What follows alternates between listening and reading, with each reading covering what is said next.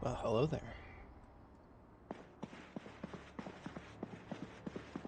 It has been 1 week, I tell you. It has been a whole week.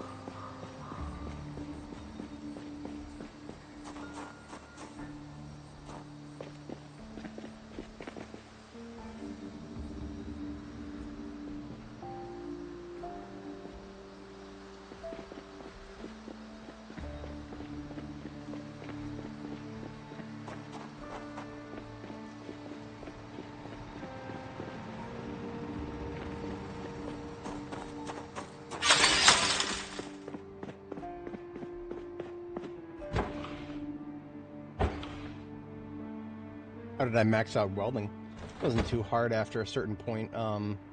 Getting started is annoying because one of your best ways to get experience now is to make floors, metal floors.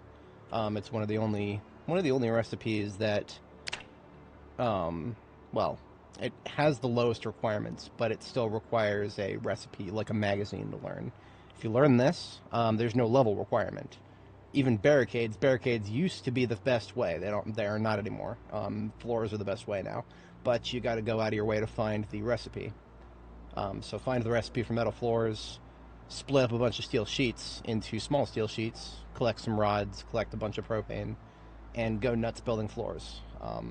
Obviously read the books if you can find them. I don't recommend leveling any skill without a skill book being read first. That's just a general practice that I do. If I'm going to be trying to level a skill, I'm going to want to read the book first. Want to read the book first or do something else.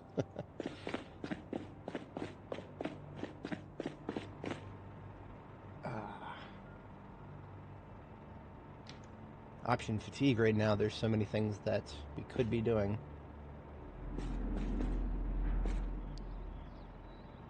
I'm having a which way Western man moment. We could either progress, get our foot in the door in Louisville, which, that's a lot of fighting that I would rather have other things done first. I'm feeling more and more like moving to Irvington. There is a hunting, there's a military surplus store. There is a gun club up here. I have no idea if the gun club is going to have a possibility of finding aiming books.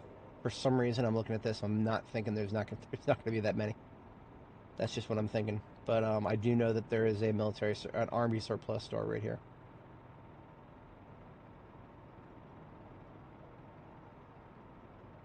Irvington is also very far away. Irvington is Bush City. There are bushes everywhere in that place. Just imagine every single road that you look at here, to the left and the right of it, are just these stupid little sprites that slow your vehicle down if you try to off-road. So you combine that with the zombie population that's in there, which wouldn't be that bad if you had more room to maneuver, but you don't. It's so deceptive. It looks like you would have plenty of room. You don't. Unless you want to try to power through bushes, which I never recommend. That's a fast track to getting surrounded and getting your car busted up by plowing through zombies. And that, my friend, that is hell. That is hell incarnate. But if we're going to go somewhere, if we're going to go anywhere, we need to move our frozen stock with us, because we have a lot of it.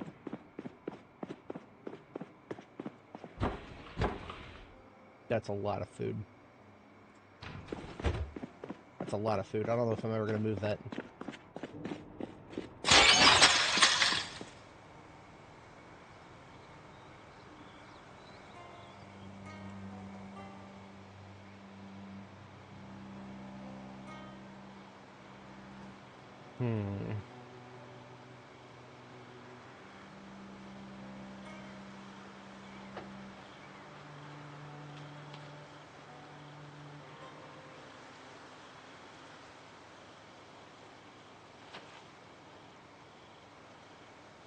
What's my RTV schedule right now? Projected is 12th. So I basically just got back here. Why did I just get back here? What would I have come back for, specifically? Oh, it was the... Yeah, right. Right, the survivor house that I thought I had, but I didn't.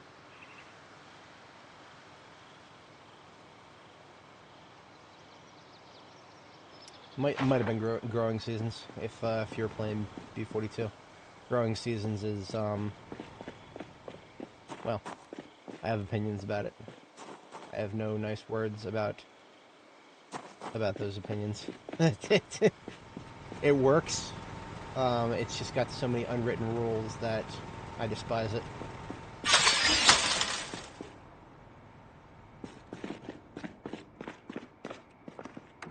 There's nothing I hate more than unwritten rules.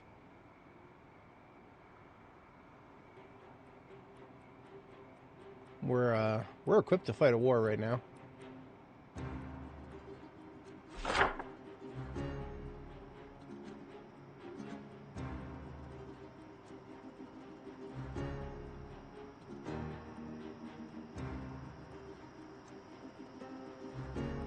Where is the entrance to the military research facility? Is that this right here on Shogun? Or Shotgun, rather? I'm gonna have to check our lovely map here. B42map.com, lovely website. Hello. Wake up. There you are. I'm not awake yet.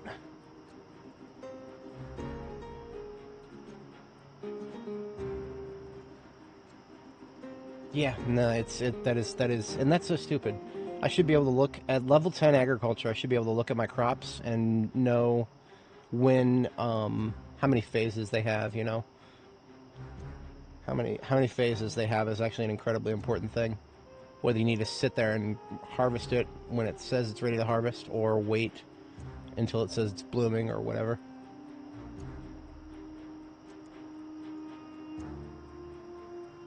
There it is. It is, as I predicted, it is near Rosewood. It's on the other side of the prison. Ugh. That's a long ways away.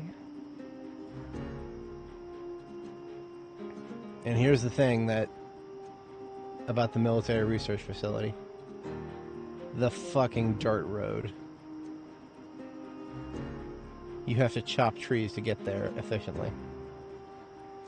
God, I have never wanted to do this. This is one of the reasons I've never hit the military facility. I have almost cleared Louisville before, but I have never gone there to the military research facility, and this is why. Remember, within a month of starting a new character, overgrowth starts. And within a few months, overgrowth is at 100%. Overgrowth results in the spawning of trees randomly on dirt, like this. So whenever you see a dirt road on the map like this, Just remember, if you survive long enough, which we're over a year now, all of this dirt is going to be covered with trees.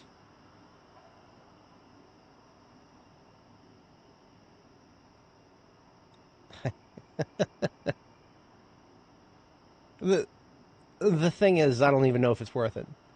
I know for a fact that I want to hit this place. But what I want more than anything is aiming books. And I have no idea if there's a chance for them to even spawn here.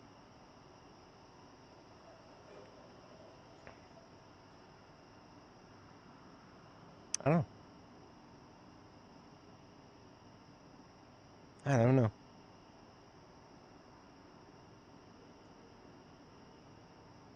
Oh yeah, this is why I don't touch mods. Not on B42. Mods are fun, lots of fun. But that's a fast track of getting your safe broken. Gotta sleep first.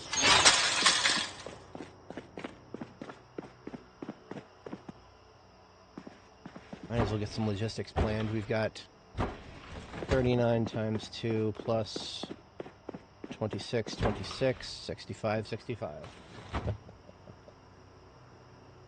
Alright. 39 plus 39 plus 26 plus 26. We have 130 encumbrance of stuff that is currently frozen. And then, on top of all that,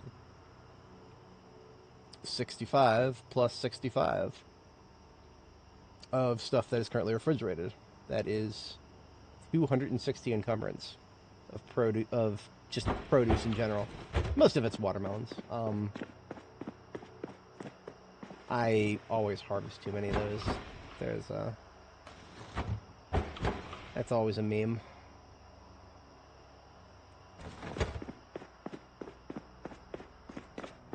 I gave up on plenty of them on Annie, and I'm going to do the same one here with Nora.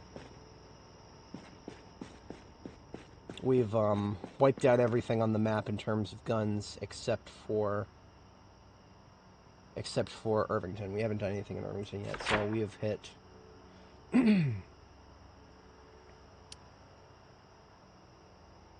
Started in Riverside, wiped out 100% of everything in Riverside. Moved to Brandenburg. There was a ammo shop there and a police department. Wiped out both of those. Military checkpoint in Brandenburg was one of the first places we hit. Went to Ekron. It's got a hunting store. Hunting store is nice. 200,000 rifles. We didn't take all the rifles back, but we took everything else. There is Echo Creek, and then to the north of it, Guns Unlimited. Wiped out both of those. The guns at Guns Unlimited were in fact very limited. Muldraw is here. Muldraw, there's almost no guns. You don't go to Muldraw for guns. There is the police department, and that's it. There's no gun stores in Muldraw. March Ridge. We've driven through. We haven't actually hit it. March Ridge and Irvington are the only places we have not, like, cleared through for guns. And all that, and we have found a billion of every type except for an M16. So all of this 556 that we've stockpiled is unshootable, which is not exactly surprising.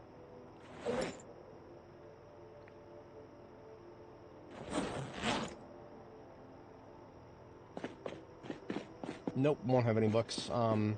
I've cleared the checkpoint once before, and I never saw a single zombie carrying an M16, which was very depressing. Not that I was looking for it at the time, but I would have noticed it. M16s are rather very easy to see if they're on a zombie. Anyway, we're about an hour away from my bedtime. I'm going to go ahead and go to bed early.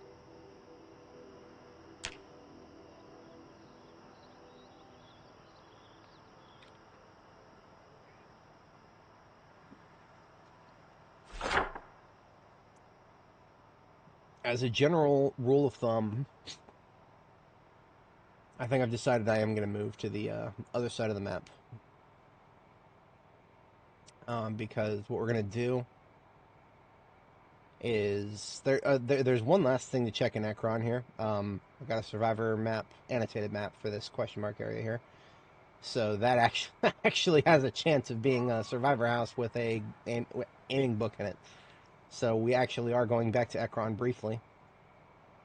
But we're not going to be in Ekron long enough to set up base. That is not going to be... There's no point in setting up base there. What we're probably going to do is gun it for Ekron, and then stop by our base at Echo Creek and pick up supplies, move to Irvington, make Beachhead. Then, when we get to RTB Point, we're going to come back to Riverside, top things up, come back to West Point, and hopefully by then we will have a destination at Irvington set up so that we can... This is a survivor zombie. I think I took care of them. Yeah, we should have a destination at Irvington set up by then. Alright, so that's the general plan today then. Okay. In that case, I'm going to bring the major bags here. I am not going to bring the bag with the materials for the next forge. I don't believe I will be making one in Irvington. I would sooner make one in Echo Creek than bring all of the supplies that way.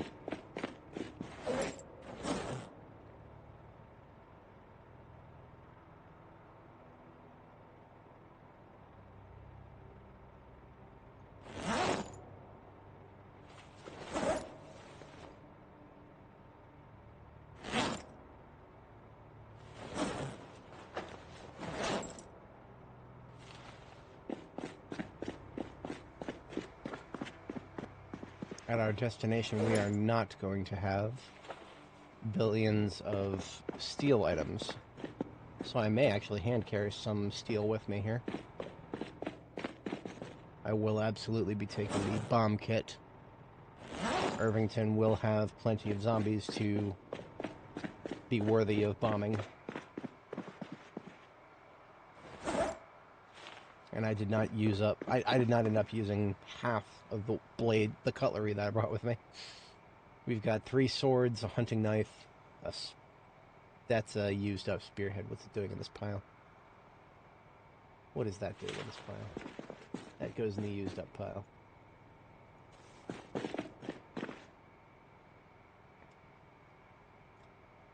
Yeah, 3 swords, machete, and spare sledgehammer. We're bringing all those back, or we're bringing all those forward with us.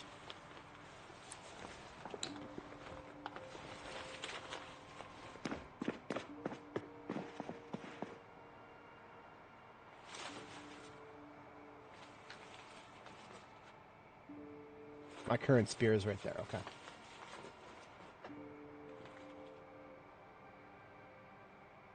And that leaves us with about 20 encumbrance to work with. Hey there. So the plan, as iterated, is going to be... we basically get to go... We're split, right? We go in the direction of Louisville, or we go in the direction of Irvington. I have decided going in the direction of Irvington is where we're going next. Because I've done Louisville once already.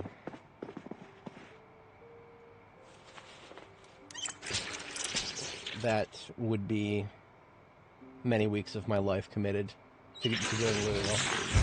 Possibly not as many weeks of my life to going in the direction of Irvington. So we're going to do Irvington first. Louisville's fun. I would happily do it all over again.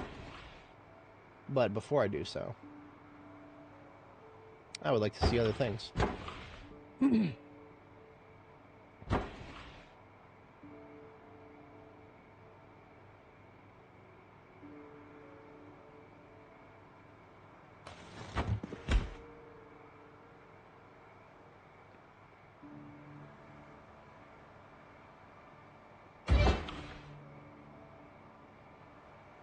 I'm feeling some egg potato and pumpkin and rabbit roasts.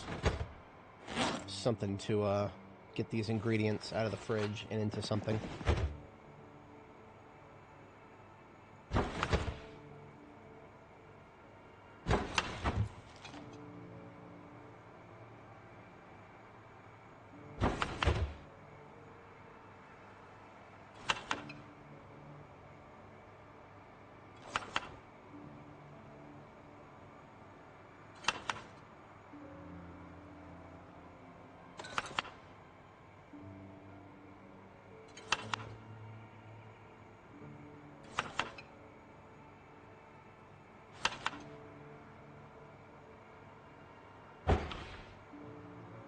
Yeah, both of these will come out to be way over 60.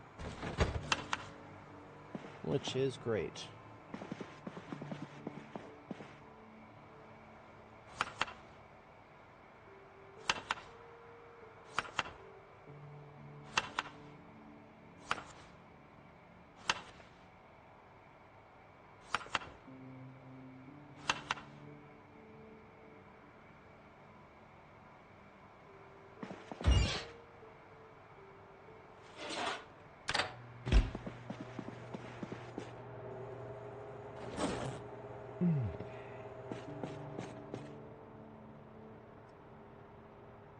And what ammo to bring with me?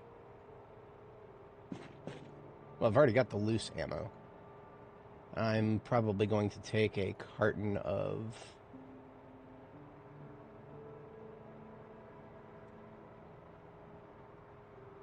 I'd take an entire carton of 223, possibly.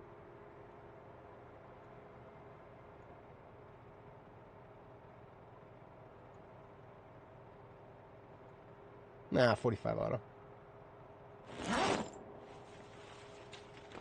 I've been using a lot of 45 auto, and I like it. We're aiming level 8.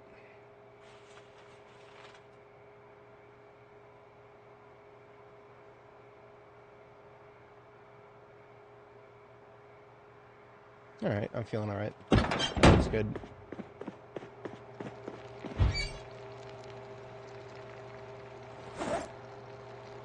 Double check the status. I'm pretty sure the generators here are perfectly fine.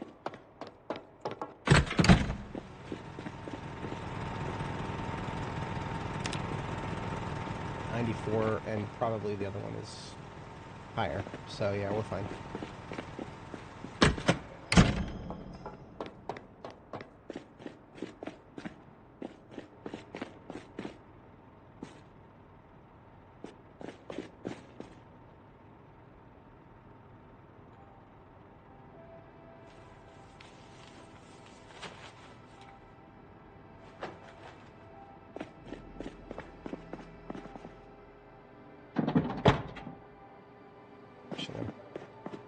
Something even more useful than steel sheets is going to be just taking some torches. I take a few torches and I'll be able to get any steel that I want.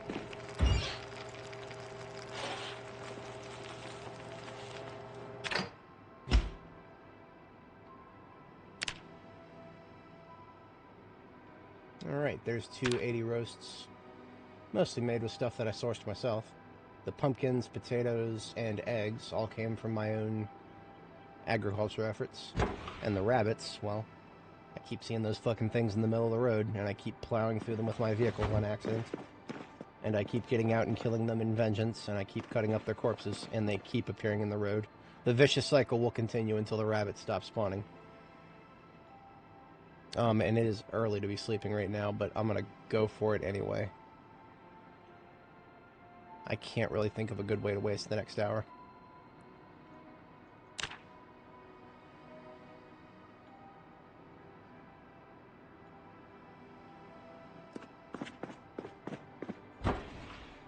Alright, so the order of edibles is the berry fruit salads first, and then the 80 roasts. Everything else back here is either fridged or frozen. And we'll cut the lights, save ourselves a little bit of electricity.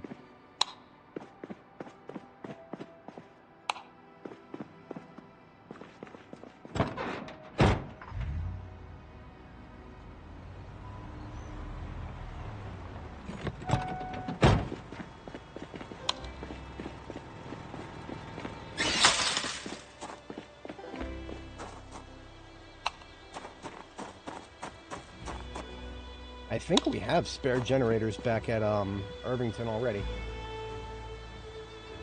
I think.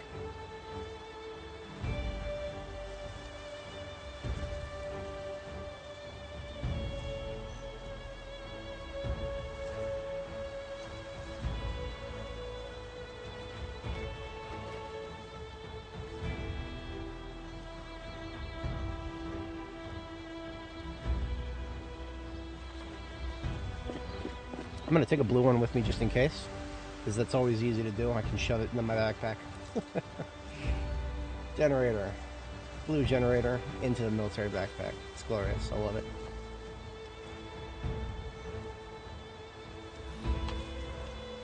Of course, that means I no longer have room for my food. So that's what the trunk is for now.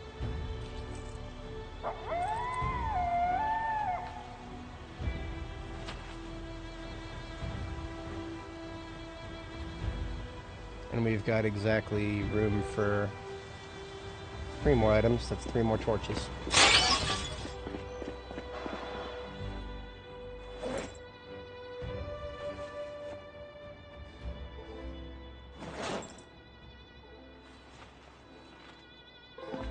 That feels good.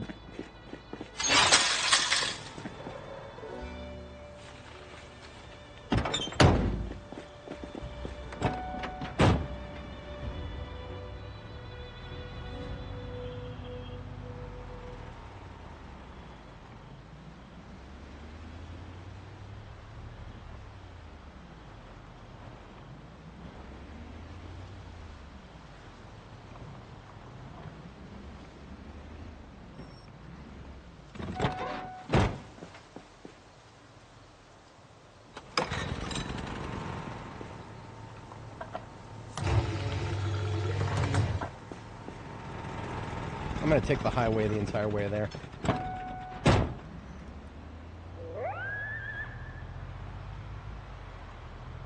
Doing so will have me go by Muldraw. There will be nothing that I can pick up because I have no room for anything. Same for Rosewood. We'll be going by Rosewood, but I won't have room for anything. Then we will stop at Echo Creek. Because we have our ambulance is so full, what I'm going to do is I'm going to stop at Echo Creek. I'm going to drop the generator so that my backpack is empty. And I think we have assets at Echo Creek. We have vehicles at Echo Creek. I can use the, I'm pretty sure I have the fire truck there. Yeah, I should have a fire truck there. If I don't, there's other vehicles there. We will use something there. Hell, I have sheep at Echo Creek. I have a lot of things at Echo Creek. It was the most convenient place to leave a lot of the stuff that I found on that side of the map. So that's the direction we're going.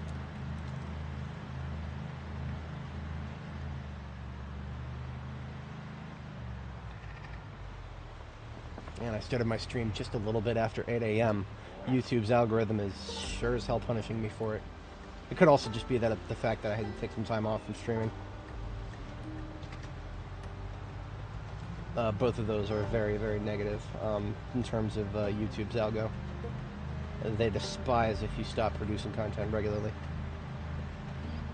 Slop must churn, or you don't get the update, or you don't get to appear in other people's related feeds. That's how it works. About 70% of my audience finds me by seeing browse features, quote unquote. That means related videos, related home feed recommendations, that kind of thing. And all of that is at the whim of YouTube. If they feel like recommending me, they will. If they don't, then they don't. And the only autonomy over that I have is a couple of very weird decisions that sometimes seem to work better than others. One of which being, if I don't click that start streaming button before 8 a.m. local time, my numbers just always seem to drop.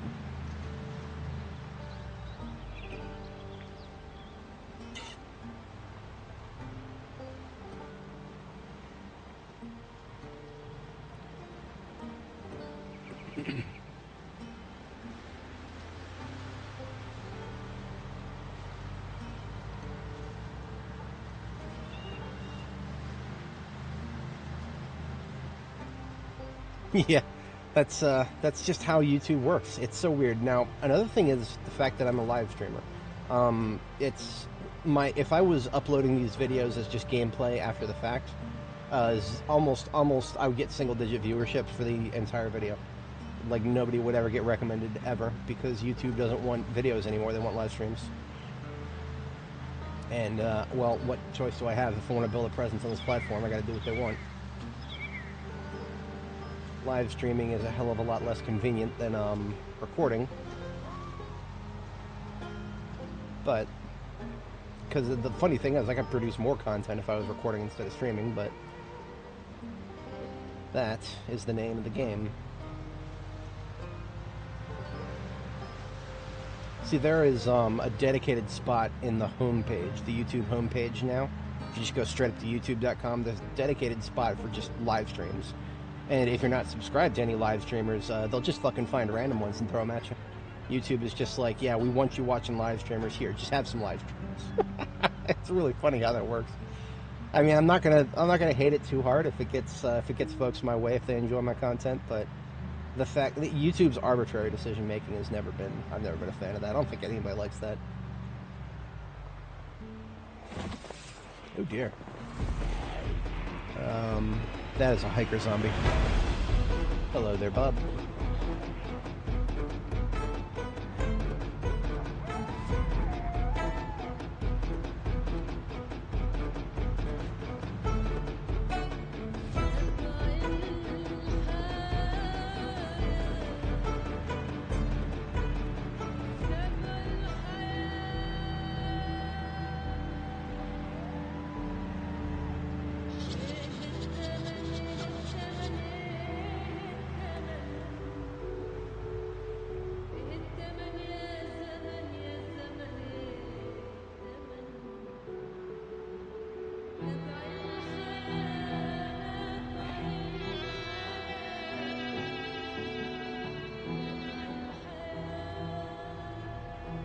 It's in the stream title.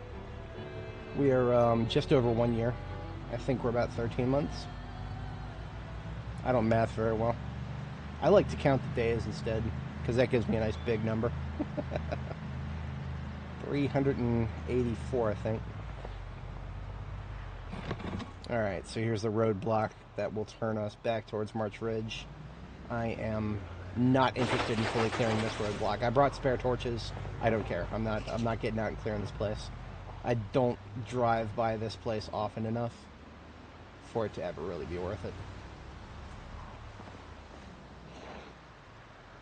But I am turning north here, I believe. Yeah. So whenever you're taking the cloverleaf like this, the ramps are always easier to traverse than the center there.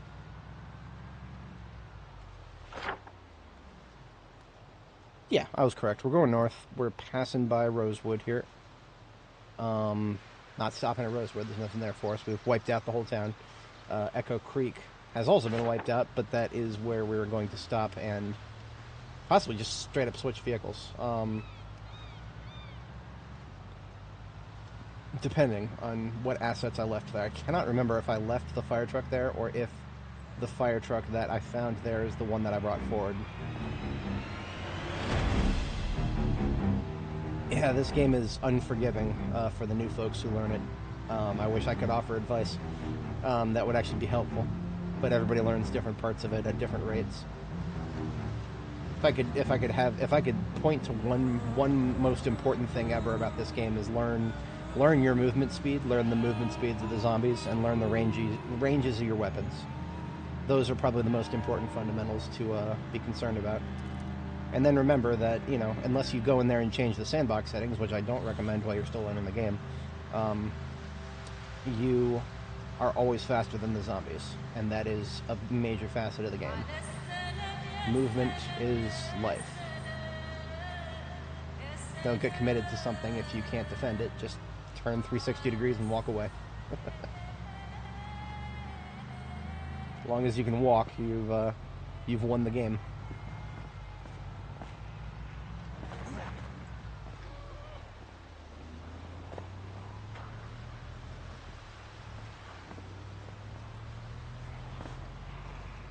I've never gotten out to clear this highway. I've got a hunting rifle, and I could be getting out and plinking these guys. It's not worth it.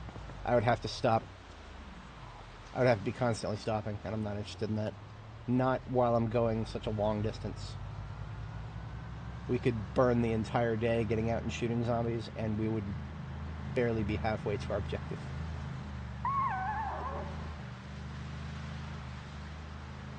There's whatchamacallit, that's Rosewood. We got a base at the gas station there. That is not, I don't think I have any major assets there.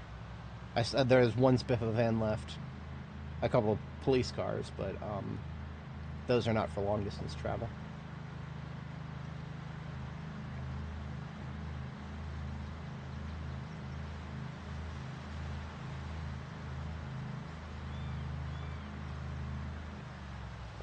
Which turn is the most efficient to Echo Creek from here?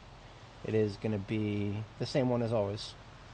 Yeah, we're passing by the next one, and then it's the next left after this upcoming one.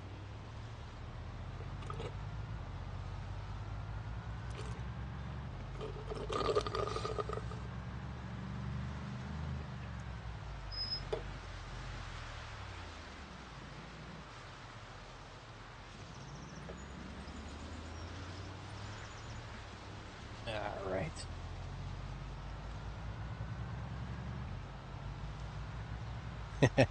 Yep, that's part of how it happens. The whatchamacallit, gas never look to vehicles as a source of gas.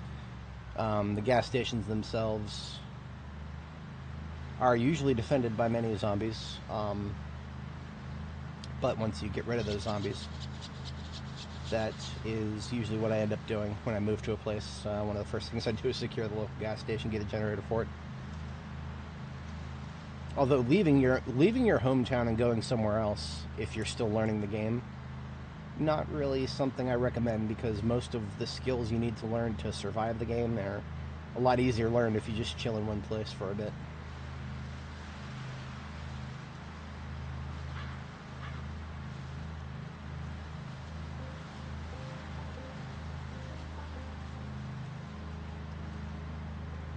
After the road curves here, we're looking for the next left.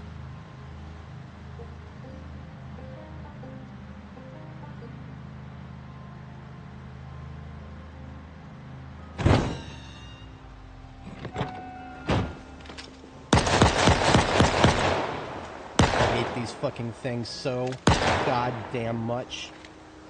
I hate these fucking things.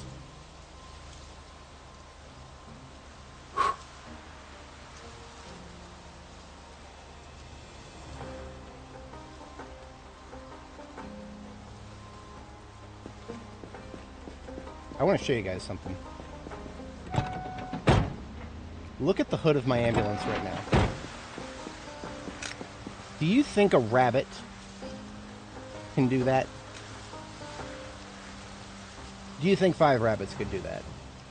Do you think 50 rabbits could do that? The number was 6. We hit 6 rabbits. 6 rabbits did that to my ambulance.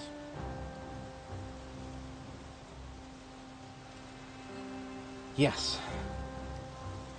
No, they do. They spawn right in front of your car. These rabbits were put here by the devs.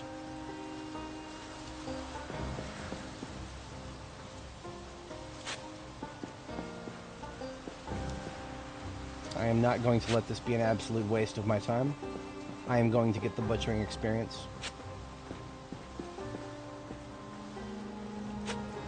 On the flip side, this is one of the first times I've wiped out an entire pack of rabbits, because I have reached that point where I am weapons free with guns, and I just got out and shot the fucking things. So there will be no more rabbits on this road, at least. In this section of road, at least.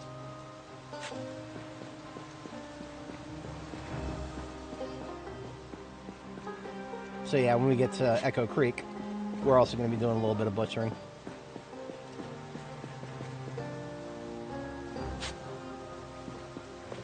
And we're also going to fix the hood of my van, because of course we are.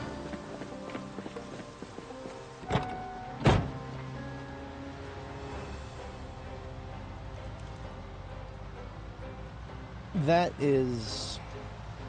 it's aesthetically correct. Yes, it does make it makes a pretty looking base. It's long term if you're playing on default settings. No, it doesn't. But obviously, of course, everybody plays on default and on different settings, so a lot of people turn respawns off. If you have respawns on, I do not recommend going anywhere near the prison. That's a lot of zombies for basically nothing. Because every zombie you kill is one that could pop up back there later in the future. And there's our turn.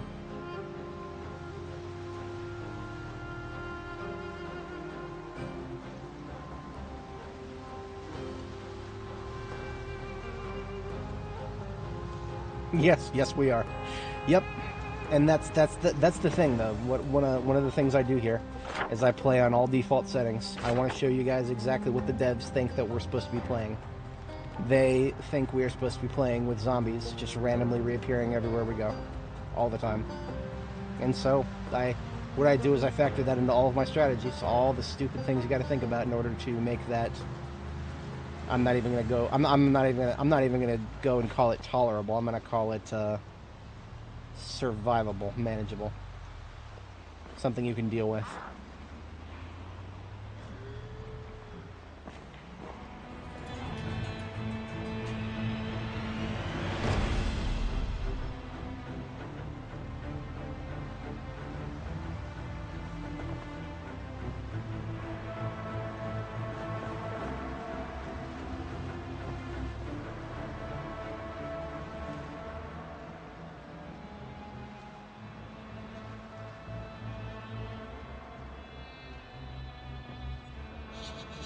Of course, our base in Echo Creek is surrounded. That is not a surprise. I need to drop off all the rabbits I just picked up and then take out the trash everywhere. Now, I am weapons free normally, but we've actually got animals here. I've got a breeding pair of sheep here. Guns will piss your animals off to the point of being stressed for the rest of their lives. So I'm not going to go guns free on these zombies. We're just going to cut them.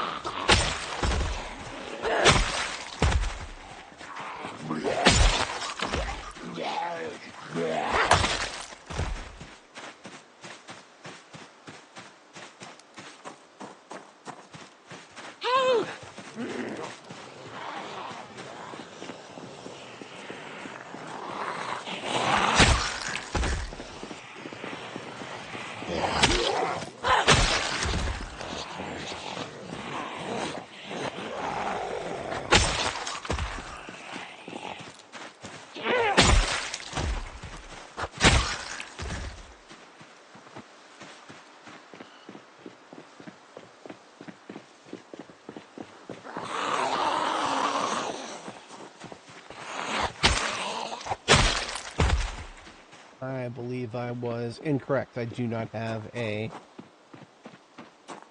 Don't have a truck here after all. I left it inside. Okay. That's... Of course I did. Why would I not leave it inside? Look at that beautiful, pretty thing. I like pretty vehicles.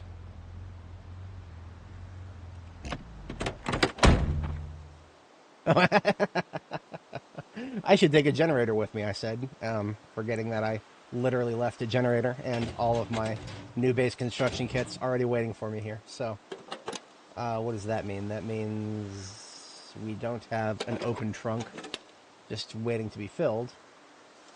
However, that does mean a lot less work to get set up when we get to Irvington. So what I'm going to do is I'm going to go ahead and take this, I'm going to take this generator that I'm carrying in my backpack and leave it on the floor. Because we do still have a destination that we need to go to.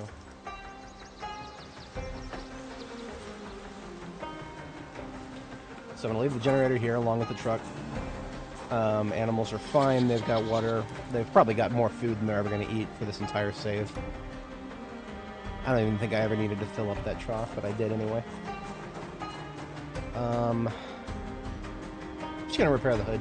Actually, no, I'm not even going to repair it. I'm just going to swap it. This is something, we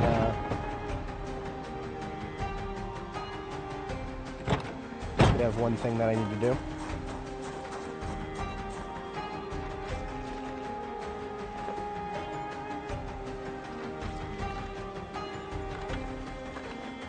Very important thing that I need to do.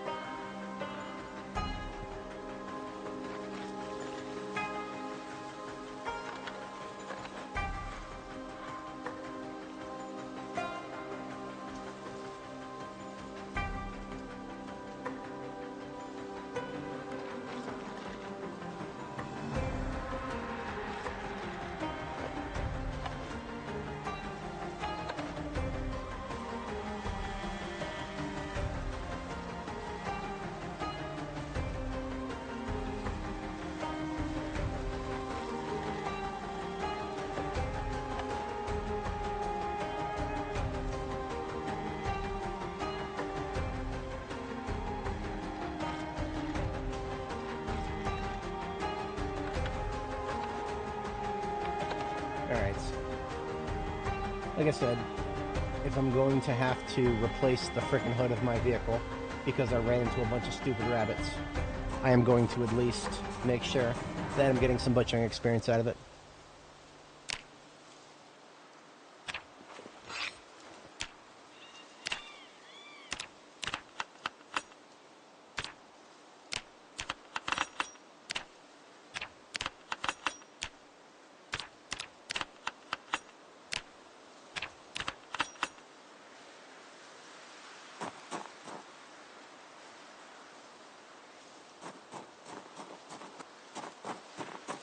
Yes, the out of gas sign spawns close to pumps that are actually out of gas, right? So this every pump station that you see has two pumps, a yellow and a red one. The red one is the one here that is out of gas. So if I turn the generator on, we will see that if I right-click on the tile with the yellow pump, I can use it. I can take fuel. I can do whatever I want. If I right-click on the tile with the red pump, it says fuel is empty. This one is unaffected, so I can right-click on either tile, and both of those pumps have fuel in them. So you guys may notice that outside of my bases, I have buckets that catch rainwater. That is specifically for the inevitable circumstance of me running into rabbits. So I have car wash facilities at all of my bases. Because I know, unfortunately, it's a question of when, not if. This is always going to happen eventually. And like I said, I am not going to bother wasting a steel sheet and propane on repairing my trunk right now. We're just going to do a one-for-one. I don't think this one has even been repaired yet.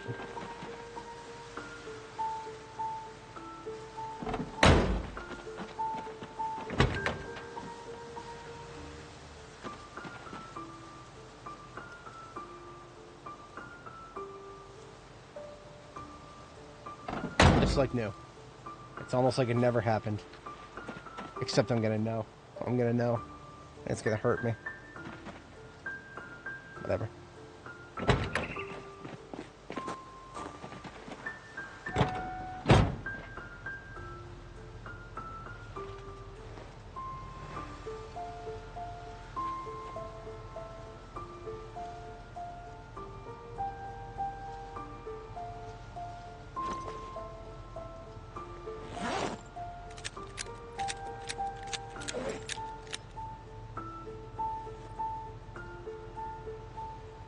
I used my 9mm to kill those rabbits.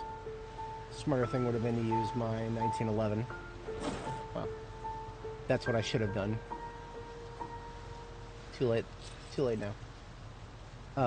Water. I'm gonna top up on water. Why did I leave coffee here? I did. I'm gonna take one coffee with me because I haven't distributed it very well. I have a bad tendency to centralize all of my coffee in one place, and that's not a good idea.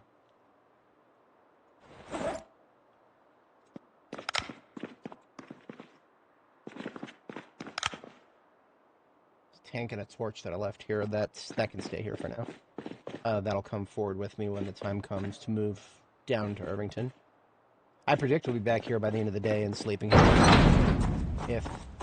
If things go well. If things don't go well, we'll sleep in Ekron. Hey, Hassan, how's it going? I know you're going to ask about the military research facility. We're getting closer. We are getting closer. We're moving in that direction today, actually, but we're not going to get there today. Like I said before, it is going to be a multi-day endeavor. And when I say multi-day endeavor, I mean multiple days in real life to get there. At the beginning of the stream, we looked at the map, and I got depressed in real time looking at the map because that's a lot of trees we're going to have to cut to get there.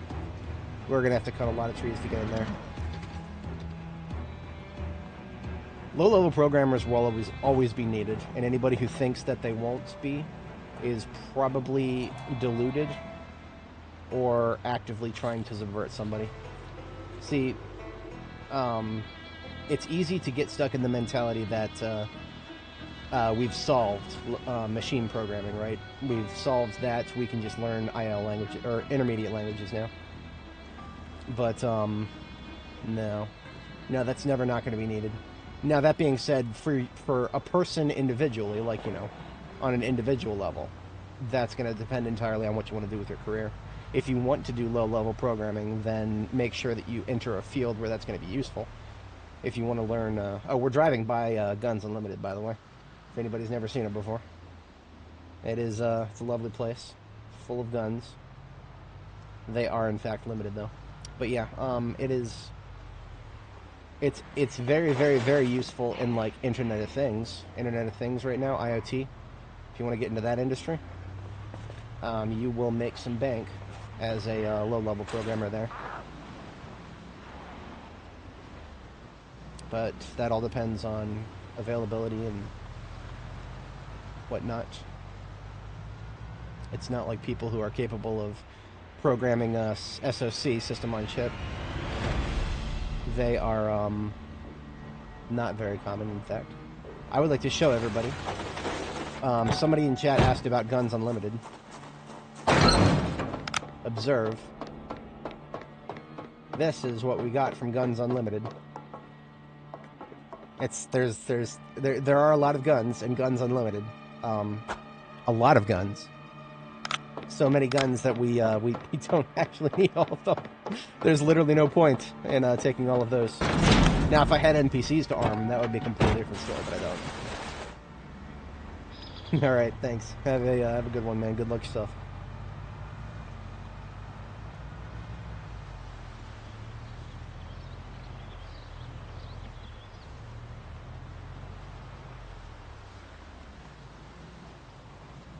Providence, I shouldn't have complained too much about my YouTube numbers because YouTube must have decided to recommend me a little bit because my viewer count doubled since then.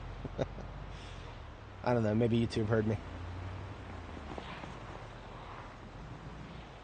Yeah, well, that's another problem too, is that that's happening for multiple reasons. It's not just happening because you can get away with it and ship a lower quality product with vibe coded stuff. That's a sad thing, and it's true. But there's a whole other factor to that right now in the tech industry, and that's that if you are a publicly traded company and you announce that you are laying people off to replace them with AI workers, your stock price will go up. Like, it doesn't matter whether you actually are going to see some sort of return on investment for that. That doesn't matter. Investors right now are just so glazed on AI that if somebody goes out and says, we're firing a bunch of humans and replacing them with AI, their stock price goes up because of it. So there are a lot of really nasty, nasty sociopathic CEOs out there right now who are just looking to cut jobs for AI. And so that's a whole other factor. There's a pincer movement going on programmers right now. Programmers are getting it from the people who genuinely think that they can replace programmers with AI and ship a slightly substandard product, a slightly sloppier product that users aren't going to notice the difference. And I hate to say it, sometimes they're right. Sometimes they're right. Sometimes users can't tell if they're using vibe-coded slop. And that's a sad thing in and of itself, but not a lot of users are actually going to notice the silly little problems with that. But there's a whole other dimension to that, and that's just the sheer fact that big number gets bigger. Big number gets bigger if you say that you fired a bunch of people for AI. That is something that's going to change. That is absolutely going to change when the AI bubble finally pops. I am questioning whether to get out and start shooting. That's going to be a negative. Yeah, we're not going to be fighting our way through these guys. They're annoying, but we just need to bypass them once, and then once more, and then we're done in this direction.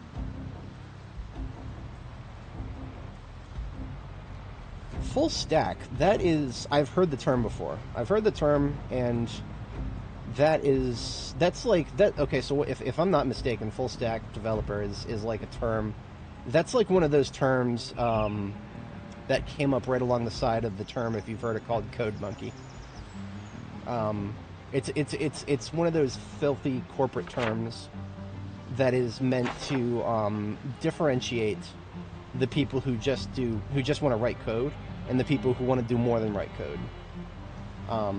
That's kind of how I see that. I could be wrong about that. Because remember, I'm not a developer. I'm just I am but a lowly, what the fuck am I? My job title is IT admin, but what the fuck does that mean? I am an admin. Let's just call it that. Let's just call it that. I'm an admin. No, I feel like that's one of those terms that's like, you know how to write code, but you're also a project manager of some sort. Anyway, here's our Ekron base. Yeah, it's just sheer coincidence that we're driving past my second major gun stockpile. That is sheer coincidence. But our final destination is here on the other side of Ekron. It's this little question mark around the corner. That is an annotated map that spawned after I finished Ekron here. So we'll take a look at that. Yeah, don't get overwhelmed by it. Because remember, the skills you're building are always going to be useful for some reason or another. It's just how you use this skill. How you use that skill, whether it's going through and checking to make sure that the AI that was helping you write code is not messing up, or just writing the code yourself. Either of those things are always going to be useful. I never plumbed this chrome sink. That is really funny. I built water infrastructure here and I never plumbed it. That's really funny. Okay.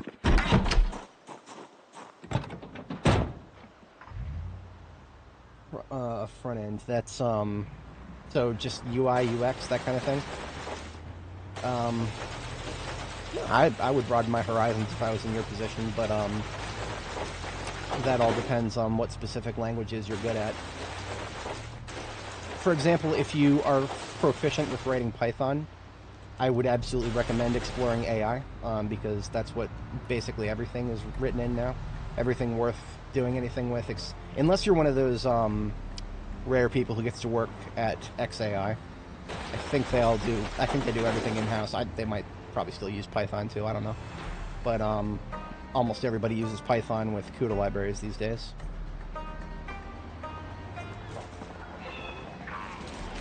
But, oh, this is interesting. This is very interesting. I hate these roadblocks, man. I think I can get past this one.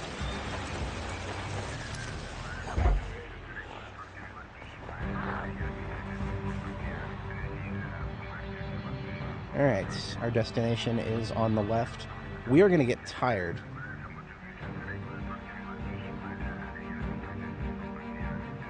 Hold on, hold on.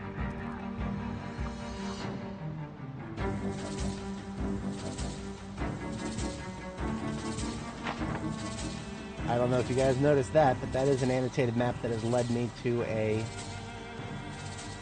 house that's been looted. This is an abandoned house. Why would this survivor map take me here?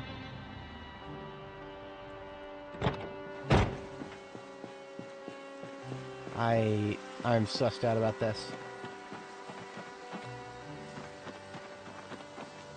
This is just an abandoned house.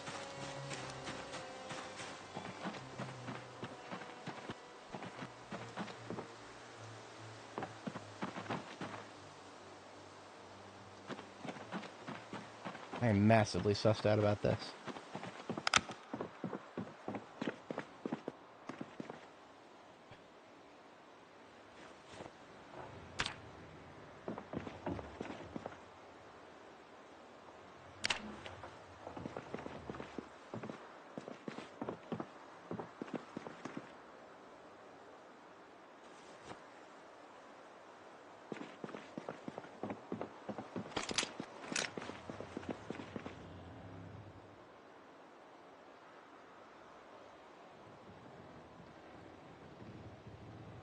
I don't know if you guys can hear that. That is the sound of a zombie clawing on a door.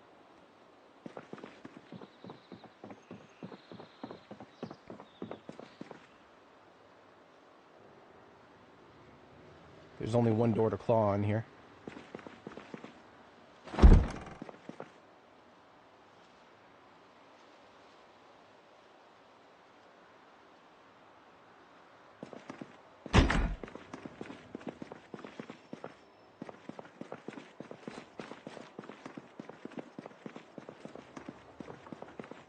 Am I going insane? I swear I heard a zombie clawing on a door. Okay, I guess I'm going insane. Whatever. Wouldn't be the first time. This place is a massive disappointment.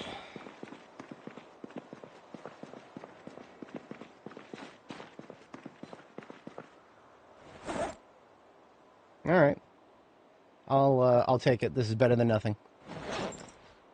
So we went all the way across the map chasing a survivor map. And it was a fucking duffel bag with 3 guns in it. I'll take it. I'll take it. It's better than nothing. It's better than not a duffel bag with nothing in it. But yeah. Well,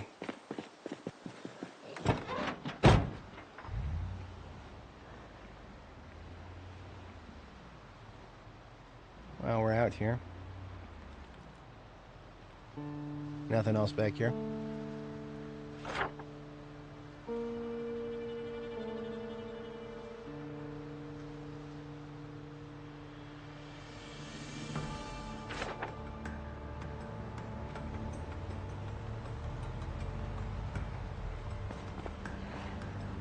Fatigue just hit.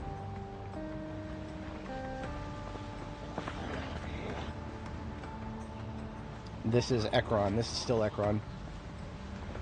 It's you get shit like this in Ekron. This is not insurmountable. I see a path, but I hate it still. I absolutely hate it. If I didn't have that path. Whee! Ekron just feels very outsized in terms of the number of zombies you have to deal with versus what's there.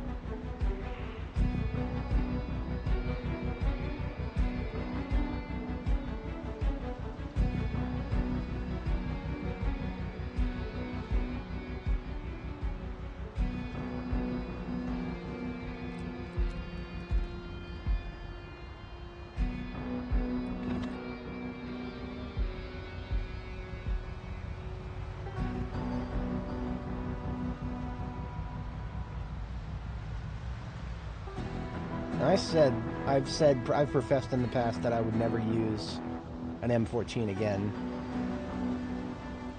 If I don't ever find an M16, there is a small possibility I might actually use an M14.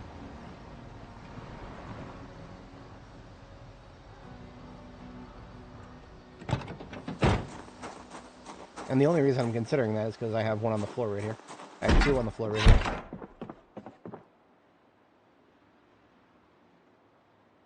But I also don't have any of my magazines.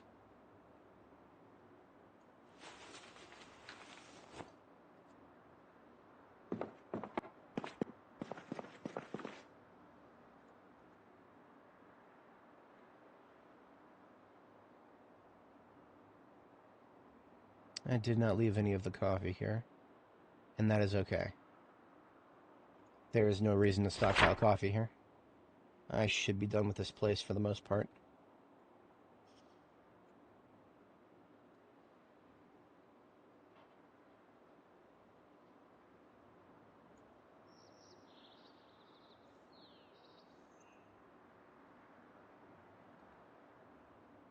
So we are going back to Echo Creek. I'm going to take a different road to try to bypass Guns Unlimited there. I have not taken Freedom Road yet on this character, so we're going to take KY 144 here is going to be a lot of zombies on 144. The road into Ekron from the highway is always loaded with zombies, but that's okay. I'm pretty sure we can bypass them easily enough.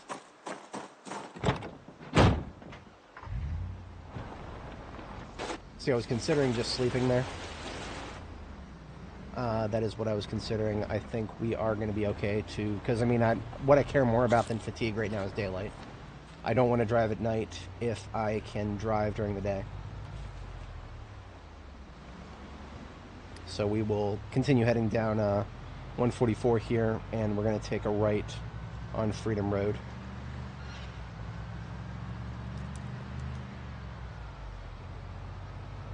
Of course, it's called Freedom Road, the road that leads to Guns Unlimited. Big America moment there. America.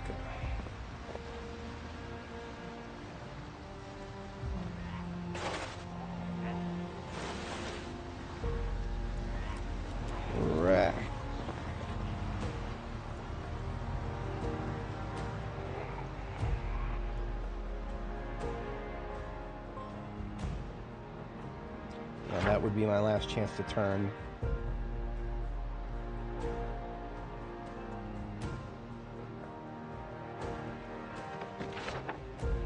Not gonna do it. We're out of here. I will take Irvington Road to Irvington tomorrow. That will be what I do tomorrow.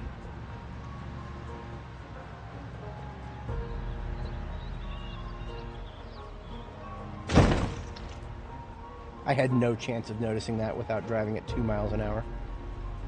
I hate that I had to do that, but it's the trees. Whenever you're driving on a small road like this, half of the road is visually blocked by trees until you're like within a few inches of the zombies, and it's stupid because my character would have seen that, but I can't.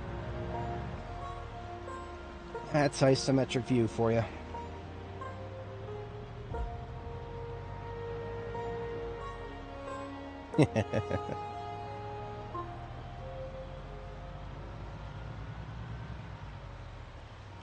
I've got a major hang-up when it comes to hitting zombies. Even throwaway cars that I don't care about are, I don't like ramming.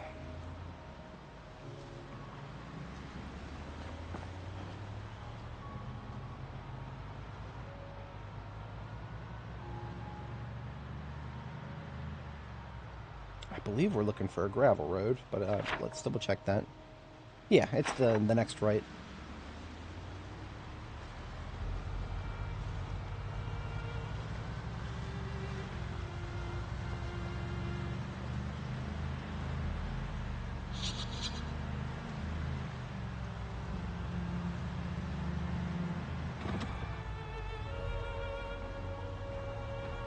Definitely fewer zombies than we would have had to deal with if we went back the way we came.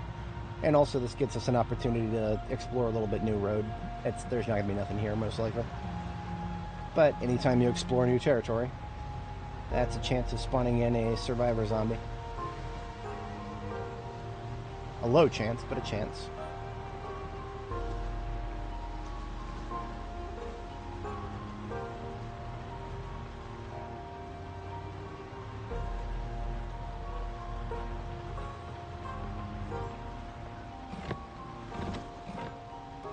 I believe this is the turn that... Yeah, I made a base on this corner once, on Annie. Further down this road is a residential. I'm just going to check and see if it's a survivor house. There's almost no chance, but why not? Any survivor houses that spawn in right now are late game survivor houses. And looted and trash with nothing else. This house does have a well in it, which is kind of cool.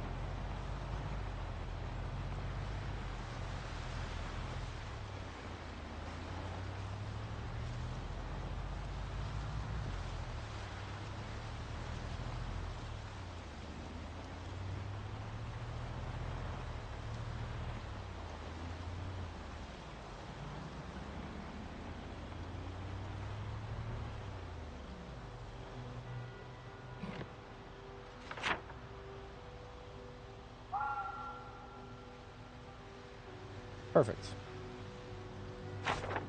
We didn't avoid the zombies in Echo Creek, but there's no avoiding them. Not at the moment, at least.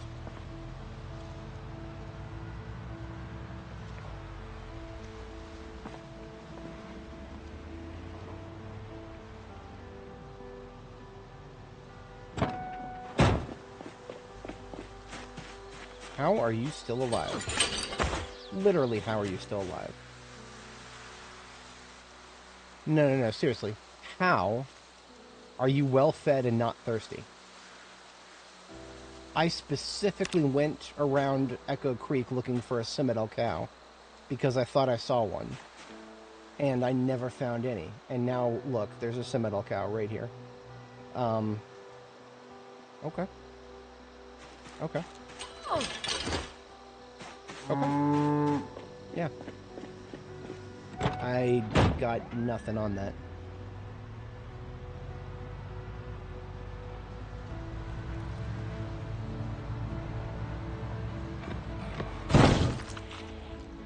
Skill issue.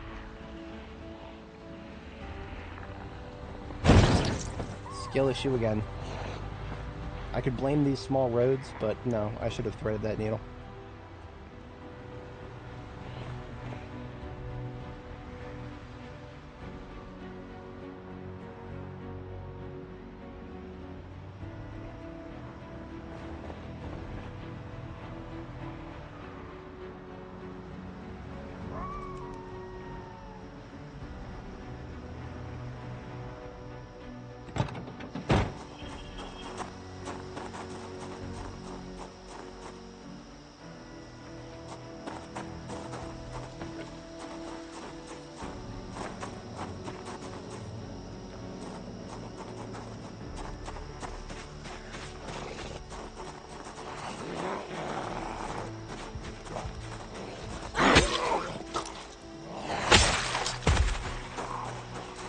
I'm at stage 1 fatigue, but I can still kill them. Kill them one at a time. I'm just getting fewer one-shots.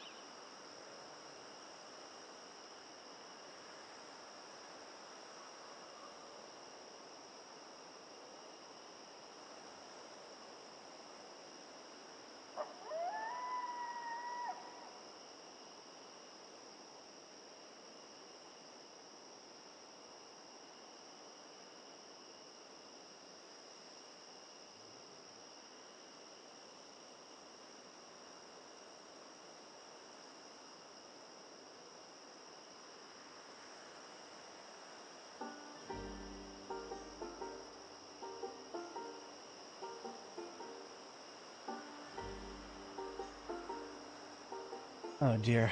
So I just got a notification that one of my colleagues is going to have to take emergency time off next week, and I might have to be covering for him.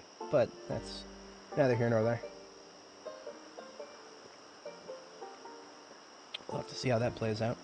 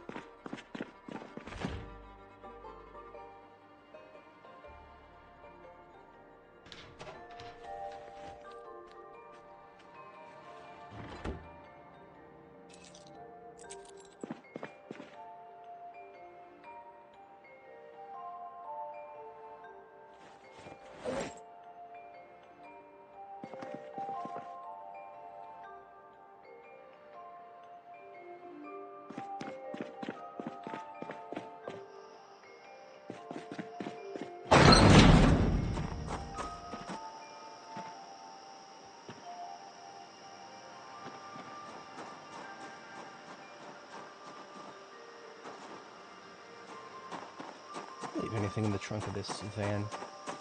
Brain meat tells me that I did, but I don't think I did. No, of course not.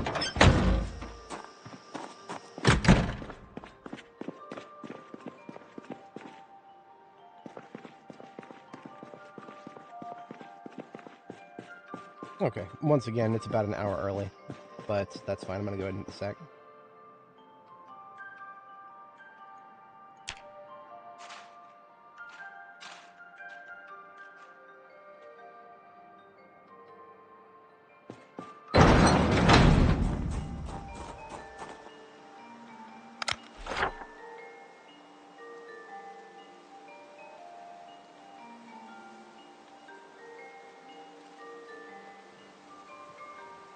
If I had a place to go in Irvington, I would go there now. But I don't really have. I mean, so there's the sleeping spot that I designated here. That's just a place that I crashed in while I was doing my initial explorations. That doesn't really count.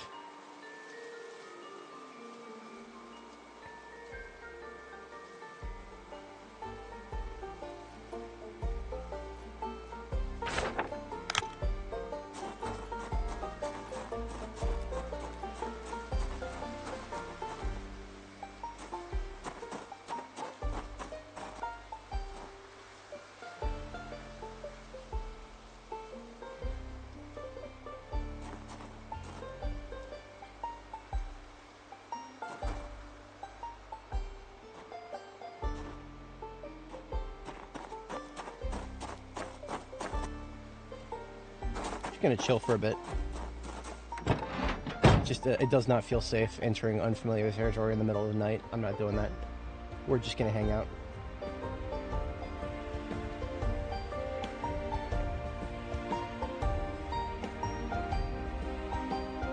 I do still have a scythe here, so I can feed the aminals. If I had an animal trailer, I would go pick up that Ginfidel cow, but I don't. Do I have some rope? I'll just bring it back with me. It's not that far away, but I would need rope, and I don't have rope, do I?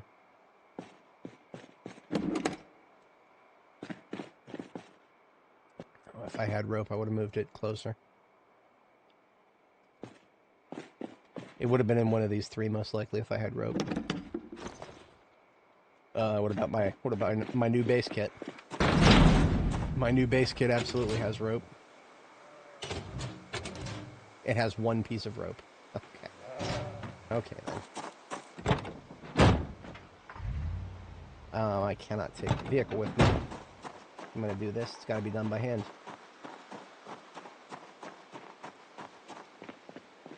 Now, if you're going to lead an animal somewhere by hand,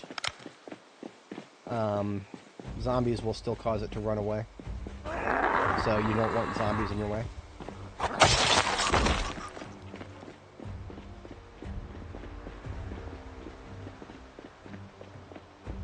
You can hitch animals to trees with rope.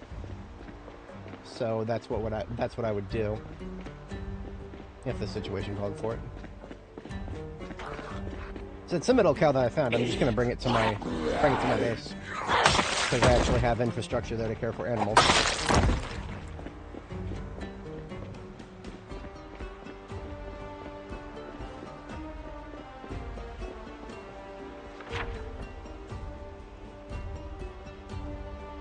I took Freedom Road, so it would be just right at this corner. So it's not that far.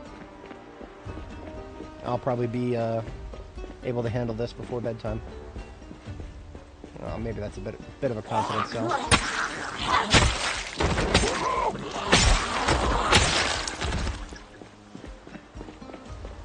There's mistakes right here that I rammed with the car.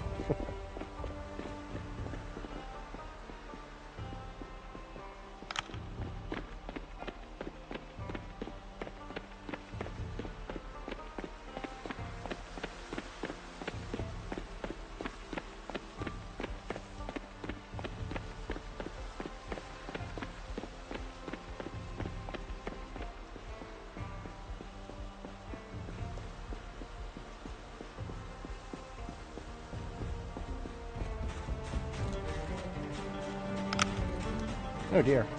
The cow was here, and now there's a zombie here. Just my luck. Cows run away from zombies, so... that means wherever the cow is, it's not this corner anymore. And there's a bull, too. Interesting.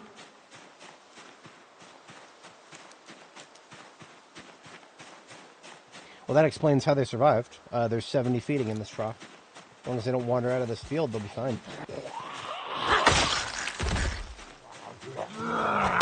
But the zombies here will scare them out of the field. Just a Holstein and a Seminole. The bulls should still be here. Yeah, the bull got scared out of the field. Literally at the corner of it. Same with this Holstein here. So there's... or, sorry, Seminole. So there's two Seminole cows, one Seminole bull, and a Holstein cow. Total of 4 cows here.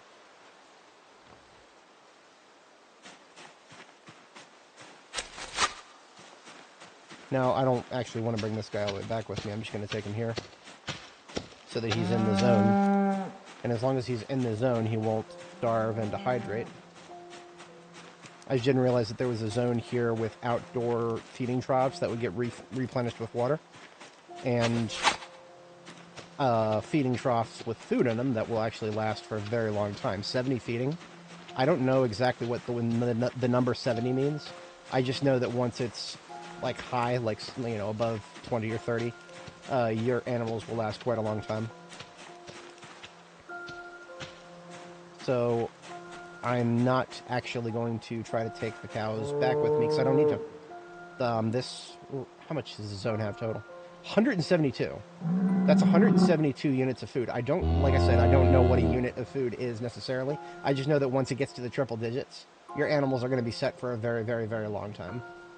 And water, there's 174 liters of water available, but that's getting replenished by the rain.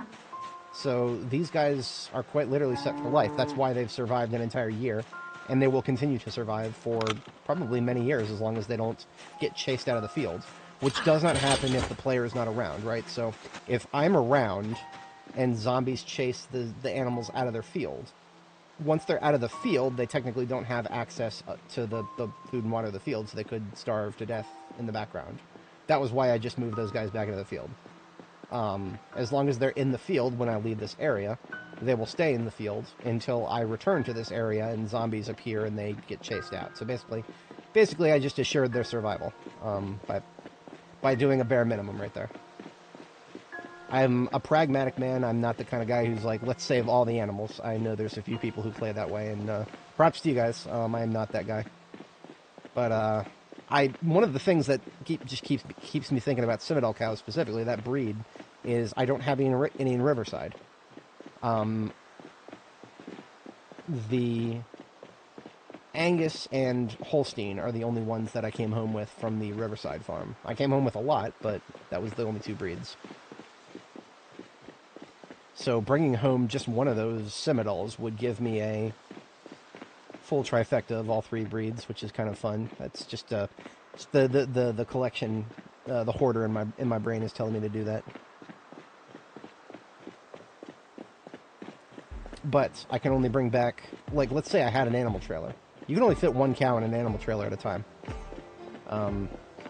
There are no ways to transport more than one cow unless one of them is a calf. So, yeah. That's right. We're going to have a bite to eat and go to sleep, and then we will begin our Irvington expedition. In fact, I'm going to change the stream title, because since I've committed to doing Irvington now, that is something we should post for the folks at home to be aware. Oops.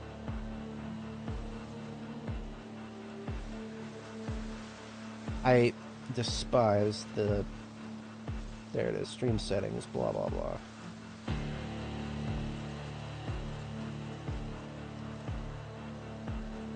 Irvington Ingress.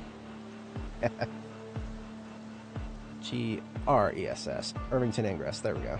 Glorious.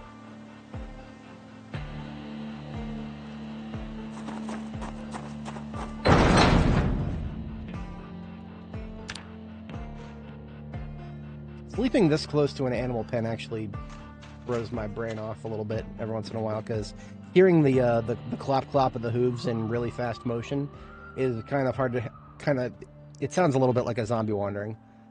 So hearing that in fast motion is spooky. Spooky for my brain at least. But yeah, I'm gonna go ahead and put away that rope I just found in here.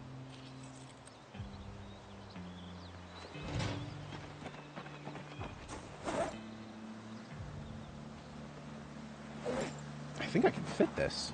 Yeah. I'm just going to put this whole duffel bag that I got out of that survivor home. Now, I can't call that a survivor home. What that was an annotated map. That was a survivor stash, is what that was.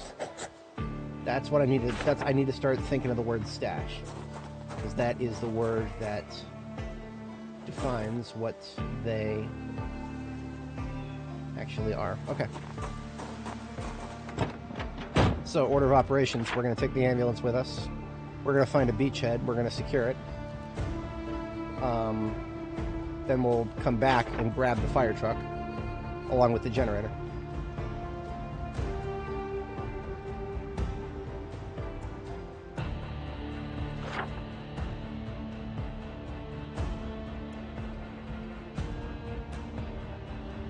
In the spirit of exploration, I believe I'll take Johannes Road here. I think that will take me to Irvington. And if it doesn't, I'm going to find out, because I'm curious. That means I need to go...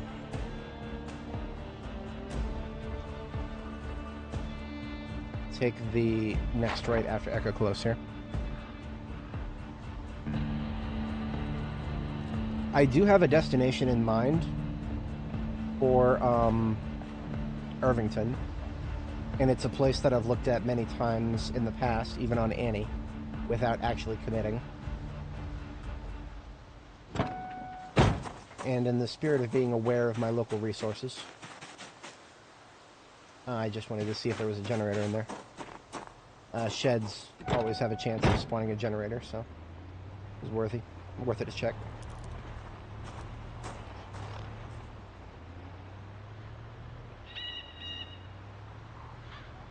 So this field down here to the south was one of the many fields that I checked last time I did a sweep through this area, looking for aminals. Fully convinced that there was still a Scimital somewhere, which there were 3 Scimitals. I was just looking in the wrong side. It's okay. I'll forgive me for that.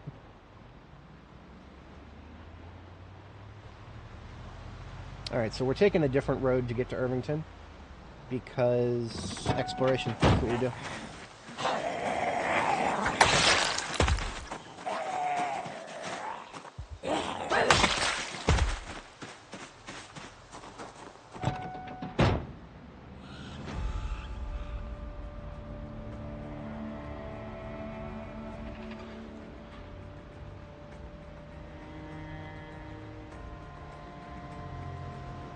These roads are very narrow. I'm just going to fight my way through them.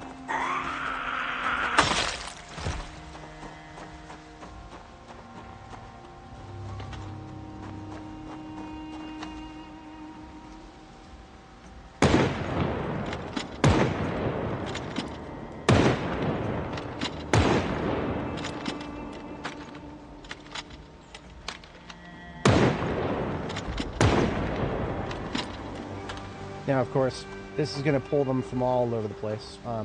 Bunch of bastards who are out in the fields here, who would not have been in the road for a while, are now going to be in the road because I've chosen to get out and shoot.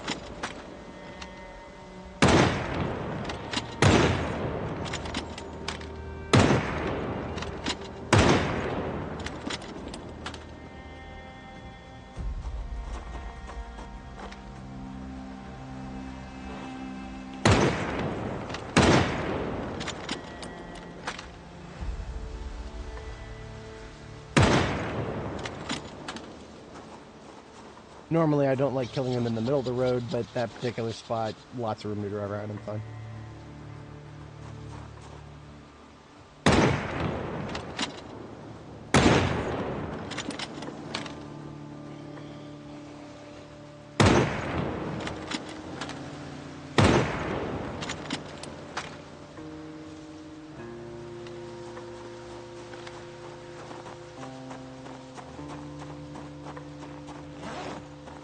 Could have refilled my water before I left.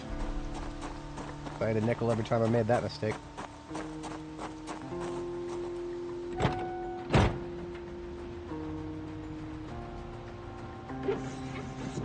I'm always on the lookout for an opportunity to do this and have it not be a meme. Make me get out of my car again. How about no?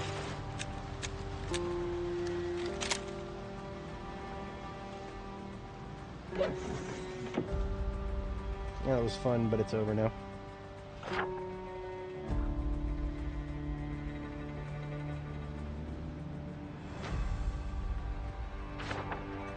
I suppose I should confirm if I'm actually gonna fight my way down this road. Let's just take a peek and make sure that this road actually gets us to Irvington. I'm like 70% sure that the road I'm on right now will take us straight to Irvington, but let's make that 100. So look at that. I think I'm slightly off. There is a connecting road.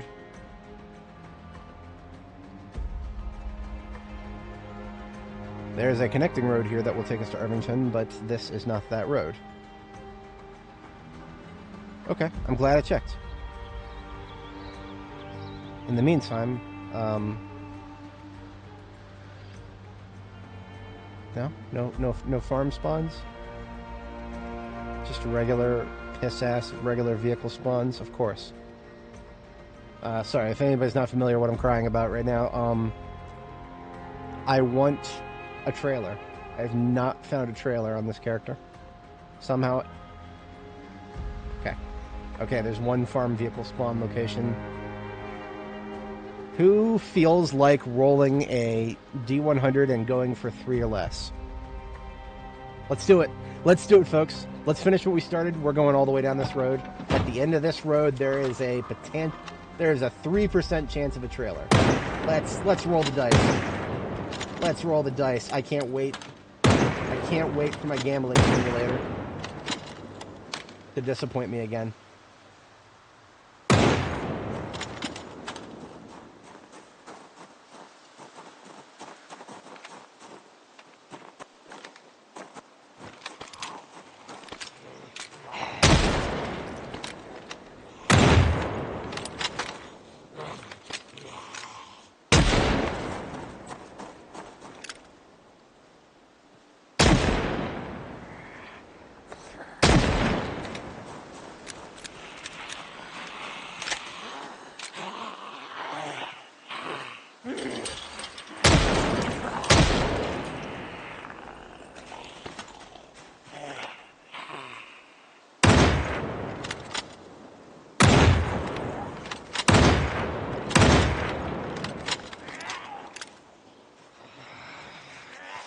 Come on.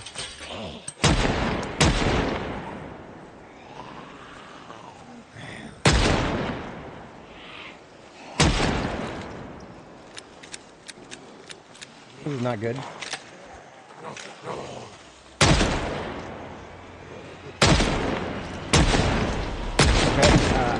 I did this to me. We're backing up. It's just a farm road outside of Echo Creek. What could possibly go wrong?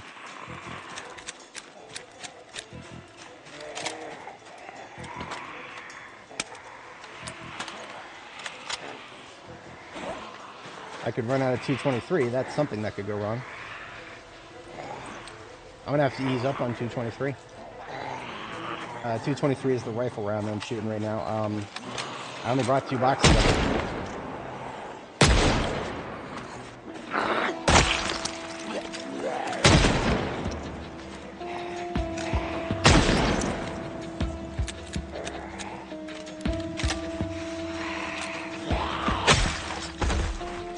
Got a bunch of perfectly good swords. I might as well use them.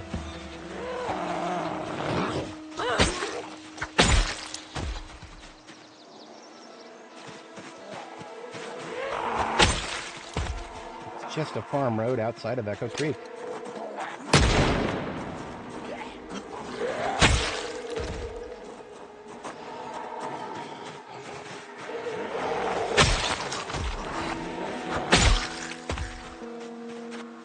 It would feel very satisfying if I actually found the trailer here. I've got a very sinking suspicion that I actually checked this place already, though.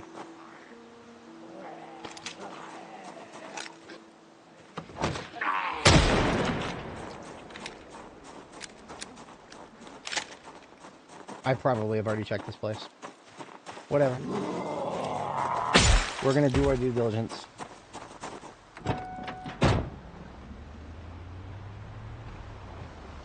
Sometimes I just feel like committing, even when it's a very, very, very silly objective. Alright. D100 rolled. Give me a 3 or a less. Hey, look at that. I rolled not a 3 or a less. Who knows what the fuck I rolled. I rolled a not trailer. That's what I rolled. See, basically, alright, so if anybody's, again, just to clarify what I'm crying about right now. The spot I just looked at right there at the end of Johannes Road it's got a little parking spot there type called Farm. A parking spot type called farm has a 3.12% chance of spawning a trailer. A hauling trailer. The kind of trailer you can put fucking loot in. As opposed to an animal trailer, which you cannot put loot in. I have feelings about the long-term state of this game. Because the devs have decided that that's not a serious issue. That vehicles have no storage capacity right now compared to what they used to. There's been an almost 30% reduction in what step vans can do. And like something like a 20% reduction in what regular vans can do. And it seems unintentional. But the devs they've shown their hand by deciding to not bother putting a hotfix out for that. They fixed other problems with a hotfix. They did not fix this with a hotfix. And what that tells me is that they don't really care about logistics as much as I do.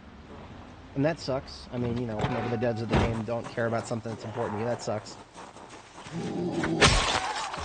But that is compounded by the fact that I have not found a single hauling trailer in this character. Granted, this is not the first time I've had a little trouble with it.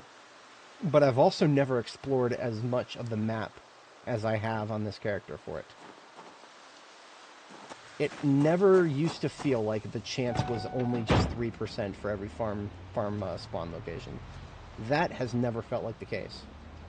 So if it is true that they've actually nerfed the spawn rate of regular hauling trailers, if that's true, and that it just so happened to happen at the same time as they also accidentally or intentionally, we don't know, it wasn't in the patch notes,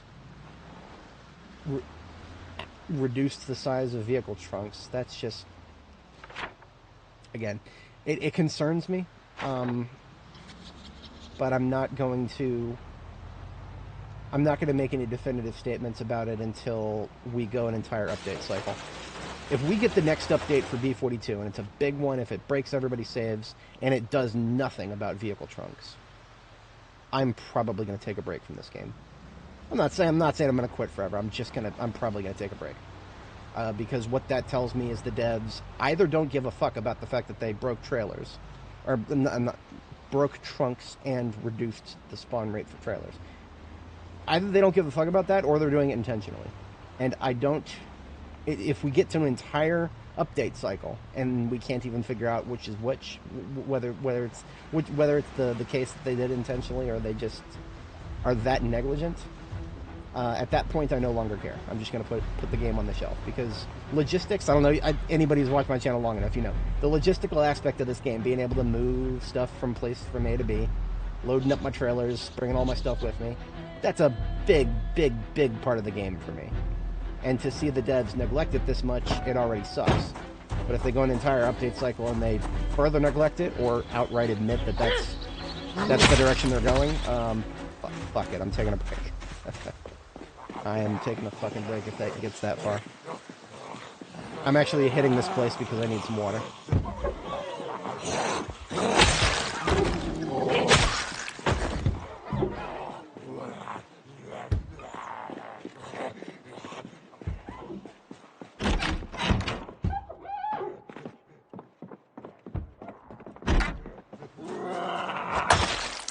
This place is full of beautiful, clean glasswork. Why don't you not break it, buddy?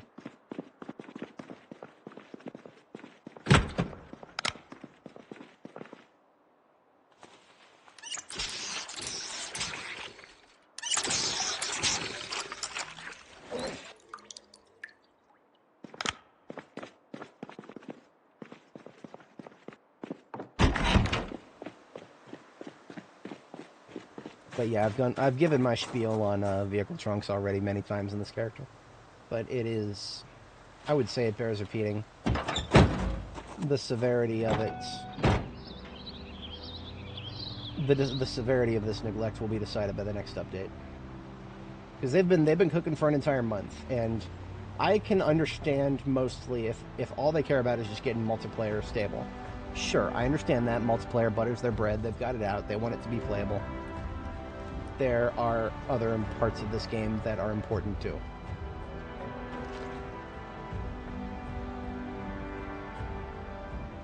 and it would not be very becoming for them to neglect the other parts of the game completely.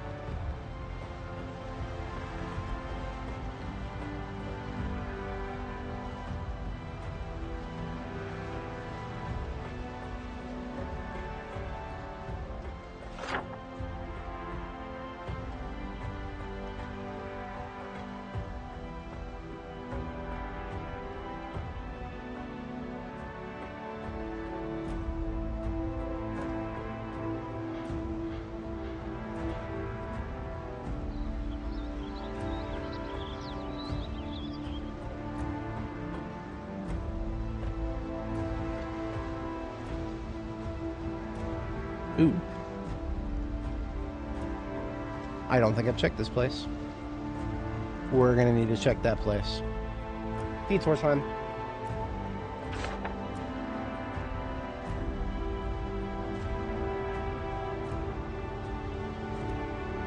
We're gonna get, how many rolls is this? We are gonna get 1, 2, 3, 4, 5, 6, 7, 8. We're gonna get 9 D100 rolls. And just one of them needs to be 3 or less. I need to get a D100 IRL just to have fun with this concept.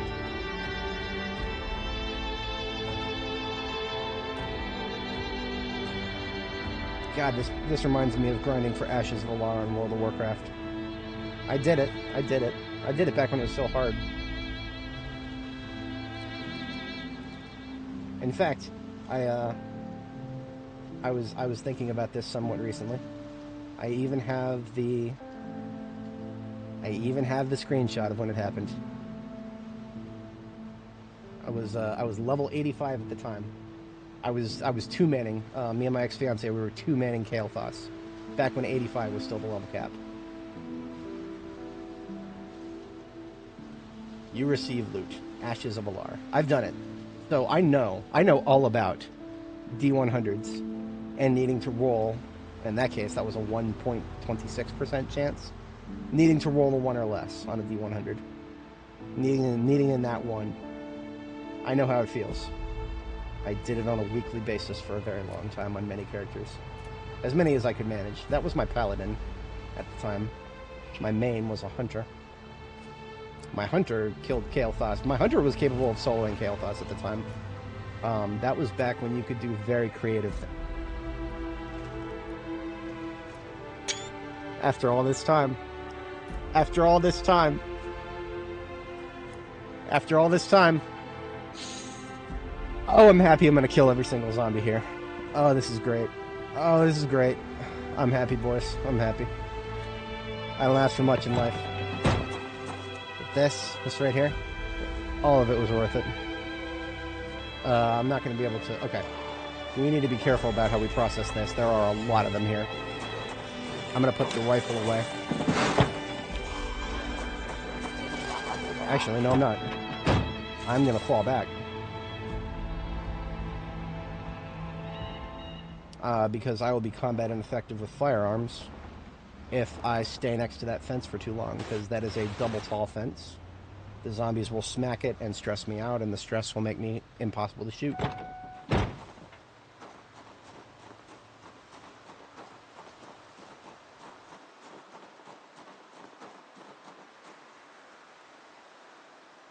I do have a spear with me. It would take way too long to kill those guys with a spear. I also have my bomb kit with me. I think this situation might call for it.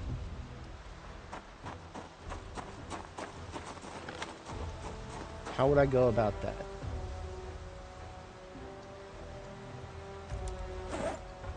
I have 2 aerosol bombs. I have a smoke bomb. I think this situation calls for the smoke bomb. I think it does. Okay, so, smoke bomb. How does it work? You throw it, and when it bursts, it creates this wall of line of sight blockage, and instantly removes aggro from all the zombies that are chasing you. So it is a get-out-of-jail-free card. If you got a bunch of zombies on you, you throw it, and it'll get them off of you for a short period of time. What you need to do, though, is you need to make quick use of that. Yeah, you need to make real quick use of that.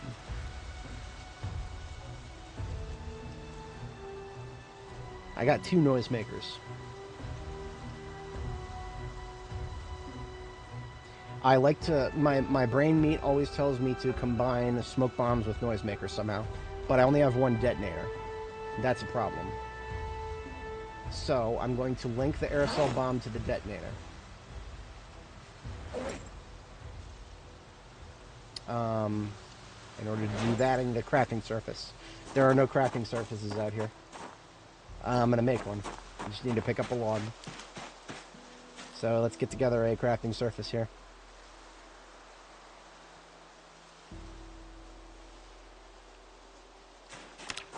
Using the saw that I always carry around, you make a chopping block. And there's a crafting surface. So now I just need the materials from my bomb bag. So I get the bomb bag out, the whole thing.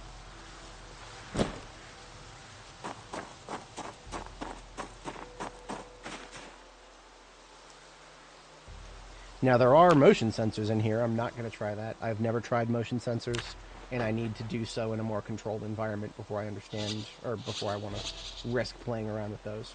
So now I have, instead of an aerosol bomb, I have a remote aerosol bomb. It is now linked to my remote controller.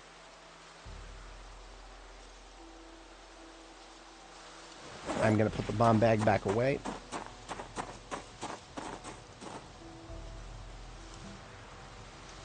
I'm going to put my rifle away.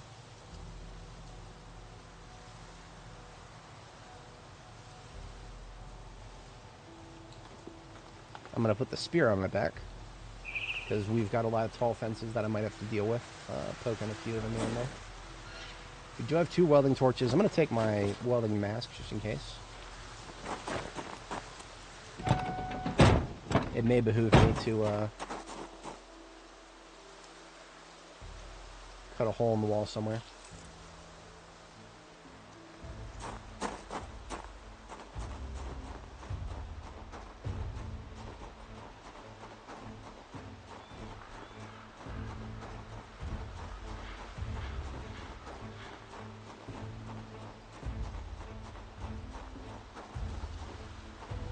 So, my target is obviously that trailer, the blue trailer up there.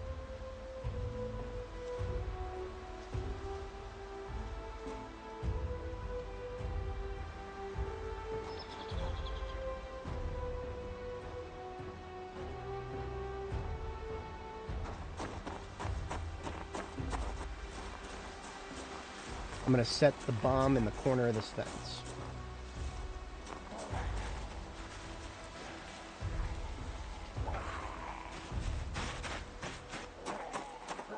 Now those heads on this side of the fence have aggroed on me, I don't care.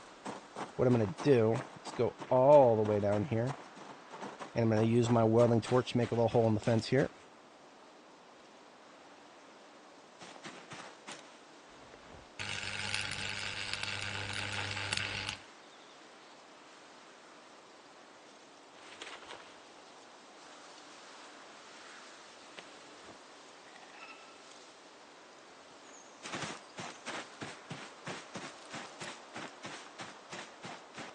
And everybody on this side of the fence I'm going to kill with melee.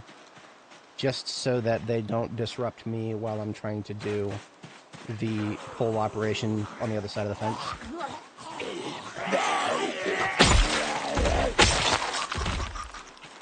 Yeah, these guys I can... To be entirely honest, I could probably handle this entire area with hand weapons. It would just be a little bit... Not even a little bit, it would be a very bit annoying.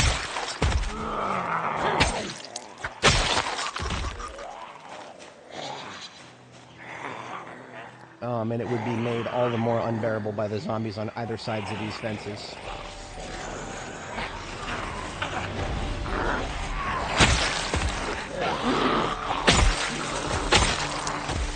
In this case, I can handle these two. Go to the spear.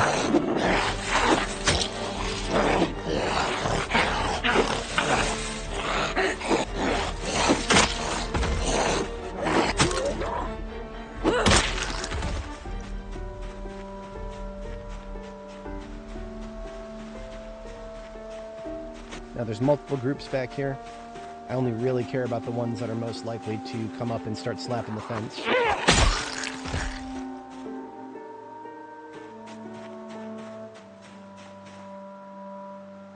Oh, there's a gate up there. Okay, perfect. Now here's the plan. We've got the bomb planted. What I'm going to do is gather up a bunch of followers. I'm going to throw the noisemaker in the general direction of the bomb. Now, this is after I've gathered up a large number of zombies who are directly following me. I'm going to throw the noisemaker at the bomb that I have planted here next to the fire hydrant. And then I am going to...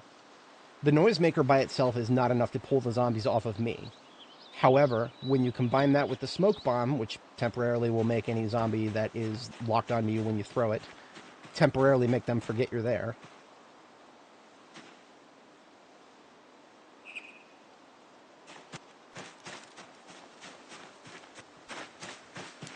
It's just how to navigate this side of the fence is all I'm worried about right now.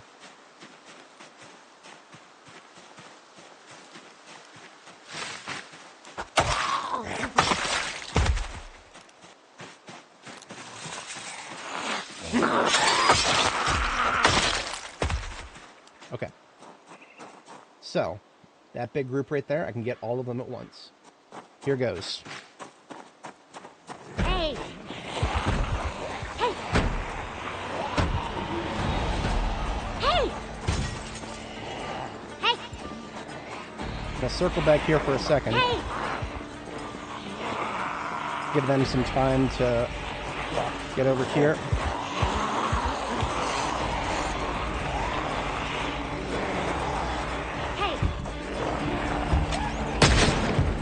That'll get their attention.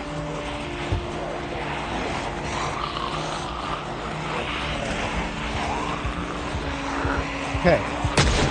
Now I equip the noisemaker in my primary hand. I throw the noisemaker. Now I equip the smoke bomb in my hand. I throw the smoke bomb. Look at that! Look at that! They're not chasing me no more. But the noisemaker is still going, and they're still moving in the general direction of where the noisemaker is thrown. That may not have worked as perfectly as I thought. Some of them definitely still know I'm here. Damn, okay. That's alright. We have definitely gotten some of our money's worth.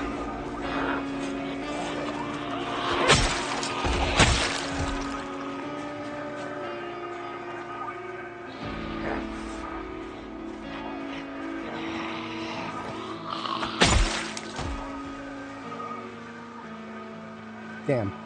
That smoke bomb wasn't wide enough.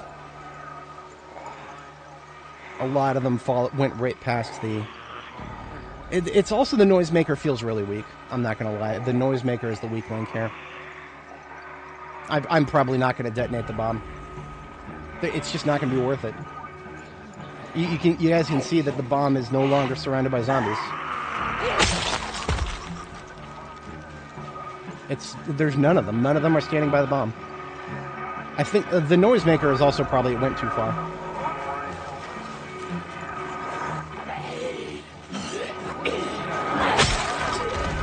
Disappointing. I have successfully done a maneuver like that in the past, but I had a low fence to work with, and I wasn't throwing the noisemaker. I had a remote for the noisemaker too, but in this case I only have one remote.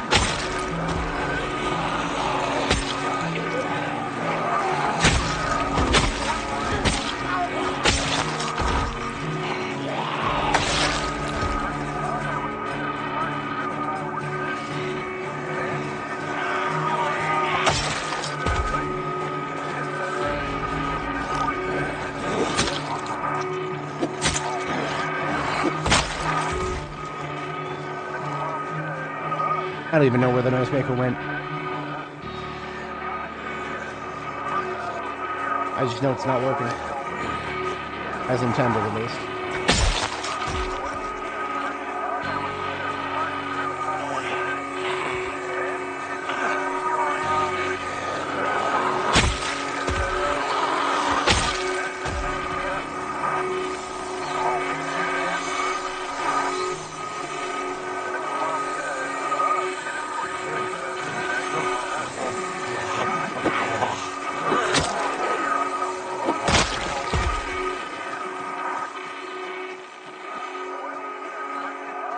I might just throw the aerosol. Okay, so not the remote aerosol bomb. I put a trigger.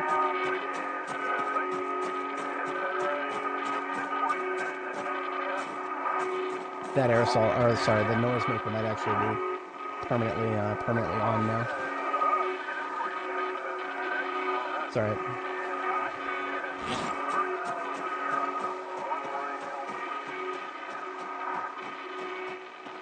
So I have a different aerosol bomb, one without a remote trigger. This one I might just hand throw. Actually, there's no might. I'm gonna hand throw it.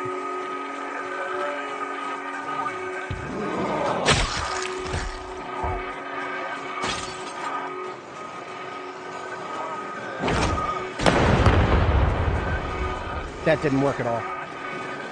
It blew too early. Whatever.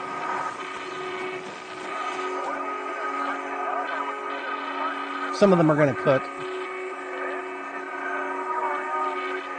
Wouldn't this be the best way in the world to find out that the devs have added a vehicles can now be set on fire mechanic?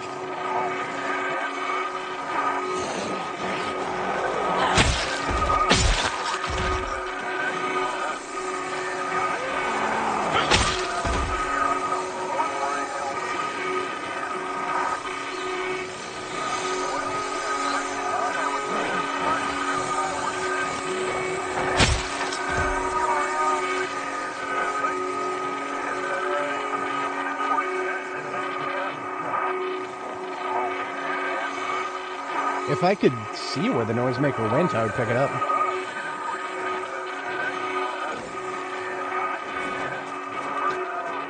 We just got hit by fatigue. I'm going to fix that really quick.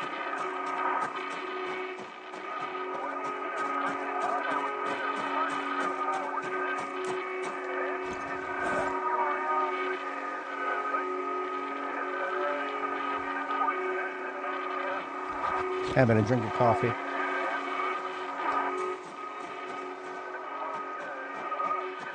As soon as those zombies finish burning to death, I'm going to...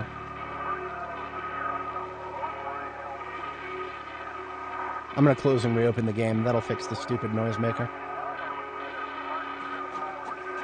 So I do apologize if that noise is getting annoying. I hate it too. It will,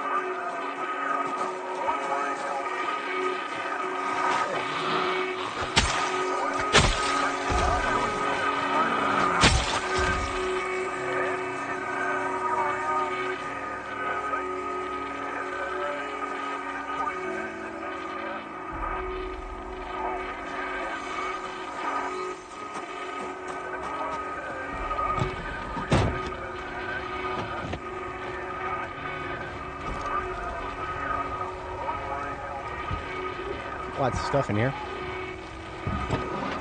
And I actually somehow have the keys to that van. I don't know how. It must have been in the ignition.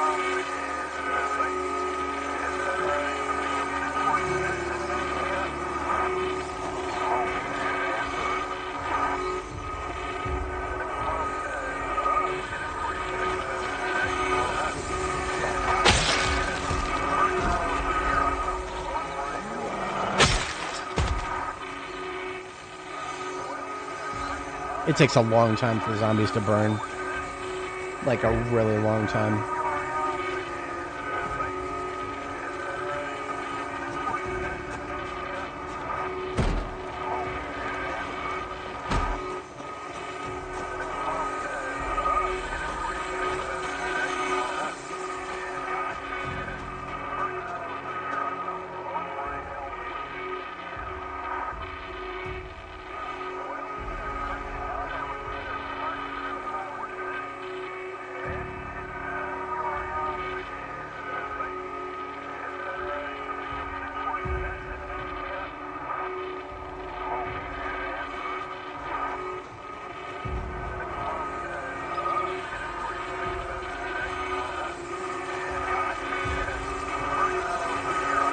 Yeah, it is.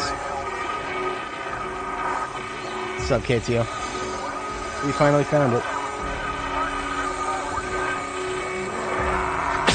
We finally found a trailer. And of course, all the dumb things that I've tried to clear these zombies faster with has just blown up in my face.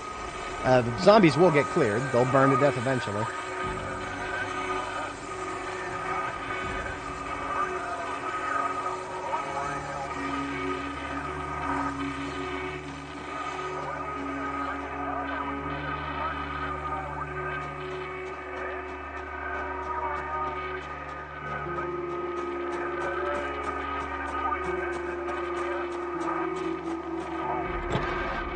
But yeah, I'm going to actually step into the van so that I can fast forward a little bit. Safely, without a zombie immediately reaching up and eating me.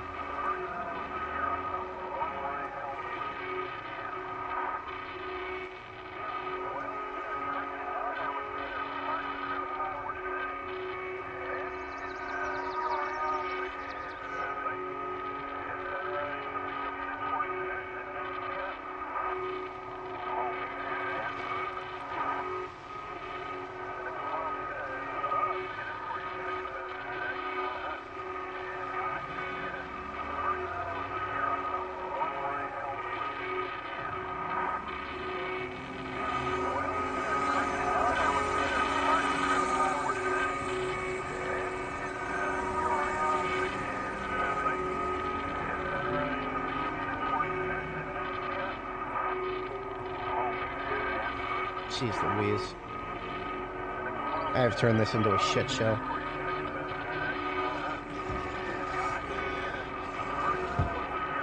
I have an idea.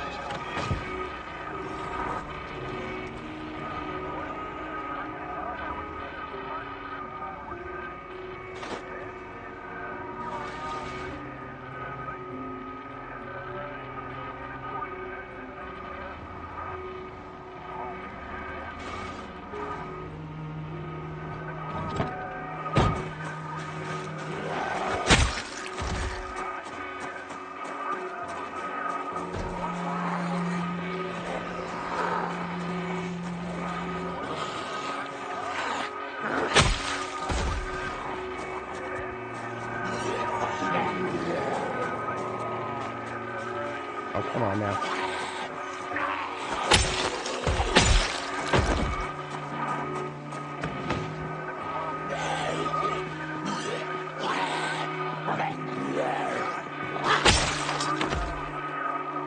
Hey!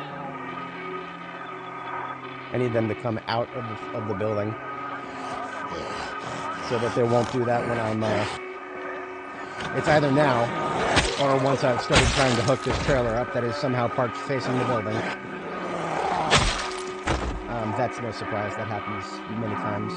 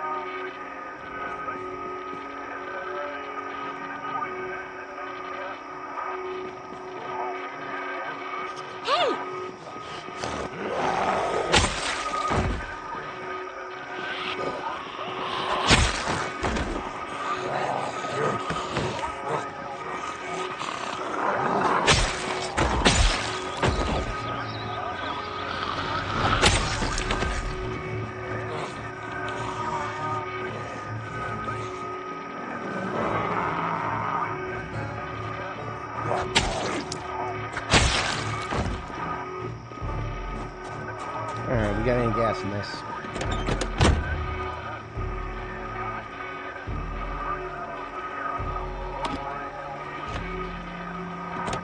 Probably no gas, probably no battery.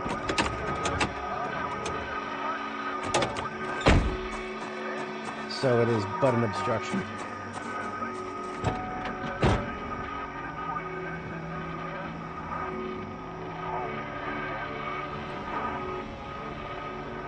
Alright, first we're going to move the animal trailer out of the way.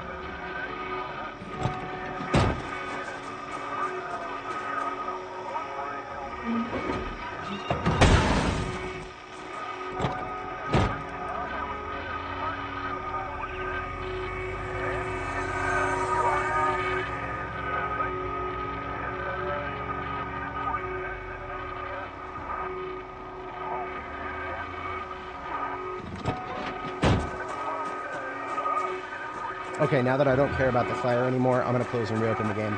This will fix the stupid glitched noisemaker. I'm sorry y'all had to deal with that for as long as you did. I'm apologizing to myself too because God, I hate that noise. It's it's an annoying noise. It's necessary, but it should that is one of the first things that should be checked to make sure that it doesn't keep going forever.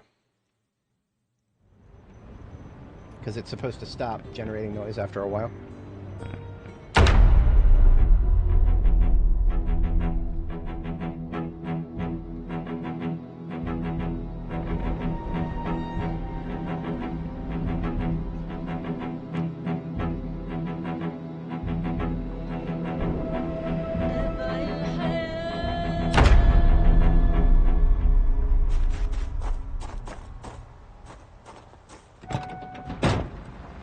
Look at that, no more noise generator.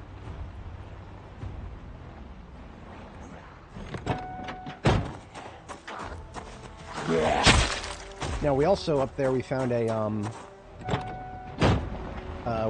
a vehicular device with a bunch of stuff in it. I don't think I really care about that though. So here's what I'm gonna do. I think it's actually safe. I think it's safe for me to just try to hook up perpendicular here. Quote unquote safe. It's safe as it's gonna be. Stupid as this looks, I think it'll work.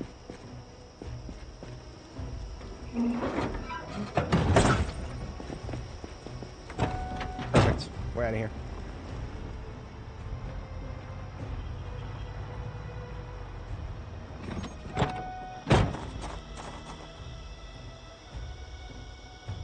So this trailer definitely needs some repairs, and that's okay. Well, I'm just looking at it because there is some stuff in this van that I might want to shove in the trailer. I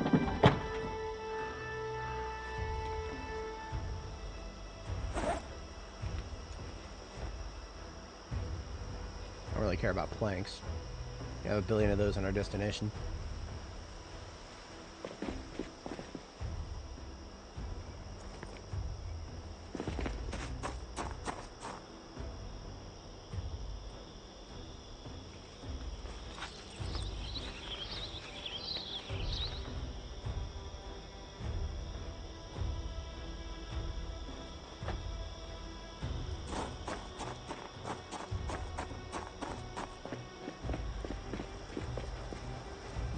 An entire trunk of a vehicle, and there's just a tissue in it. And as a sign of our victory, we capture the flag.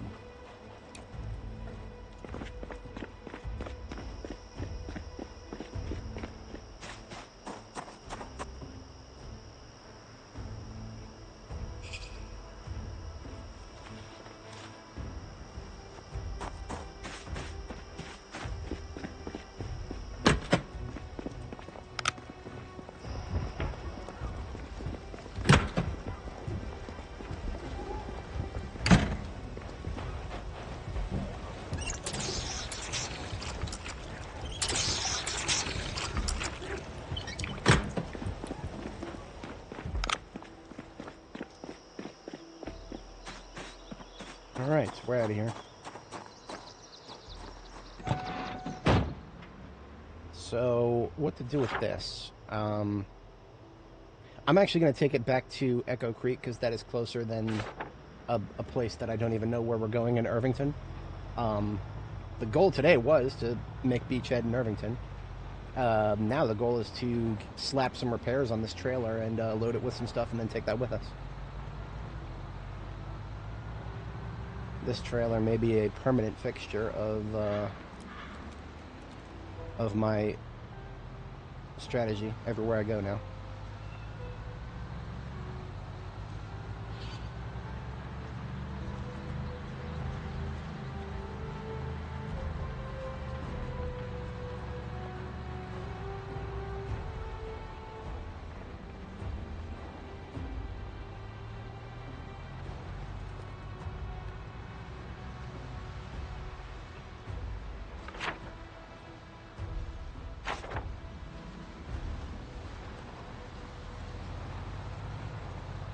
So I set out to find a shortcut to go to Irvington, and I ended up finding something that I never thought I would find.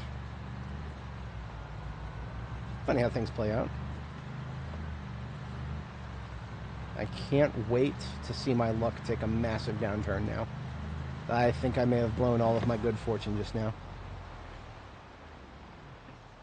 Which is better to get back to Echo Creek? There's no good choice here. Main Street is going to be loaded with Zed still. It would actually be better to take Freedom Road up here and then take a right on Payne.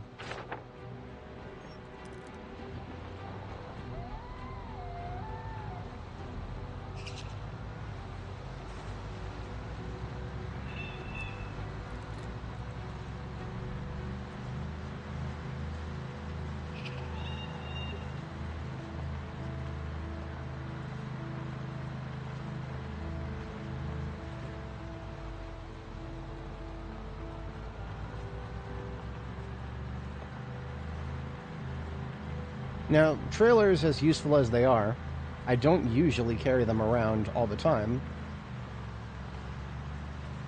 But, the paradigm has changed a little bit. For this character's lifetime, trunks of vehicles have been horrifically nerfed, and I complained about that earlier. But that is what led me to seek out a trailer in the first place, and led me to cry about the fact that I couldn't find one for so long. But now that we have one, I still am going to be strategic about when I actually have it with me, because it messes with your range of movement a little bit. It's not quite as easy to back up and, you know, make some really tight maneuvers through tight spaces if you're towing a trailer. Your range of movement, if you just need to stop and back up, your range of movement is a little bit affected. See? I can't just back straight up. That happens. But that's okay. We'll deal with that.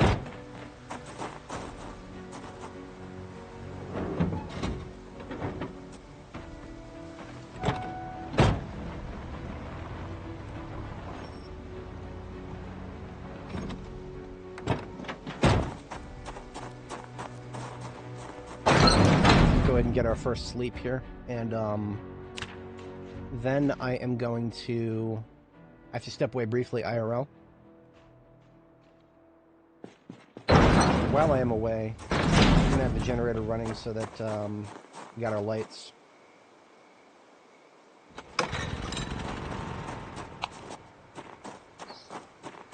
Because I got some work to do, and it would be nice to be able to see.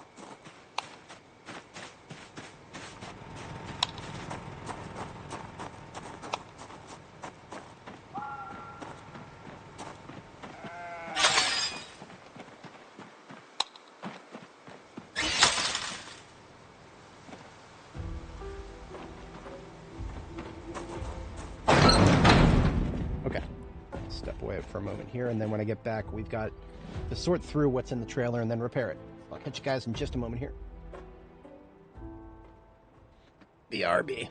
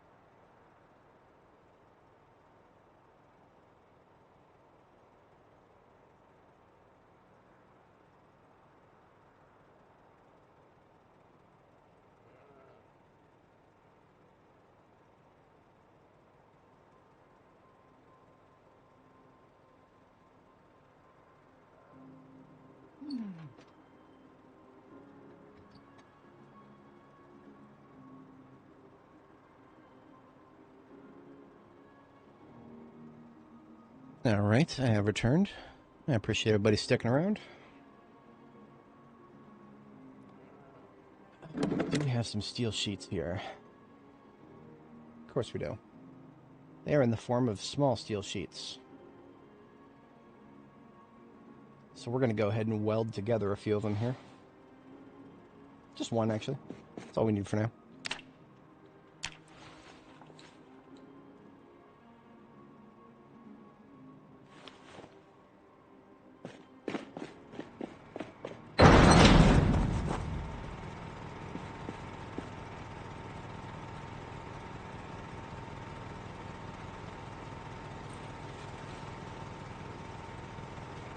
There we go. 130 storage space in there now. The parts that are on it are already performance tires. I suppose I'd be happy with some performance suspensions too. This uses standard, so we've got an entire selection of standard parts right over here in these cars. I grouped them together specifically because they're all full of standard parts.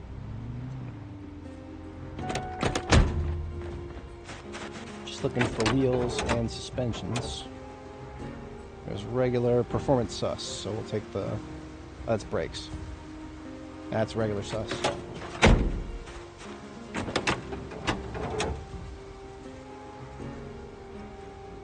Performance tires, pretty high over here. But, something I almost forgot about. Got a bunch of car parts in this house.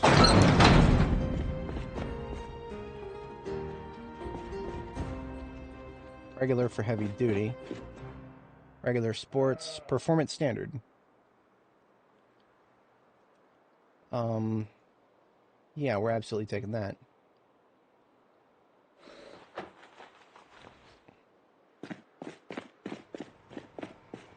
I will need a pump.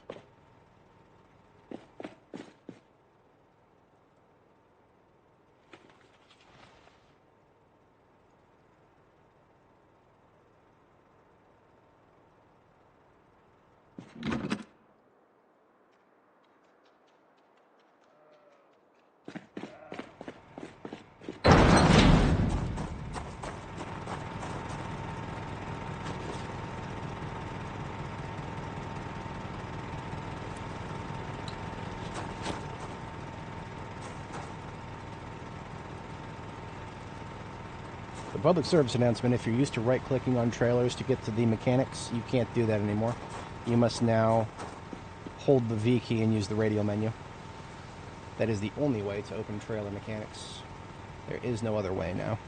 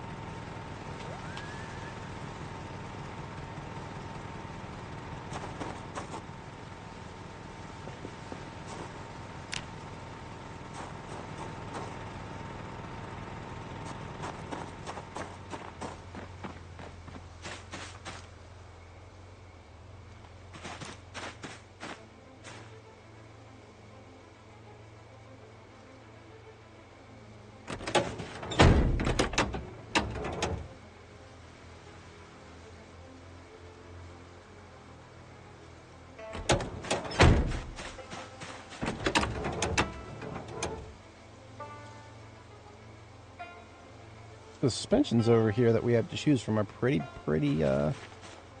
gnarly. I mean, they're all regular, so... Not that suspension I've ever really noticed is that big of that important of a thing. It's the principle of the thing. I want it to have pretty numbers on it. What's this one? I already forgot. Regular.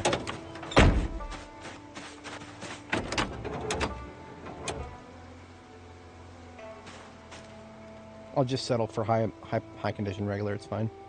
So front right, rear right.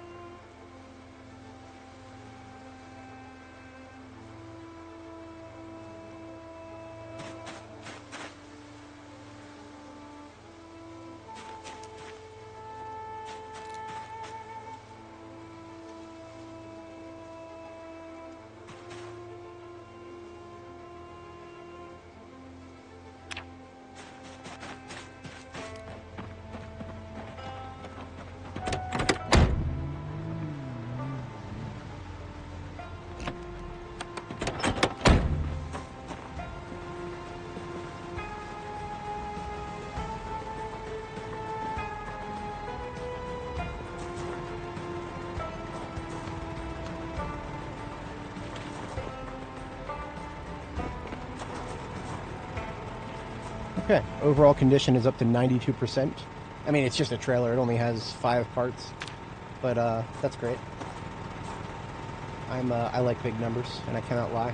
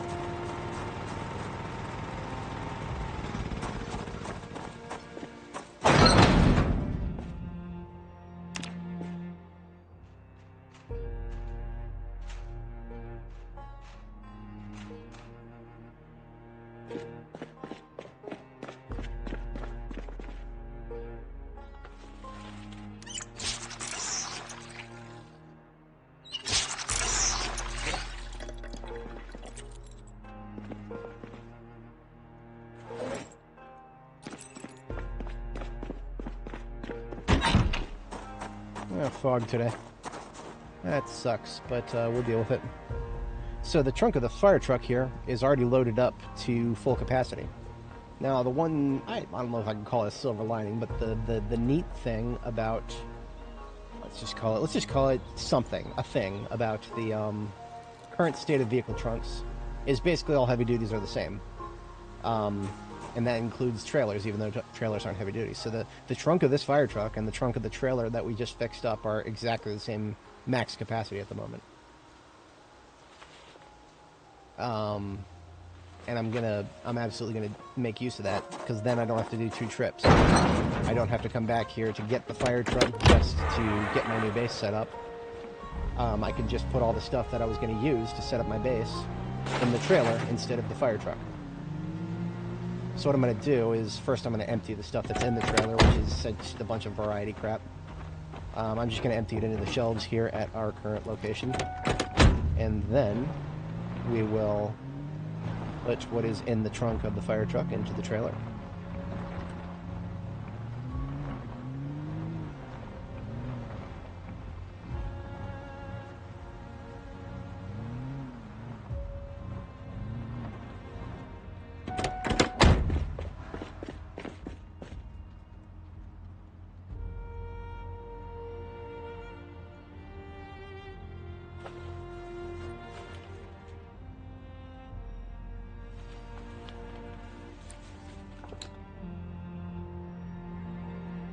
Yeah, you know what? I'll take this dirt and sand. Why not?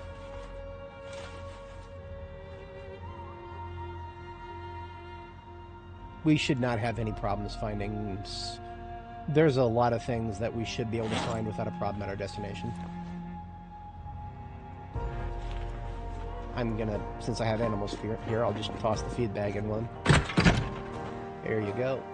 And you get to live even longer.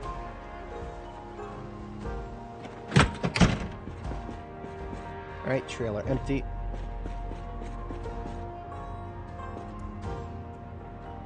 Direct trunk transfer between the trunk. There we go. Alright.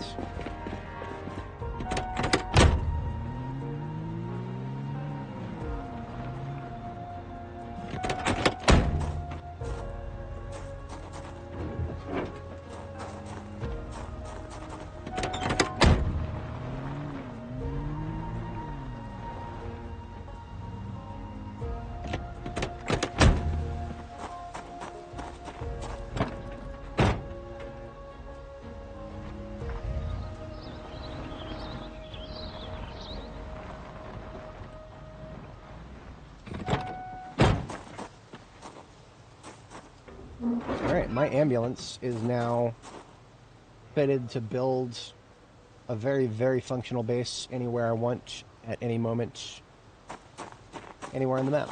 It's great. We're going to fuel it up before I go.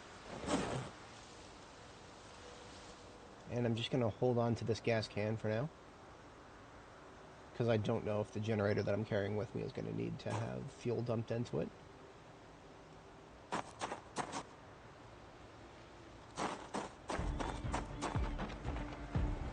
know this one will.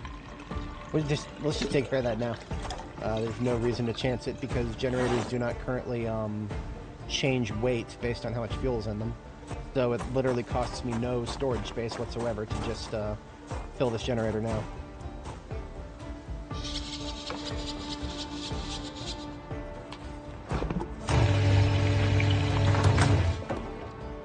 It's already full. Oops. I couldn't tell which ones were full and which ones weren't.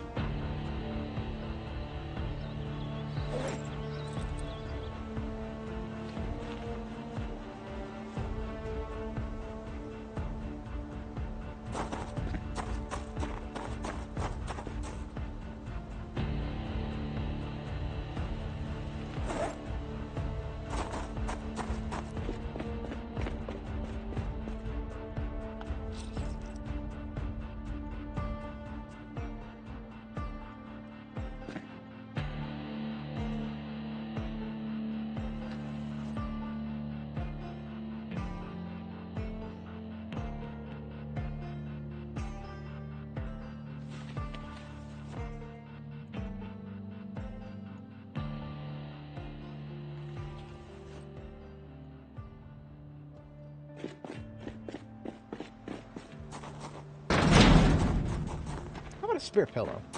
I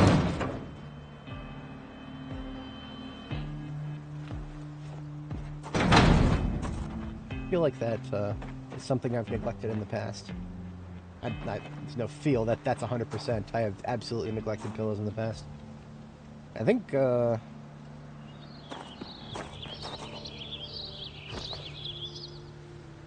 it should be in here with the sleeping bag. So I'm gonna do that now. Perfect. Out of the way there. Okay.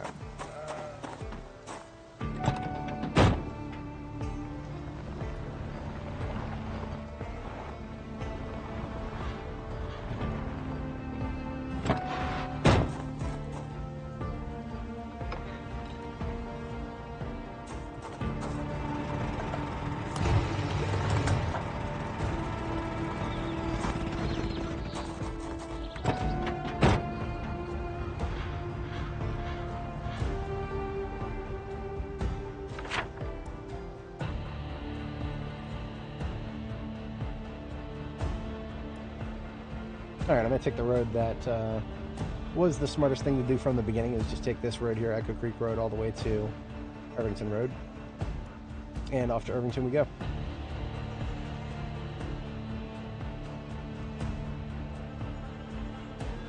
Exploration mode engaged.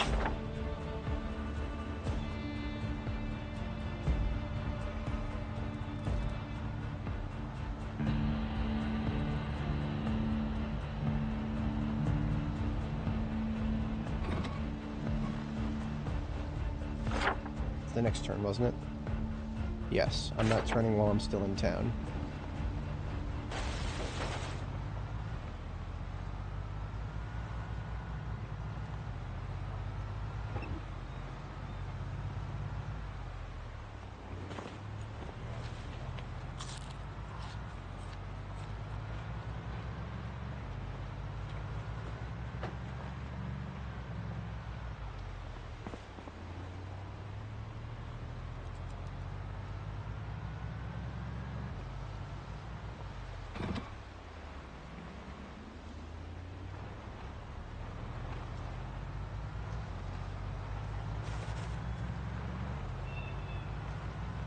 So I do have a destination in mind. I don't know if it's the most strategically useful place to build a base in Irvington, but it's where I'm going to just go ahead and go for now, because nothing else is coming to mind immediately when I think of Irvington and what I know about the place.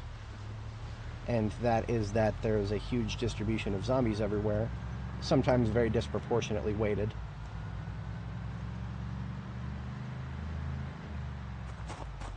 Now, we're not bringing with us a generator that's good for long-term use. And so because of that, the blue generator that we're bringing with us, we're going to want to keep our eyes peeled for an upgrade. I don't suspect it will be hard to find a generator in Irvington in the long term. we'll spend a few days there. We'll probably find another one. But it is the uncertainty factor of how long it will take me to find one that is compelling me to go ahead and have one with us when we get there.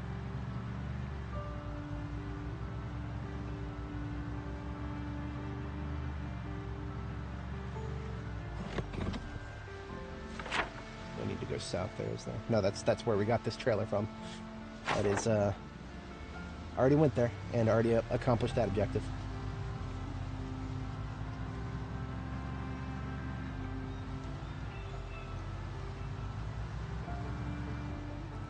It would not surprise me if this trailer that we found there is going to be the only one that we ever find on this character. Although, now that we've actually found one, it would also not surprise me if now we find like 3 others in our regular exploration. Because that's kind of how my luck goes. I'll look for something forever, I find it, and then suddenly I'll find duplicates of it.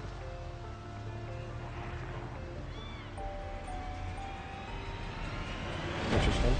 Triggered combat music, and I never even saw anybody. I just heard one zombie. Must have been a group that was probably a significantly sized group that I just drove right past. You'll know. I don't plan on taking that road very many times at all, if ever. It is technically not the fastest way to Irvington from where I'm currently doing most of my operations, which is everywhere at this point.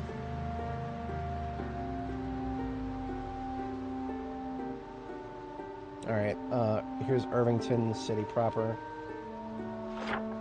Our destination... Well, no, this is the outskirts.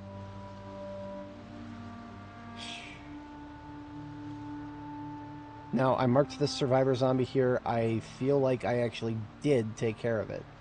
I think I came back here looking for trailers and never found one.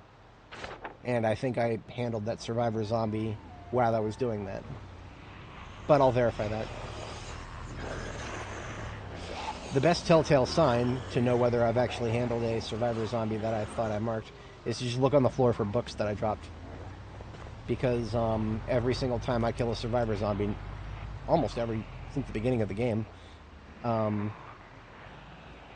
they will have way too many books on them, to the point where most of those books will end up getting left on the side of the road.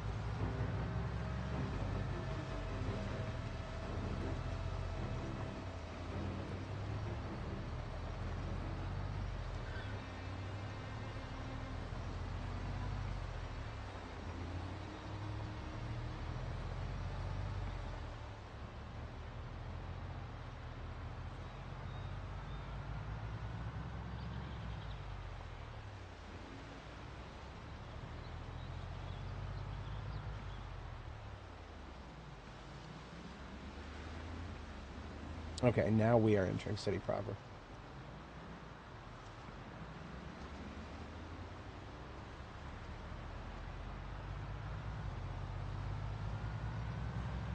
Yeah, there's the... Okay. So I can remove that, that marker.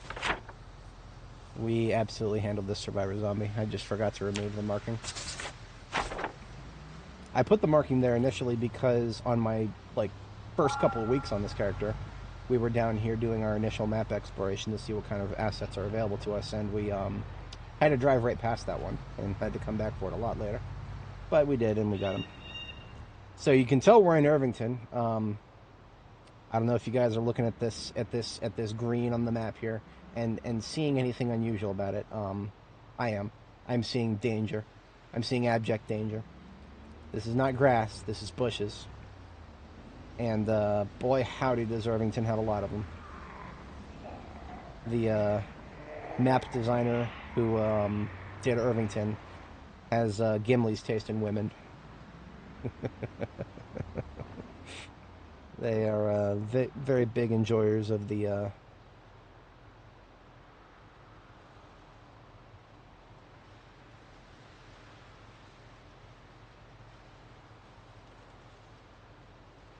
This is going to be difficult to navigate.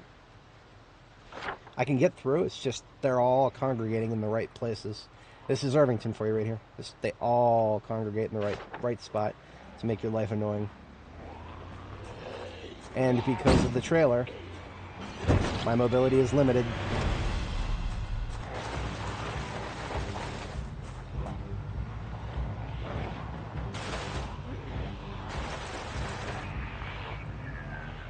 God damn it! Fuck. That was a skill issue. That was not a zombie, that was a fucking tree. I was attempting to avoid a zombie. That was, at least it was a hood hit and it was not a trunk hit. I'm still mad about it because that was perfectly avoidable. Now there's a fire truck up ahead that is, well, it's I enjoy fire trucks. It's also a fire truck with the highest engine quality I've ever seen on a fire truck. So we will be recovering this someday. Today's not that day, but someday.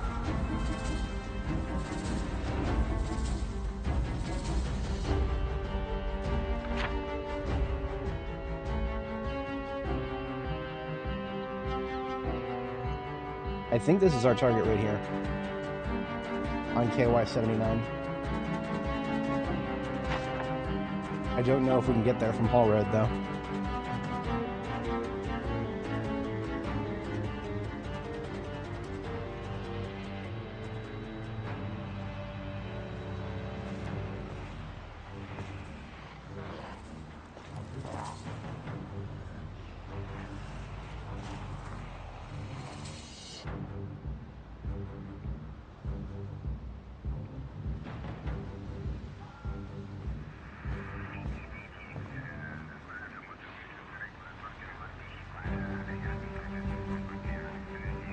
Why did the zombie cross the road? Trick question. It didn't. I got in the way.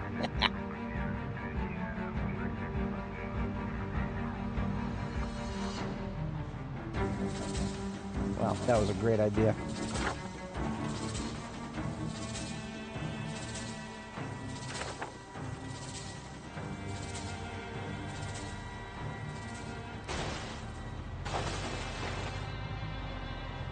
Nope. I'm just taking the hit.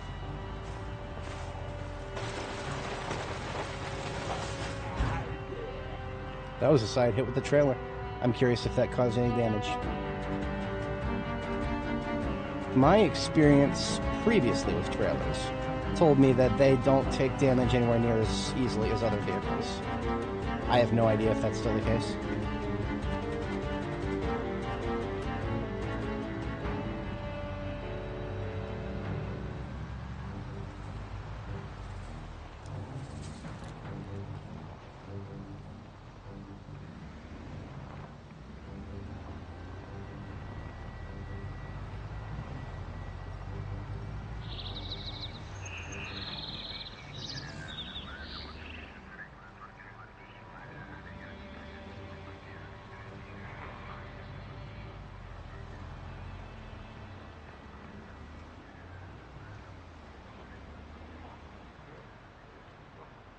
Oh, I recognize this area. I think one of my old vehicles might still be in there. Yeah, there it is. There's the propane, the propane truck.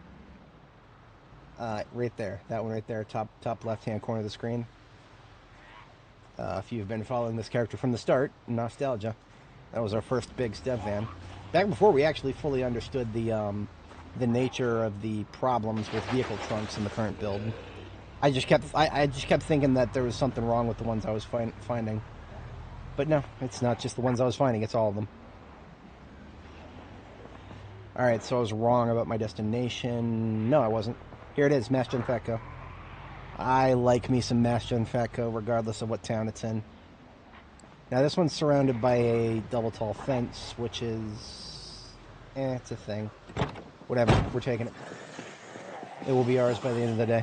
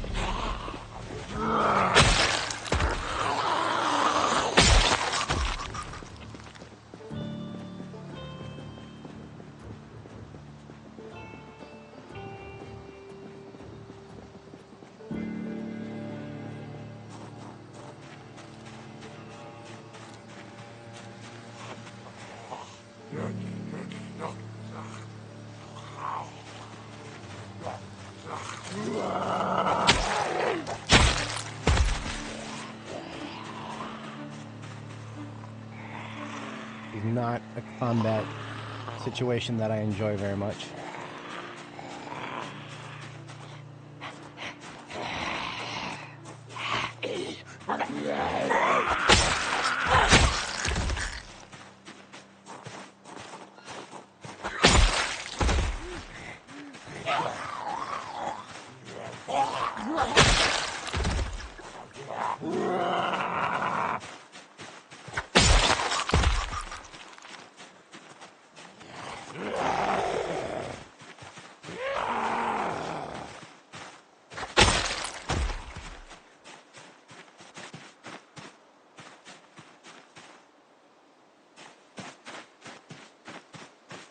I know there's a lot on this side. The question is, where are they condensed?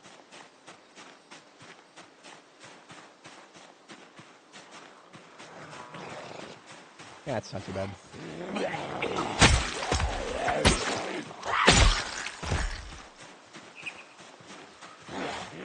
So the reason this double tall fence surrounding this place is not as big of a deal, in my mind, is because zombies are far less likely to wander up and start slapping it.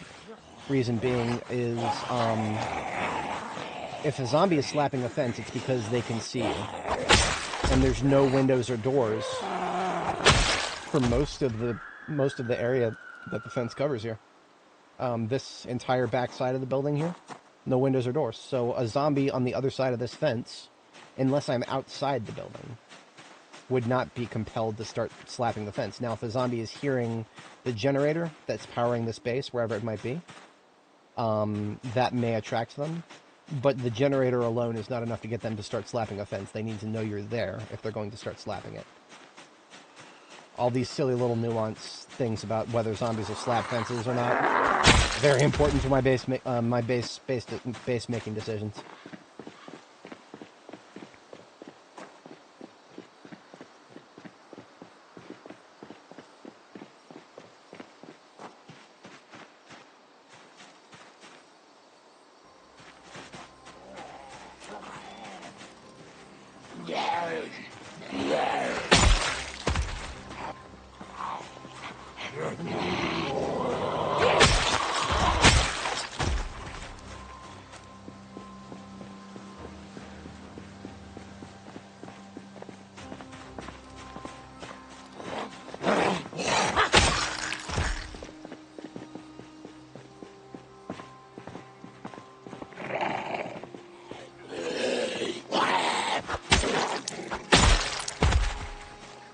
Alright. One threat removed, now to remove the other.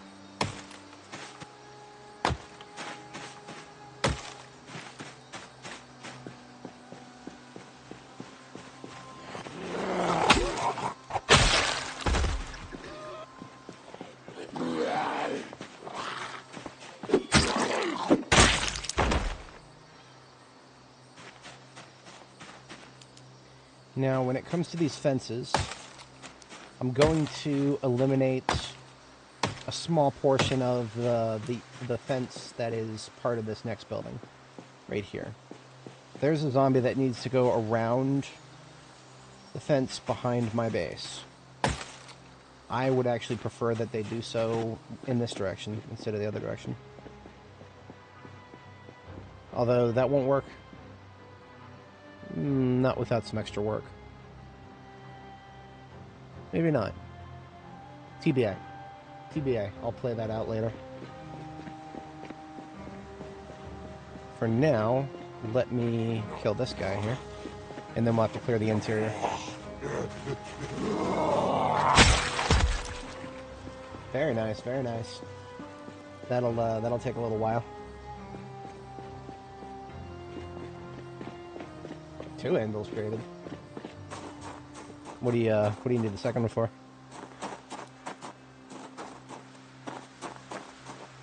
2 forges? I'm gonna have a double forge. We're not dealing with the average forge anymore, Frieza.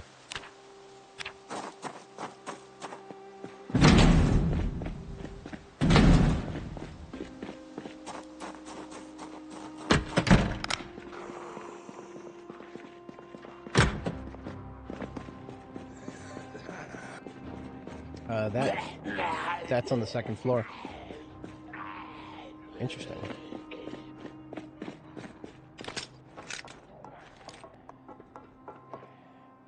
Or the 3rd floor? No, 2nd. Why don't you come downstairs, go outside for a bit?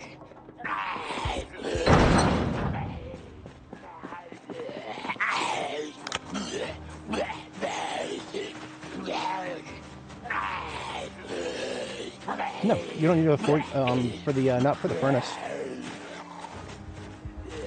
Just for the forge. If we look at advanced furnace, just trowel, stone blocks, clay cement, large bellows. The forge is what needs the anvil. I mean, if you have a second one, it's not the worst thing in the world. That's just a second base that you can outfit in the future. It's not like you wasted that much iron on it, because iron doesn't get consumed properly from the cauldrons right now. So I think currently it's impossible to waste too much iron on forge. You'll just have to or a furnace or a blacksmith anvil. Yep.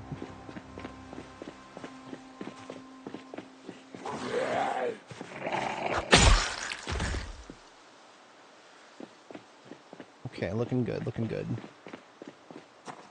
Let's bring the ambulance in.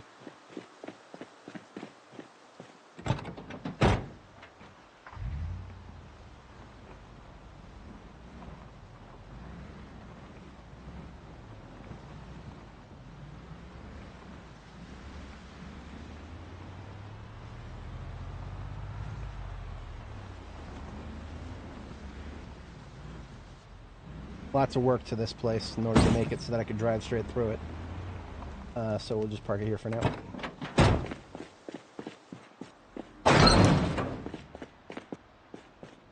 Definitely not as much work as the other Mass Gen Fatco. The other Mass Gen Fatco is way busier than this place. This place is a bit off to the side, and I'm perfectly okay with that. Let's clear the rest of the small rooms. We did not get all the way to the roof. If the other masked infecto is anything to go by, there could be a zombie all the way up here on the roof. And we would never know until we went up there.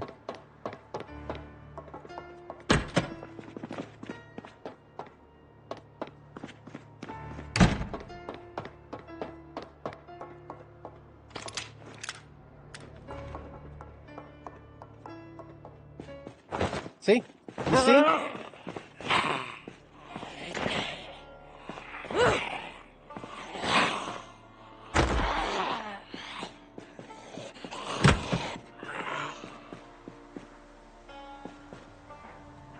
Get your ass out here. I don't want a stinking corpse inside the building.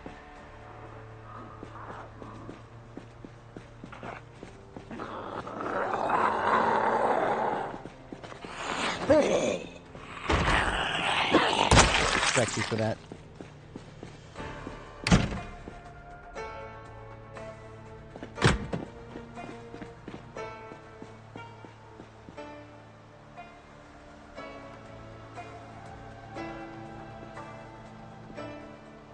I do enjoy the fact that being on this floor allows me to see zombies from nice and far away. Also allows them to see me from nice and far away. I don't know if that's why this individual is moving. Nah, they're just moving because they want to move. They're trying to group up with somebody.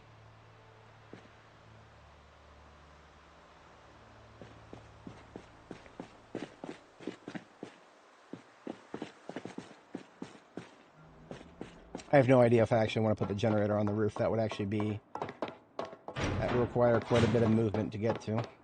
Not that much, but still.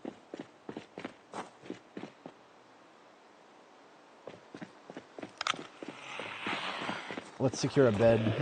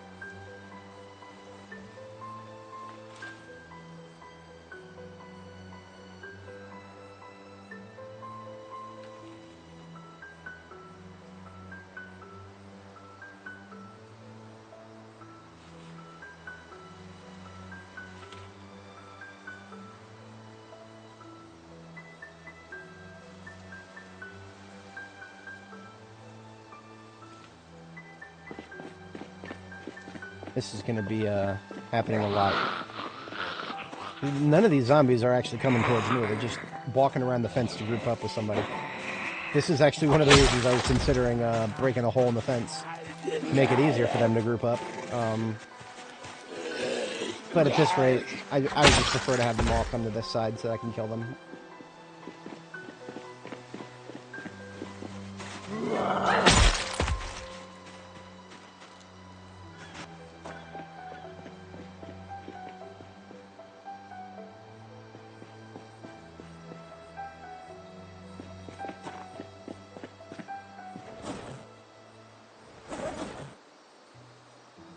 Alright, by pulling those bags out, I got a lot of the stuff out of the trunk here. That should give us some breathing room to go pick up a bed.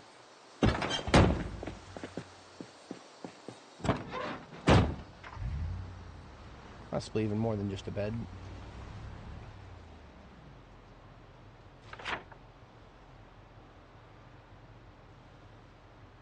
So I do have a house marked S back here. That's where I slept a few times, actually. There's something closer right here, but an unknown number of zombies next to it. Might as well deal with them. They're close enough that they would be annoying eventually if I don't deal with them now. The moment I start trying to run a generator here.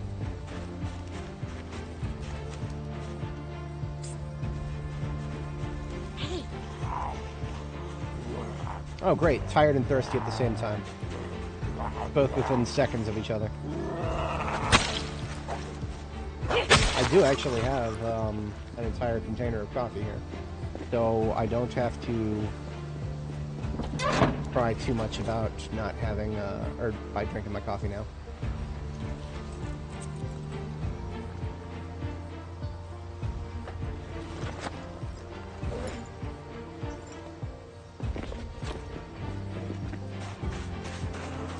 Hey! Fuck out of there. Actually, you know what? Yeah.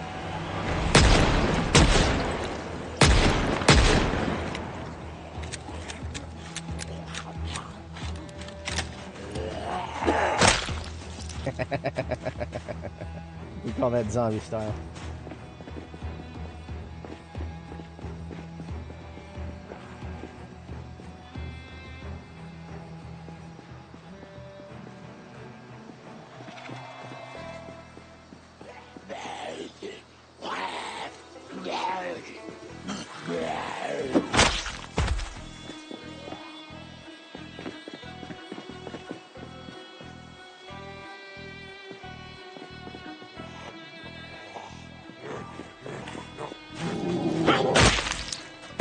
I'm perfectly okay with all the zombies that have heard those gunshots coming this way.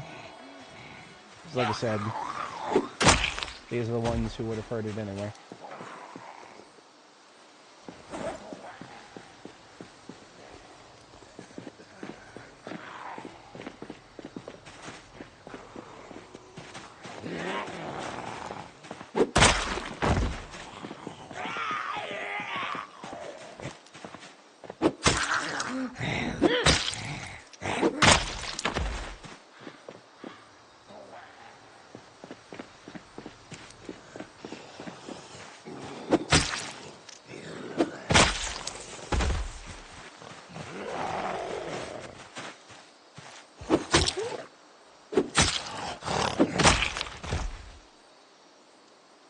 So you got an advanced forge, you got an advanced furnace, and you got plenty of charcoal.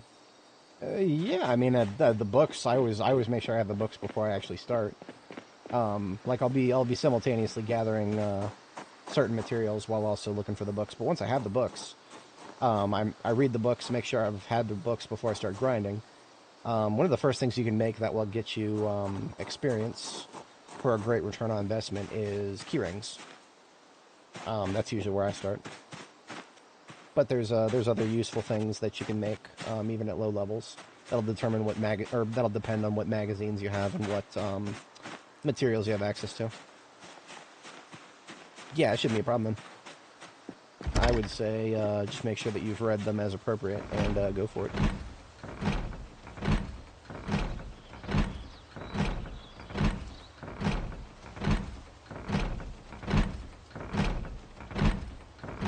Going for a Guinness record there.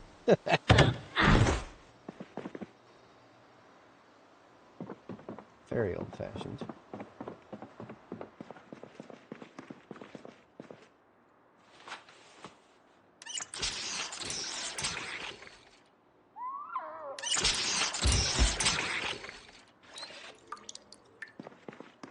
Well, I think our designated color is going to be green.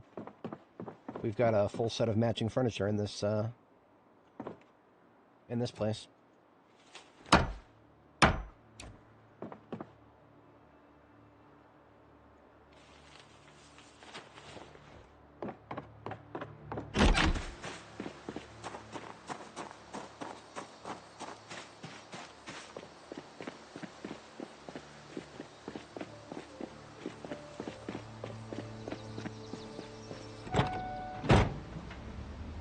Even if you don't end up getting all the magazines, there's a lot of recipes that you can just figure out by researching once you get to the appropriate level and you have the appropriate material.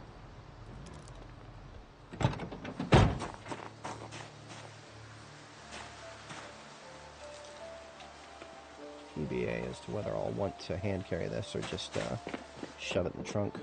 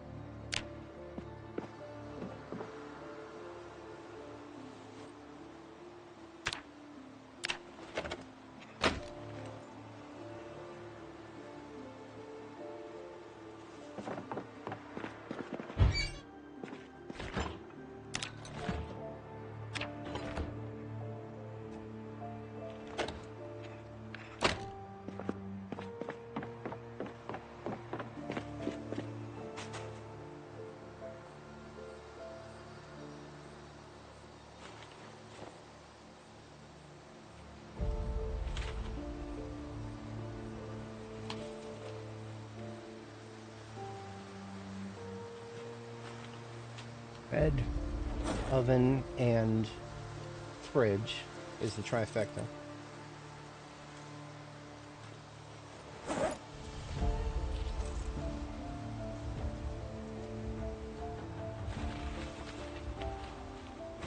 Now I can pick up a fridge.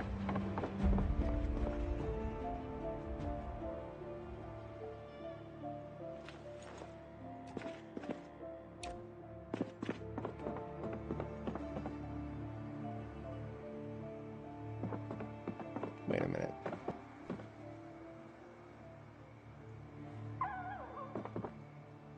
I don't know if that's going to be the correct color or not.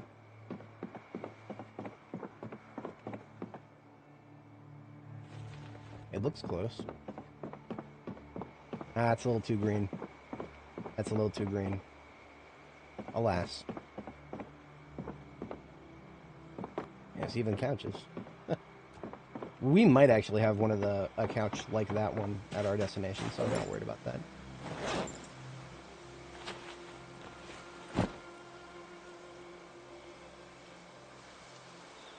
And if I want more aesthetic stuff, I can come back for it.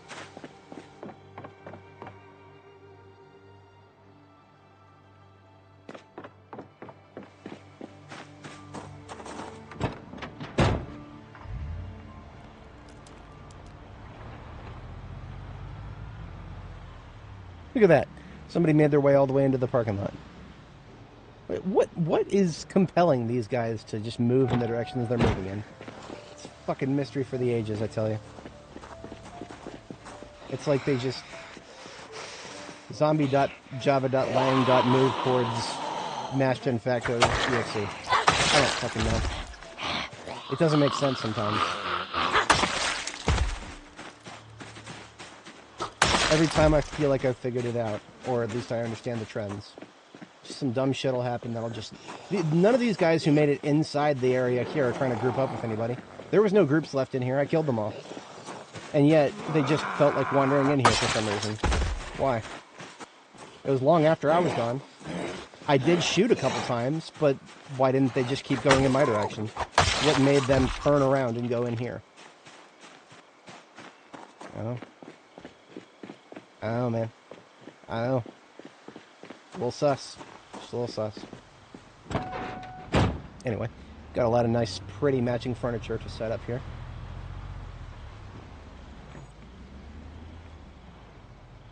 And I'm going to set it up right next to the stairwell. Nice and convenient.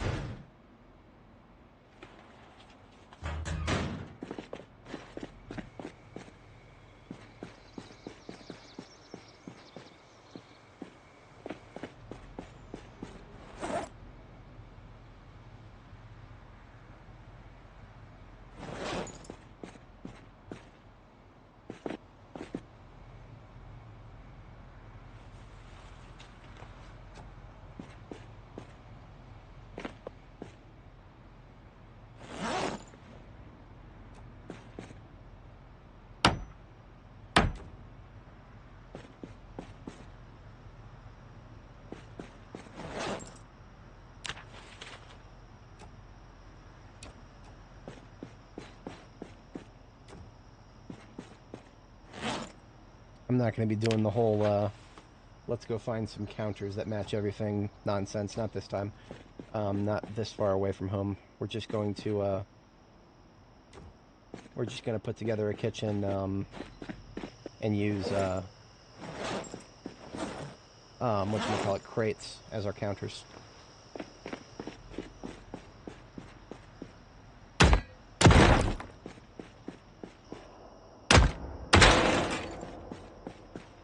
First of many sledgings.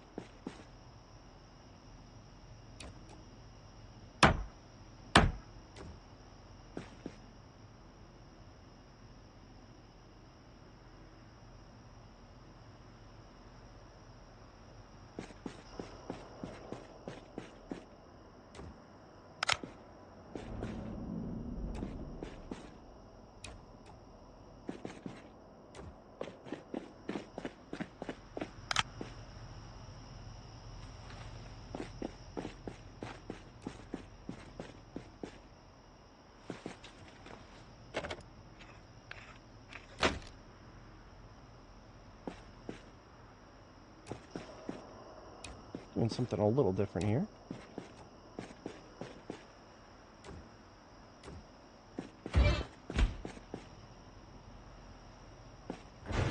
Maybe I will put the fridge there after all.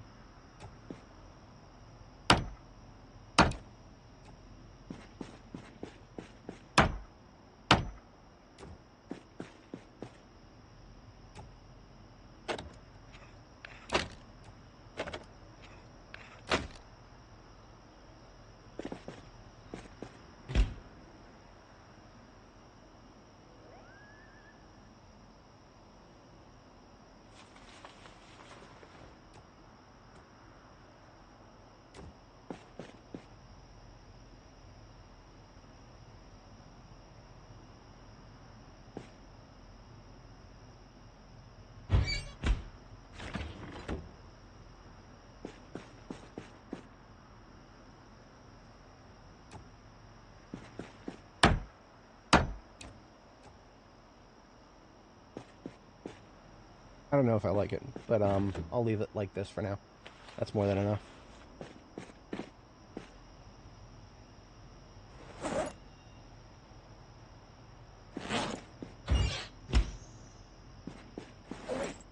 $2,100 hours. We are out, or we're almost out of roast.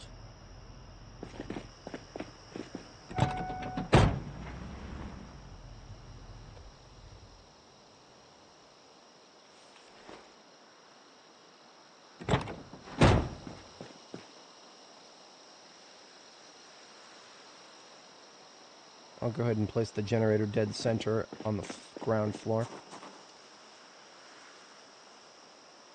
Before I fire it up, I want to get the windows barred up.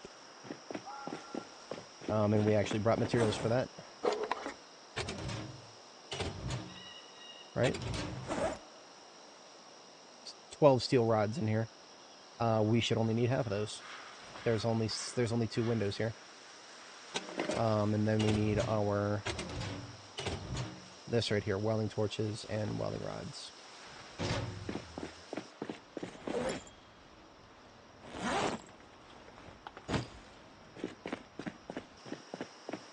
So you can't even see them because of all the vines.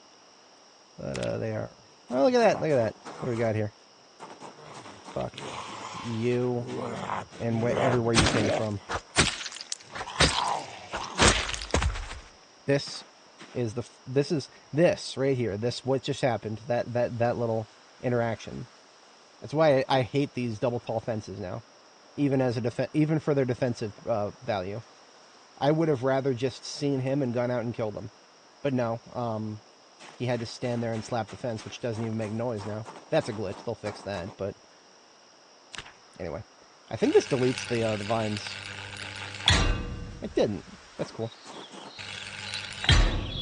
It must be what I'm thinking of. It must be moving the window. Like if you pick up the window and replace it or something. That will delete the vines. But I actually like the aesthetic appearance of the vines, so I'm going to leave that. I was wrong. There is a third outdoor-facing window here. Probably a lot less likely to get targeted, but in any case. That's just 3 more steel rods here.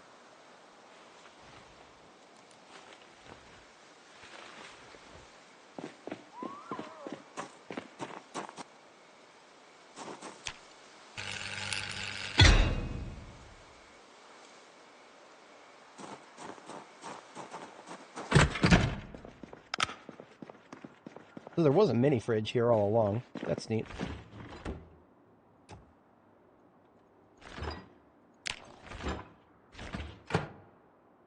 I don't want to be wasting power on it. So I'll pick that up and just drop it somewhere for now.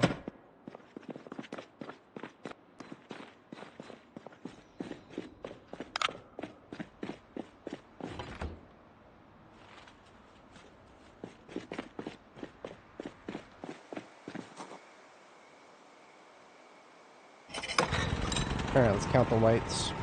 9 lights are currently being powered, and I get the feeling most of those are useless. So these exterior lights, don't need to be wasting fuel on those. That is a total of 4. That's 5. Looks like we got light coming down from the second floor. 6.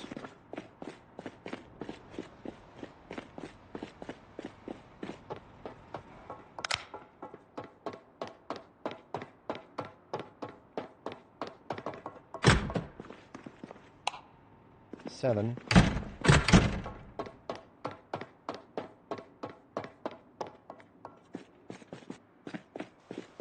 8. So unless one of the floor lights counts multiple, we might have... I might have missed one. Oh, desk lamp. Perfect. So that should be all lights accounted for. Let me double check that first.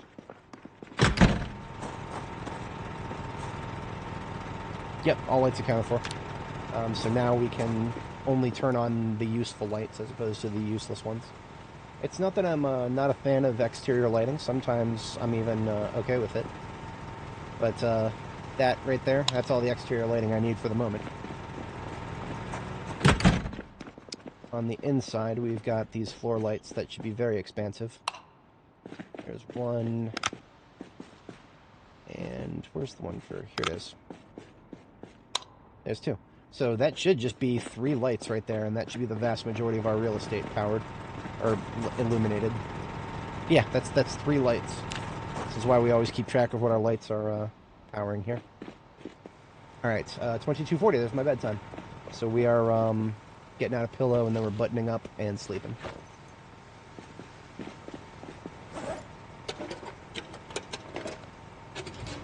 Where'd the pillow get put? Was it my main back there?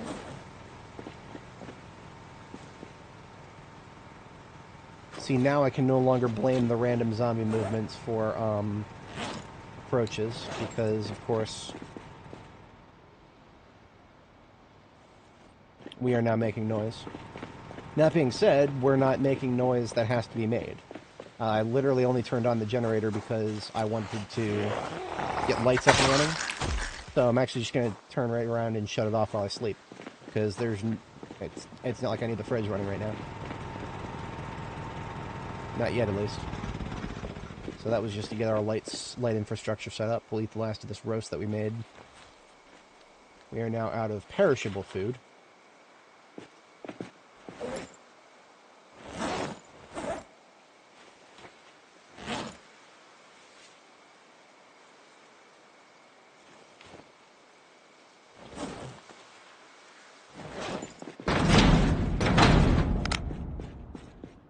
And it should now be perfectly safe to sleep here.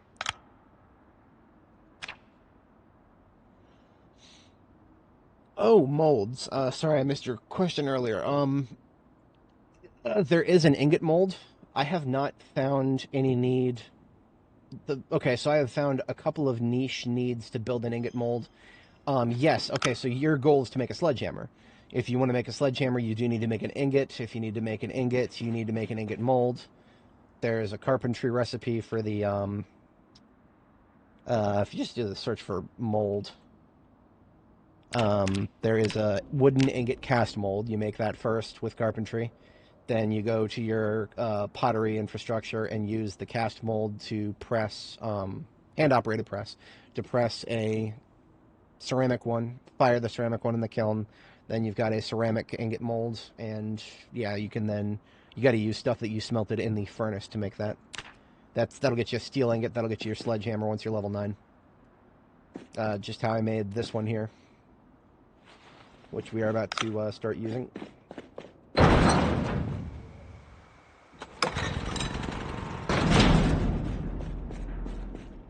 Let us remove.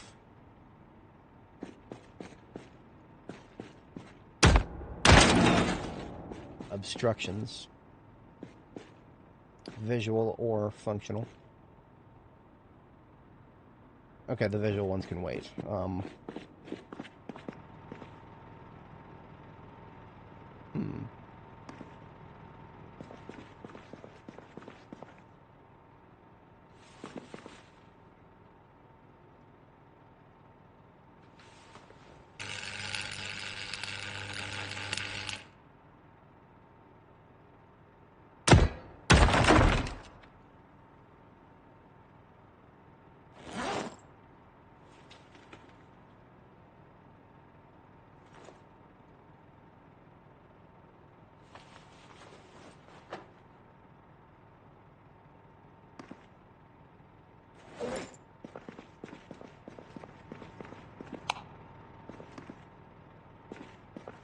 I don't know how I feel about this place.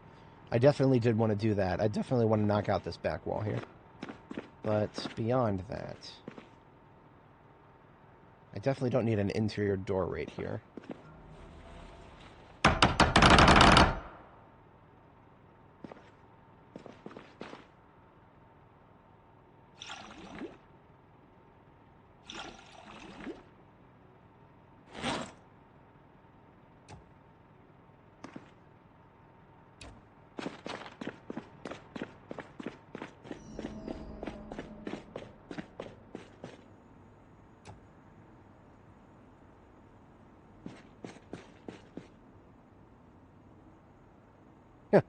I just had a really fun idea. Well, fun. I could LARP as this AC unit also being a vent for the cooking. Put one of those extractor hoods up here. This water dispenser is going to be like a stand-in for a sink, I suppose. Put it there for now.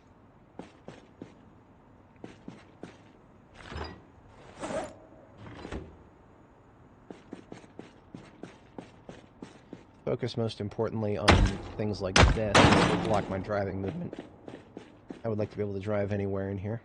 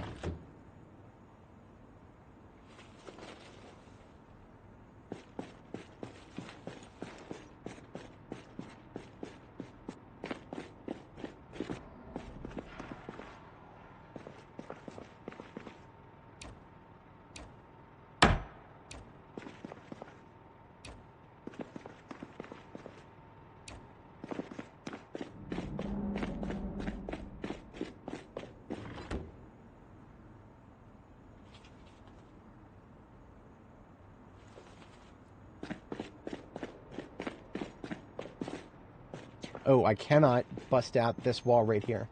I cannot put at risk. This is the biggest light switch in the, yeah, I can't put that switch at risk. So these, basically these walls here are mandatory. More or less.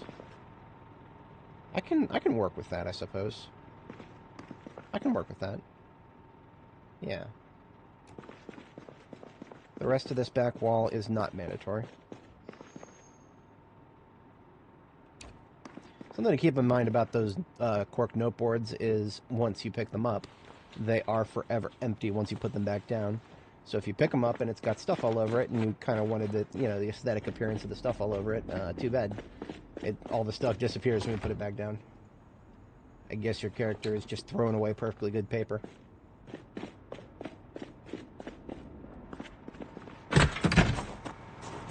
But we no longer need the generator because we're no longer using lights because we're sleeping.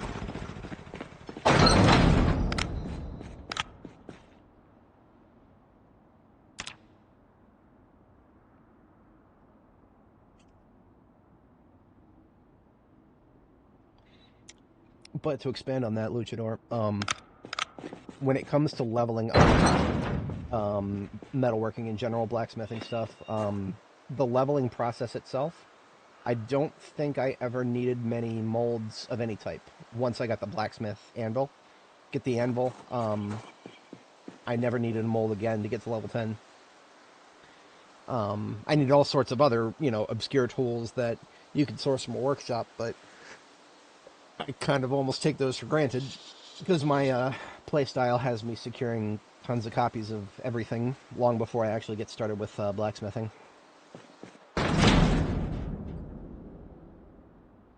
Yeah, we're gonna go and fire the generator because we actually do need lights.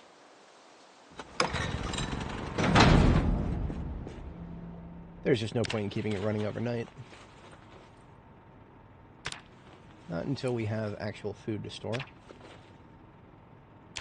Same strategy as the Muldrow Mass Genfatco here. Just empty all the boxes, then move the actual boxes. Sort through the crap later if you need to.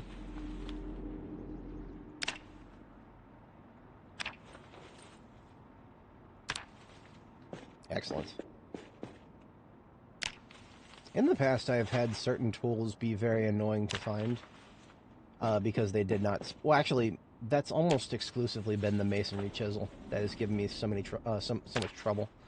The masonry chisel was... It's because it doesn't spawn in standard workshops. Like, we're not going to find a single masonry chisel in this entire place because this is a standard workshop loot table. And for some reason, a masonry chisel is just not something that appears in standard workshop loot tables for whatever reason. Not... Oh, you know what? I talked all that shit, and there's one right there. I feel like I just got struck by lightning though. That was, of course, I was talking some shit, so the game had to hit me with the facts. Needless to say, I have looted entire Mass Gen Fatcos in the past and come away with 0.0 masonry chisels.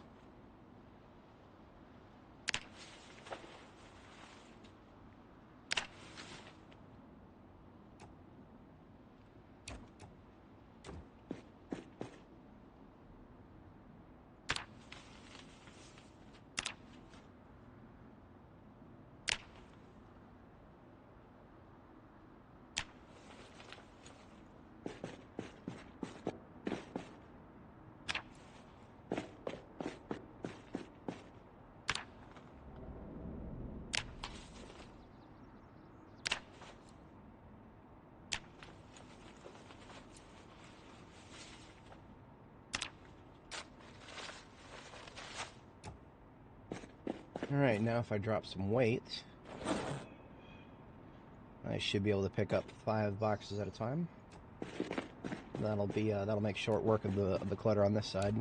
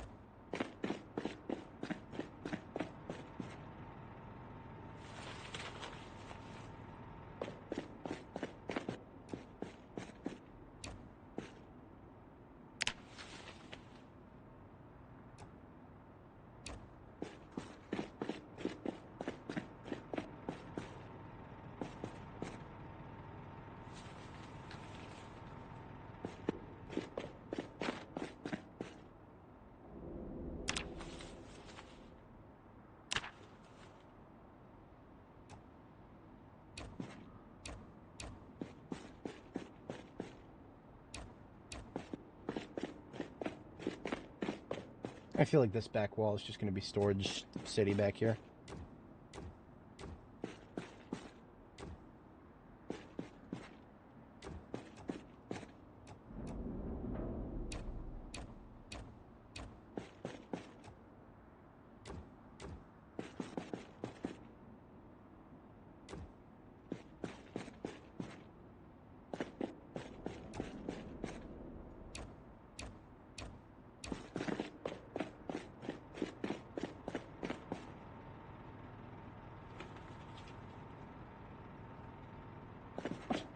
Oh, she put them on the ground. Oops.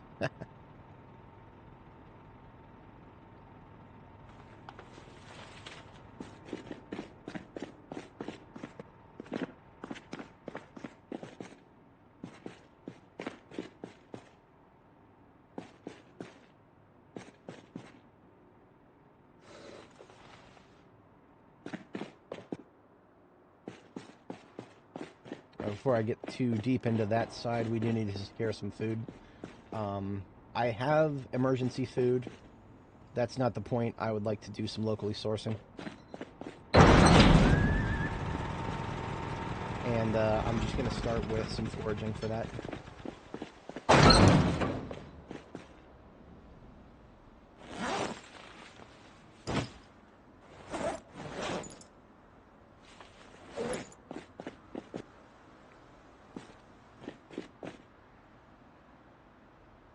It sounds like we've lost the music, and that happened earlier than I expected, so I'm going to go ahead and we'll fire up the game's music ourselves.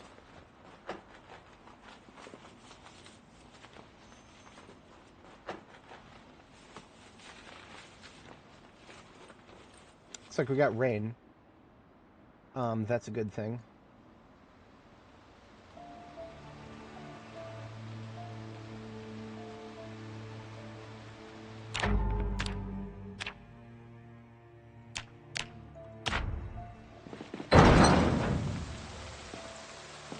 Do I have any tarps here, I wonder?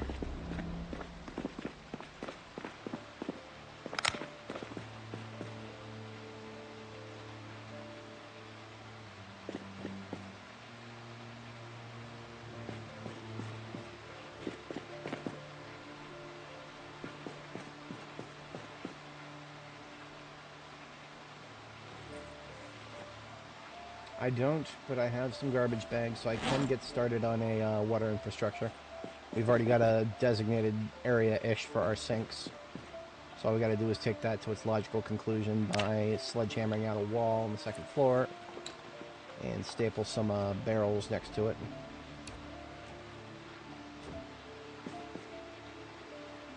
And nothing in this back corner. Okay.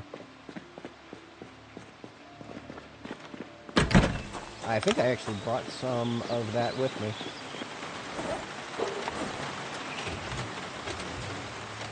Negative. I did not bring any tarps or boxes of garbage bags. That is something I should have brought. Note to self for future. It's fine. I'm just going to use some of the garbage bags that I have on me right now.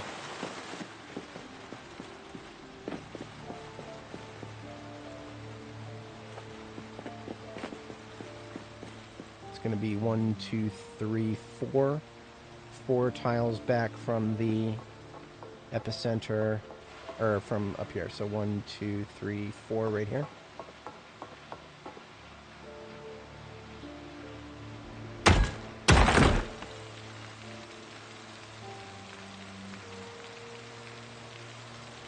Slight mistake. That was not where I should have put the door. That's okay. That's where the door is now. I would sooner move the sink than the door. We'll just move it to the right one tile. That's fine. I'd move a good time. Alright, we got nails out. Let's get some plank.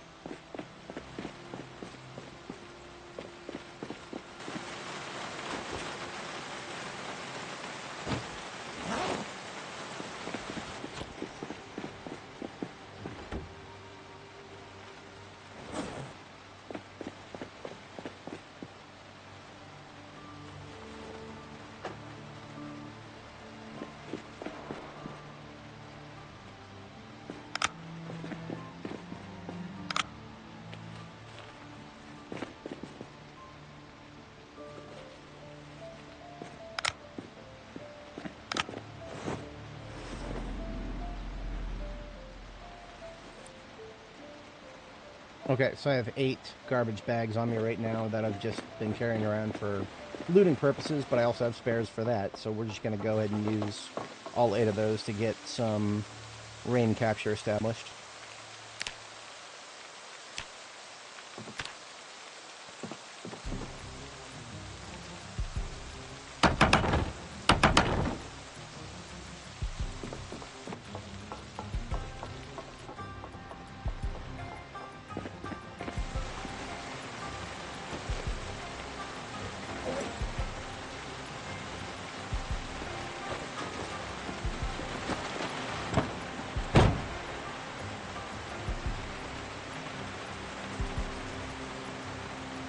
Alright, now to deal with the hunger, we are going to take our umbrella here so that we can forage.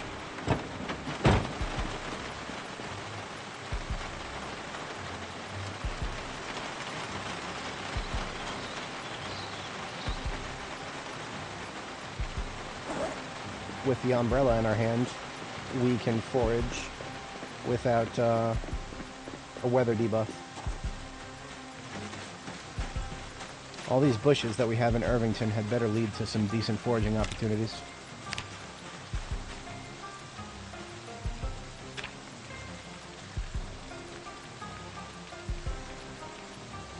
Just start with good old-fashioned mushrooms, and we'll see what else we find.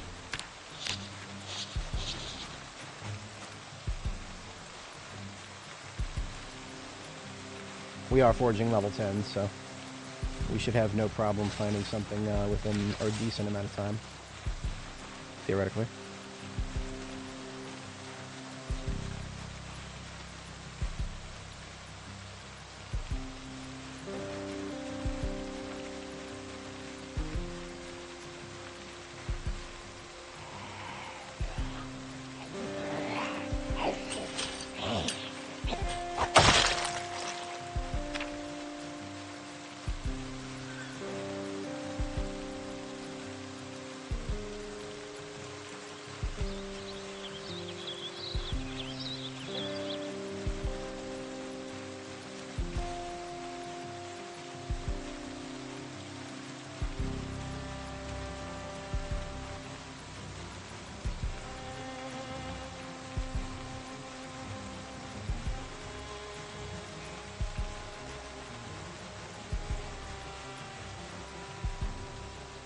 That's all 4 types of mushrooms right there.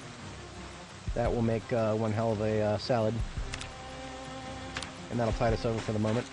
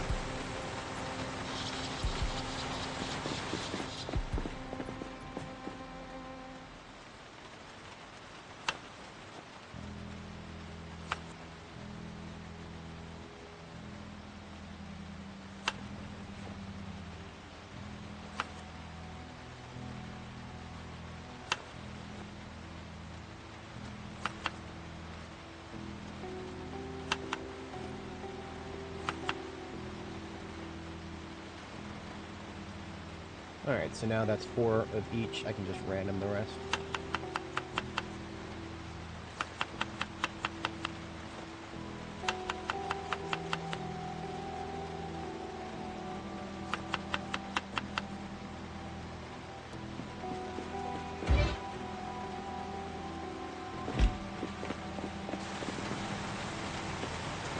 My mobile base kit did not include any spices. And that is a tragedy in and of itself, but you know what? With the variety that we've got, we'll be fine. Get that cooking. While it cooks, we will pull a few things out of boxes.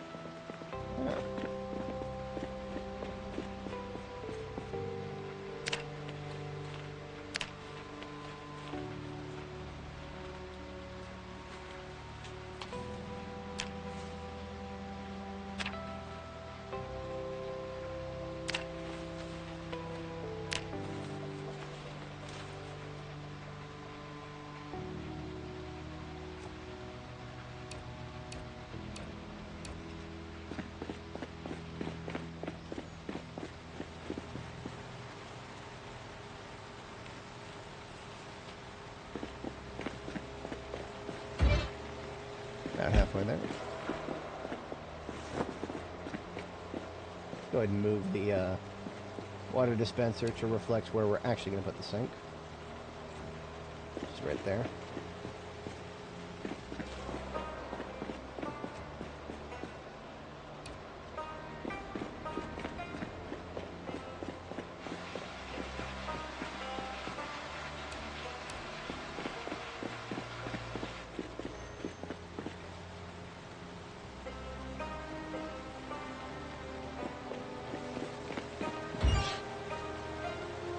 Almost done.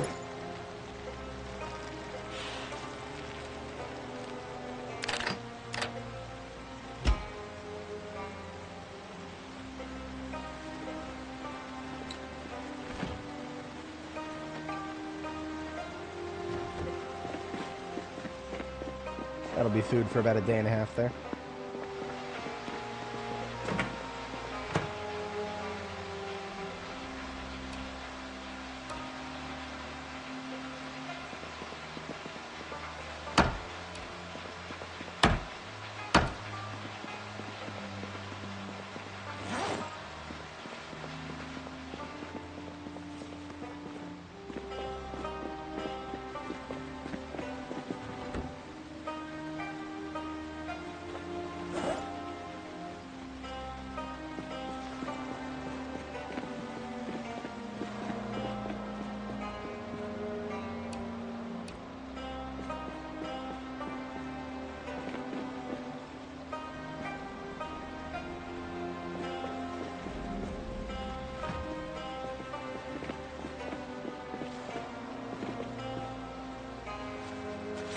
I do with the sledgehammer. I can't be forgetting where I put something that important.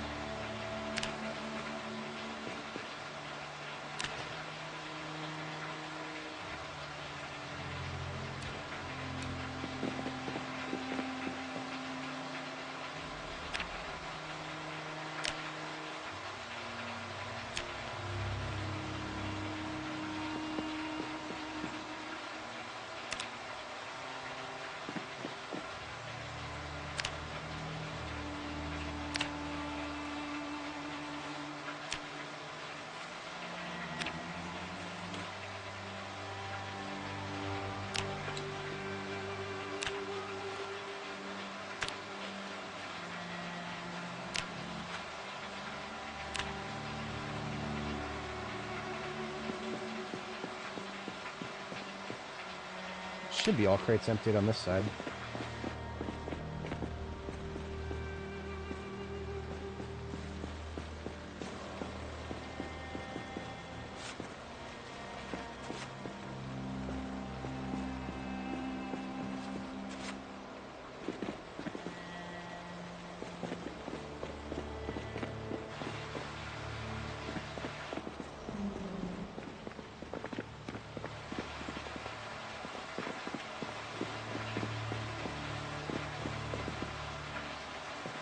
I genuinely can't remember what I did with the sledgehammer. I'm sure we'll find it. We might have to start cleaning up the stuff on the floor, though. Wait, did I put it... I didn't put it in my backpack. No. Deceptive... Oh, I left it upstairs. Of course I did. Okay. That's fine. We know where it is. That's the important thing. And we're gonna fix... The next thing we're gonna sledgehammer is the door, or the, this. Those handlebars have the opposite effect of what they do in real life. In real life, they help prevent injury. In this game, they cause injury.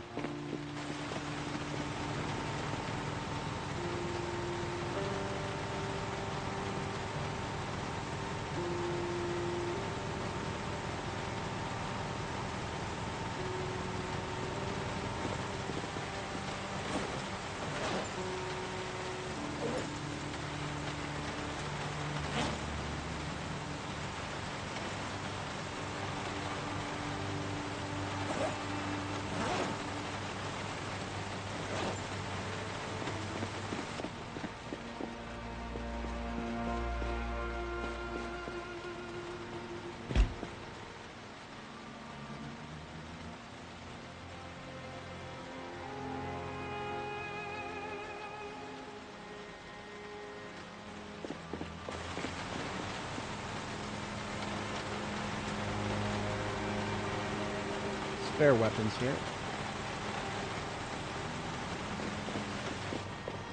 Torches, just need to put them somewhere where I can see them so I know where they're at.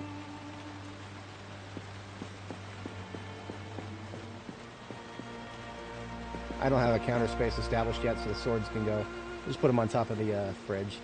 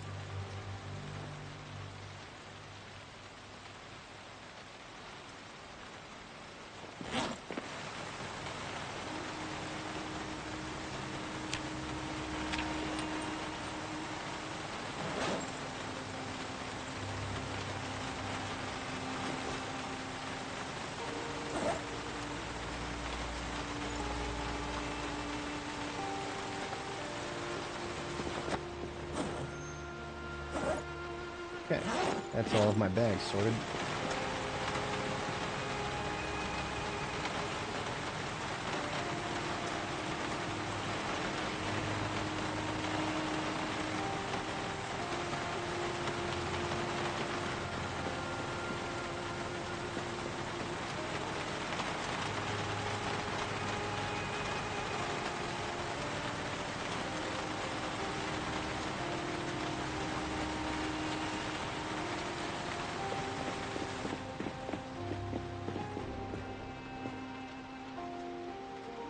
I don't actually have a good spot for these, but I would like to get the trailer emptied out.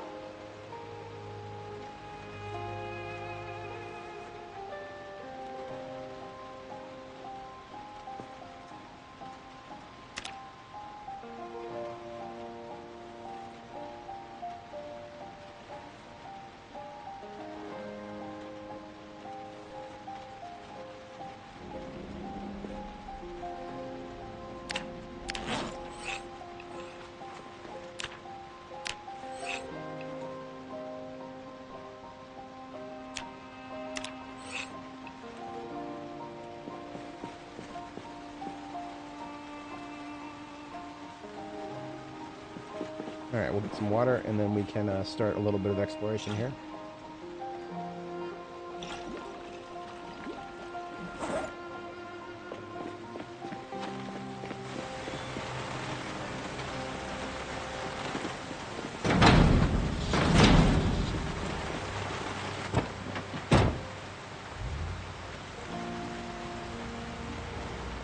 We didn't find a single bucket in that whole place.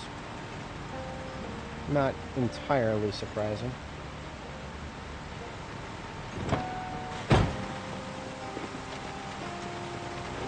There wasn't even a janitor closet to raid, because that was what I was looking for, a janitor closet when I was looking for some more garbage bags. Let's go ahead and put the trailer right over here, because we do now have a fair bit of room in the trunk of the ambulance itself. We can come back and pick this up if we spot a major loot target.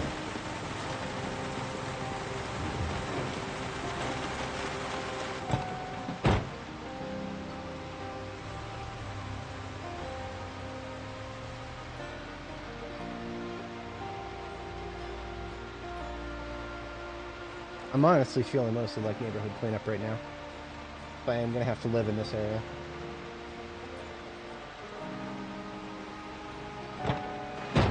It's an ammo check. Doing alright. I could use some more 45 auto.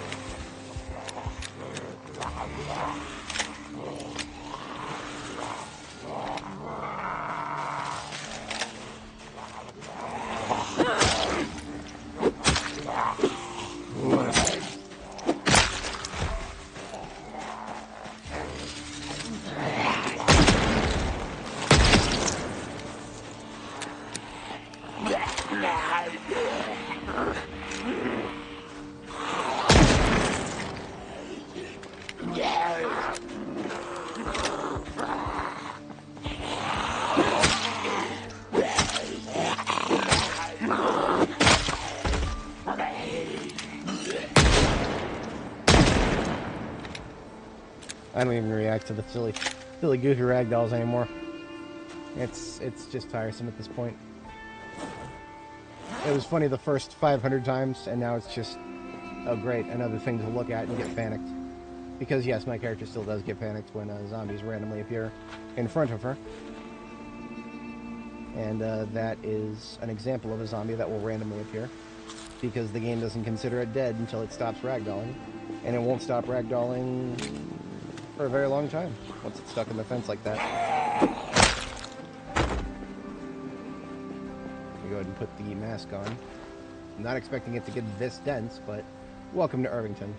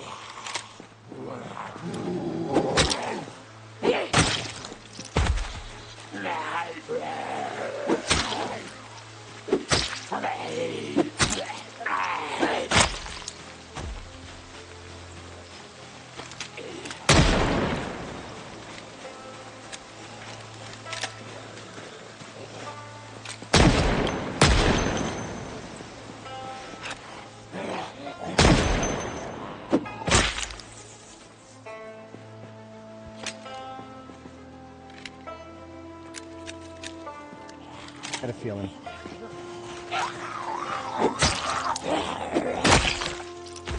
Fatigue hit. I can still shoot, but now I need to draw things down.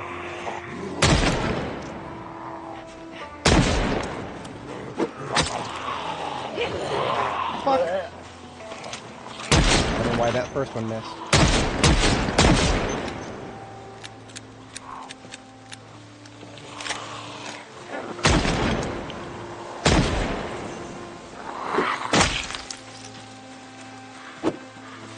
He did.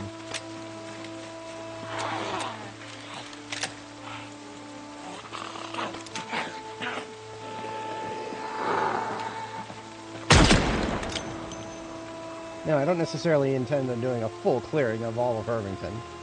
That is way more effort than it's worth. There's a lot of, like, residential areas with literally nothing but residential in them. And I have got enough residential loot for 6 lifetimes. But this is close enough to my base that we'll be going back and forth through this territory. And there's more than just residential here anyway, so...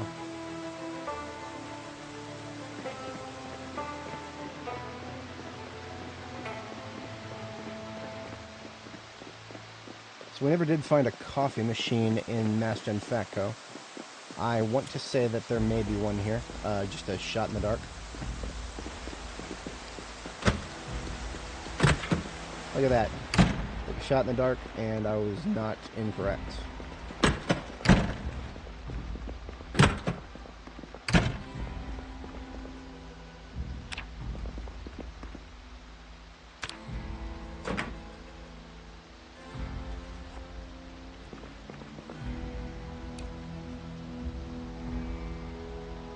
We can now remake the coffee that we drank the other day.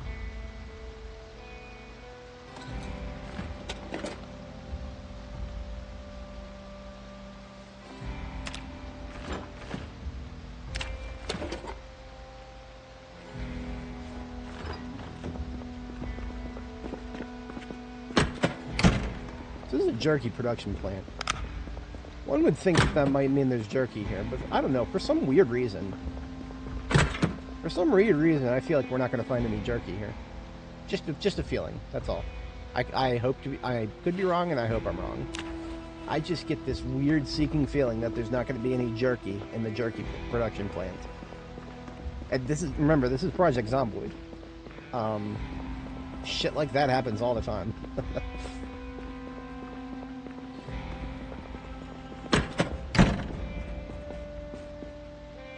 Oh, brown sugar. So at least there's something food related in here. I wasn't even expecting that.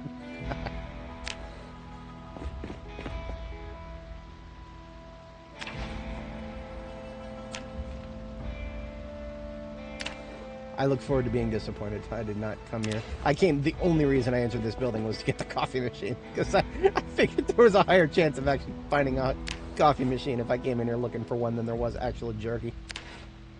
This is not the kind of game that you play to actually get what is said on the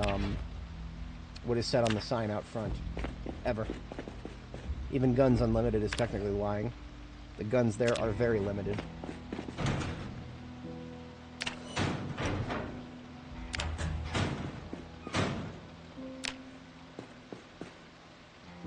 At least I got plenty of sugar to put in my coffee.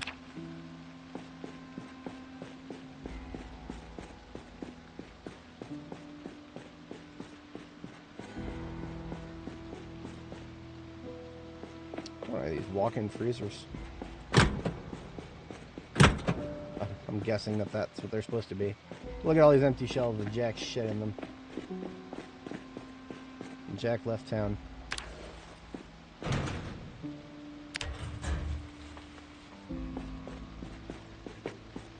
Hey, look at that!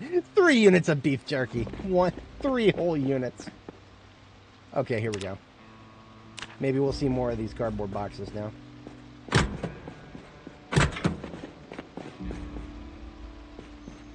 Okay, finally.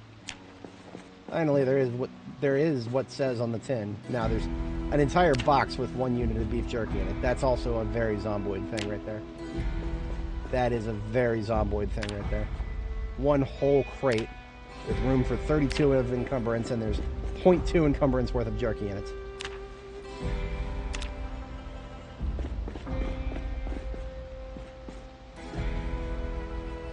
Very Zomboid thing right there.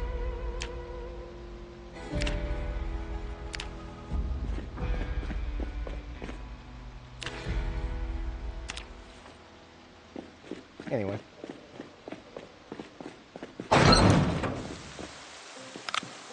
Might not jerky enough for the jerky club. Jerky, jerky, jerky.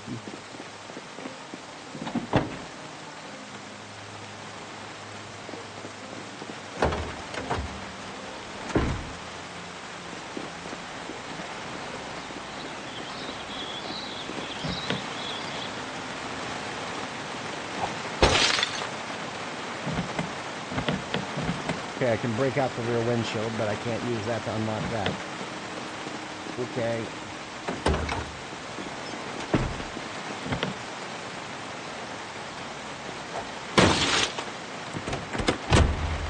Falling through this shit is gone.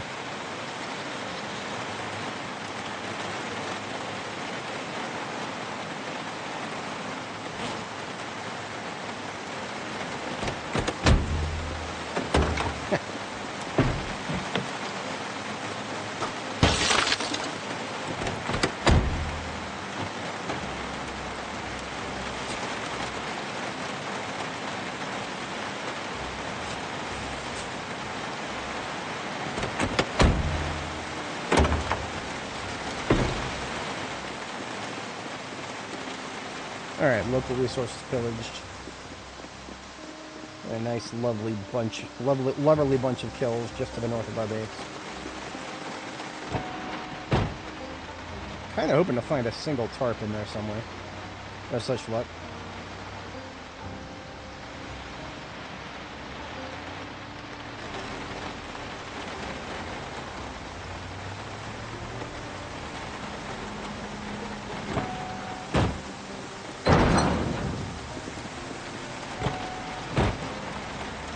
Be able to drive in and circle around, no problem now.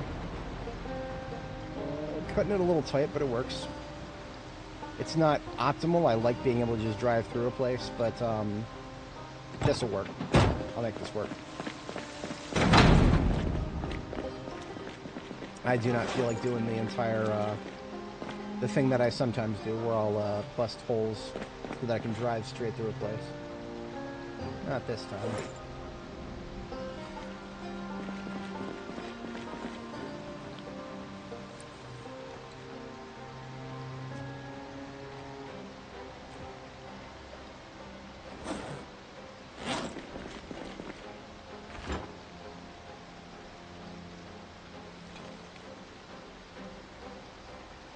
$27 units of beef jerky in total.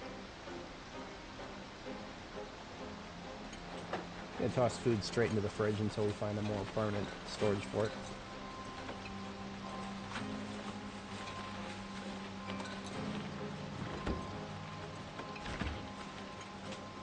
$20 units of brown sugar.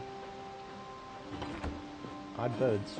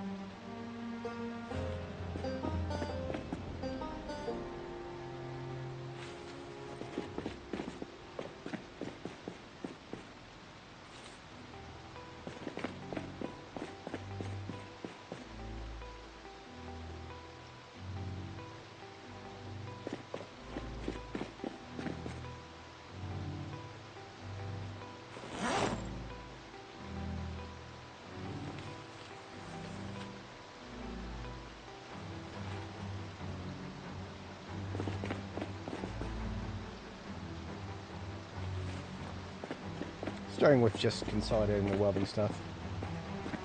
Some of that is important enough to want to see visually how much I have of each.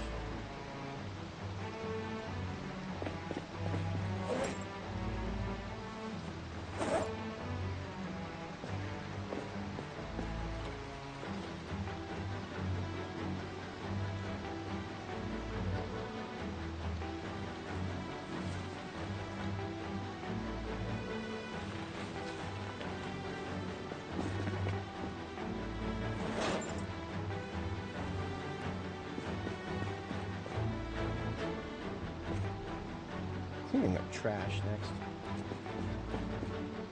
Not the items, but the actual piles.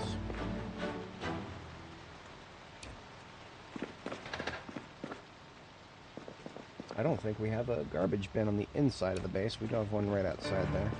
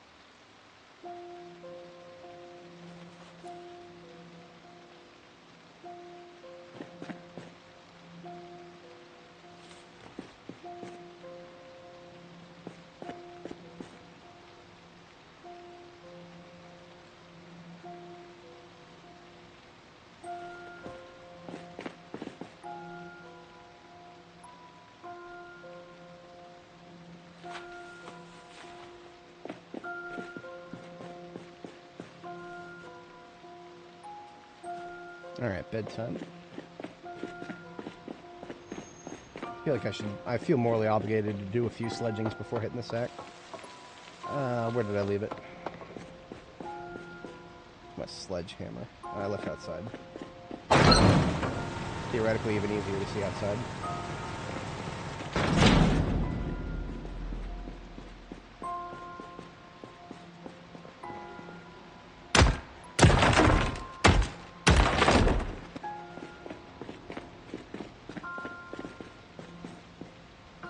I keep forgetting that coffee machines actually do block movement.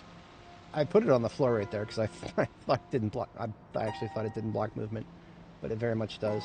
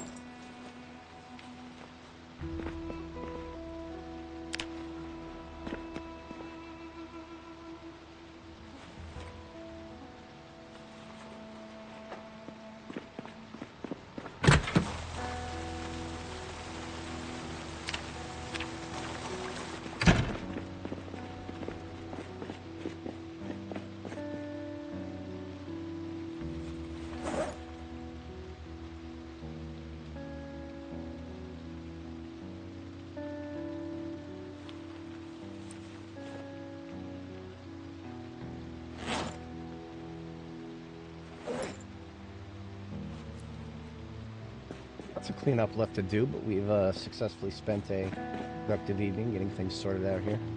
Let's do a couple more sledgings and then hit the sack. I'm going to risk the 3. I can get to bed before the muscle strain hits.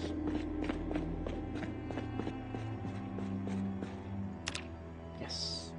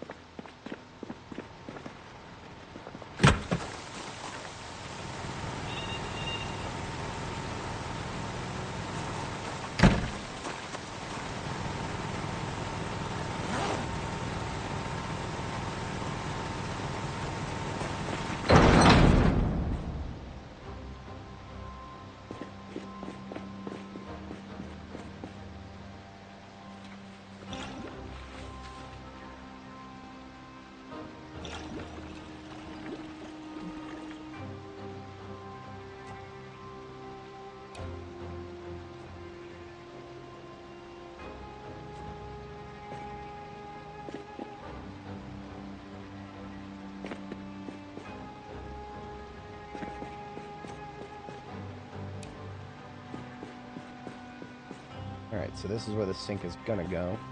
I'm gonna need to actually get a sink. The bathroom sink here is not gonna work for that purpose because it doesn't go...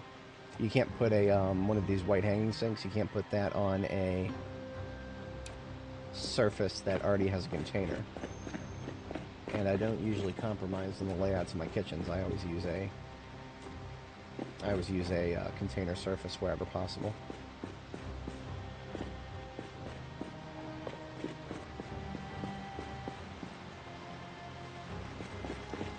The ability to right-click on my sink is important, and this is blocking that.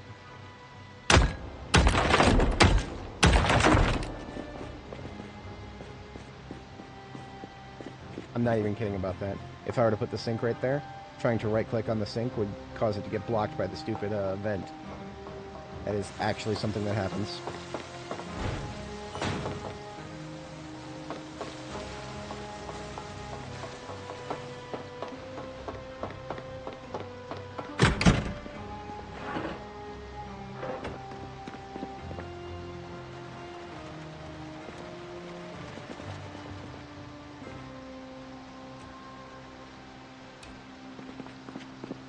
I'm gonna make a few buckets since I never found any. There was actually a small part of me hoping that I had missed a few, and that there actually were some out here hanging around in the... No, there's none. There are 0 buckets here. But we are surrounded by trees, and trees can be cut into logs. Logs can be carved into buckets. It's great. One way of living off the land.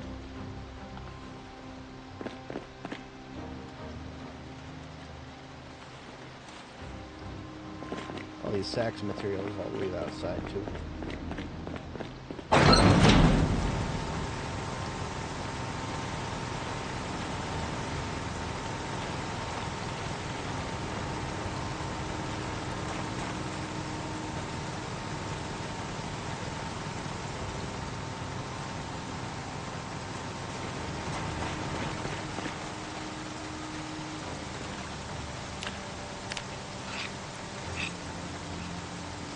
So by getting rid of these trees, not only are we getting rid of line of sight obstructions, we are also getting some log, leaving some bucket on the floor.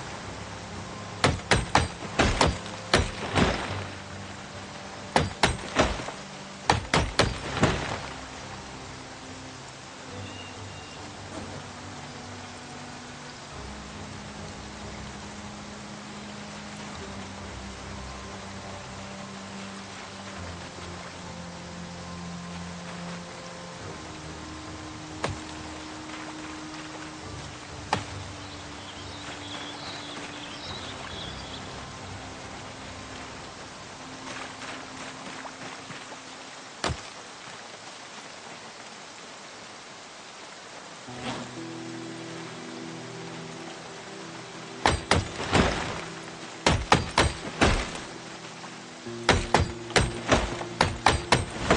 actually got the stage 2 wetness from all this rain and sweat.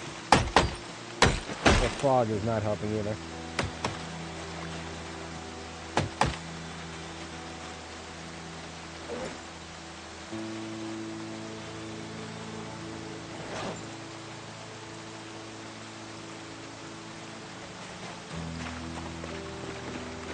I have a seat next to a crafting surface and make a bunch of logs. Leave them outside, catch rainwater, do things.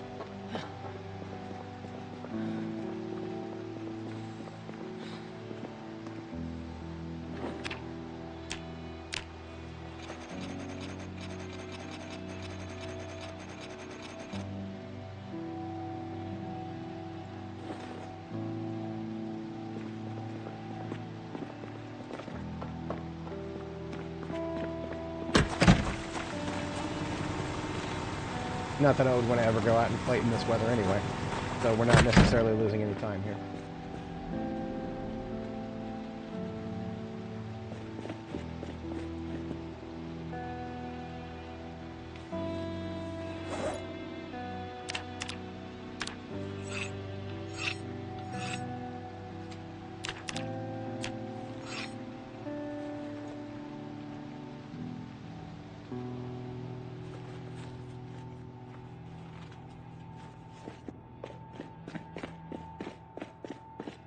Of course, now that I got some buckets outside, the instant that I got some buckets outside, rain is done. And now it's going to go away, and it's going to stop raining for 2 weeks. I know this game by now. That's how things play. That's how things play out.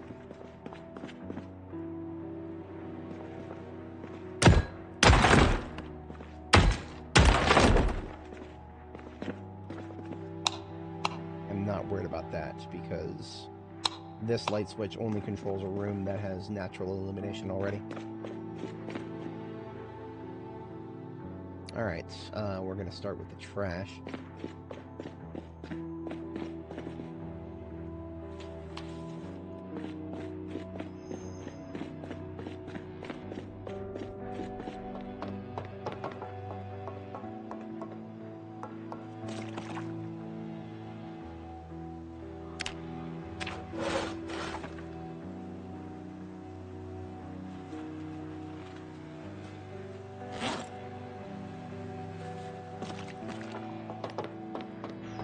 There are enough planks on the floor up there now to build 2 more barrels. Not that I have the other materials for 2 more barrels, but that's whatever. But yeah, time to clean up my inventory a little bit.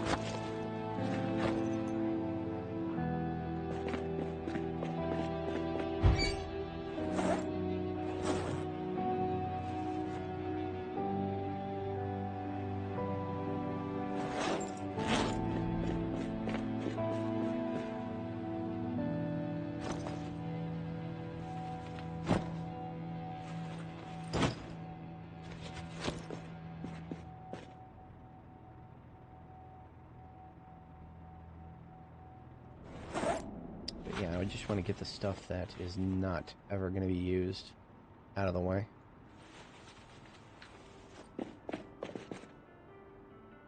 Stuff that has a chance of being used will go in our stacks to the left over there.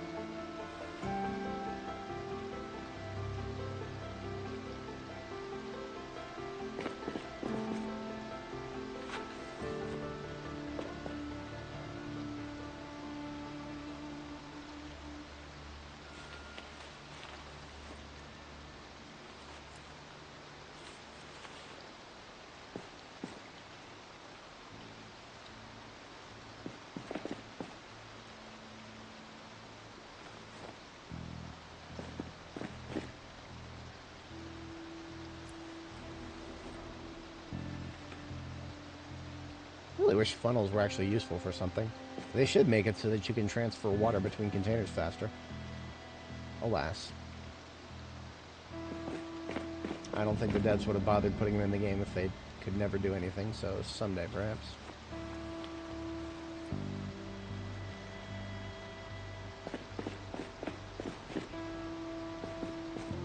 Okay. Everything else in all of these piles is something we may use someday. Possibly. Hang on. We have got a couple of scythes already. Let's make sure there's not too many duplicates.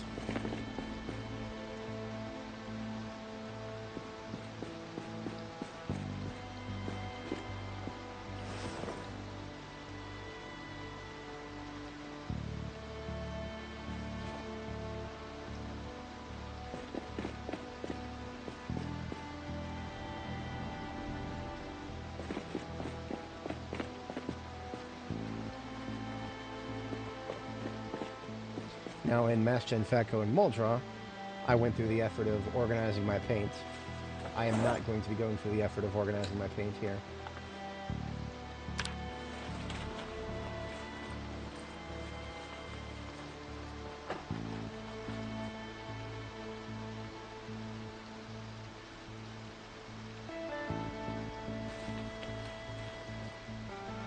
I will instead be placing the paint into boxes.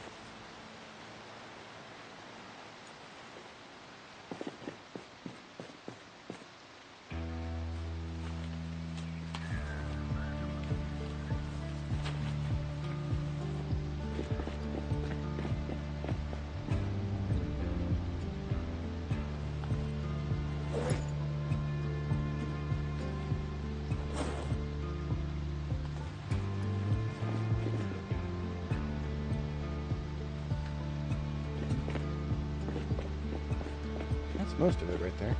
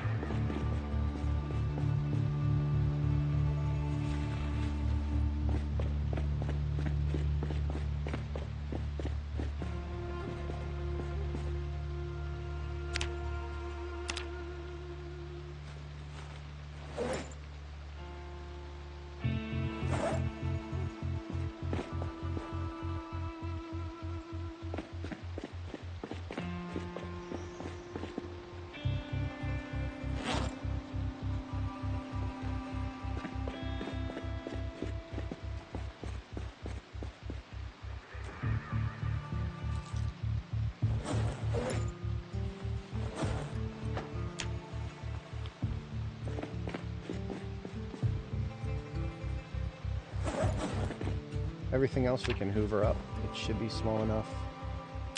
Depending on how this plays out, I may involve the vehicle.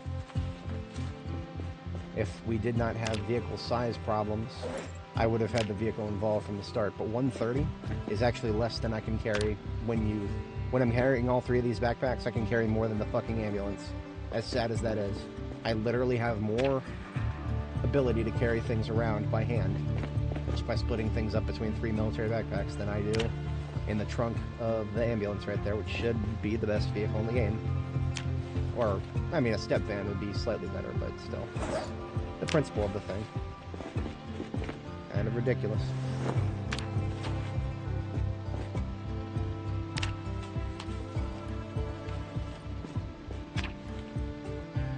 Alright, so we need to establish an electrical bin. I say we just do the one right there in the middle, which means materials and then tools.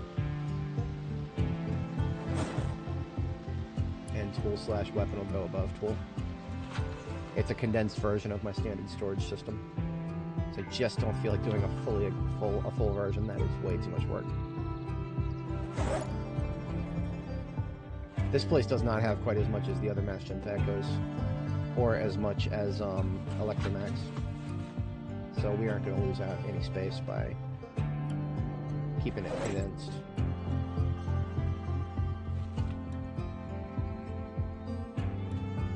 Amazing how quick we can cook off an entire day when we have to fast forward through that many item transfers. Some of the fastest ways to get yourself fast forwarded to oblivion.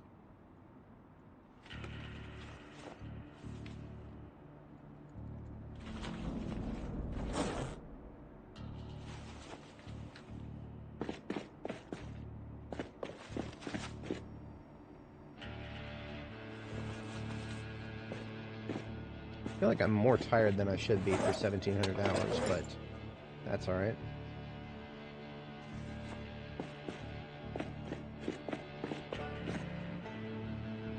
I may have missed a sleep at some point.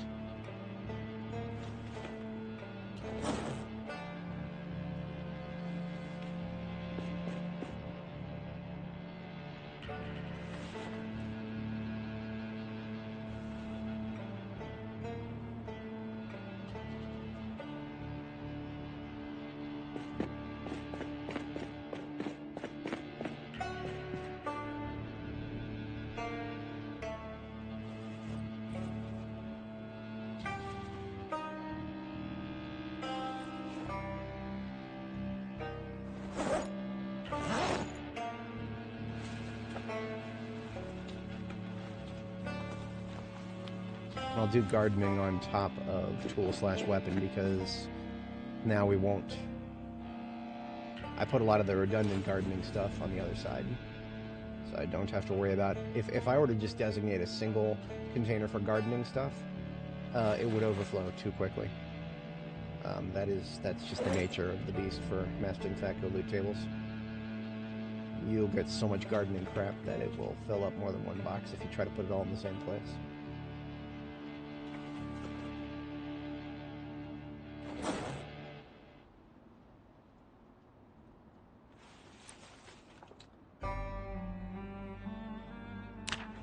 Oops.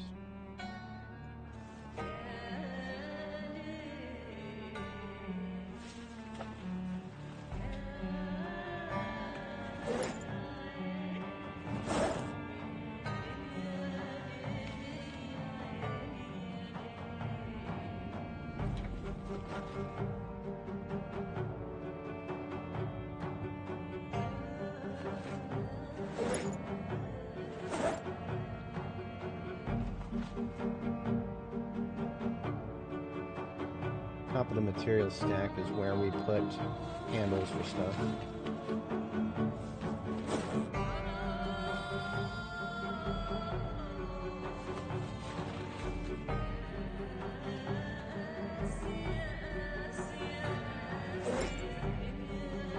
Small form materials at the bottom here.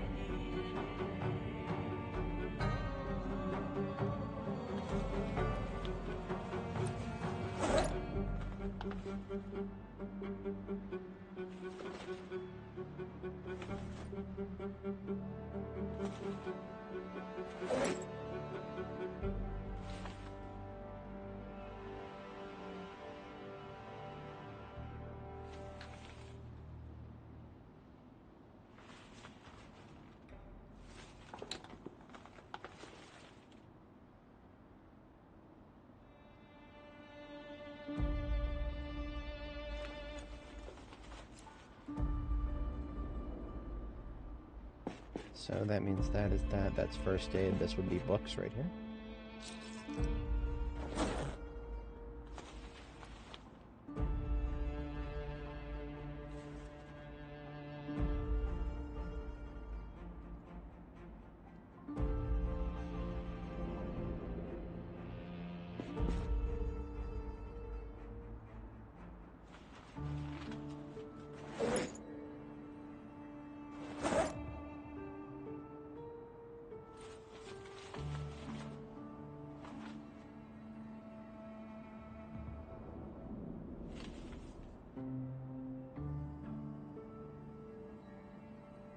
Okay, we don't need an entire stack for electrical. Yeah, that's fine. We'll have electrical at the bottom, and then we'll start doing steel at the top. Steel, iron, whatever. As it gets full, we'll separate it further.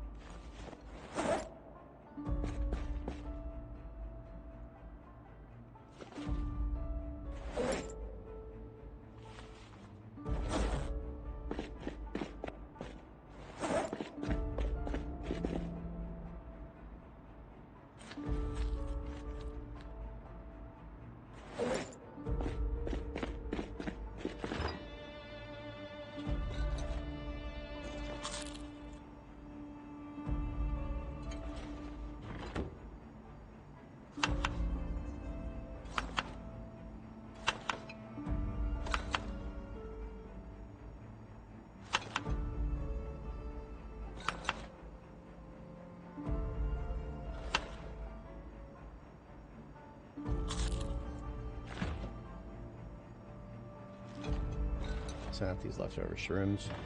Ain't nothing left of them.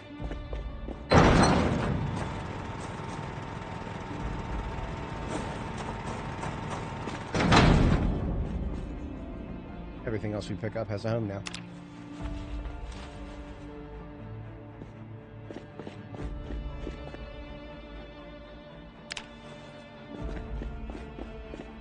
Not that there's anything else to pick up. We already got it sorted, except for a little bit in the corner here.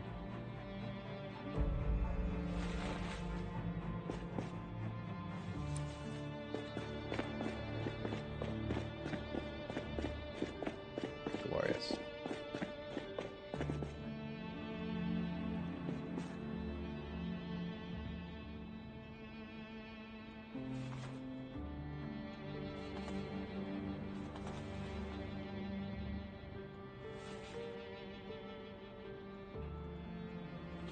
Oops, this all goes up.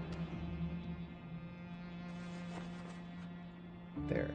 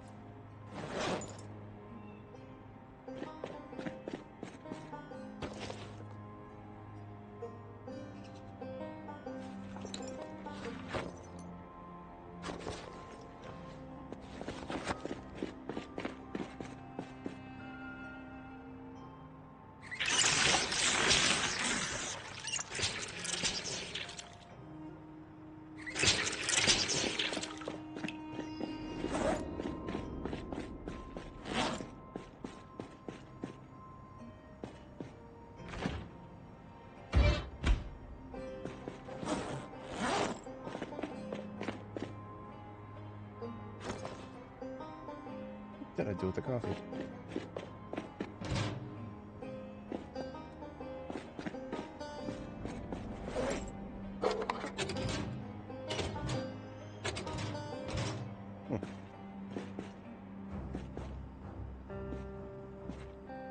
Right.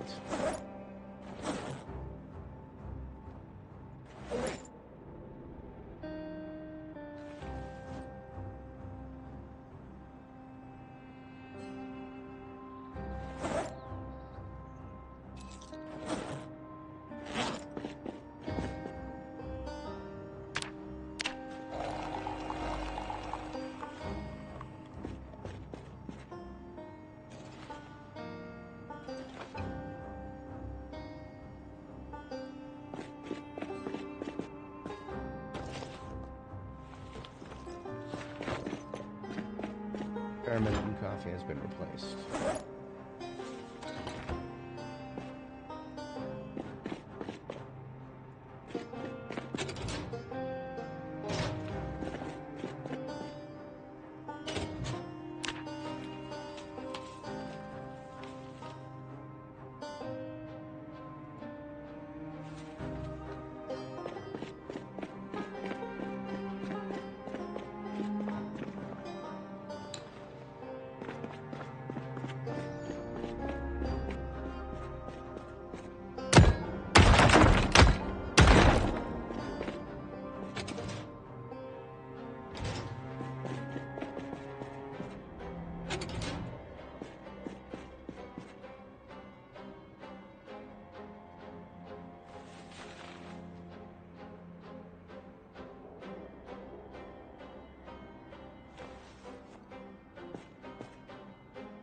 Marking the electrical box, since I use that as a frame of reference whenever trying to figure out my own storage system.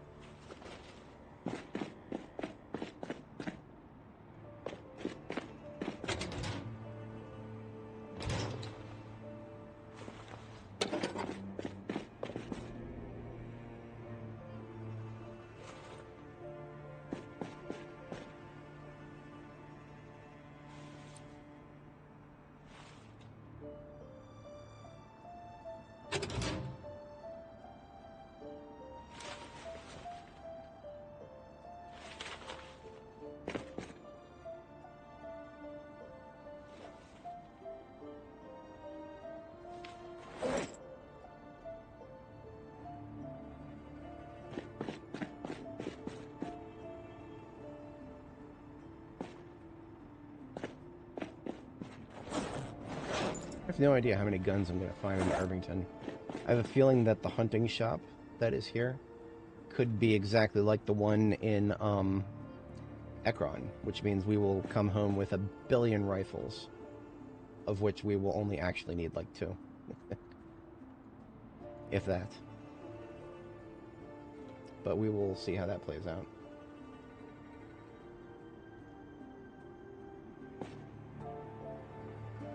I have used up too much of my storage stack, so now I don't have a place to put guns. That's okay.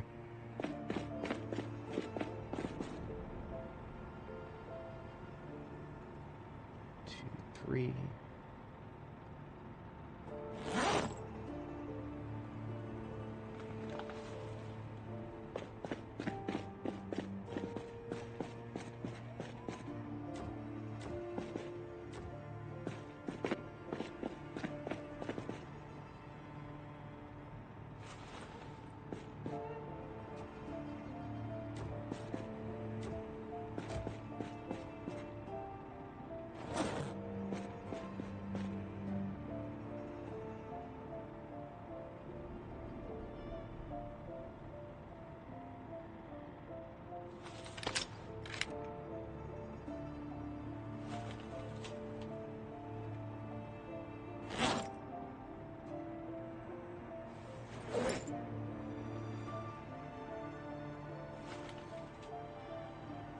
I don't want to establish a box for ammo, because ammo just goes with me. We will not be leaving ammo here when we're done. When we're done here, we're never coming back to this side of the map again. And barring very unusual circumstances. So all of the stuff and stockpiles that we were leaving in the past, that was all basically to come to Irvington. So once we're done with Irvington, we don't have any more stockpiles to make to go in this direction.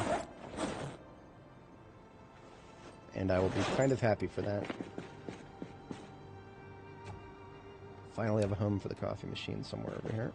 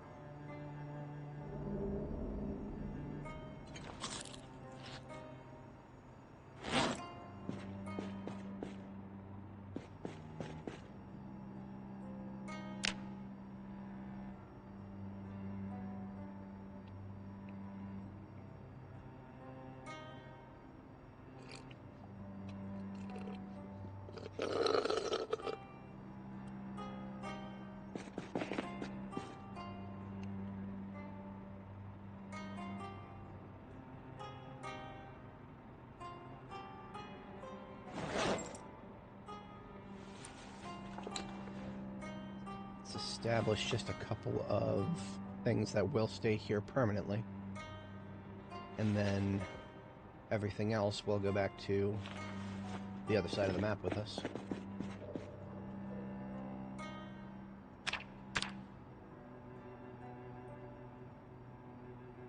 This one propane tank and these 2 torches in this mask are local use hereby. And everything else will be going back, so that means we can start establishing garbage bags of loot, or just not even garbage bags, just get it all allocated together.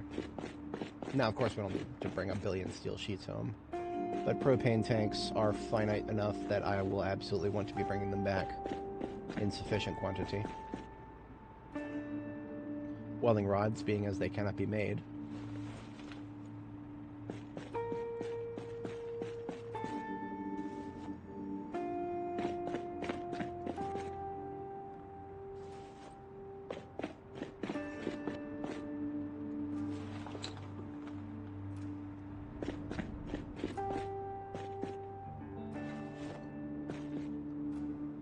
That's about 50 encumbrance right there already.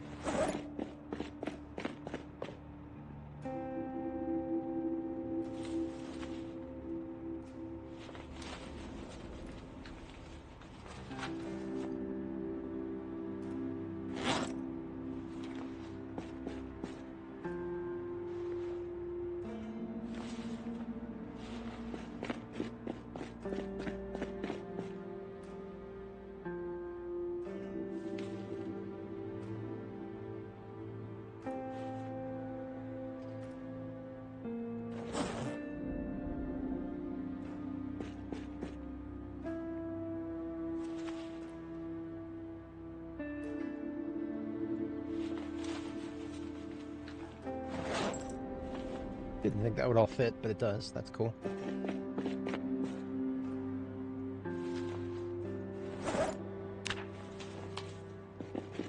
This thing is so annoying, this ceiling thing. I couldn't see that there was still some stuff on the floor here. The ambulance is not helping with that, but I'm gonna blame at the end of the day, the blame will fall on the silly vent.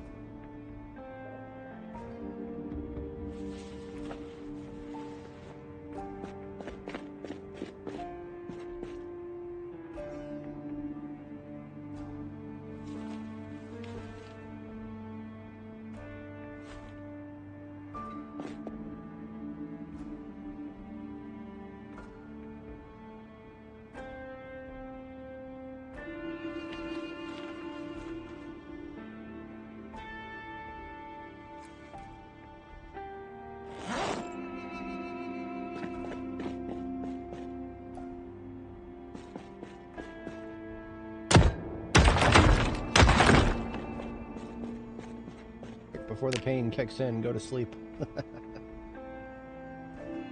All right.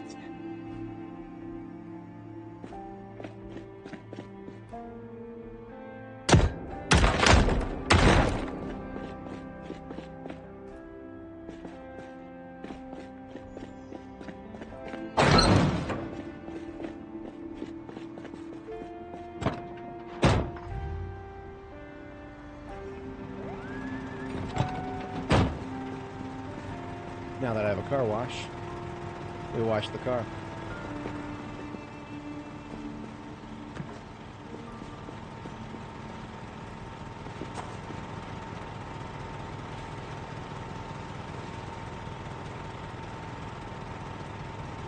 Everything else will go up into the water source here. We don't have a sink yet to plumb to.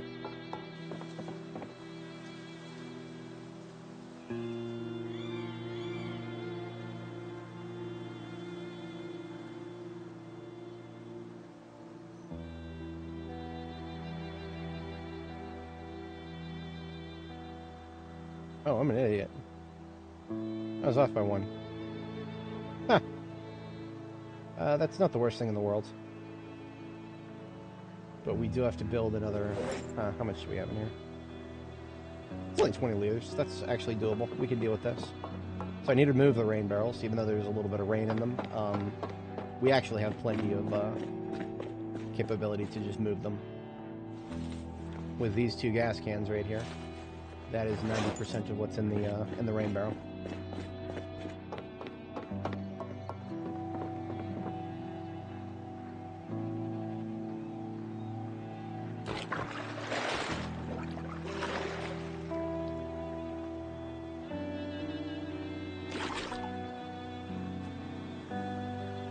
Maybe if I didn't leave my hammer downstairs.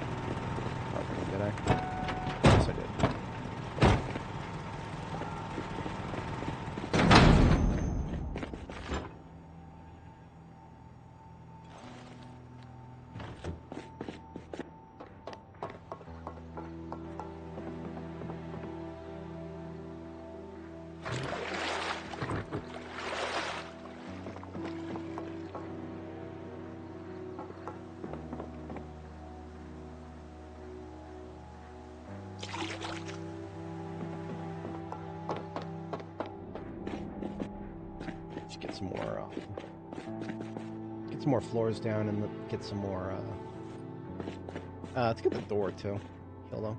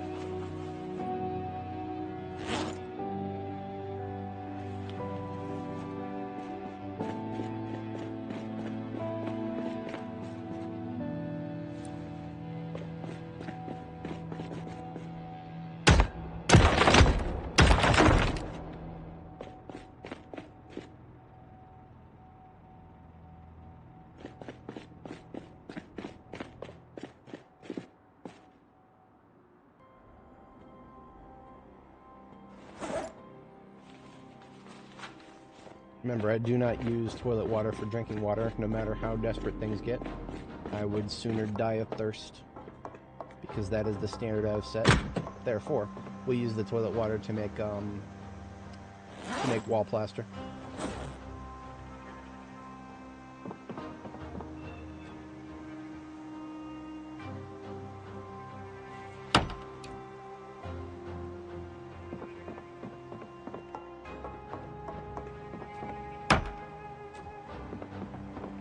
I no longer care about having a tarp one in the correct spot. That is, I don't care about that anymore. We're done with that.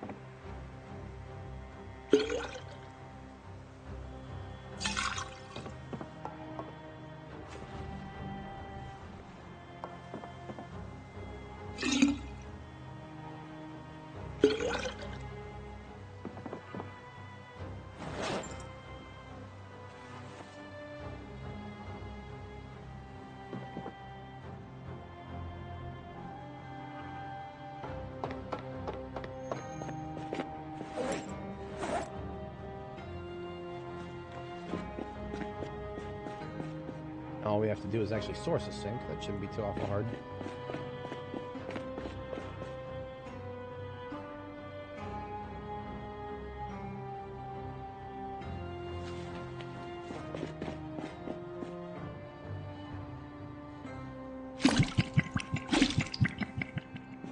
These two buckets are toilet water, one of which will turn into a bucket O plaster.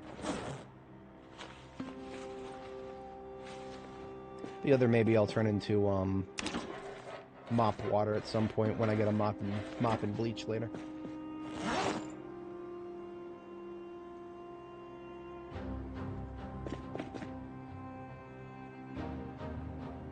There should be a plastering trowel in the tool bin. Is it necessary to plaster the wall? No. Am I going to? Absolutely.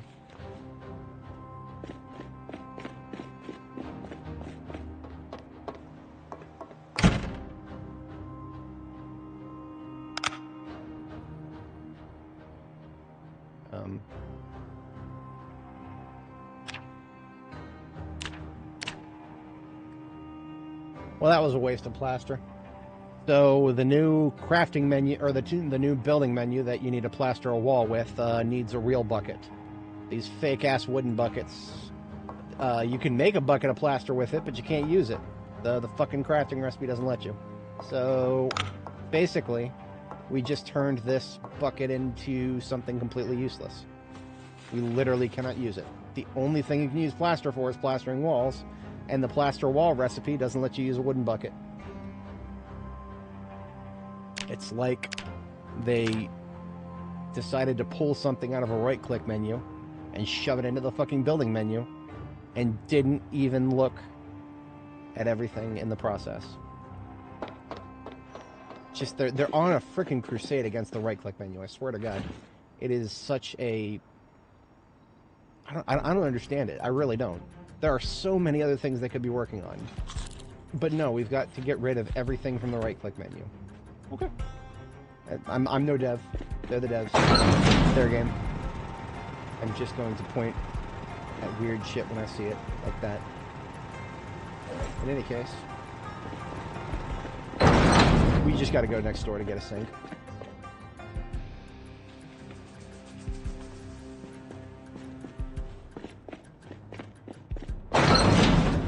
And now, knowing my luck, every single sink we try to pick up is going to break. But that's just Zomboid right there.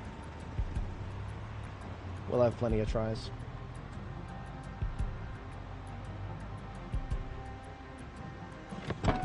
As expected. These aren't respawns, these are just migrants. We're gonna deal with them. Well, maybe I should put my weapons on.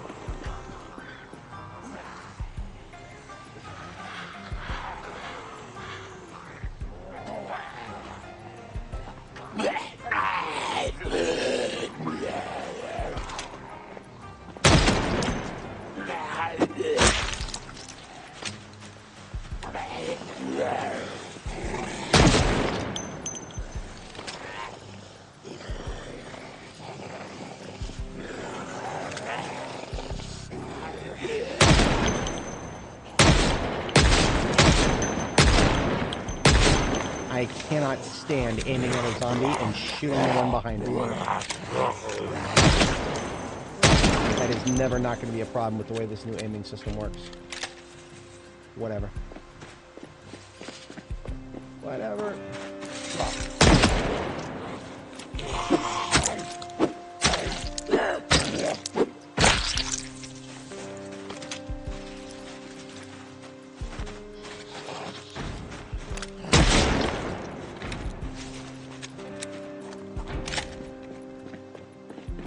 Compelled you to go inside the building.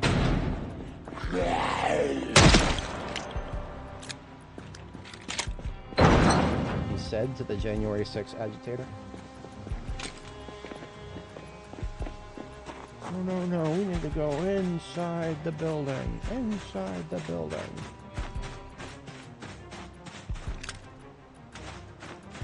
I ain't going in. I ain't going in that trees.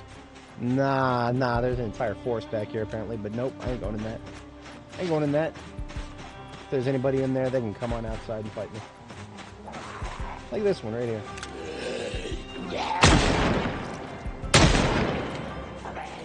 Oh, come on now.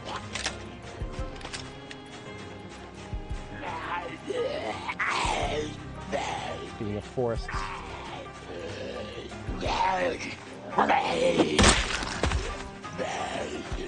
Get around this one. I don't want to have my back to a forest like that. I can't check my 6. Damn it.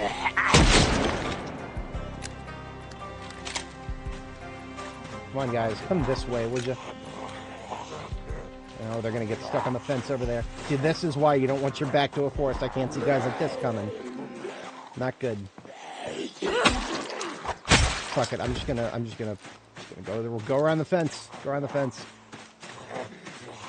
Go, fence slappers.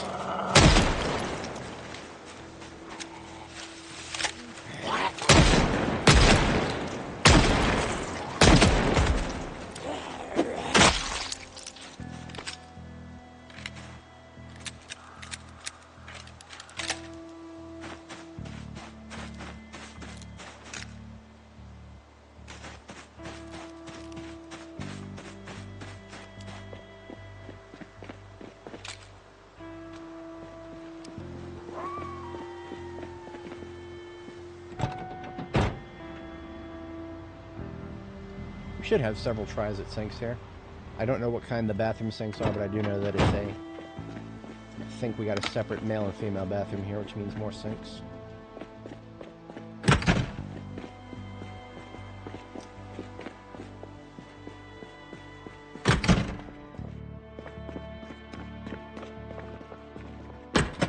I've not cleared the bathrooms yet, so we gotta be assumptive, presumptive of somebody being around the corner.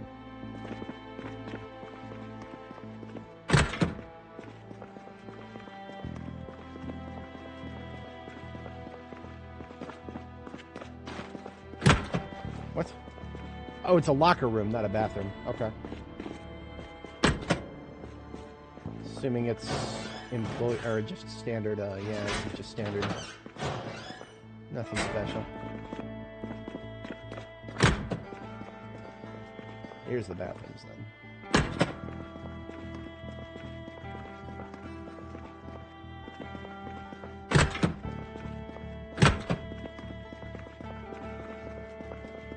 You would think that after all the noise I made outside... Oh, look, we got hanging sinks. Great. Great. Okay. Okay. Does that mean both of them are? That means both of them are. Of course it does. Okay. Wait a minute. Wait a minute. I know there's an industrial sink right here.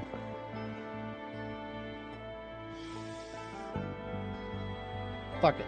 Fuck it, we're taking the industrial sink. It's better than a hanging sink, at least it does not have a chance to randomly break for no reason. Oh, wait a minute, there's one right there. Hang on. Let's try it, let's roll the dice. Let's roll the dice and see what happens.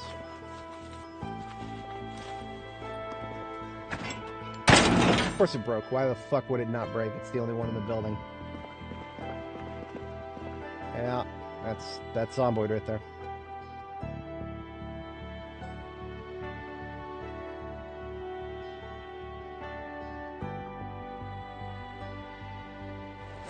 Looks like we are using the large industrial sink. Provide me with a good time. That just means nothing really. I ain't gonna cry about it. I got better things to cry about.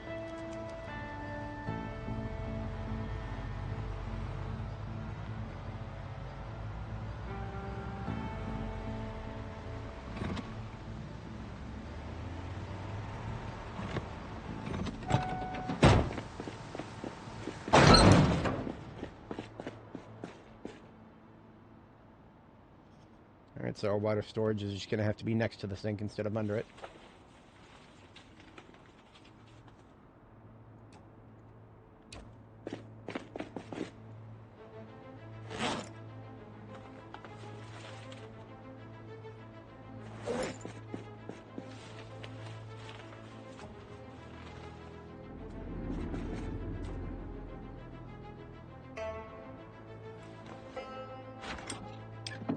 There's our water. Got 70 whole liters of it.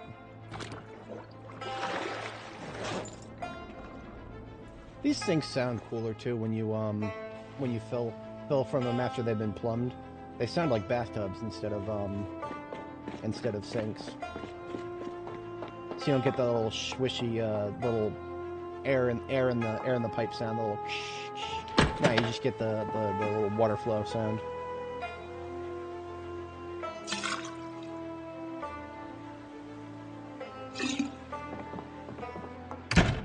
More water than I'll probably use here.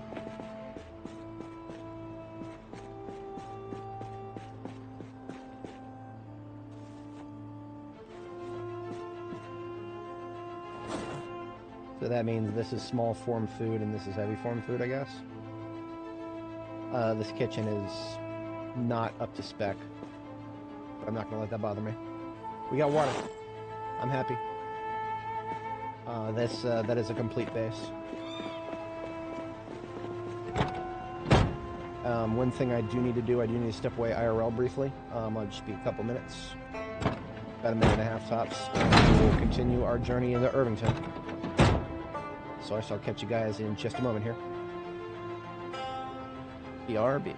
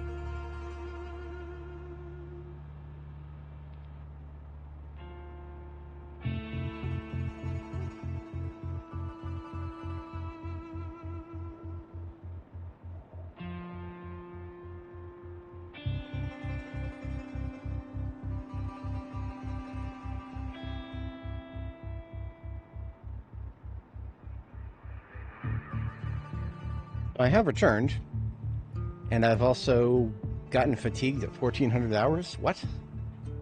That's kind of pathetic. We're going to start drinking into some of our coffee.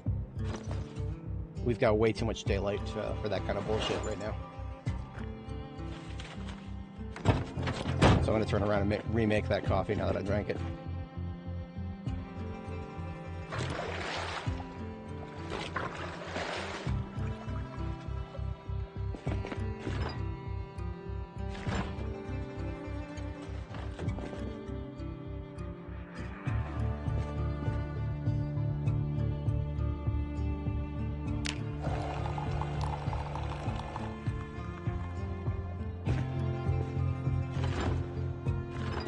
Also, now that we have a small form food bin, I can take this stuff out of the fridge that was just kind of there because I didn't have a better spot to put it. Same with cookware, really. I mean, we'll do water storage and cookware right there. And there's small form.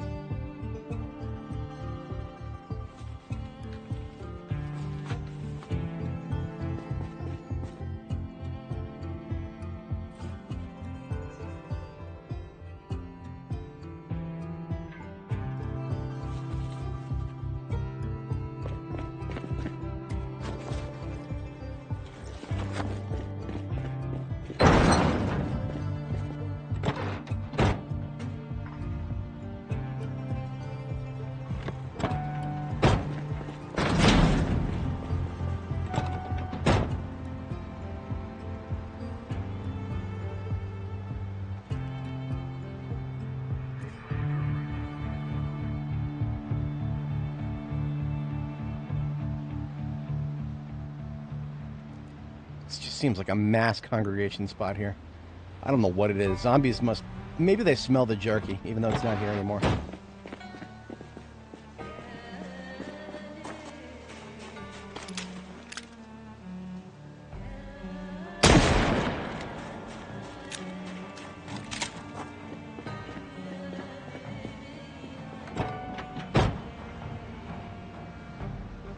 Alright, there is a roadblock obstruction up here. I'll probably actually... This is close enough to base that if I tow these back with me, we can rip them apart in base. That'll give us something to do after we get fatigued later. Produce even more welding materials for things. Stuff. Maybe a little bit of, whatchamacallit. See, the wrecks here with the that still have wheels are actually pretty easy to tow around. So whenever I see these, I look at them and I'm like, oh, that's a mobile cache of you know, bars and steel sheets and whatnot that just hasn't been ripped apart yet.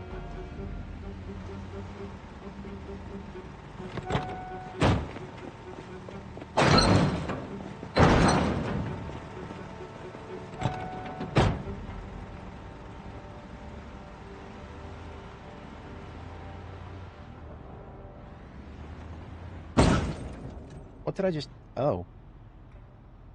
Oh, okay. I forgot that the fucking wall is there, and it called itself. So that brick wall that I refused to destroy because of the light switch. Yeah, I had no idea it was there. I'm starting to reassess whether I actually care about that light switch. But that was a skill issue. I can't necessarily blame the wall for that. I do wish that the wall wouldn't have culled, but I should know this game's systems well enough to have expected that.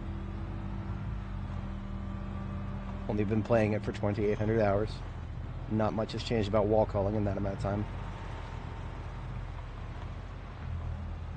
So we lost 6 storage space in the trunk because of that. We're still high enough integrity on the trunk space that we probably won't even get anything back if we try to repair it at this point, because diminishing returns on repairs, they're not that bad yet, and there is diminishing returns on the diminishing returns, if that makes sense. Like it stops getting... there's... What I'm talking about is when you try to repair a vehicle trunk to get the storage back after taking damage like that, the maximum amount of repairs that can be applied percentage-wise keeps going down. And it goes down a little bit every time you repair, but the amount it goes down every time you repair starts to diminish as well over time. So, like, I did get to a point with Annie where I had repaired my favorite ambulance's trunk, like, probably 40 times almost. But back on that save, a trunk repair was a hell of a lot more meaningful, because trunks were not busted like they are now. Right now, a trunk that is at, like, I don't know what this one is, probably something like 80%, is only going to get less than 10 encumbrance of storage space. If I just, if I were to repair it, or, you know, if I were to repair it to 100%, which I can't. I can never get back to 100% with this thing. So, I have to let it get a little bit lower before it even makes sense to try to repair it. Because even though diminishing returns don't seem to go on indefinitely forever, they're still a factor to consider.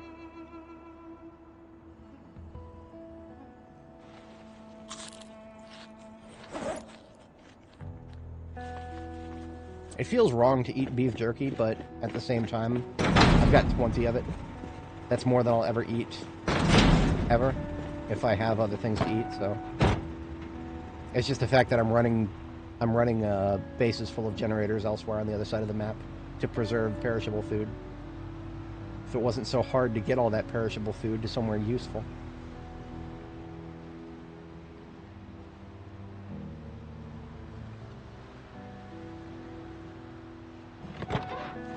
So I need to be pragmatic about how many times I go full loud.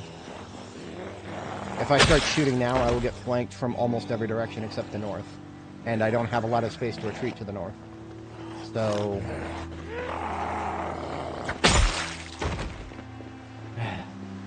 all this wide open space in Irvington, and it's a lot more condensed than it probably looks.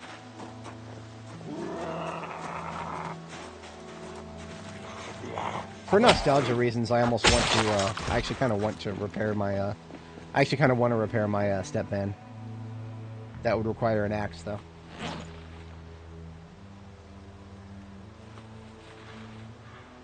How are we on ammo? We are just about to run out of 45 auto.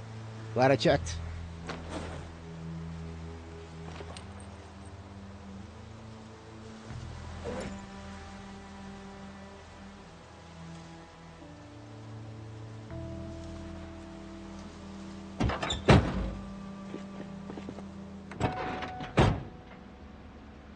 Yeah, see if I repair the step van up here, I actually have an objective use for it because it is a vehicle that will have more storage space in it. The trunk has never been repaired.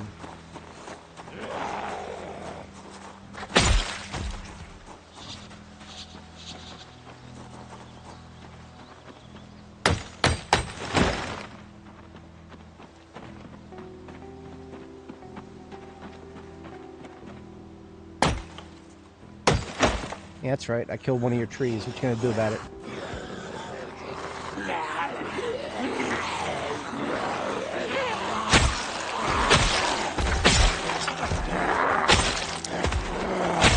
You have to try a little harder than that.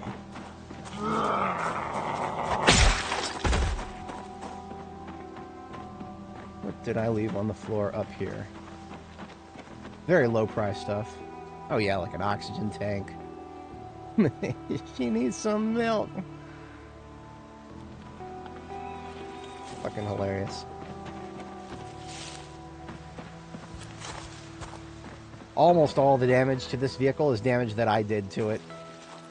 Just by driving like a lunatic and trying to get shit done in the first couple of weeks of the game.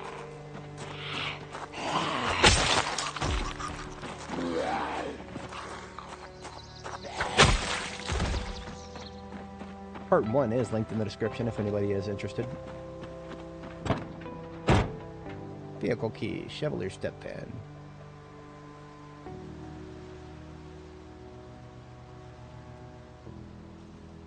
Call that propane van.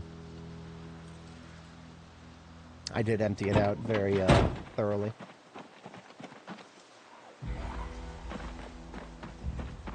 I don't think I have... maybe just these two trees right here.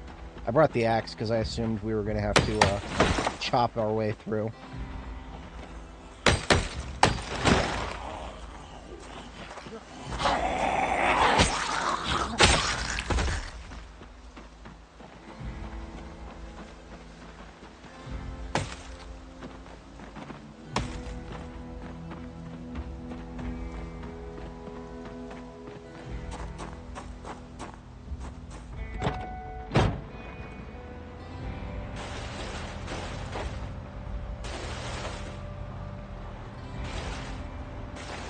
Of course they got closer while I drove away. No, we gotta kill them all.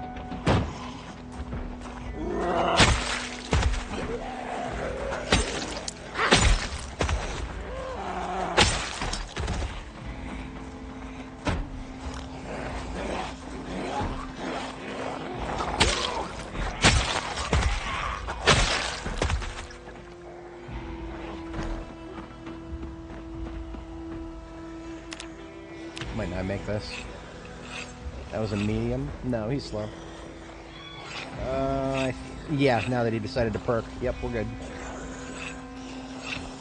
Good.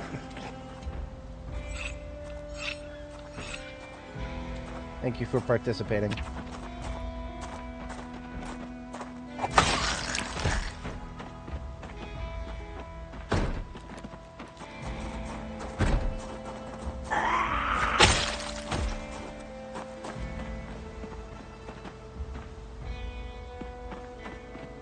So because this is a vehicular device of,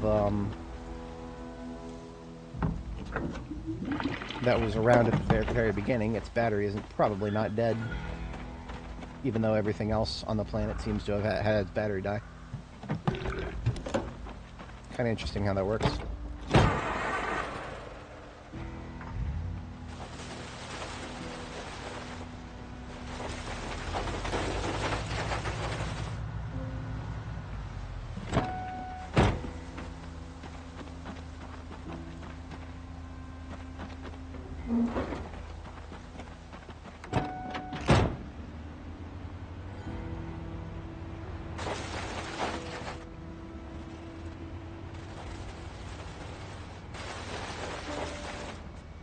I don't think this thing ever had particularly good parts on it, so it might be a fixer-upper in that regard as well. We'll find out. I don't even know if I even looked at the parts. It was a step van, that's all I saw. And step van is better than, well, usually better than other vans, but not in this universe. This particular universe, this 42.13 universe. Nah, step vans and vans might as well be the same thing. Tell all those Amazon drivers who use step vans every day, the $2 trillion company that decided step vans are better than normal vans. Nah, just tell them they're wrong. 100%.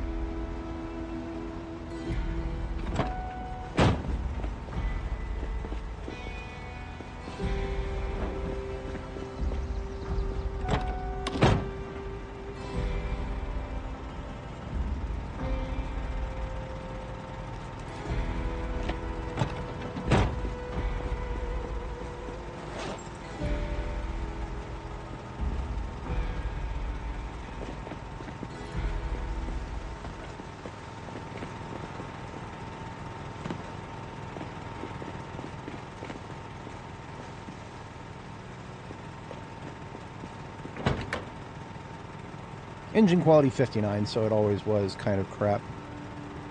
Rear windshield's still good. Sus or reg. Performance tires, but kind of crap. Performance brakes, but also kind of crap. It's drivable. It's efficient. There's nothing wrong with it. For the purposes of hauling stuff back and forth, it's perfectly fine. Just needs some chassis work, body work, as it were. We'll do that as an overnight task, so we don't need to worry about that right now. I just wanted to pick that up and get it situated.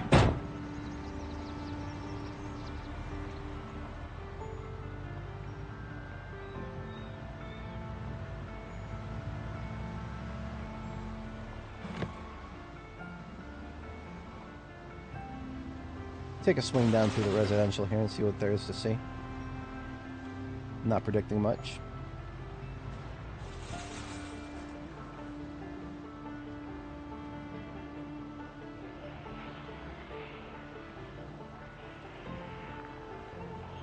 In fact, I am predicting lots of zombies and very little reward. Almost as if that's what Irvington is. It's the reason I don't usually come here. But I am currently missing one too many fundamentals to rule out a place like this.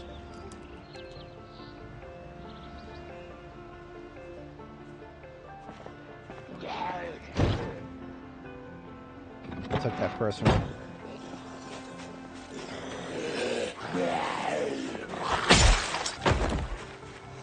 We're not fully clear in this area. I'm just gonna make it so I don't have to fight my way through that.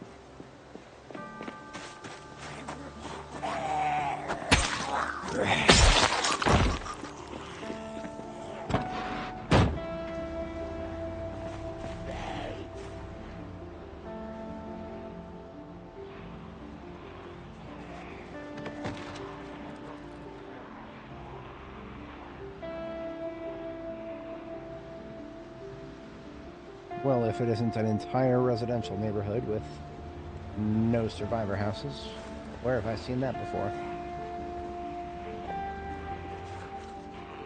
Oh, and it's a dead end. Oh, that just makes it even better. So, unlike most other cities, a dead end in Irvington is actually, that's a very bad thing. So you can off-road, just don't expect to go anywhere. Like, I literally might get so stuck that I need to get out and just fucking fight my way out. I'm only doing this because I think I see a route. Yes, okay. That was a bit of a gamble. If there was a tree behind that one that I didn't see, I wouldn't have known.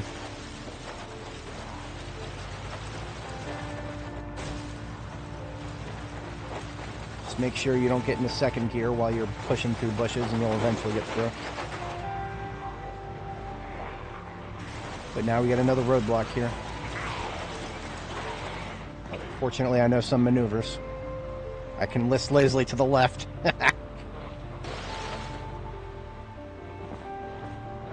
Alright, we are forever done with this neighborhood. All those zombies, it's, what is that, almost 100 back there? For what? For what? For literally what? A couple of fucking houses. That's all it is. Welcome to Irvington.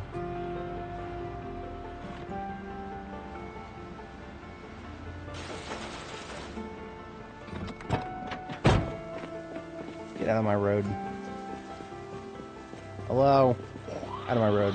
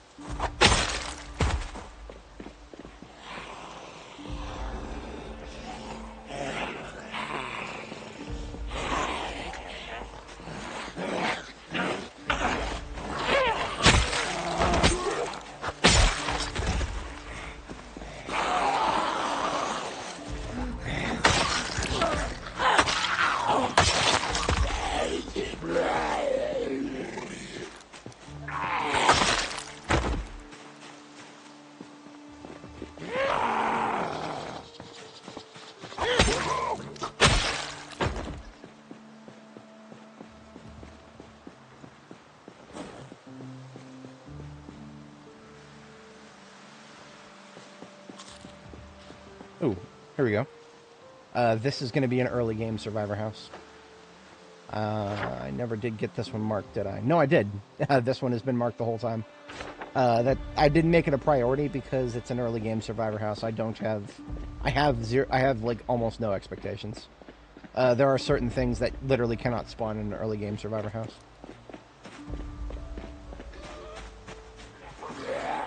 M16 being one of the most important. Late game survivor house, sure. Early game, nope.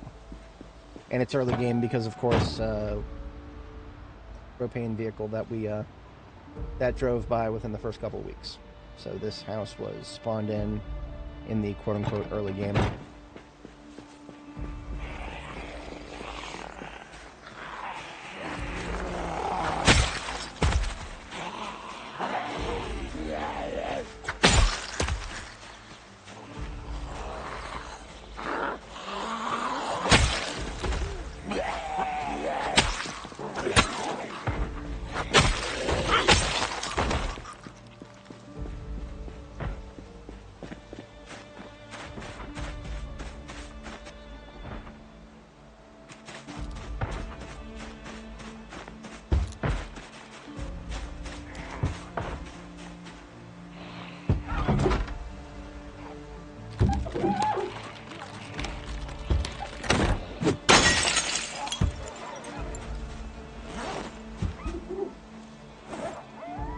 Spare axe.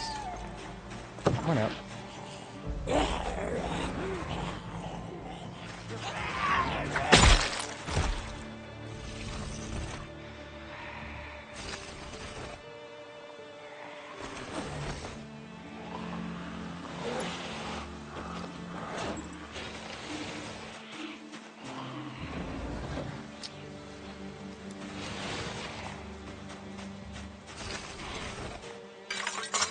Not gonna make me shoot, are you? I don't mind jumping into that window as long as I can... If I can tell that there's not gonna be one coming out of the bathroom at me. The window that I opened... No, that's too close to the bathroom. I would sooner just create another entrance.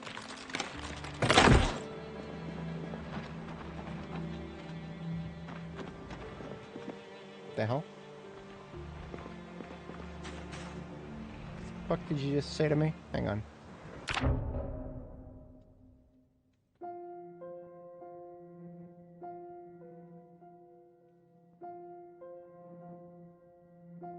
I don't understand why my phone suddenly decided to cross out the camera icon for a second. Never seen it do that before. I'm using my phone as a webcam. $1,000 Android device. More useful to me as a webcam than anything else. Suppose it couldn't hurt to just test the door. It's always locked for survivor houses. This survivor house has a back door to it. Or, I'm sorry, it has a, basement to it.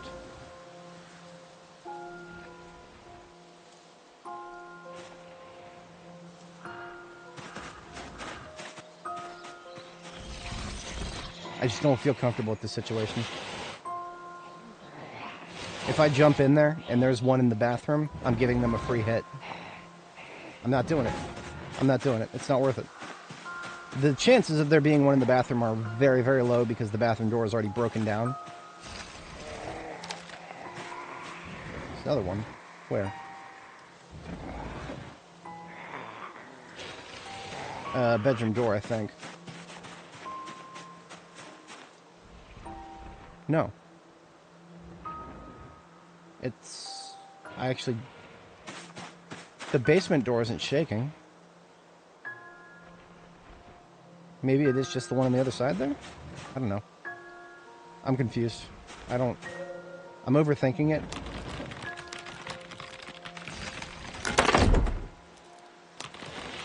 See, it sounds like there's something right to the left of me right now. It can't be the basement door, though. The basement door would be shaking. So maybe there's a zombie in the basement, and for some reason I'm hearing it upstairs. I don't know.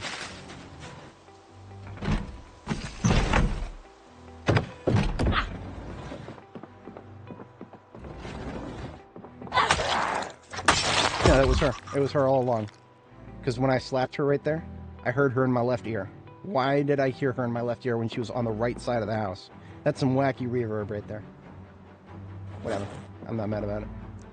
Oh, look at that. Level 1 books. I shouldn't even pretend to be surprised.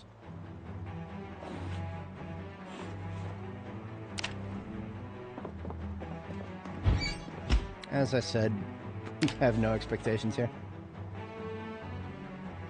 Wouldn't mind filling out my, my kitchen supplies. Something a little bit more diverse than just jerky. Maintenance 3.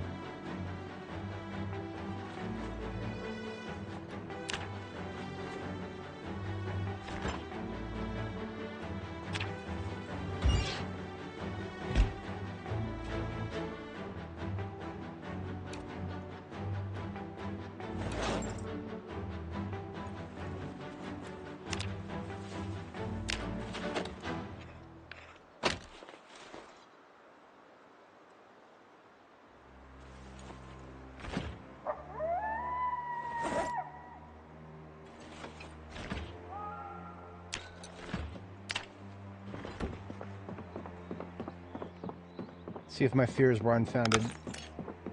They were. That's okay. Like I said, if you don't put yourself in a situation where you're giving a zombie a free hit, then it doesn't matter whether they're there or not.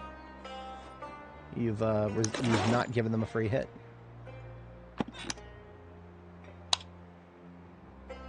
Don't think about that too hard. Last container in the place, this dresser.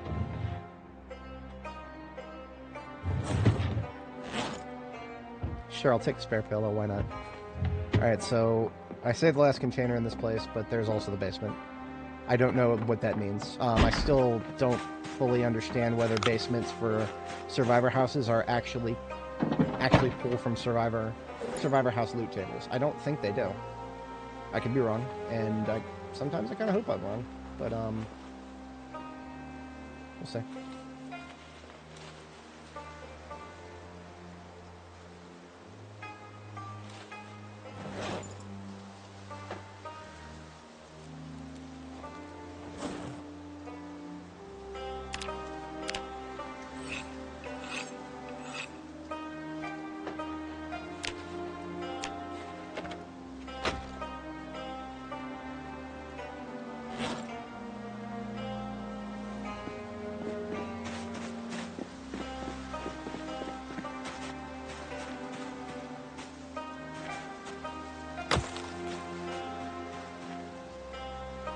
See a little bit of movement to the south, but it's nothing to be concerned about.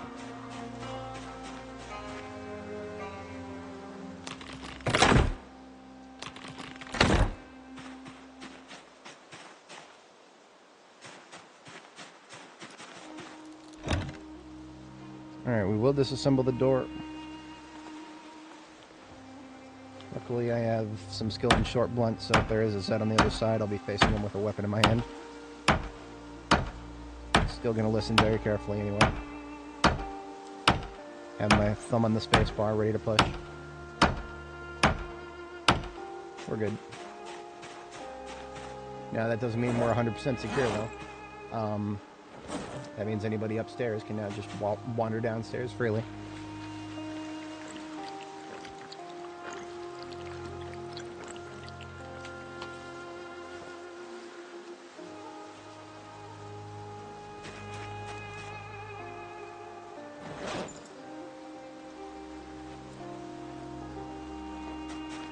One of the few times that I have been at risk of getting bit, or that I actually almost got bit in B42, was, yeah, look at this. I mean, this is not Survivor House loot table right here. This is just random shit. I don't think basements are affected. I think the basement doors get like, barricaded, as if it is a part of the house, but I don't think the basement, whatchamacallit, loot boxes in the basement, regardless of what type of basement it was. I mean, sure, that was a small basement, but even if it had been a bigger one, I'm pretty sure at this point that even the bigger ones, nothing changes. It's whatever. We're about ready for bed anyway. A big old disappointing red X on this one.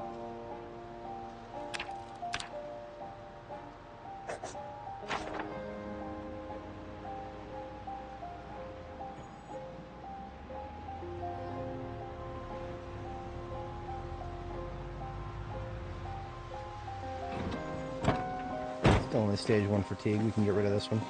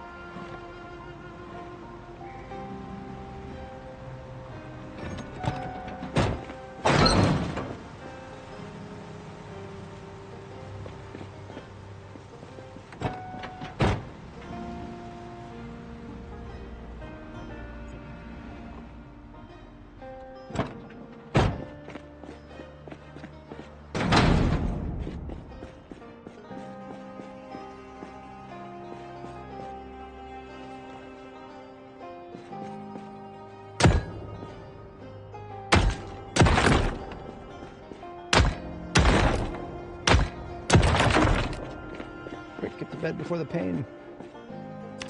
Damn it! Fuck. I was close, but not quite. I mean, now that I'm in, I have to take painkillers. Fuck it. Fuck it. We ball.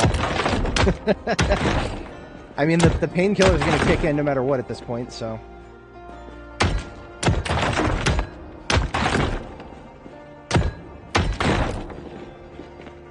Say good riddance to the walls that I don't want in this place.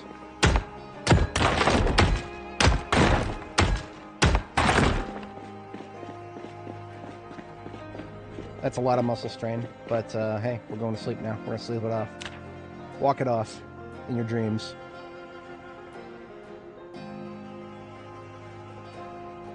Of course, we still have some now that we accrued so much, and now we woke up with it. That's all right. I kind of expected that after how many we hit.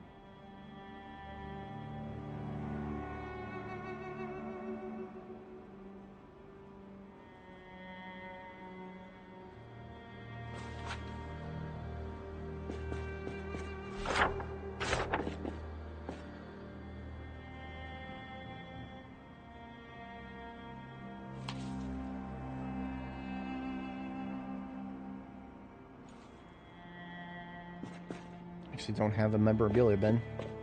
That'll have to be somewhere else. Just do it on this side.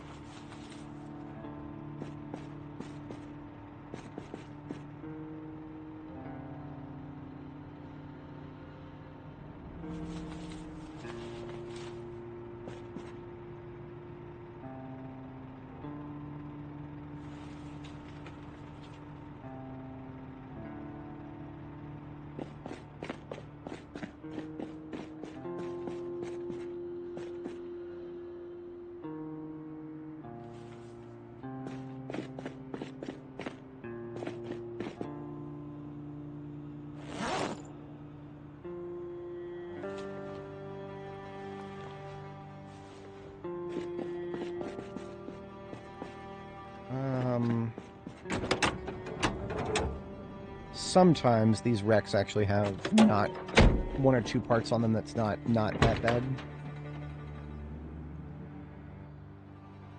Yeah, see how this brake is 79% while everything else is basically crap? But, yeah. How much stuff is in the trunk here? There's 0.1 encumbrance in the trunk. There's nothing in the game that could be important enough for me to worry about that. See, I can't see what's in the trunk if it's locked, but I can. Yeah, see, this has 3.1 encumbrance in the trunk. Oh, and the game is going to let me take the trunk lid off. That's funny. So much for being locked.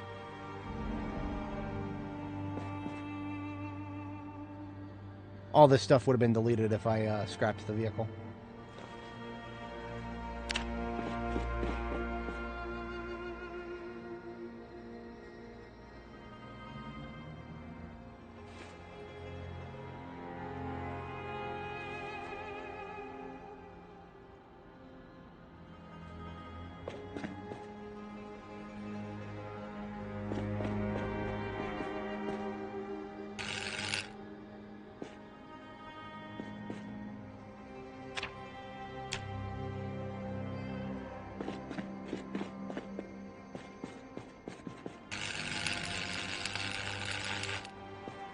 Beautiful.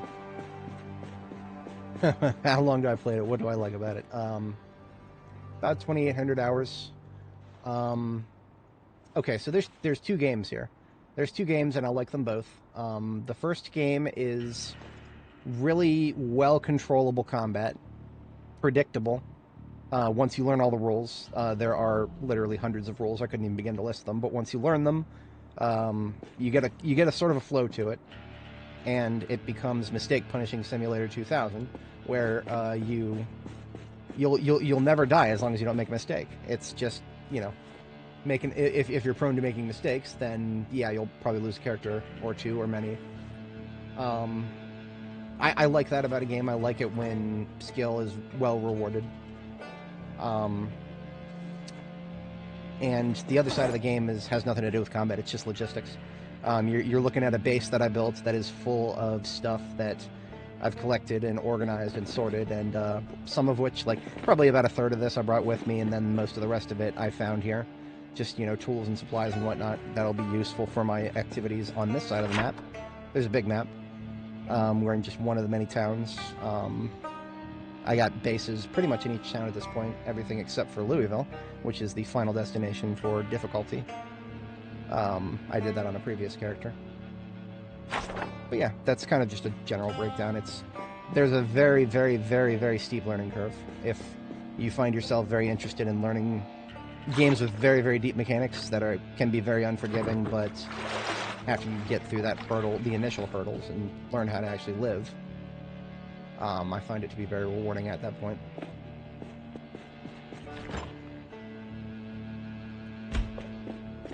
The one thing that I've failed on the logistics side of things is currently I have a lot of perishable food that I'm storing in freezers. The world has ended, so there's no power grid, so I need to power those freezers with generators. So I've got generators running all over the map right now. And that is something that is not going to run forever. I have a little list in my pocket here showing my projected RTB to go back to base. That's supposed to be yesterday. So, I'm late. Yeah. We only just got started here, too. I'll think about that. I'll have to think about that. It's not unlike me to be a few days late getting home from an expedition. It's definitely worth a try. I would always say that for sure. The game is definitely worth a try, because if you like it, it could be a very, very, very fun game. And if you don't like it, well, you'll just waste a couple of hours figuring that out, and that's nothing wrong with that. I feel like the calculus there is worth it. That's what I was waiting for. I still have some stuff to get out of my ambulance here. Ambulances are some of the best vehicles, in my humble opinion. Nice matchup of engine power and trunk storage, both of which are very important logistically speaking. Engine power is objectively important for combat too. It's half the reason I can stay ahead of some of the Zeds if I have to off-road.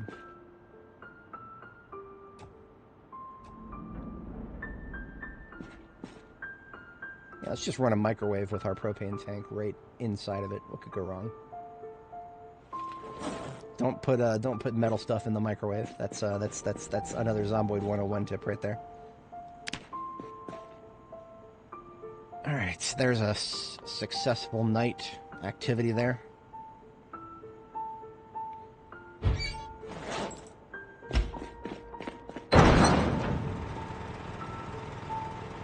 So we've got some chassis work to do on this van we picked up. I'm going to get rid of all the glass work now for the most part. I suppose we can salvage the front right window. Basically everything else is done. Oh, the rear windshield's fine. Needs new headlights. Actually, I'm not worried about the underwork. The tires, brakes, suspensions, they're fine.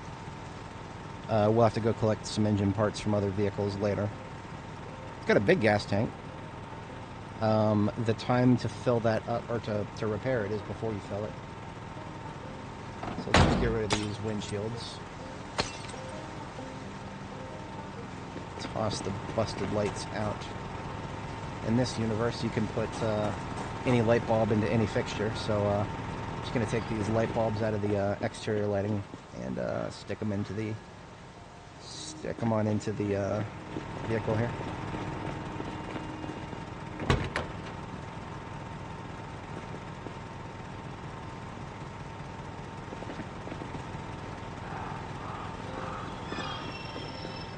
Alright, so in total we need 1, 2, 3, 4, 5. 6. We'll get 6 steel sheets. That will that'll be a full chassis repair.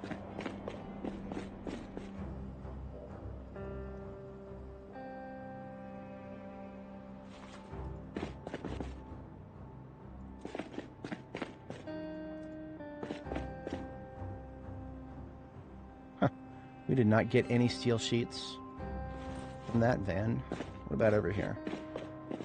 That's what I'm talking about. There's 1, 6.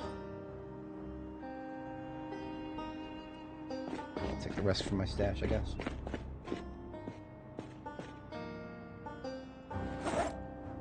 Three, 4, 5.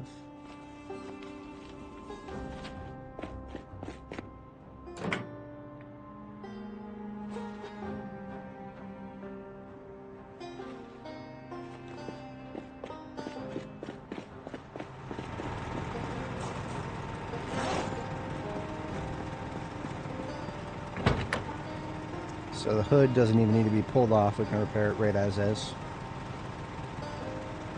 And trunk straight back to 100%. So just like that, the whole vehicle looks 10 times prettier. Just by doing the hood and the trunk. But now we'll peel the doors off. And do the doors as well. Doors do have to be peeled off before you can fix them up.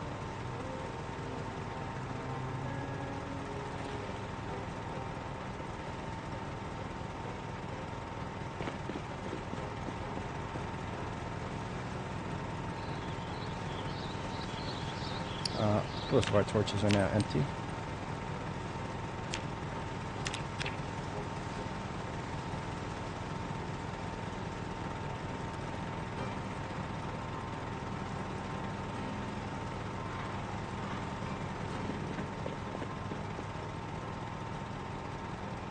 So just for to get the bare minimums together, we should use a new windshield and a new right window. But then we have 1 steel sheet left we brought with us. Let's get that. We have 2 left. I could do a rear door. YOLO. Let's do a rear door repair.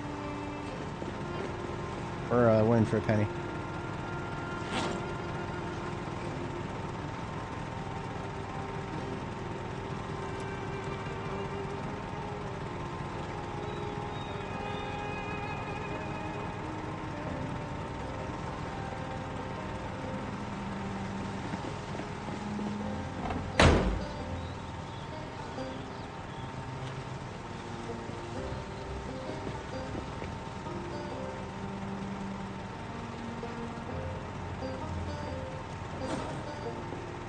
We do have some spare engine parts from the wrecks that we pulled apart.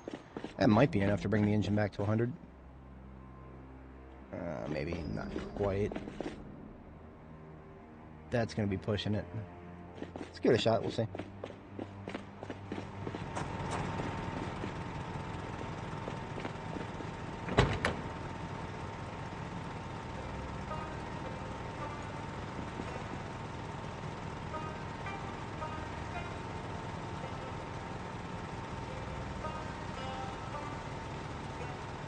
Yeah, not quite. That's fine. Last steel sheet we have is meant to fix the gas tank, but we need to empty it first. Let's grab another one of them there. Gas cans out of our water container storage bin.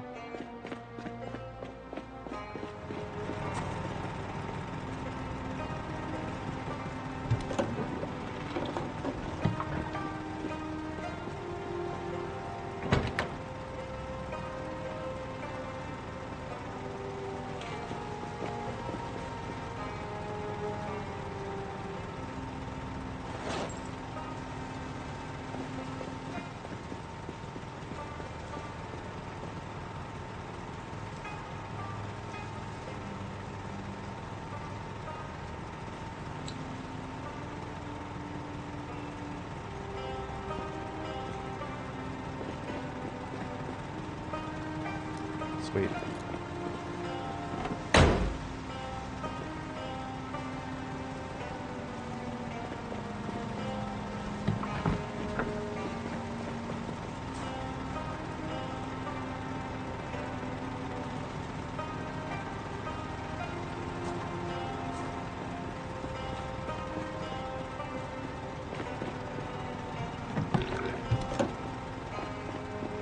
Yep, we are very, very slowly making our way into Irvington here. The sheer density of Zeds is not helping at all, but we're doing what we can here, as we tend to do. Have I emptied everything out of here? For the most part, that's a yes. This firefighter axe is a spare. Everything else can chill.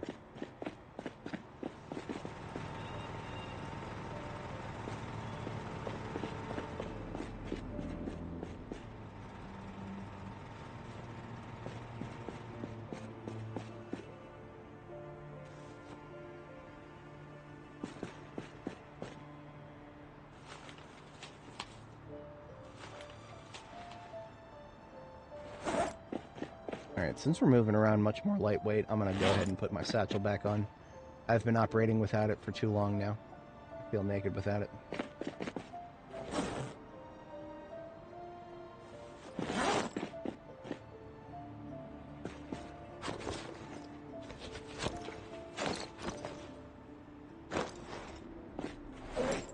Actually, it's not quite as much that I feel naked. It's just, that's where my hammer belongs. My hammer belongs in there. And it wasn't in there, but now it is.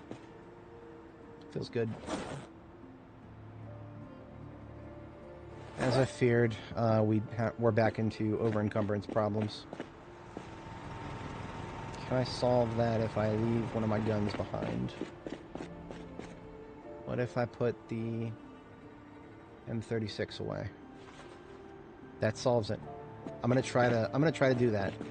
We'll see if I can survive like that. The M36 is useful, but I don't use it anywhere near as often as other things. 20, 40, 60. There's daily bread.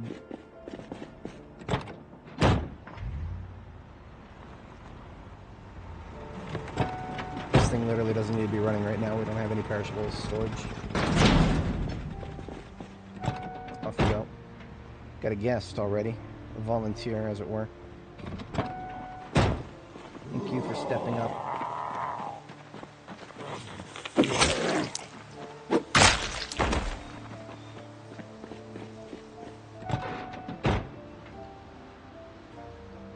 I'm going to put a big old satisfying B on the map here where we've got our base set up in Irvington.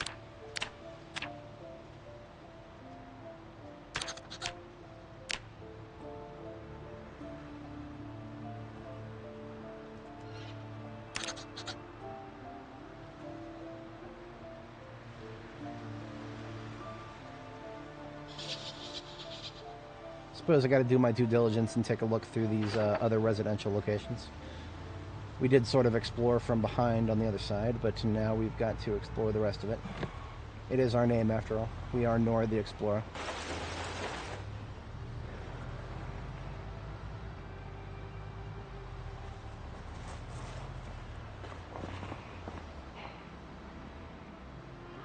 Wait a minute, is this the road I took last time? It is. I don't know what...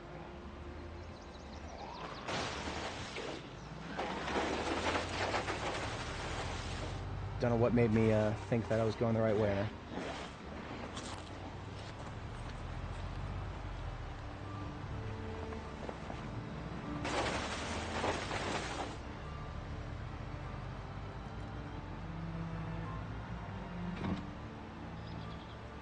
This is the road that I wanted to go on, so I think it just loops back around down here.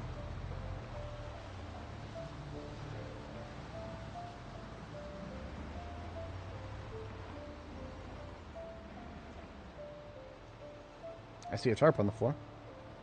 It's a little too late for that now.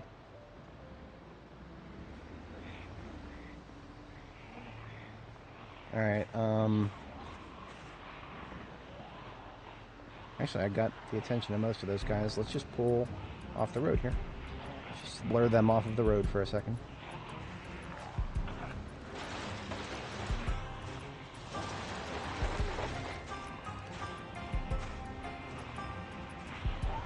You know what? Sometimes you just gotta take the fucking hit.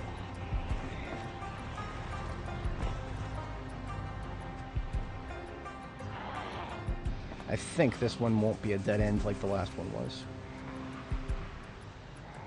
Dead ends in Irvington are very painful for a vehicle enjoyer like myself, who does not like to have too many forced hits.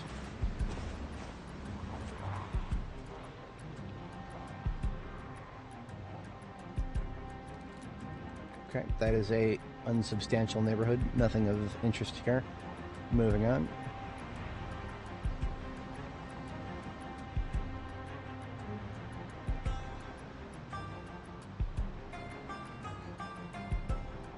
Look at how many zombies there are here. It's for literally fuck all residential is all it is.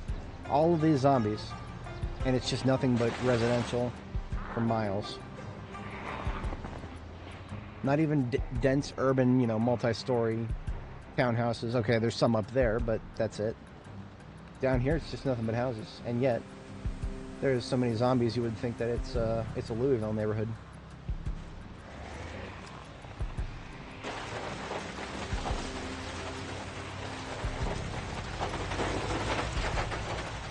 But anyway, here we are at a commercial area.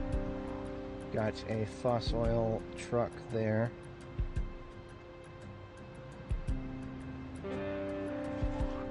Got a wreck at the crossroads. That's no good. Already parched for maneuver room. I don't think this motel can be a survivor house. I'm not sure about that. But it's not, so I'm not worried about it.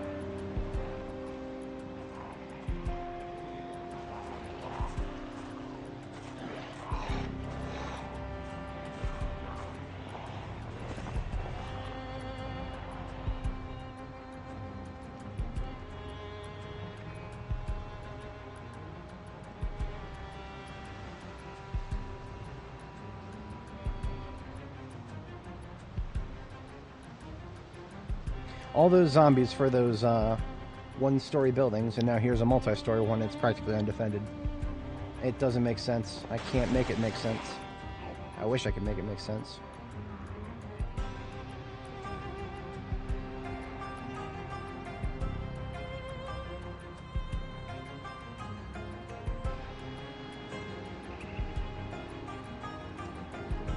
This road has not been finished because it's going in a direction that leads to nothing. This is the edge of the map, by the way. There's literally nothing beyond it.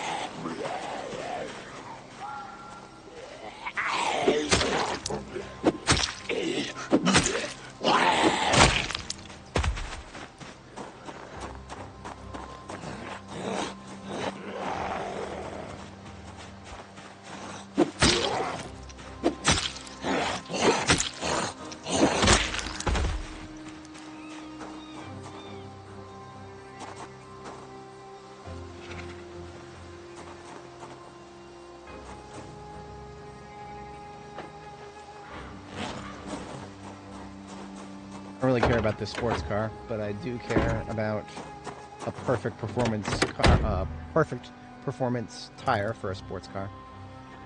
Because we do actually have Corvettes in the town here. And I will be picking them up at some point as part of my clearing for Irvington.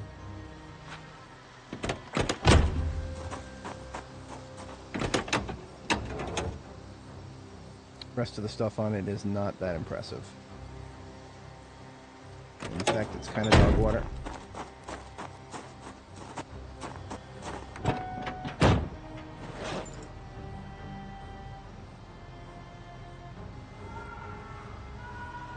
Yeah. Free perfect tires. Where did I put it? Oh, it's in the backpack, right? Imagine forgetting where you put a tire. An entire ass tire.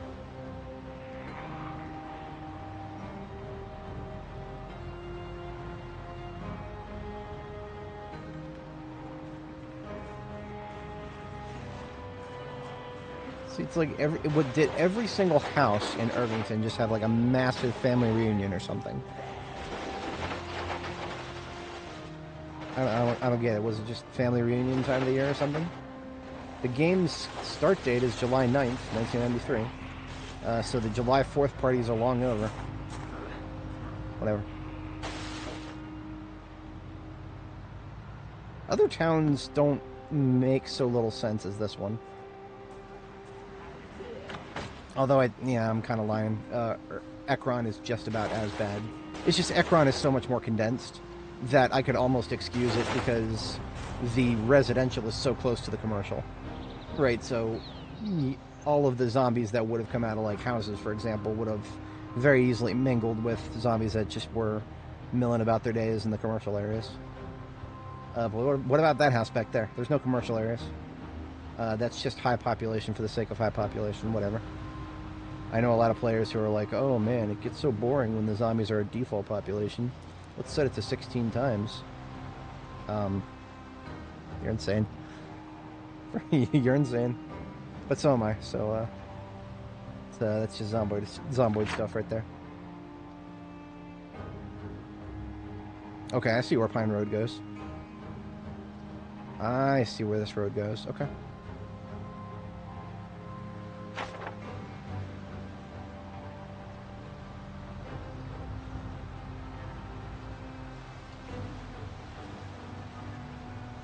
All this is territory that could spawn a survivor zombie, so there's multiple reasons to be going on back roads like this.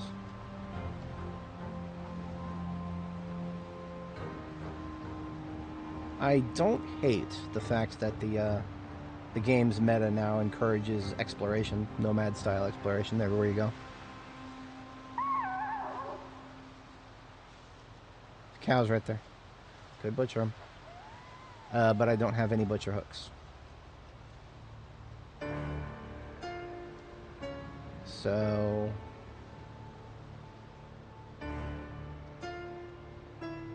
Huh. I would probably get a level if I butchered a few of these things. Even without the butcher hook. I don't really care about butchering that much. I really don't. There's a lot of food on the field out there. It's all perishable though. It would all have to be stored somehow. And there's no way to turn it not perishable. It's meat. There's no I can't fire up the jerky factory that I was just at and make some more jerky. That's not how this works. Doesn't matter that I got a generator, and my generator can power most anything. The devs just have not seen fit to make us be able to do smoked meat or anything like that. Nope. That's a nope.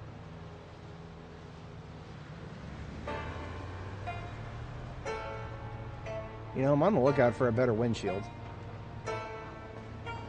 Every single vehicle I've seen in this town so far, heavy duty, on this side of town at least. At least until we get to Foswell. Oh, I just spoke too soon. I want to fight all these zombies for a step van right there.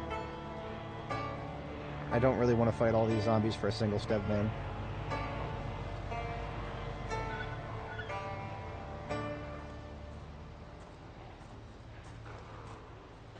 What is the layout of this place?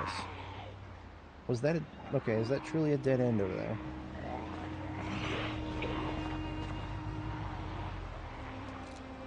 There's some shenanigans I could do. There's some wacky shenanigans I could do. Hello. Nice to see the game stutter for no reason for a second there. So, you got right. This is a complete dead end. There's only one way in or out of this ravine.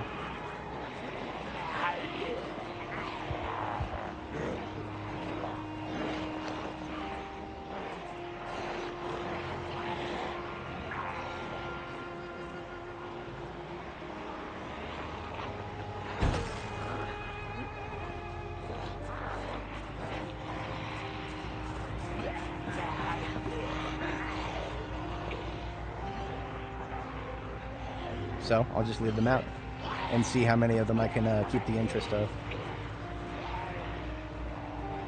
I've already lost the interest of about a third of them.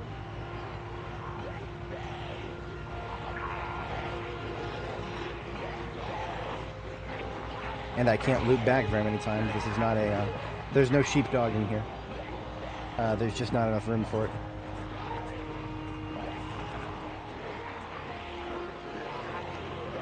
Now that said, all that's left down there are the slow ones.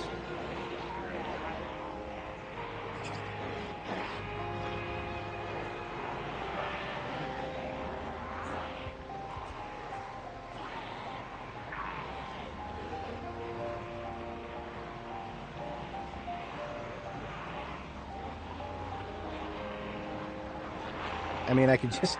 I can circle all the way around the fast ones while I'm waiting for the slow-ass ones to come this way. Sure, I could do that.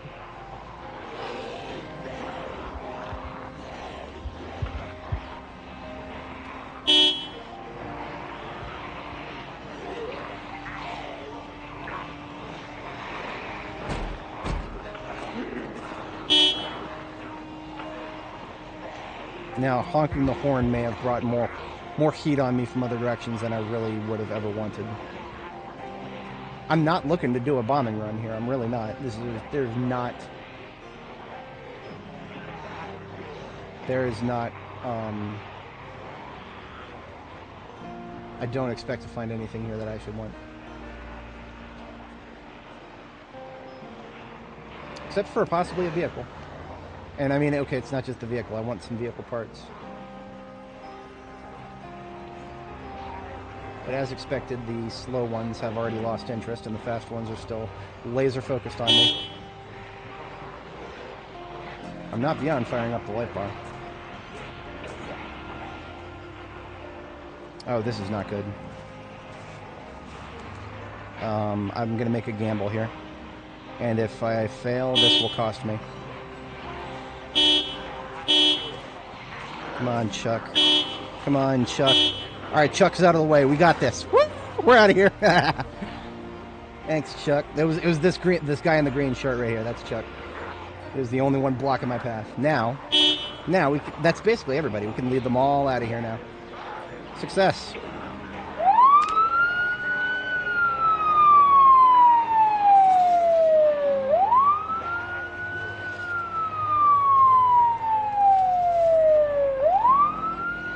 If I had a bomb, I would almost consider using it to get rid of these assholes.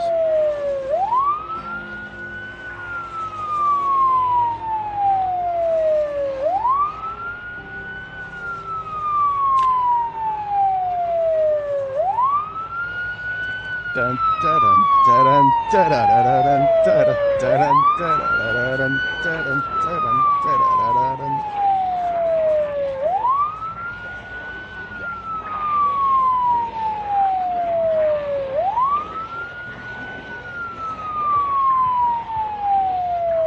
Now, to be entirely honest, at this point, I could probably ninja the vehicle that I want.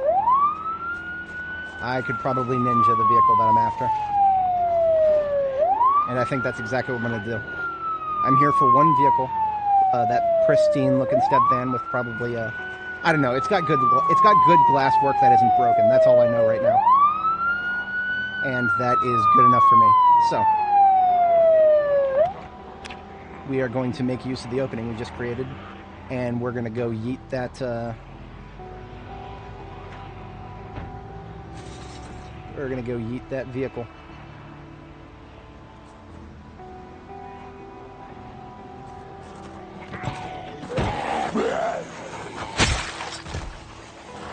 Nope. Weren't close enough. I thought that was close enough. I think we still got this. Come on, get in.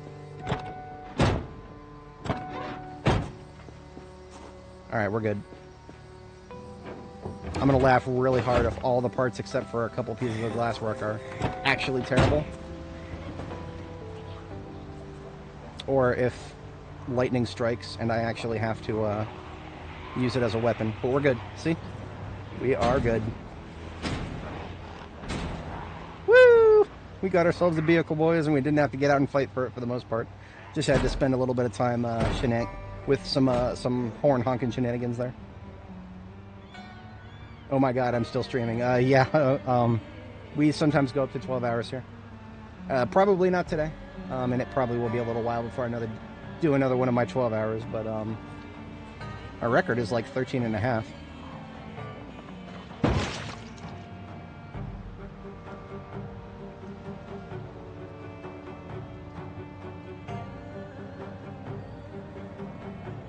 I would say that my average is probably between 5 and 8 hours. Depends on certain factors. I used to do almost daily streams during the week. That is no longer the case. I used to have a day job that was 100% working remote. That's come to an end. We now have to do 3 out of 5. We've got a 3/5 compromise at work now. We got to do 3 out of 5 days of the week in the office because of reasons.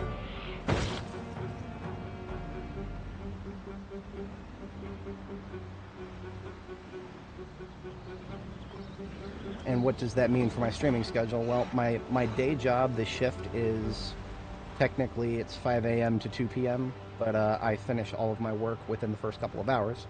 And so I just kind of fuck around and remain available for anybody else who still needs my assistance at work. But otherwise, I I'm basically done by 7 or 8 a.m. or so, depending on the day. Going into work in the office isn't gonna fucking change that.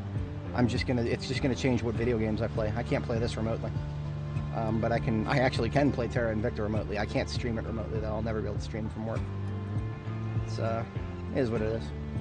I've lamented this before. It's just one would be 100%. One would be 100% within rights to say that I shouldn't be playing video games on company time. But also, I'm just going to say this to everybody. Do not ask for more work. If they forget to give you more work, don't ask for it, because they'll give it to you and they won't pay you more for it. So, yeah, no, fuck that. If they know where they can find me if they need me.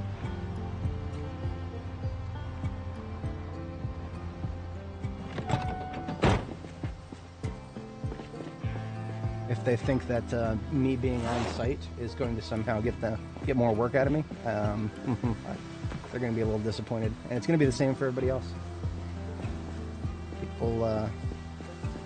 People will do what they do, and that's about it. I wasn't expecting much in the trunk for this one. It was the parts that we stole it for, and we came home with a lot of green numbers, as I predicted. Performance tires. Yep, this is worth it. Performance tires, performance sus. Yeah, this is 100% worth it. There are. I don't really recommend them, to be entirely honest. I mean, there is one that has captured my interest. Okay, so you're talking about NPCs, human NPCs. The devs are working on those. It's going to be a very long time before we actually see them from the devs. Meanwhile, modders are trying to staple them into the game. The problem is the vast majority of modders don't have deep enough access to modify the systems in the game necessary to make good NPCs. You can get not good NPCs. You can get massive liabilities that don't know how to defend themselves and aren't very good at things. There's plenty of workshop mods out there called, what's one of them called? Superb Survivors. There's another one just straight up called Bandits. I don't think that adds friendlies though. Yeah, there's options. In my humble opinion, they all suck. But the one that I did kind of have some interest in, I will link it in chat, is there is one that is attempting to dig deeper into the game and modify the Java libraries. So the game there's two sides to the game's code base. There's the Java binaries, and then there's the Lua code. Modders can affect the Lua code. The Lua code is higher level, it doesn't control everything, and in fact the deeper systems to the game, that's all Java. And Java binaries can't ship functionally with mods. If they could, then the Steam Workshop would just be full of crypto miners. Because I can just guarantee you that if Java binaries could be done, nobody would ever want to install a Workshop mod again. But what I do is I go to my favorites. Here it is. Nox Event Expanded Mod. This is one that you have to manually install, and it's got an installation guide. So I'm going to link this in chat. Don't just click subscribe and expect it to work. You've got to go through the work to actually get it to work.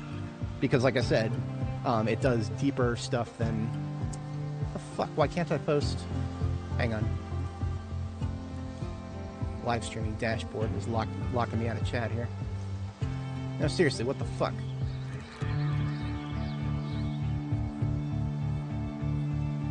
It's probably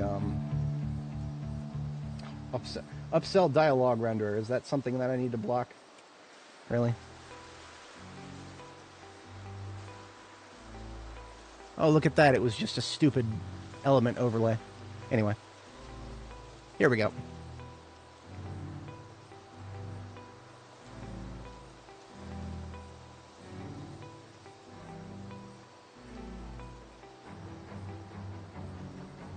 I've never tried it myself.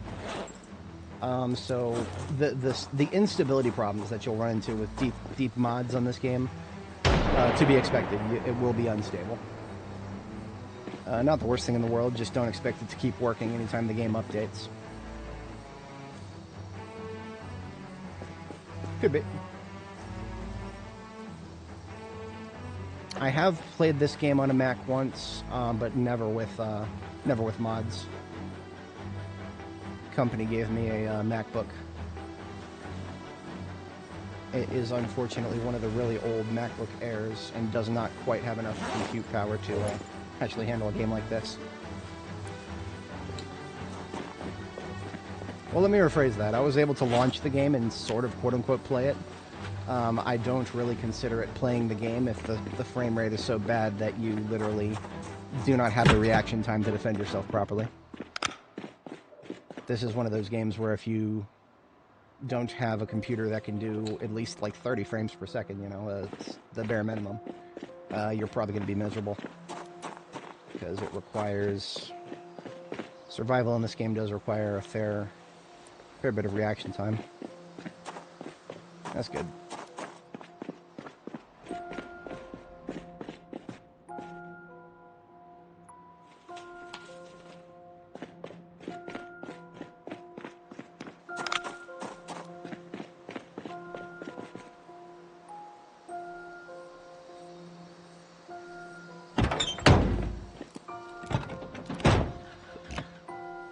I didn't realize I had the key to this. Where did I get the key from? Oh, it's in the glove, right? Okay, cool. But of course, it does not have. Probably doesn't have. Hey, look at that! A real bucket. Hell yeah! I can plaster my wall now. I only built one wall in there, but I still want to plaster it.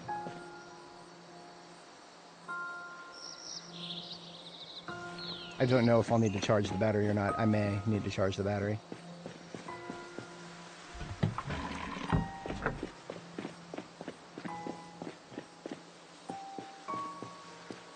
Void your warranty if you if you want to add more storage space. Apple don't like that too much. I have heard bad things about people who brought their MacBook in to get some repairs and were rejected because they dared to replace the SSD with something. Rossman has got a long history of talking about that kind of stuff. Alright, yeah, the battery's dead. Should have known. I'm just going to swap the battery out for the one that's in my propane vehicle. And maybe I'll just leave the propane vehicle running because I don't have a charger right now. Or do I? I might.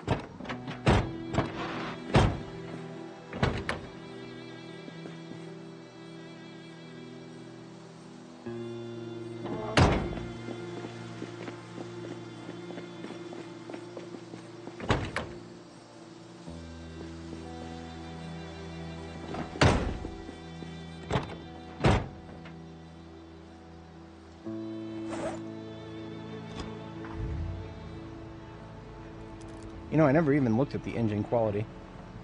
Engine quality is something to be aware of.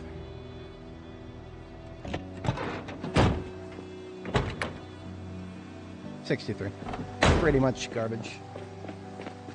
If I did have a... Yeah, there it is. Of course I do. Of course I do. This is my ambulance. I would never not have a car battery charger somewhere.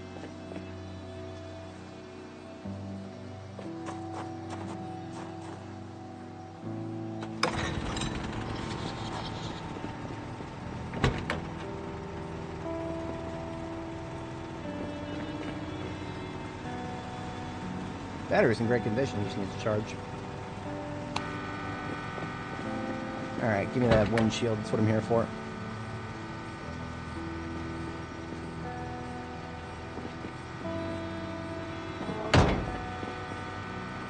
Front window can go on here. Of course, there's only one windshield to go around here. It's gonna have to go in my ambulance.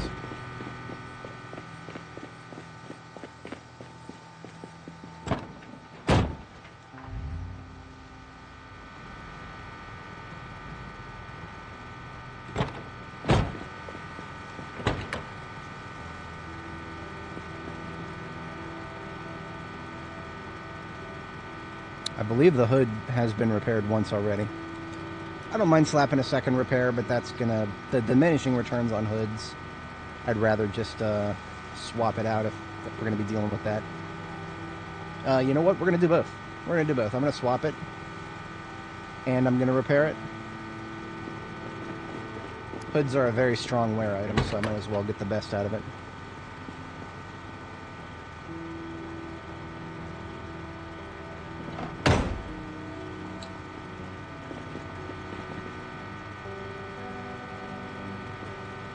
Now I come back out here with 2 steel sheets. And I have tons here, so that's no problem.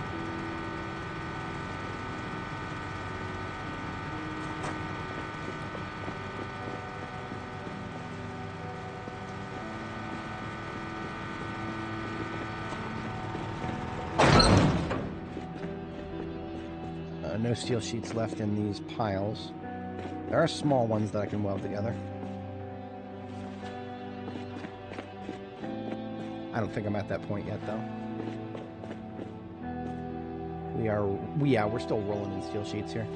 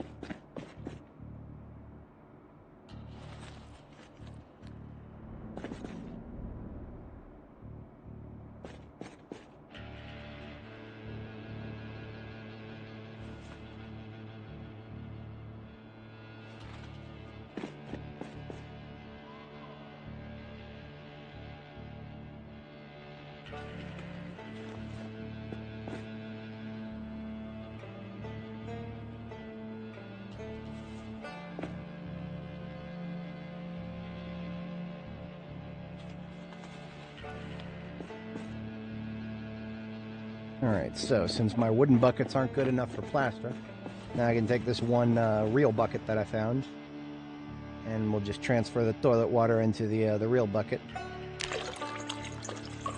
And we'll make a bucket of plaster that's good enough for this game.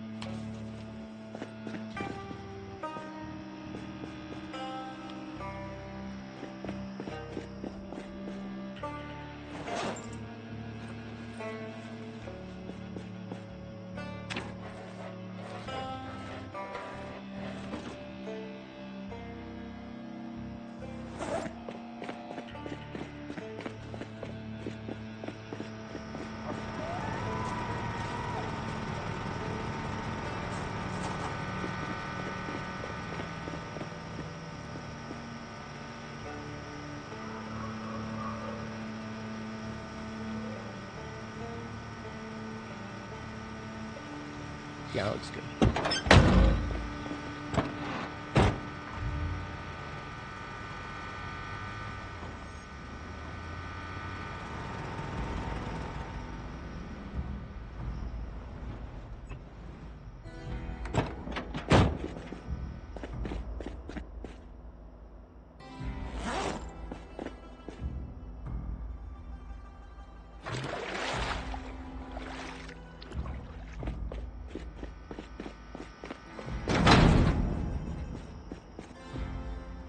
So I put away the plastering trowel.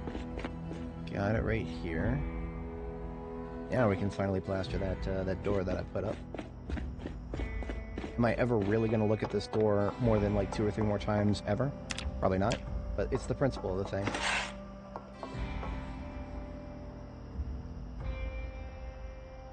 I can't empty these buckets, by the way. This carved bucket of plaster is permanently going to be that way.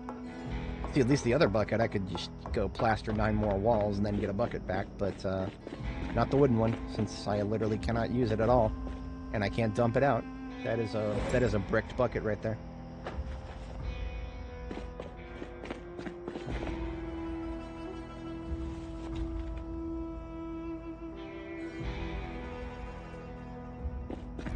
Alright, so these iron pipes are high priority to come back with us. So they go on the floor here along with the rest of the stuff that I want to bring back, which is currently a total of 62 encumbrance worth.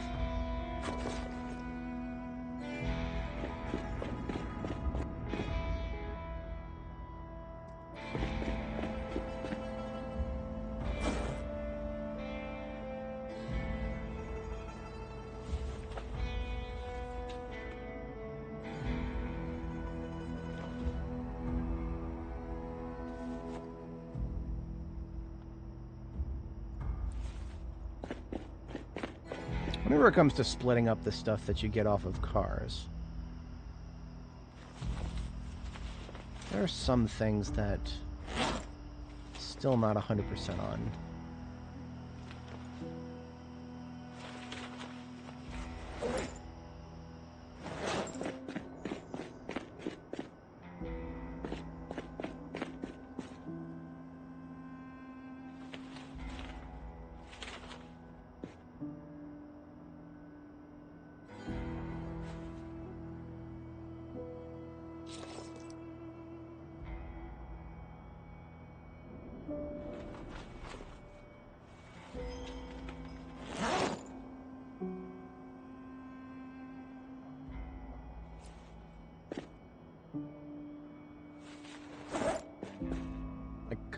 Copper scraps, for example. I could, if I had a forge, I could smelt those into copper sheets. Then it might actually feel useful to bring it back with me, because I think that reduces a lot of wasted encumbrance. I think. Don't quote me on that. But then what can you do with copper sheets? Not that much. There's not that much. It's one of those things that I feel like the devs added for the sake of having it, but then didn't really interrogate that much into it. It's not like I can turn copper scraps into copper sheets and then cut the sheets into wire or something like that. Like copper wire, for example. I don't think there's anything you can do with electrical wire right now. Like if I were to go to the crafting menu and search the word wire, and then go, or sorry, not, Freudian slip there. Wire, and then go to required items. There are a lot of things you can do with steel wire, or barbed wire, but 0.0% of any of these okay. You can make a radio, or a lighter, or just a couple of things with electrical wire. Okay. So I was talking mostly bullshit there. There's like 5 things. Yeah, there's 4 or 5 things you can make, and each one of them is something that you make once, and that's about it. So all this electrical wire that we can get, I'm hoping that the electrical system in this game just gets very deeply expanded in the future, and that all the problems I'm talking about there are temporary. I'm sure there will be.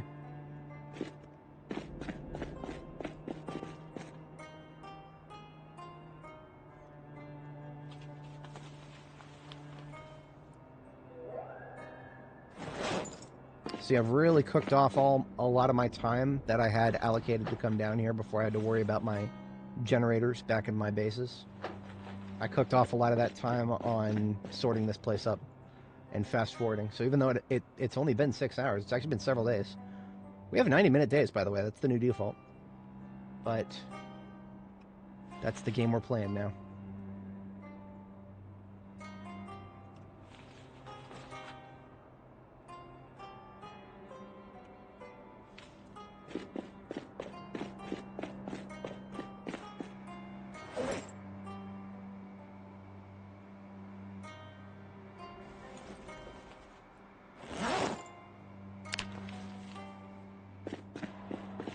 least that's everything that I left on the floor. It's only 2 cars worth, but we got a lot.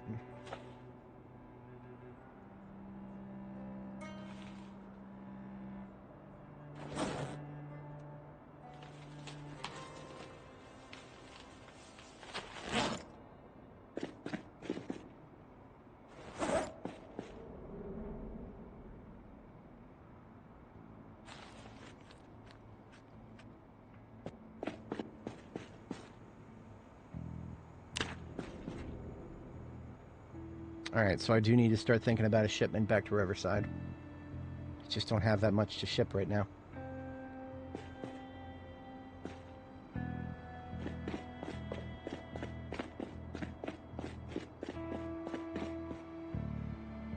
It would have been amazing if I could get my hands on a race car by now. We're in Irvington, that's the place to be. I'm not going to think too hard about the fact that I left the door open all night.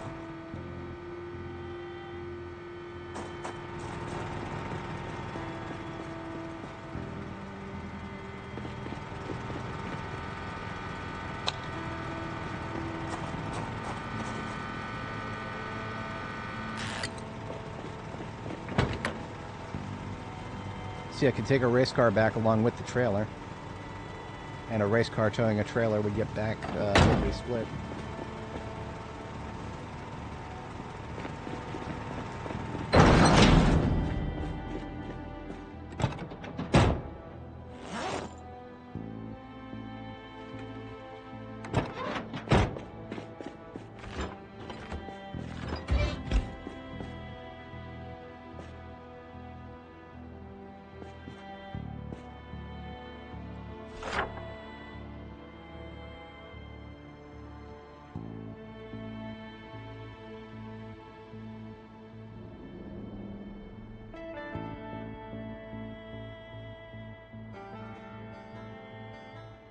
Really would like to do some more surveying.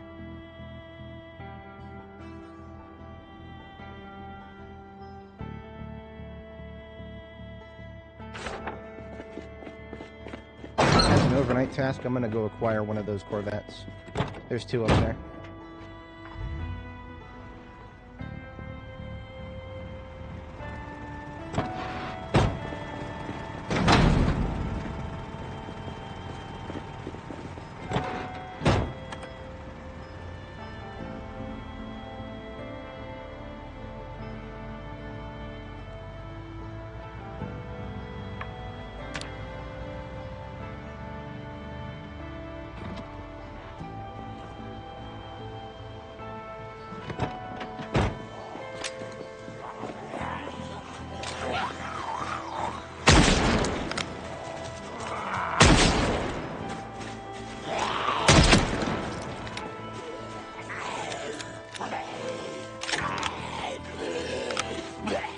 As I feared, R6 is not clear to be shooting up yet.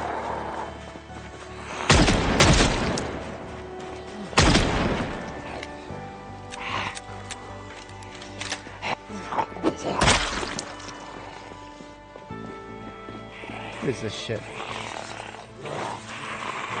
That is untenable. I can't do that. I'm already at stage 2 stress. I hate fences. I take offense to this.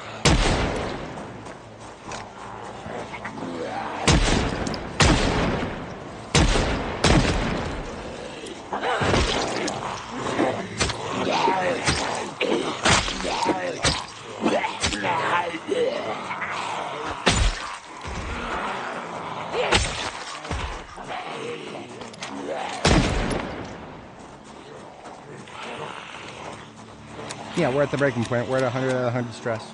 We can't shoot anymore. Welcome to Project Zomboid. We got 5 zombies smacking a fucking fence. We don't even hear the sound.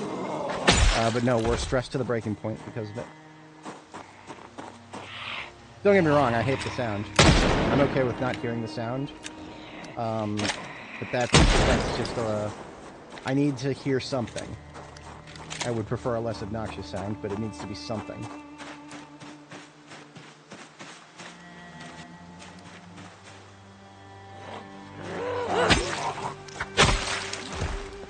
Alright, so fuck all of my plans. We're going back to base. We're going to read a book to get rid of some of this fucking stress. And I don't think it's going to be worth it to turtle our way down the main street here. I mean, my brain meat is telling me that I'm going to be driving back and forth on it enough times for it to be worth it. I might be wrong about that. If we can't get another half a cell there.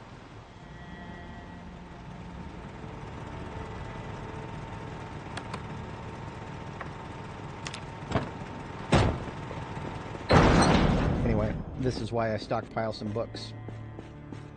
Where do car batteries spawn? In cars. That's your most reliable place, is to find them in cars and then charge them if you need them. If you don't have one and you want like a brand new one, there's car part stores, like specific car part stores, like Tire Nation, something like that. All right, so that was one hardcover and one magazine. That's probably good enough to get rid of most of the stress. We can let the rest of it naturally dissipate. We're now just 2 days past our deadline, so we're not that bad off. God damn it! A nightmare on top of all that. Okay, we're reading another book then.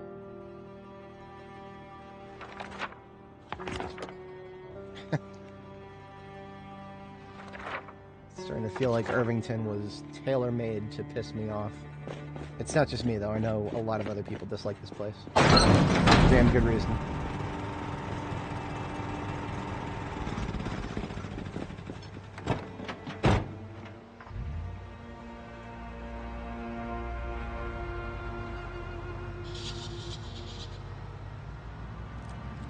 We can't shoot today because of the fog. Well, we can shoot point blank. We can shoot point blank.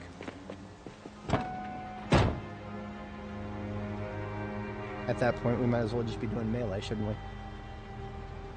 Doesn't really feel like a worthy bullet expenditure if we have to wait until the zombie's right in our fucking face. Next to this old Silent Hill bullshit up here.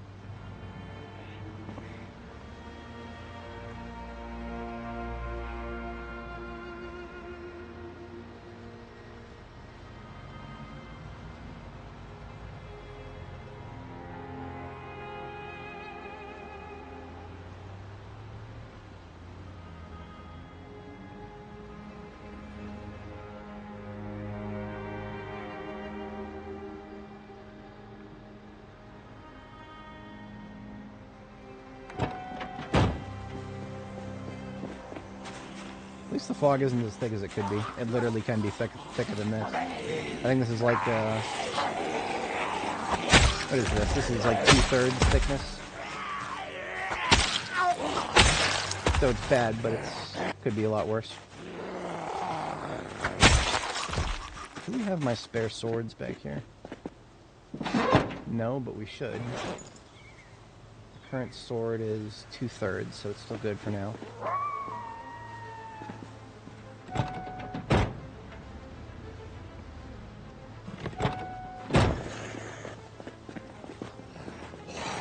Diversify our weapon usage. Get off the door.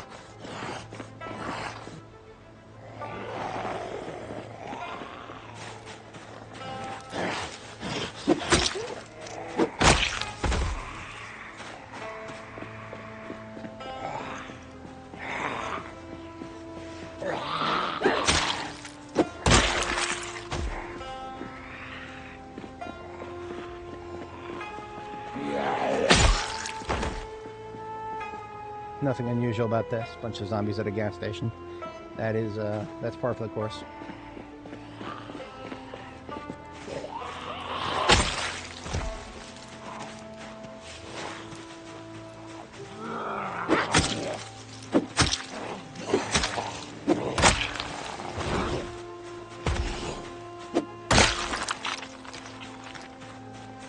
What's up, Charles?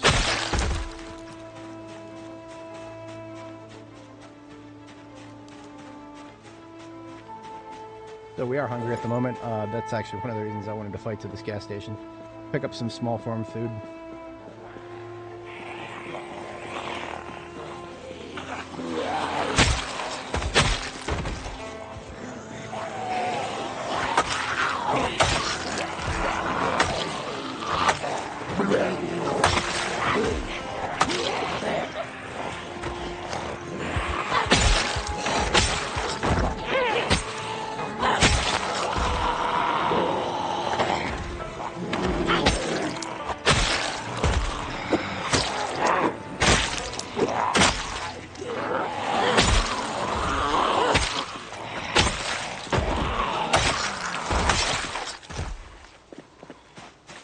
That definitely cost me some condition.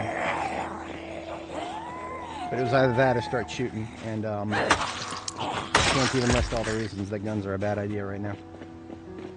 No secure angle of approach, zombies from literally every direction, and we have fog. I am highly impressed that there's no broken windows here. Highly, highly impressed.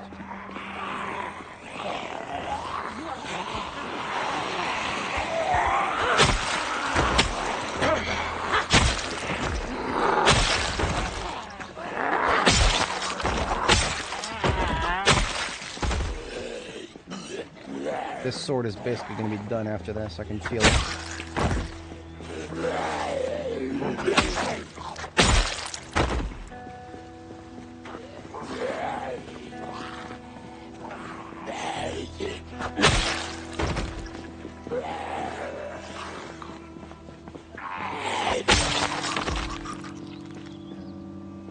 Okay, actually good for the immediate moment.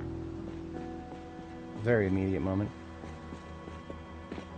See if the game's gonna force me to, no, we're good.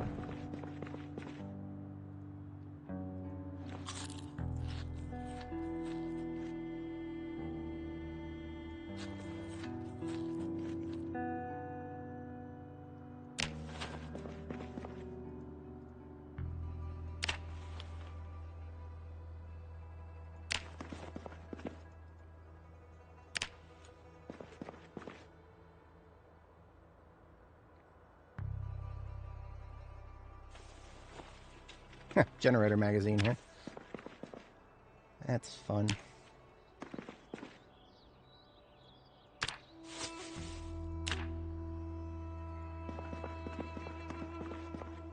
So the the electrically efficient thing to do right now would be to go fight my way into the surplus store somehow. If I blitz the surplus store and take all of the ammo that's in there, then I can return to Riverside with something that definitely needs to go back there.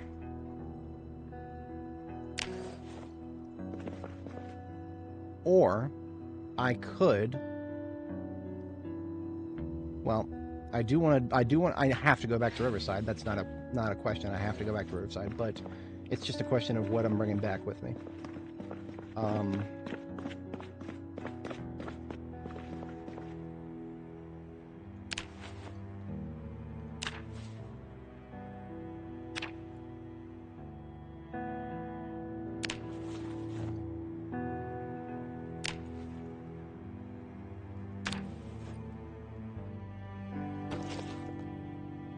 Still thinking about that. I'll just think about it to myself.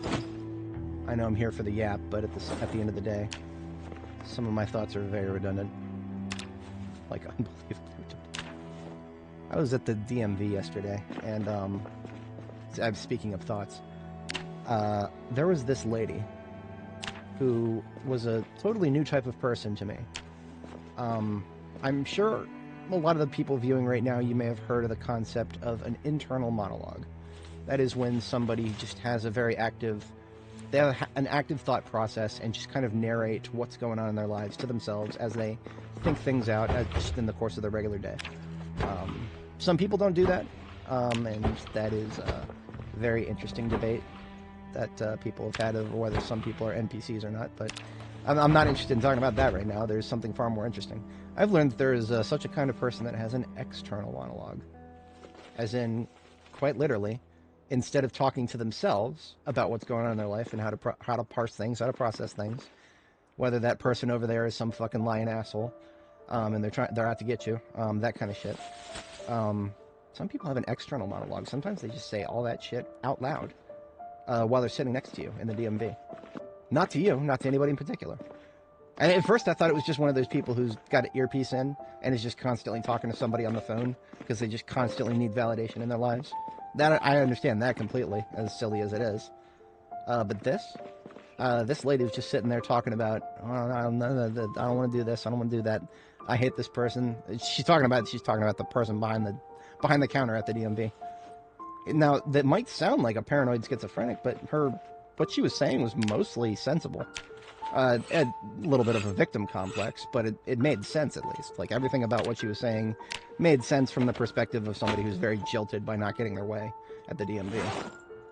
But man, just to hear her just sit there for like, I don't know, I had to sit for like 20 minutes almost. Just sit there narrating her entire life. Zero self-awareness whatsoever about whoever's listening to her. Very, very fascinating to...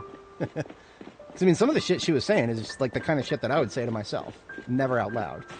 And I found that very fascinating. Zero filter, I suppose. Like truly zero filter, not the meme version of no filter, but the actual no version. Perhaps even a form of Tourette's or something like that. She wasn't loud, but, you know, audible. Just removing soda for the moment here.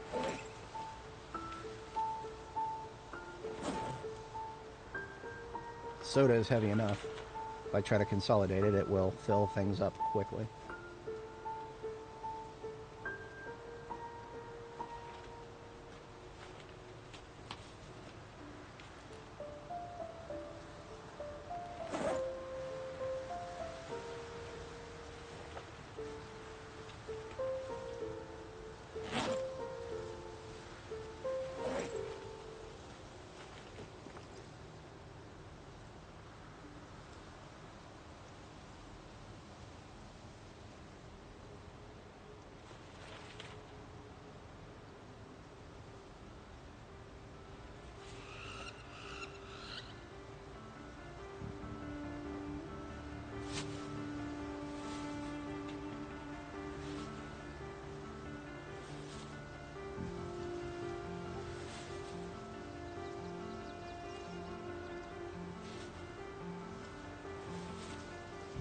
It's a full garbage bag of soda right there. It's not bad.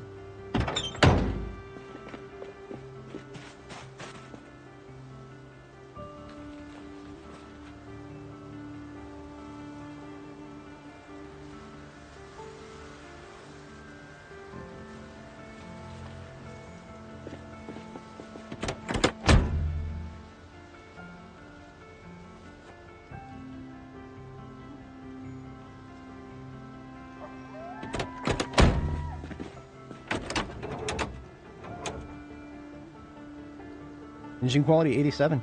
This is in the top 4. This is about the top 4 Chevrolet D6s I've found just in terms of engine quality.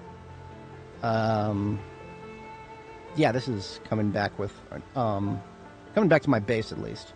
Probably not leaving this area, but coming back to my base for sure.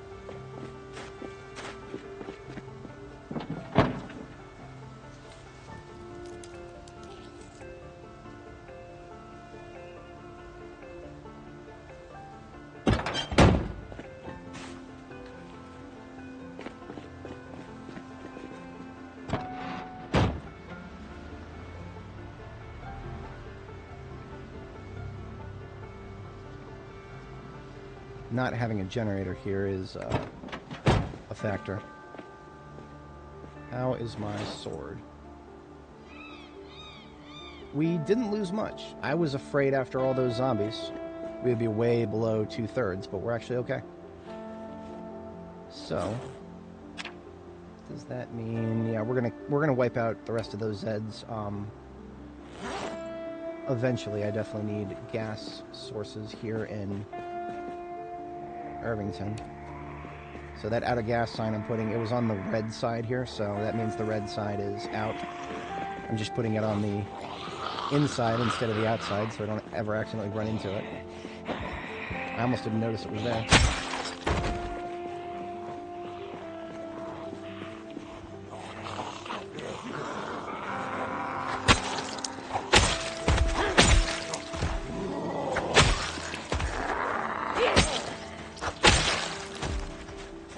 Killing these guys too close together. We're gonna get stage 3 stink. Start getting sick just from filling our gas tank. Let's get the mask on.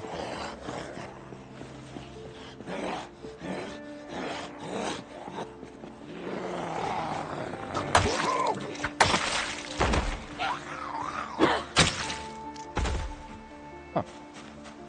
I didn't hear the kill sound that time. Whatever. An insta-kill without the kill sound.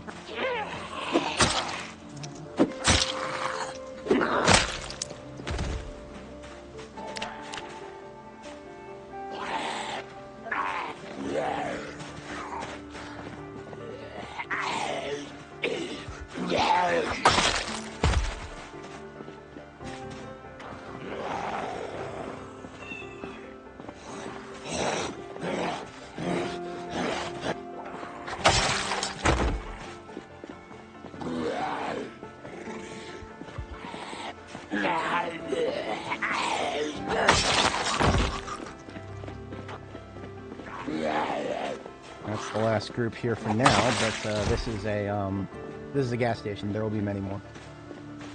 There will be many more. That's not even a question.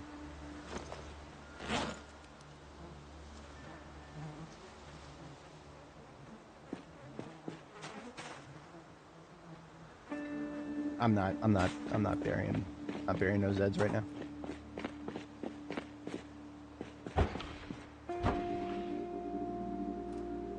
I actually kind of want to take this with me. I'm going to take the freezer with me. I mean, if I find 2 of these, that would give me all the time in the world. Well, I can, if I get a couple more freezers down here, then I can reduce the number of bases that I need to keep powered by 1 at least. That's a lie too. I mean, with enough generators.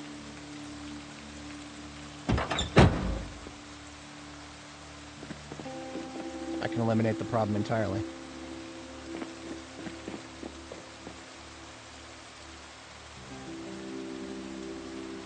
Okay. But there's the question, do I want to hard commit to Irvington? Is it worth hard committing? I would like to be done with this side of the map, as opposed to getting stuck in.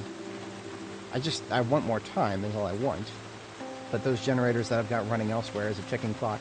And that ticking clock will determine whether my harvest can be preserved or not. So it is an essential part of the game right now. I brought that on myself by daring to engage with the agriculture system.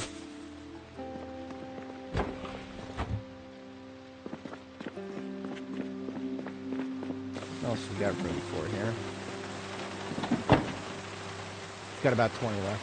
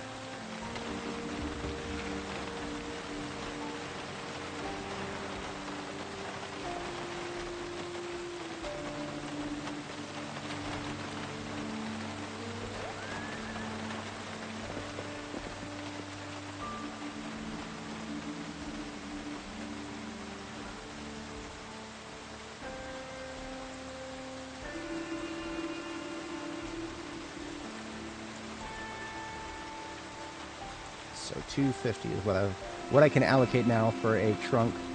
Let's just call it a perfect trunk and the trailer. That's about 250. Something close to 250.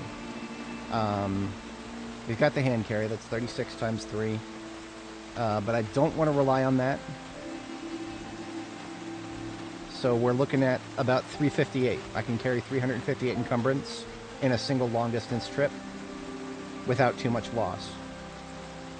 Anything over that and loss becomes significant, and I'm not worried about that.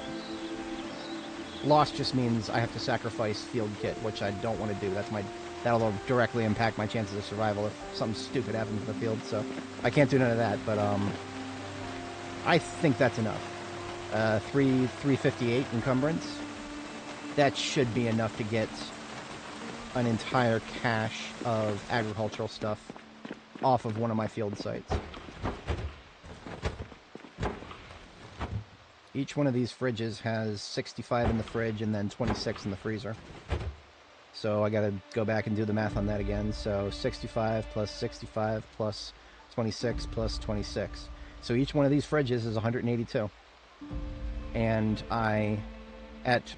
for example, at West Point right now, I've got one of these fridges fully loaded entirely with stuff.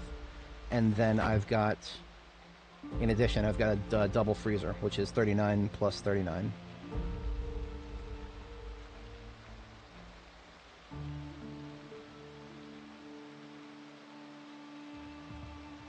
So that's 260 encumbrance. That is quite literally 2 trunks of a heavy-duty vehicle. That's an interesting ratio. I think I might have even commented on that once already. If I have, I completely forgot about it. I'm doing it. I think I'm doing it. It will buy me time. It'll allow me to do what I want to do here without a ticking clock over my head. At least not too much of one.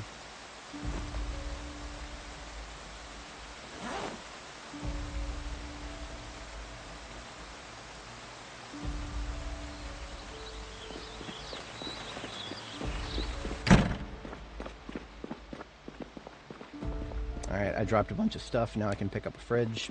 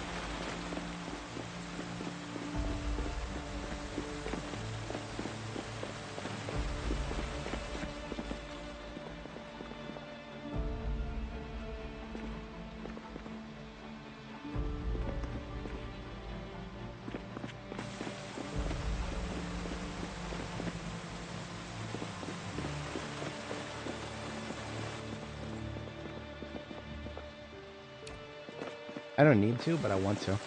I'll fit it on the passenger seat.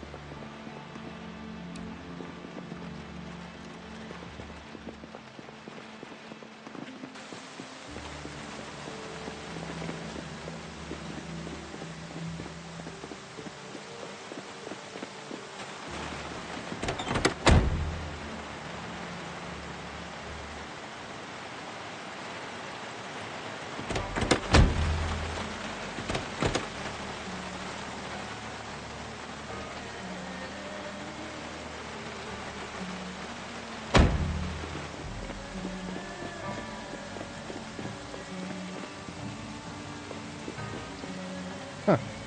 So it says haircuts and more, but there's no actual haircuttery in here. It's must have been sold, must have gone out of business. We don't have anywhere to put this fridge right now, but I'm going to leave this out front in the highly unlikely event that I actually feel the need to have 2 fridges like that. If I can, that'd be cool. If I can't, whatever, I don't care.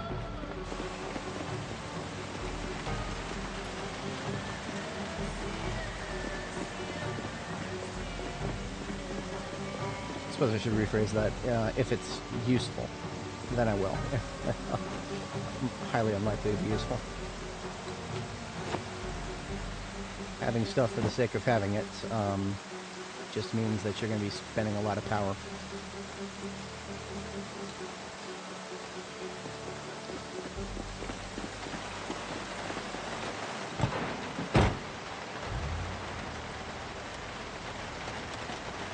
I'm going to take a leap of faith, and I'm going to believe that I can tow this forward. This has bitten me many times in the past.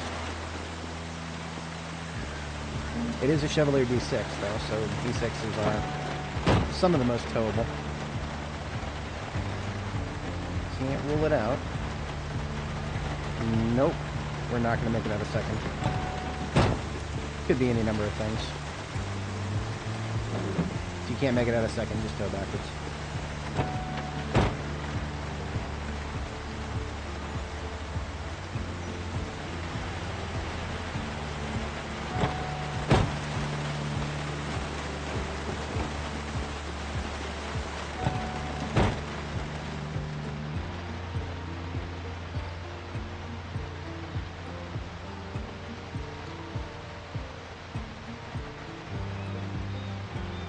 So we actually drove past a lot of zombies just to get to where we were just now. We do not have a clear highway yet. Make no mistake, this is a highway. It doesn't look like one, but it has the population. This road right here has a population, I would say, is on par with the 31 West, the highway that goes through Muldraugh. Which, I mean, okay, sure, the highway going through Muldraugh, I can understand the population there because there's a massive commercial sector on the other side of it. But this doesn't look like a massive commercial sector to me. I'm sure there's plenty of employees at the A1A facility. 200 or 300 though? That feels off. Maybe everybody combined. I don't know. It just feels, everything here feels oversized.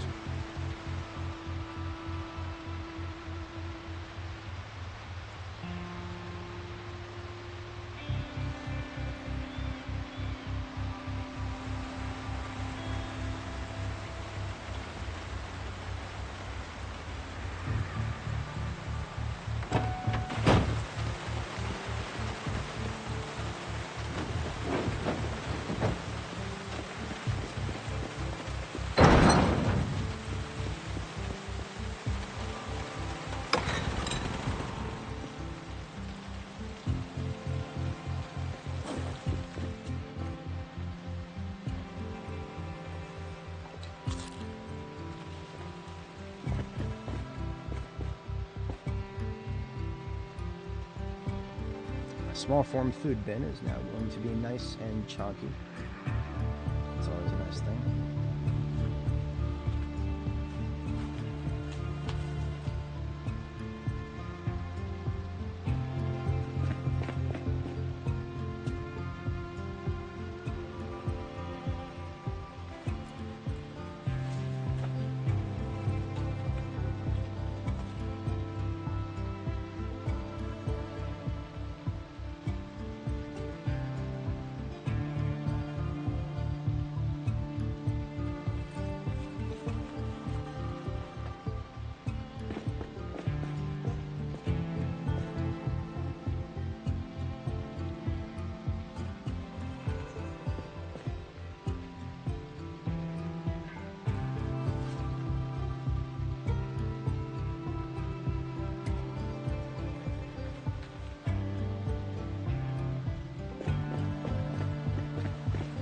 So I'm going to pick up the fridge.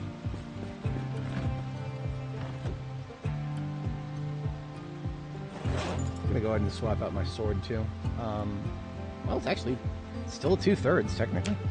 Just got to sharpen it once.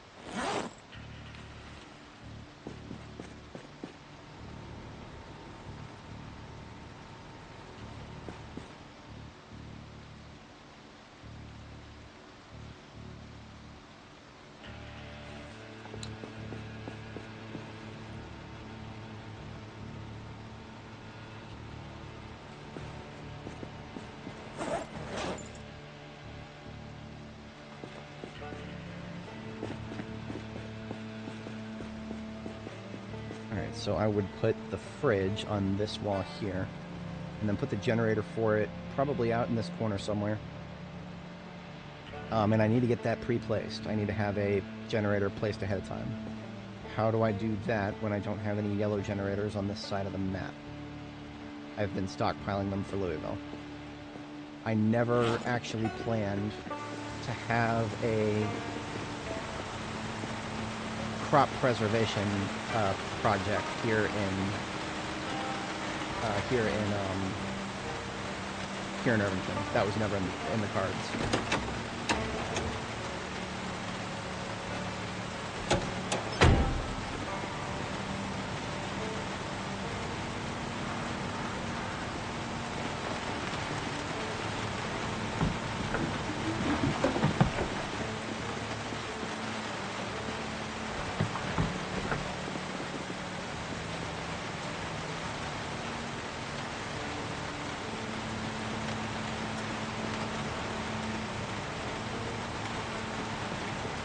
I suppose if I stop by West Point, I can pick up some generators. That's not the issue, though. What I need is I need to measure out the spots for the generators. That's the problem right now. I think it is, yeah. I actually don't know off the top of my head. I think, yeah. I remember seeing the screenshot of it. I remember seeing the screenshot of it and chuckling. But I don't remember where that screenshot was actually taken.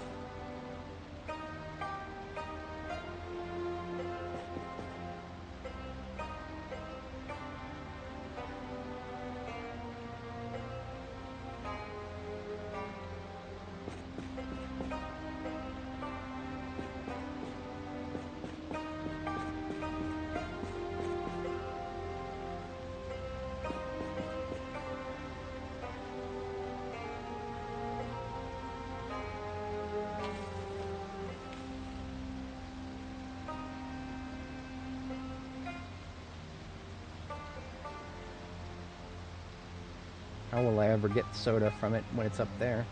Don't worry about it. Don't worry about it. Don't worry about a thing.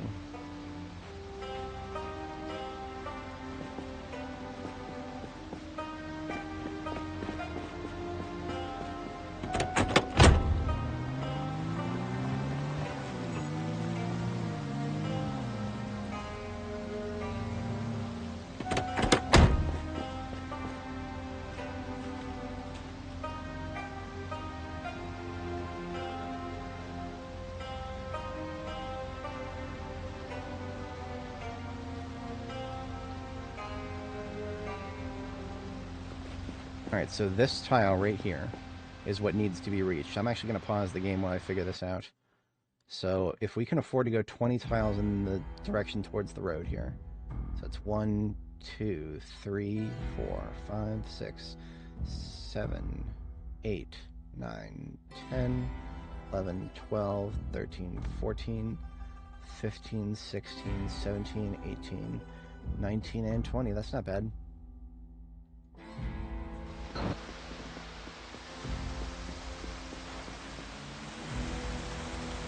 So I believe this is the spot that I would need to put one generator. Find something better than my hammer to mark that. How about an apron from the dumpster? Perfect. Now, quite separately, we've got a freezer. That will need to be on a separate circuit.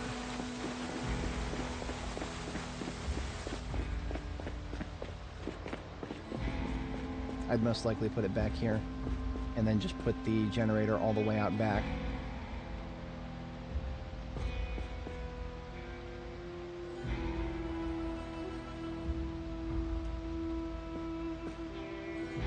So there's the tile marker. 1, 2, 3, 4, 5, 6, 7, 8, 9, 10, 11, 12, 13, 14, 15, 16, 17, 18, 19, 20. So basically that tree. That tree right there. I can remember that tree. I know they all look the damn same, but I can remember that tree. I will put a tire pump on it. Actually, let's put a tire pump on both sites.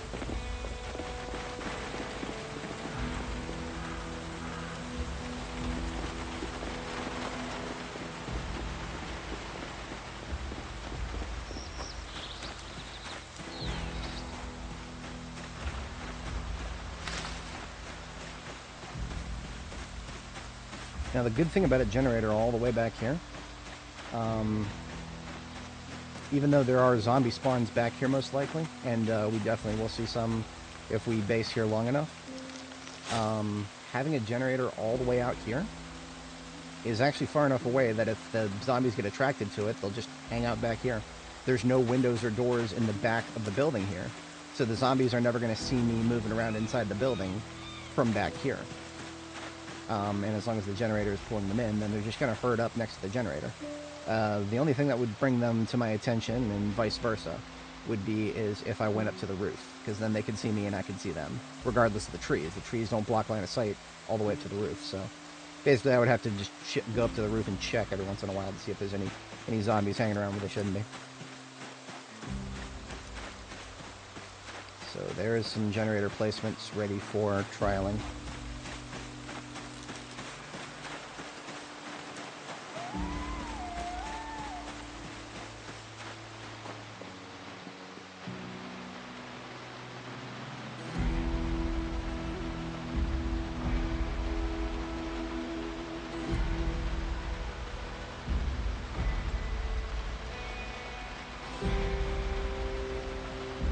There is a part of me that wants to start eliminating some of the watermelons.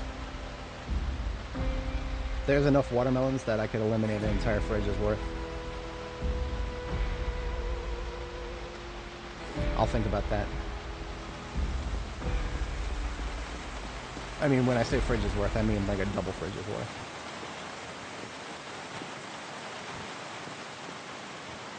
Yeah, I'll think about that. I can feel my eyes glazing over as I consider it. It's just the value proposition just hurts my brain. But that means this trunk, the truck of this vehicle is fully emptied out. Let's put it outside.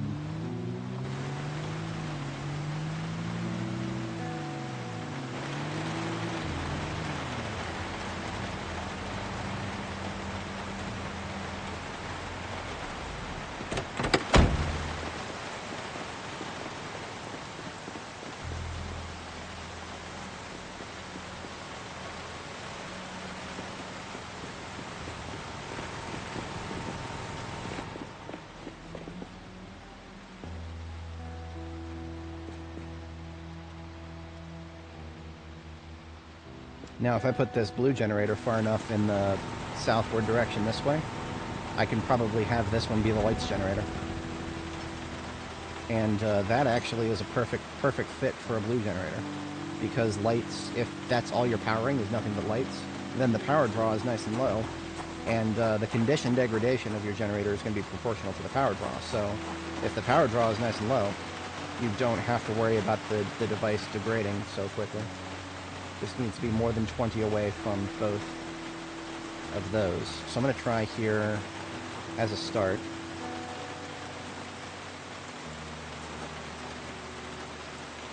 I would like it to be somewhere visible well enough, so we'll try that.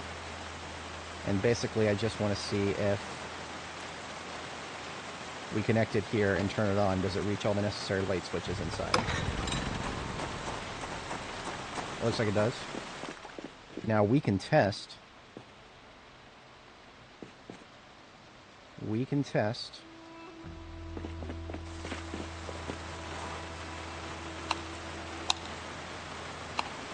use these floodlights to test whether the generator, I don't think it's close enough to touch either of these. If I put it here, the light should not turn on, as it does not because it is out of the range. So this fridge right here will be on a separate generator. And it should be the same for the popsicle freezer here, as it is. Great. So we've got a light generator, and now we've got placements designated for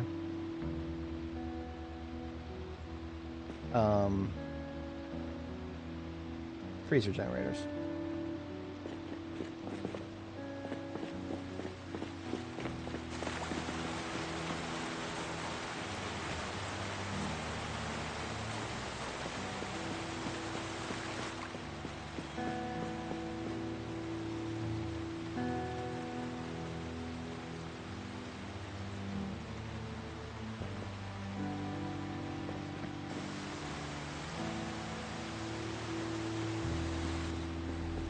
We came home with a box of garbage bags. That means we can get the rest of our rain barrel infrastructure here put together. Not that we're particularly hurting for it, but there's no reason not to now. We've got our porch built and everything, so...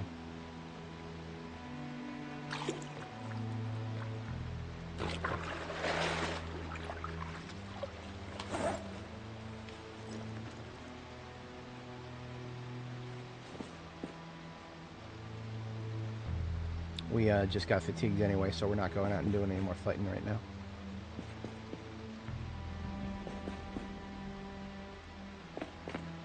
That would be in the ambulance.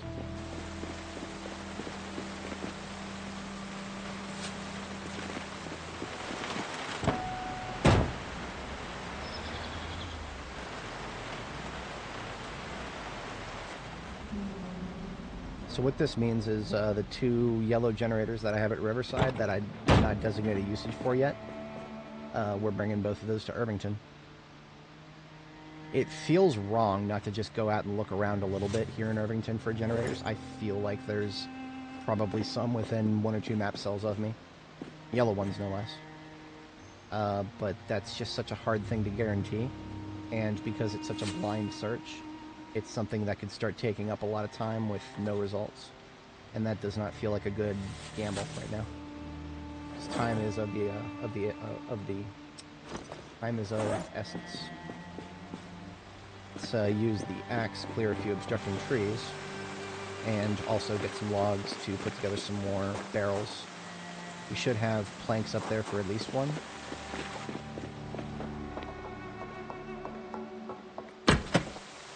We have planks up there for 2 if we cut another log.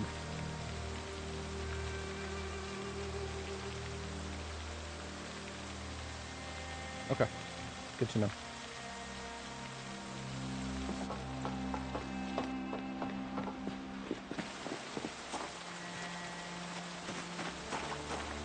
I don't know if I can't benefit from much more than that. No, I can't benefit from any more than that.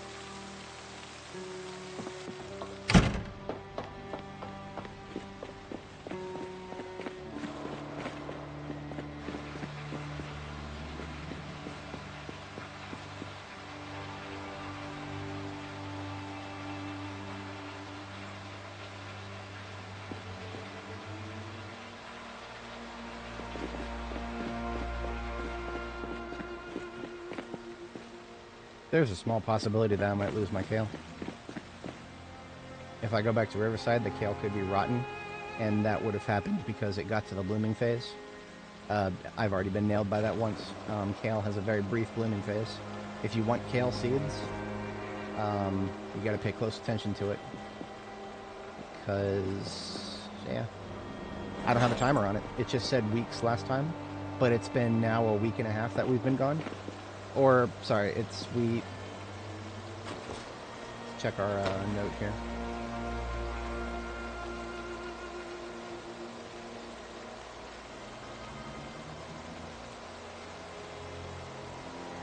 Well, as of 8/12, it would have been a week.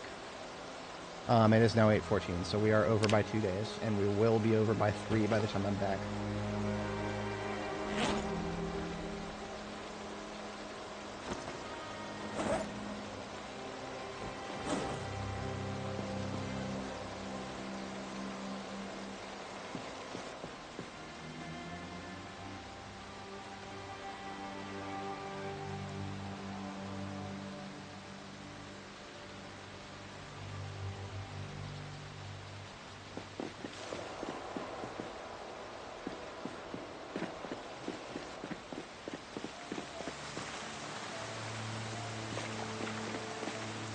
There are 2 logs on the floor over there that I forgot about. 3 logs on the floor over there. That's actually exactly how much I need right now.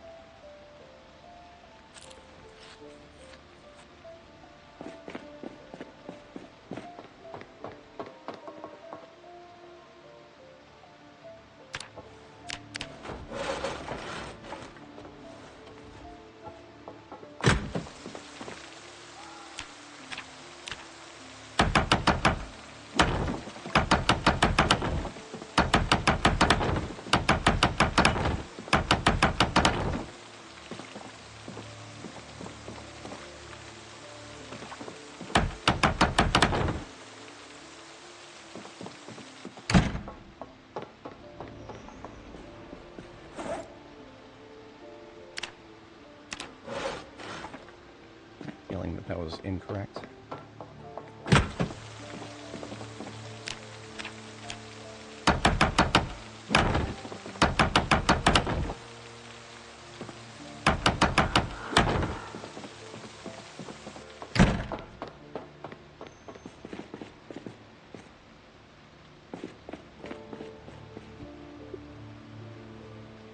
Question of what to bring back to Riverside is still haunting me at the moment.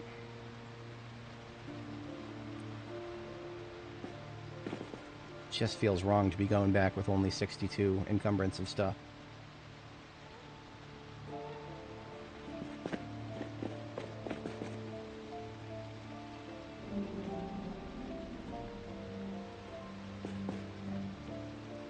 I mean, sure, I can just fill it with steel supplies, but I've already got lots.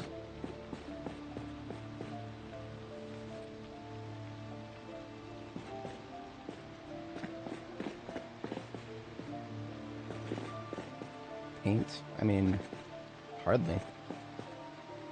Literally none of this stuff over here is what I need back at Riverside. I should have enough paint for the rest of my life. I suppose these guns would be better suited not here. I mean, even then. I don't have room for guns at Riverside. Guns are not what I need at Riverside. It's other things that... I mean, ammo more than anything is what I really need, but would I even leave that at Riverside? I would probably leave it at West Point.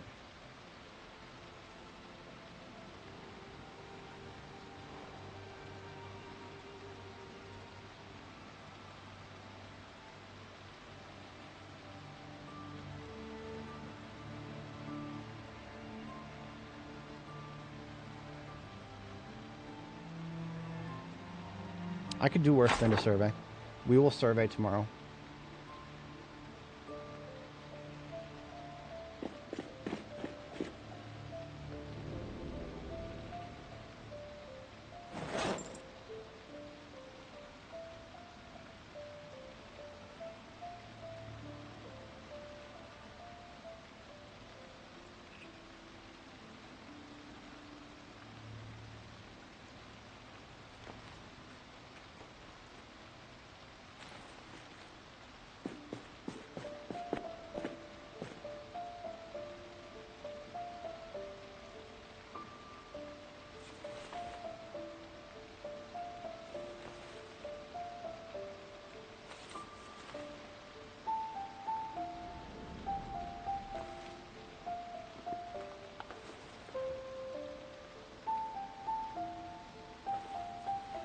Now that I'm coming outside with some buckets to drop, I can hear the rain lightening up.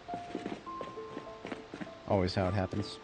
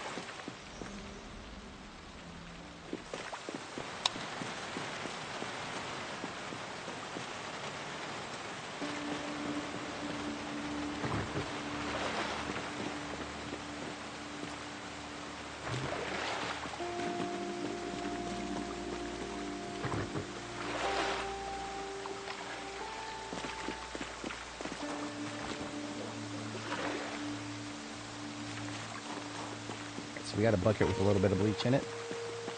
Should have enough crap laying around here to make a broom.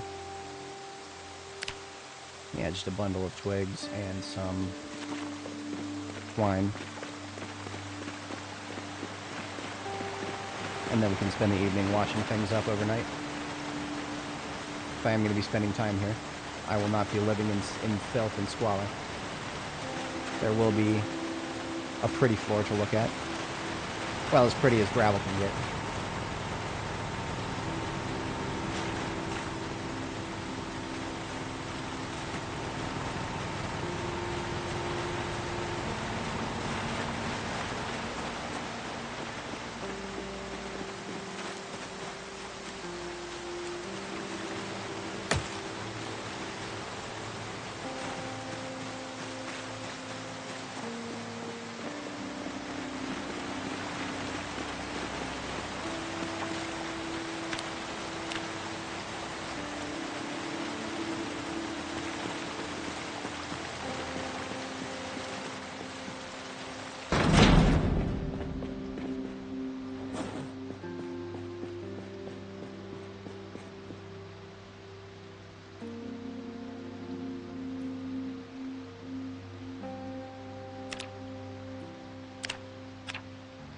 Seems the recipe wants to prefer duct tape over twine. That is a hell no. Duct tape is 100 times harder to find than twine.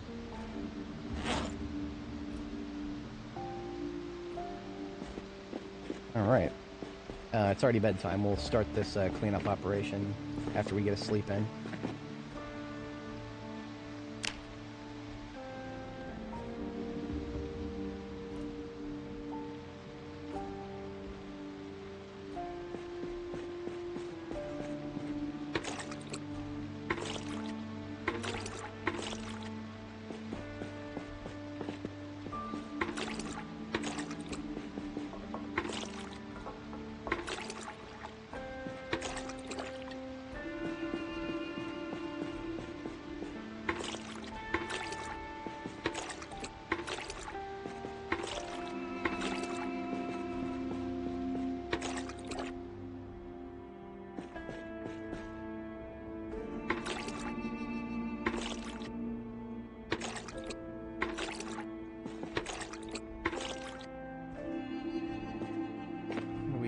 water or bleach?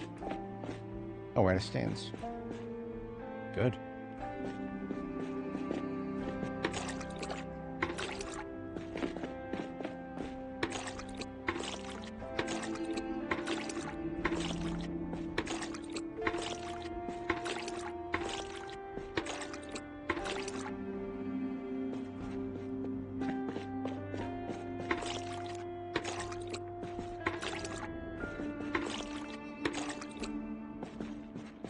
Now we're out of something. That would be bleach. And water, actually.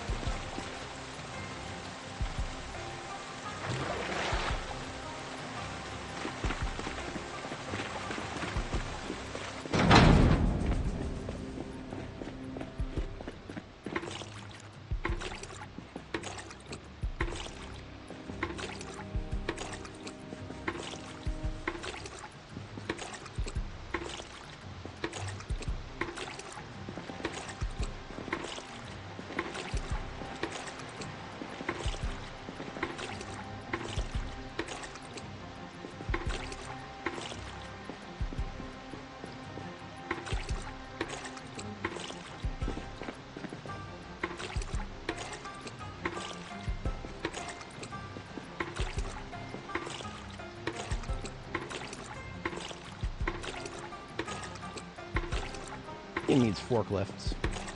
It'd be really cool if I could just move an entire stack of pallets at once.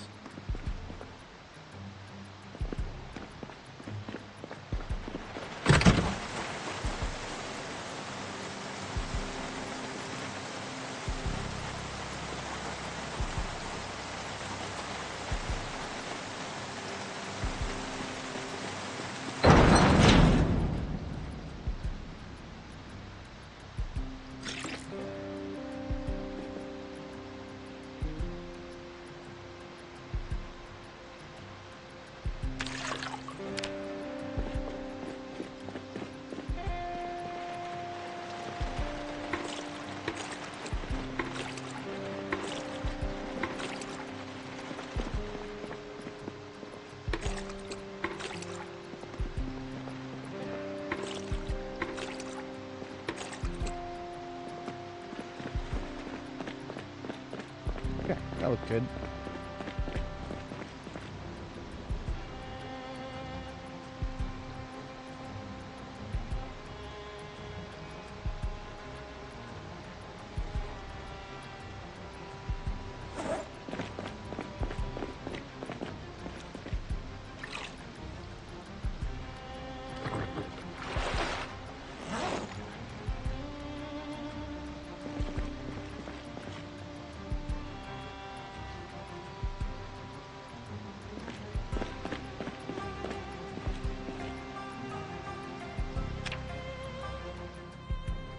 Been at this for 8 hours now.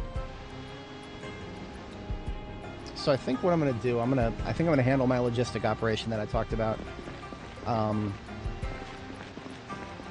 going to get everything set up here for being able to spend more time here. And then I'll probably call it after I've gotten everything set up. So I think the combat and exploration phase of the stream is now mostly over. I think for the remaining amount of time today, we're going to go ahead and just get things set up so that we don't have to spend as much brain power next time thinking about how long we've got until we have to return to base. That would be a ease off of my shoulders.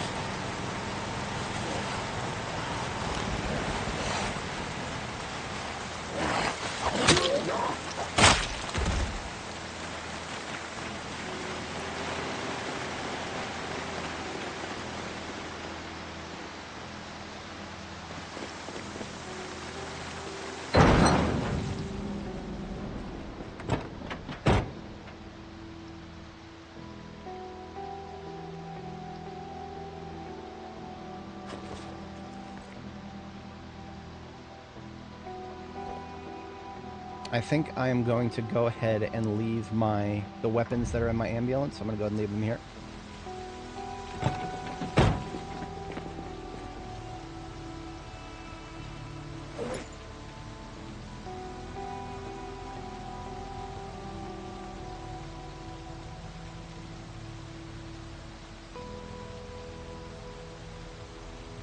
Axe is meant for local use anyway.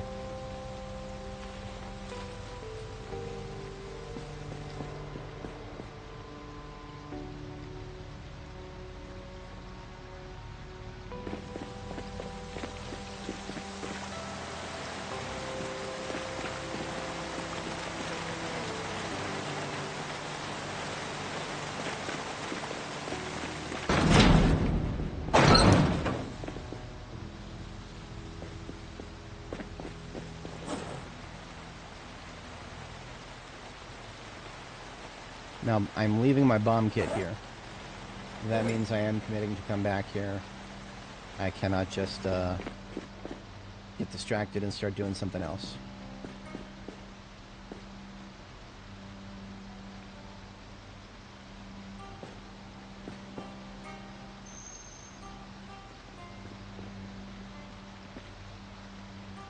I feel like I should, if we're going to be having rain for the next couple days here, let's just get a couple more rain barrels put up for washing and laundry.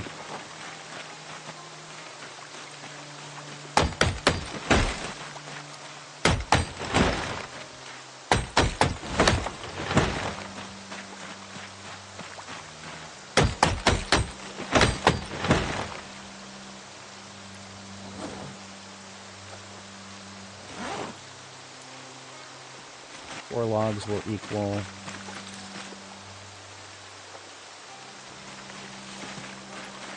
2 more rain barrels.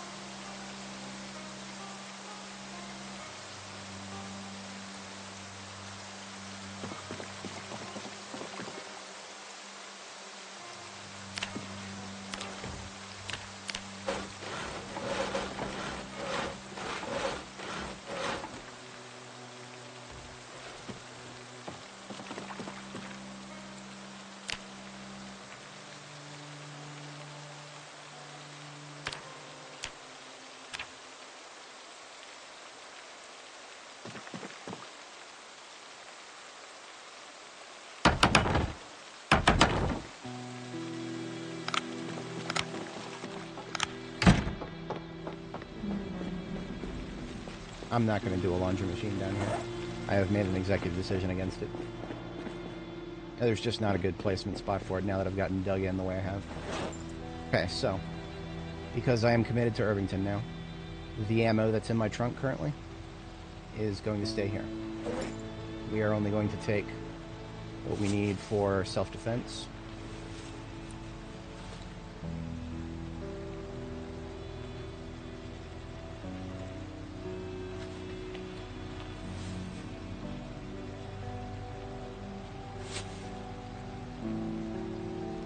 That's going to be another box of 45 auto.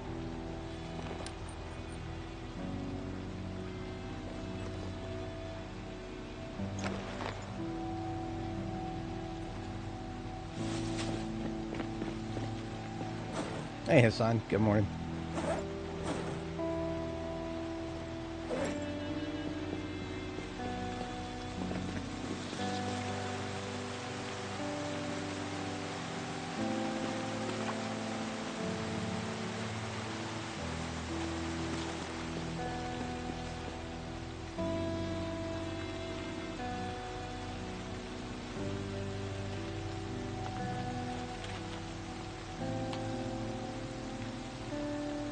Alright, and now all that goes in the ambulance from here on out is what is coming back to Riverside and or West Point with us here. That'll be this stuff here. We do still have welding torches and a propane tank for local use, and I know of local propane tanks in the area.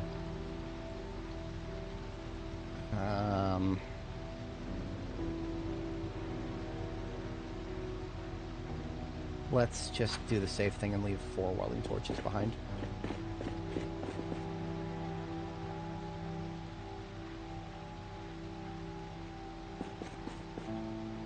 I don't want to repeat the previous situation where I actually used to have a bunch of welding stuff and then didn't because I took all of it back and consolidated way too much.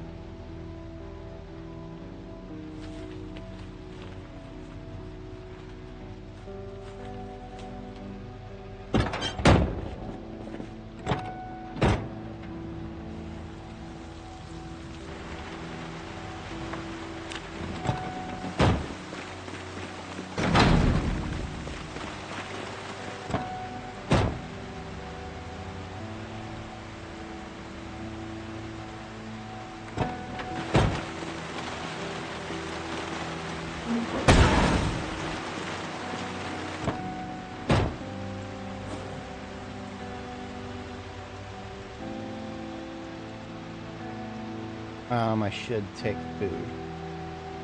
Yeah, I say that as the Moodle pops up. Right now the goal is we're going to stop by the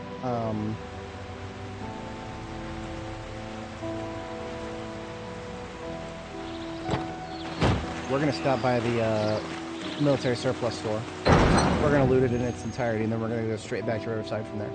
That's we're not going to stop for anything at this point.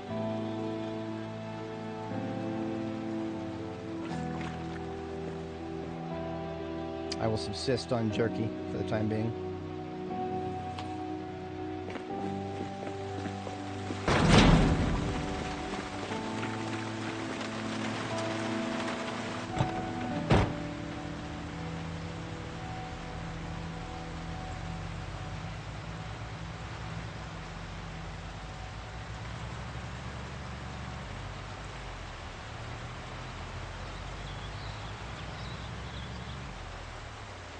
Wait a minute.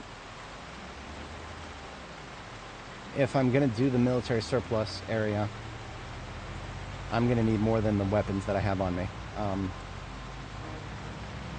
Yeah. There was a part of my brain that was saying you're just going back to Riverside right now. So I just changed that idea at the last second. That's okay. We just need to...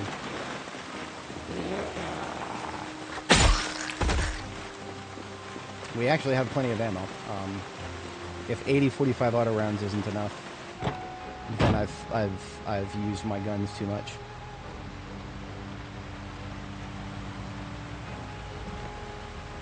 But we're gonna need another sword or two. How's my machete? My machete is fine. My knife is fine. Yeah.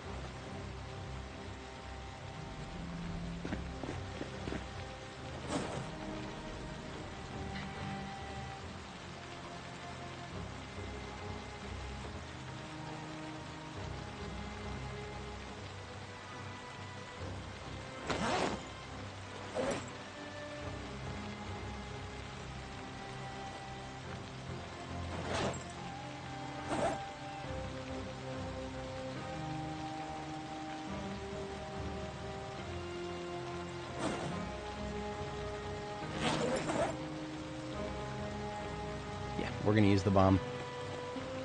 We've got this. We're going to use the bomb.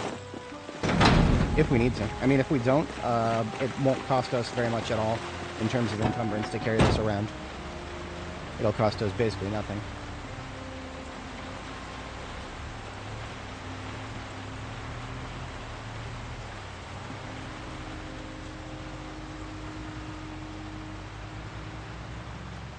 One of my many bases. This is my base in Irvington.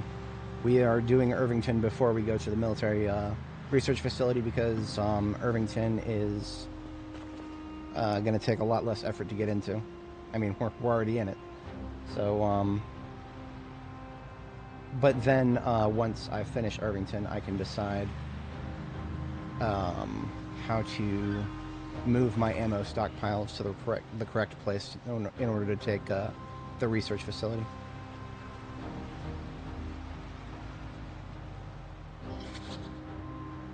Alright, we got a greens, we got a farm a hug. Steakhouse. Stole some stuff from that mail van already. That was one of the first things I did. There's Corvettes and Mercia Lang. I already had that marked on the map. There's nothing I can do about them right now. I am already towing a vehicle. Ooh, there's a Ranger D6 right there. Bull driver, Ranger bull driver. I need to mark that somehow.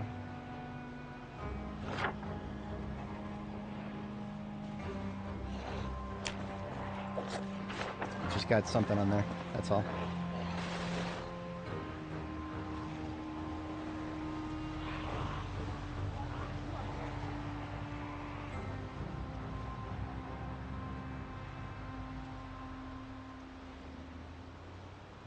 What is that? That is Hobbs Perkins Hardware. Okay. Whatever. So. There's a Spiffo Battle Axe right there. I'm not worried about that. Remember, we only use the Battle Axe on respawns. That is a Spiffo van, but it is in pretty bad condition right there.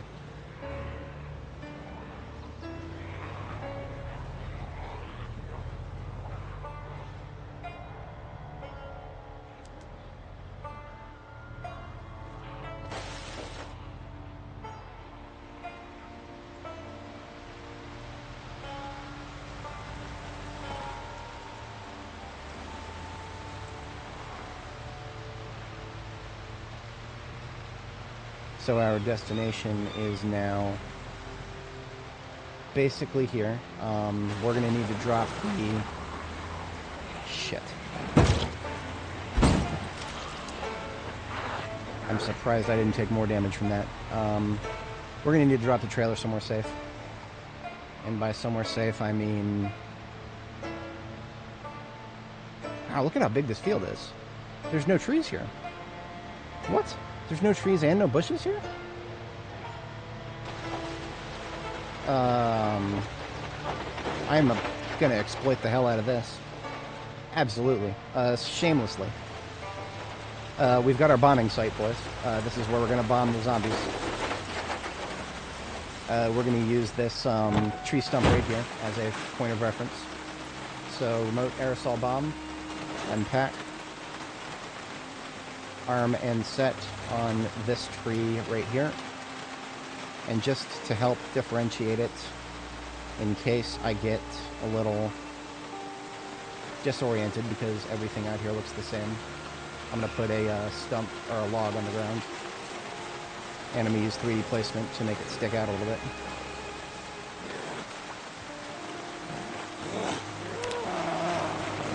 We'll also have zombie corpses there. Sweet. So now it is unambiguous, but nothing out here is blocking our path. Okay, we've got a bombing site. I need to ditch the trailer. The trailer is quite literally only going to hold me back. It doesn't even have any loot in it. We'll come back for it. It is detachable for a reason. Make full use of that. I think it's time for some combat music too. As chill as I enjoy this music, I find a very strange enjoyment in the dissonance of just listening to chill music when I'm fighting massive fights. It would behoove me to drop the trailer somewhere useful, but let's just drop it down here by the restaurant. Easy to pick up, far enough out of the way it never has a chance of being blockage. Okay. And I think it's time to... Okay, here goes nothing. cut the game's music, or the whatchamacallit, the chill music, and I'm feeling a little transgressed and violated by how many zombies there are here. I don't have a very wide music library for this game, and hopefully you guys are okay with that.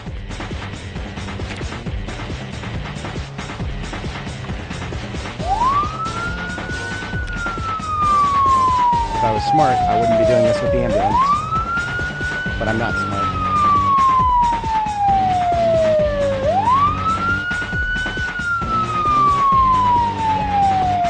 I'm not smart at all.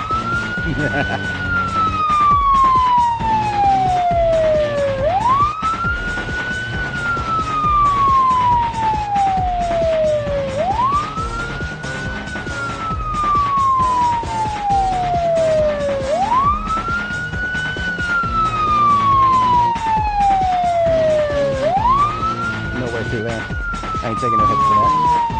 Let's go around.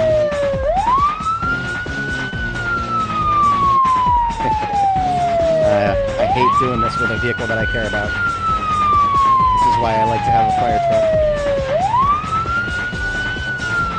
And this is where Irvington shows its fangs. Right here. These bushes. It's alright, we made it through.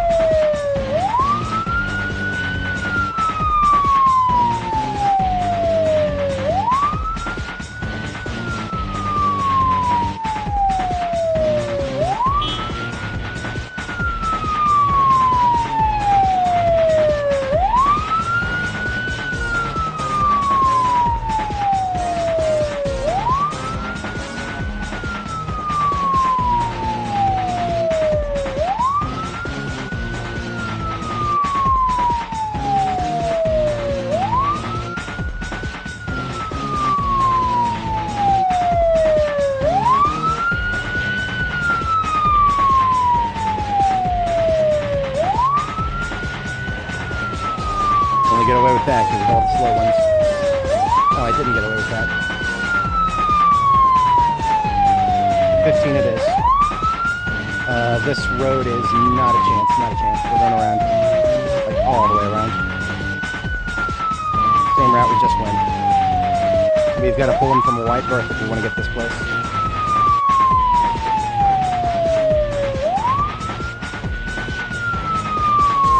At least we can go up this way now.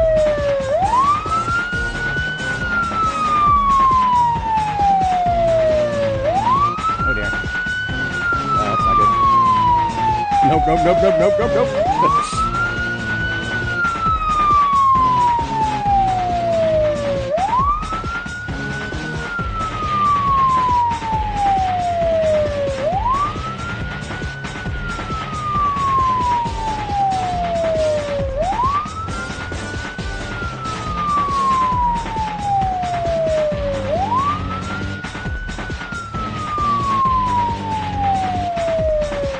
So they won't see us through these trees, but they will hear us.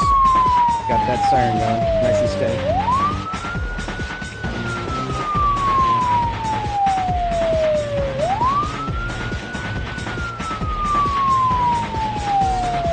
By moving up this way, I'll get some of them out of the road there.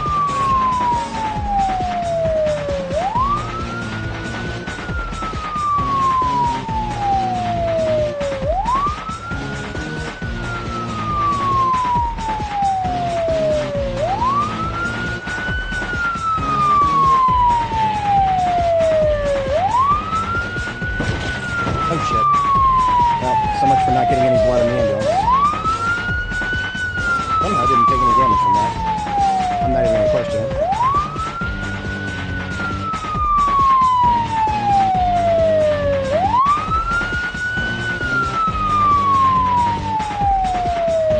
We'll have a chance to loop back for another minute or two here.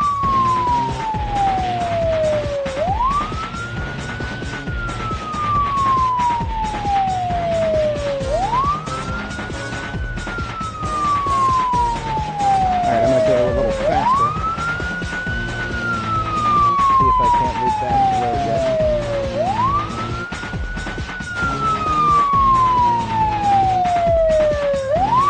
Remember, we're very far away from our actual what we're trying to clear.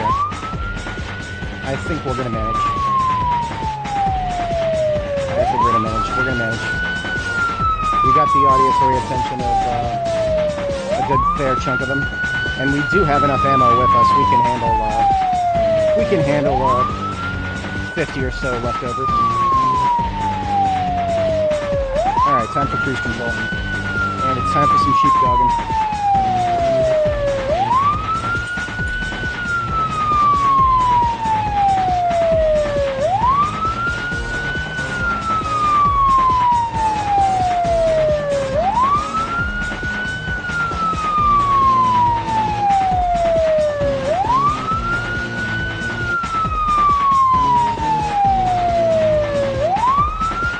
Where some of these guys to the south came from, but they want to join the party. I'll blow them up too.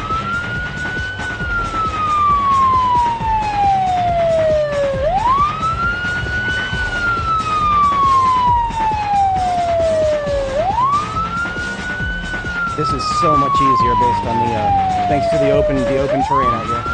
I would not have been able to do this with just the parking lot. The parking lot is way too small.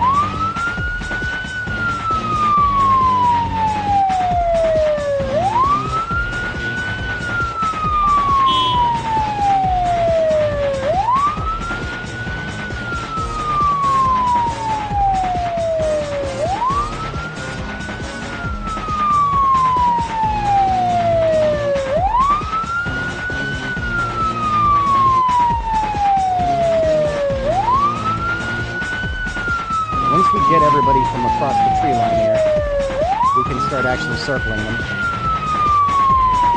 It's this tree line that if I don't keep looping back and getting close to it, there's some dudes on the other side of the tree line who would definitely lose sight of the objective and just chill in the parking lot instead of chasing us.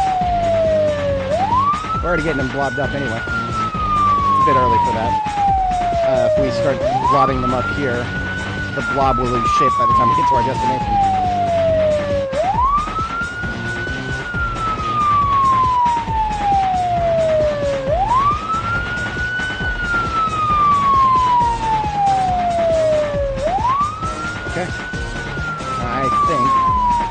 Yeah, I think we can start leading them to the actual destination. Most of the slow ones have now crossed the fence.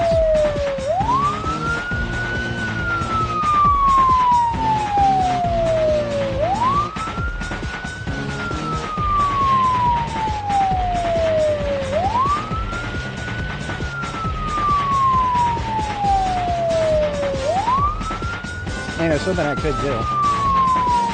I could just ditch this entire group. I could ditch this entire group and go back and get more. That would not be a good expenditure of time, though. Time is against me.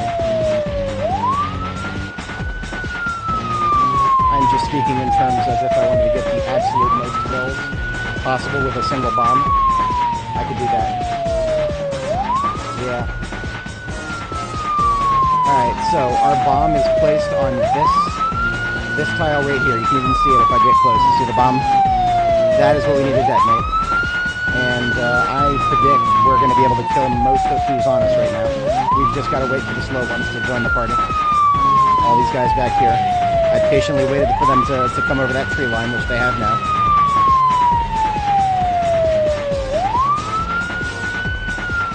Set cruise for 10 miles an hour.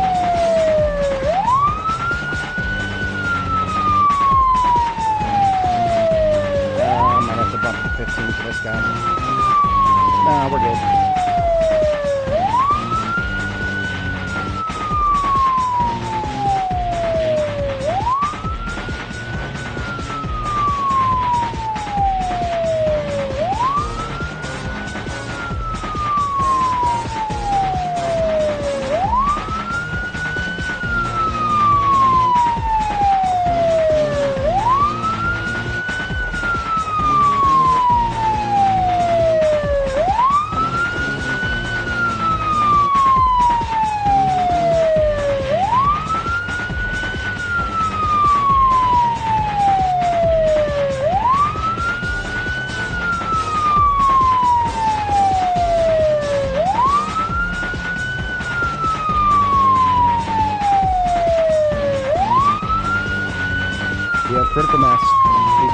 freely circle the group. You don't have to worry about changing speed too much. Kind of an arbitrary decision on that, with how much room we have here.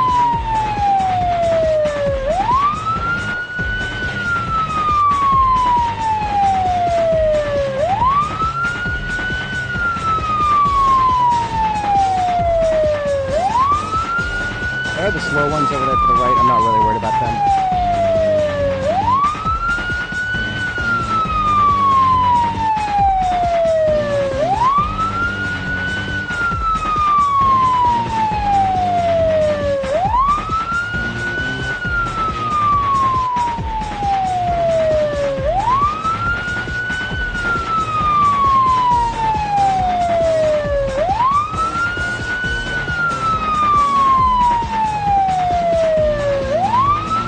I've completely lost the point of reference. I will need to keep in mind that stumps are not big enough in the slightest. See, I can see it there, but the stump of the log, it's just not working. But I'll be able to ballpark it.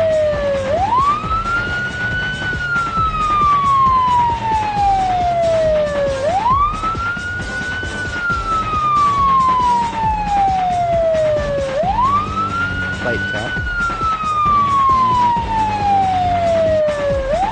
I could detonate it in the next 2 or 3 seconds, and I would get a fair chunk of them, but we're still not quite there, thanks to the ones who are late to the party there.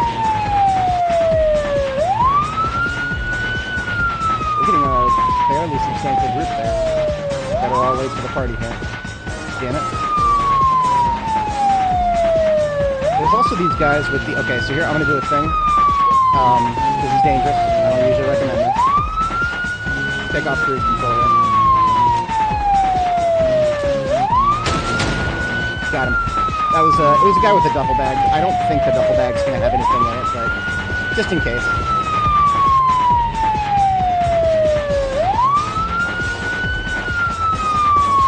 Because we're using aerosol can bombs, it is possible that anybody who's got loot on them is just gonna burn up afterwards.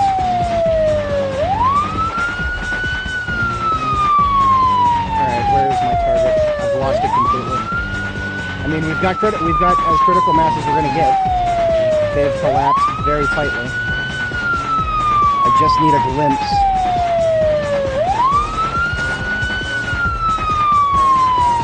Just a glimpse. I feel like if I can't see it at all...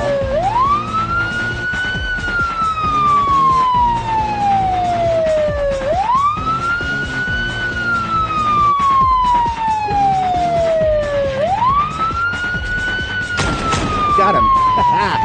So the other guy with the duffel bag got him too. No duffel bags burning up on my watch. No, sir.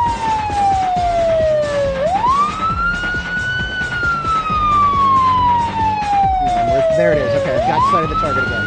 Right there. We're getting close. We're really close. 1 or 2 more loops.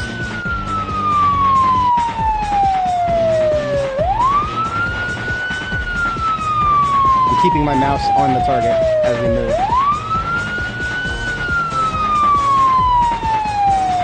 Okay, let's get the remote controller out.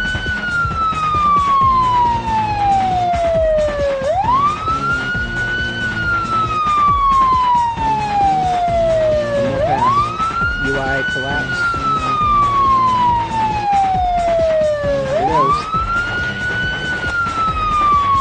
Alright. Didn't even hear the sound. That's alright, we don't need the sound. That was a good chunk of them. Let's finish them off.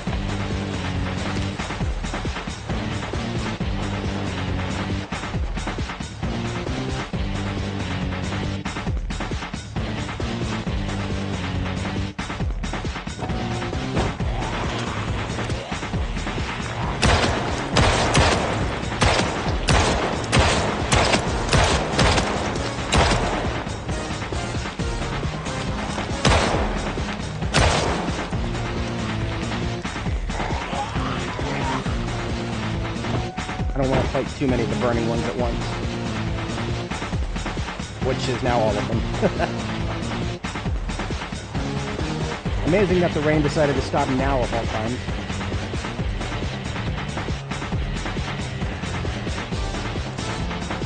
Now, if they're coming at me while they're burning, I can still kill them from a safe range with either a sword or a firearm, or hell, even a machete can do it. But I've never tried to do something like push a zombie that's on fire, and I don't want to ever have to do that. I've never had to do it before. I don't want to ever try doing it. I've literally never had a character in this game catch on fire before, and I don't ever want to break that streak. Oh, but yes, you can shoot from the car, Hassan. You just got to make sure that you roll down the window and make sure that the window is facing the correct direction, right? So driver's side window is down now. I hit the hotkey for my 1911, and I can now shoot the 1911 out the car. Now remember, any amount of movement from the car is same as trying to shoot while moving on your foot, on feet. So if you actually do want to do it and not just have it be a waste of bullets, I do recommend trying to come to a complete stop before you shoot.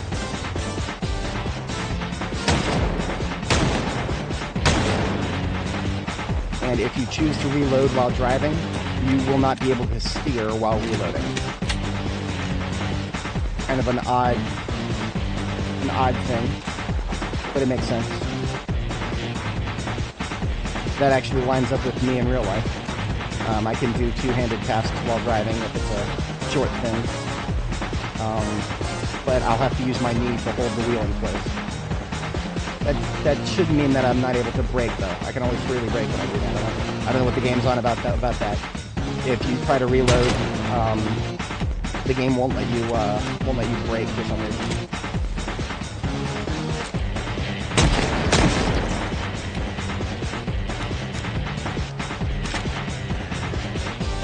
Now I could honestly ditch them at this point.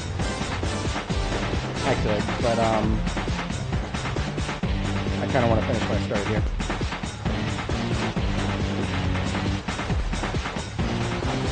I'm going to cut the ambulance so I can fight on foot, and I don't have to worry about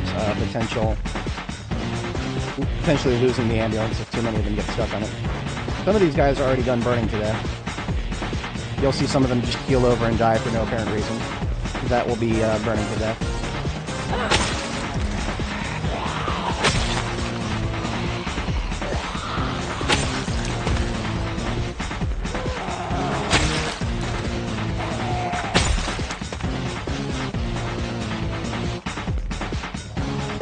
Yeah, like these slow ones here.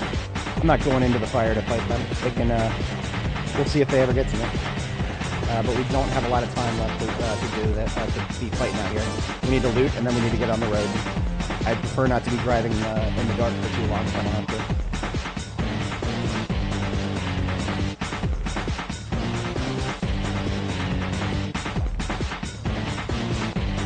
Yeah, see, these guys are far enough away that,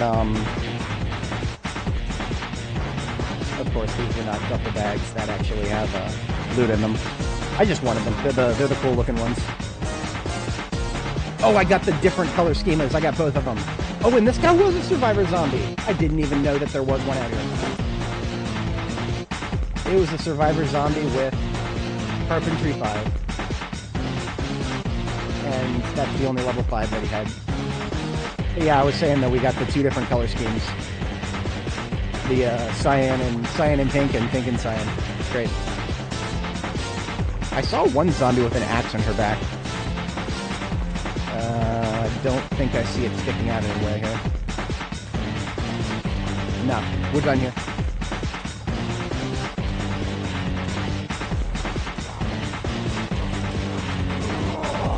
Hey, there's the rain again. Perfect.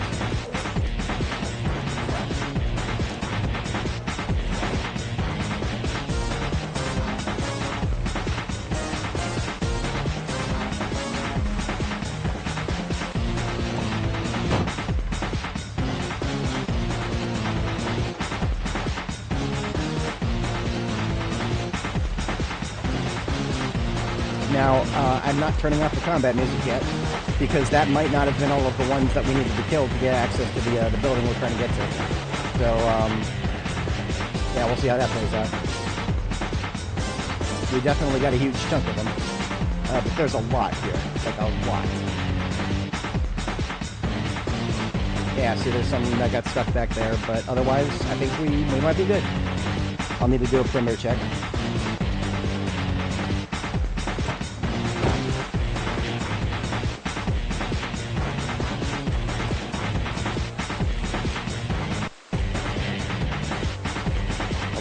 I'm good. We can put a kibosh on the combat music. I apologize if anybody, you guys wouldn't be here, but if anybody heard me say that I thought we were done with combat for today. Well, plans always change here. Sledgehammer is required for this place. Didn't have one on my initial map tour. If I had, I probably never would have come back here. This is one of the most important targets in the area.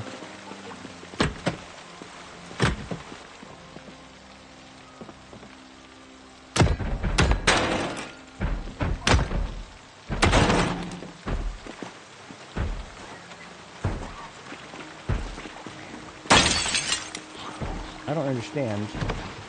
Oh, we never spawned in the interiors for these buildings. Okay, so we do still have some killing to do.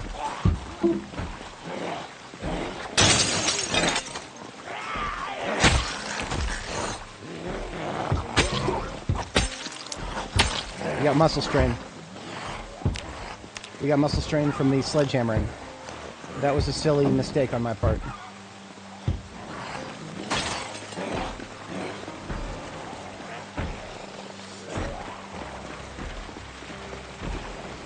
Probably only one in the bathroom in there. But yeah, we got muscle strain. We're locked out from combat for a minute. If we keep fighting, the strain will just keep getting worse, and we'll be liable to hit red strain, which means our damage is cut down to like 1/3. Oh, fuck it.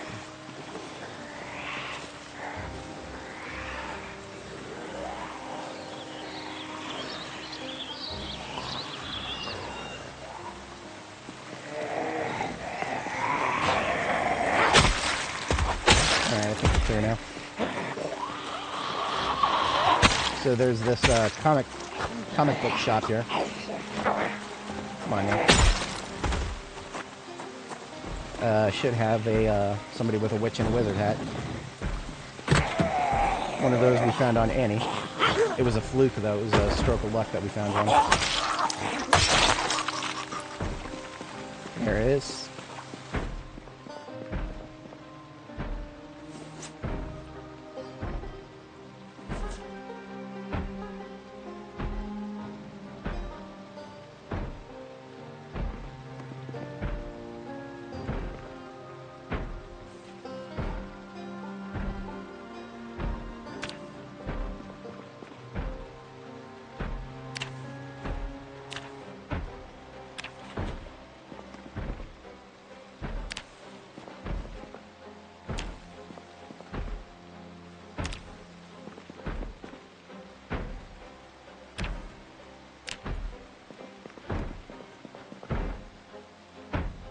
Very paltry selection for a comic book shop.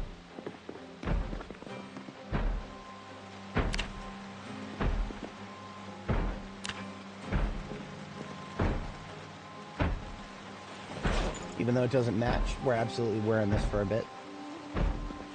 Because we can.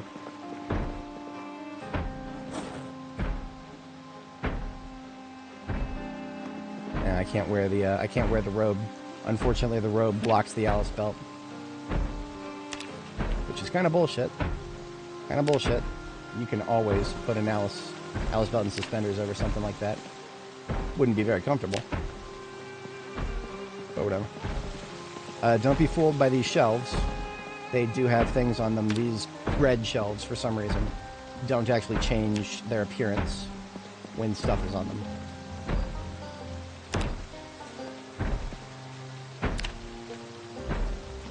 Okay, that is everything in the comic shop.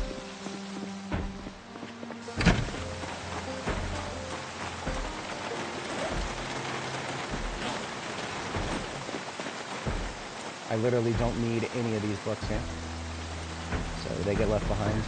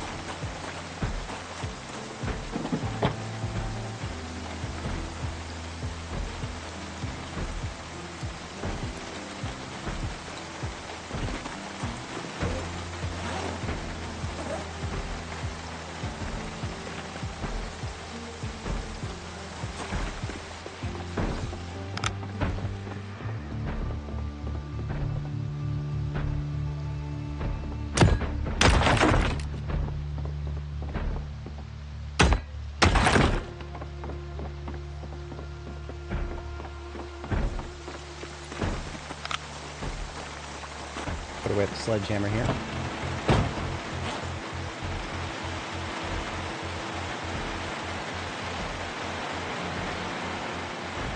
And fun fact about Project Zomboid, double doors can fit any vehicle, no matter how big. At least vanilla vehicles.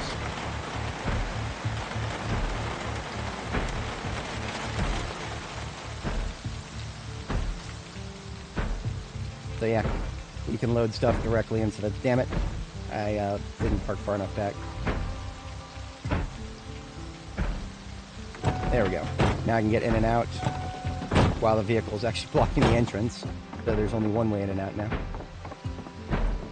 Let's kill this asshole. Long overdue.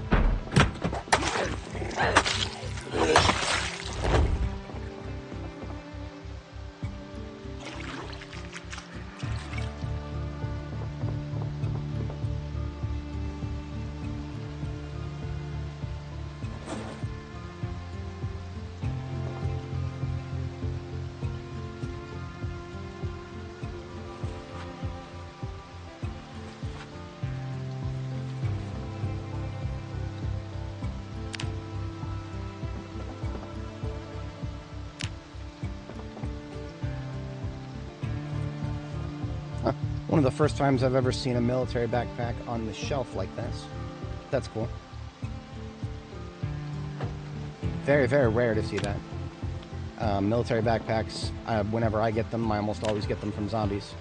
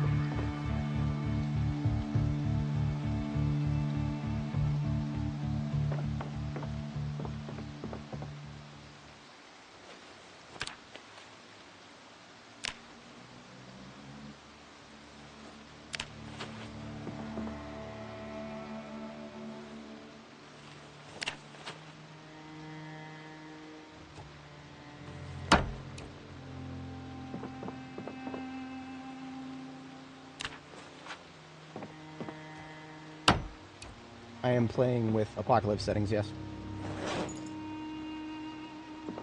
I am from, sorry, I didn't see you guys' messages earlier. Northern Virginia, just outside of DC.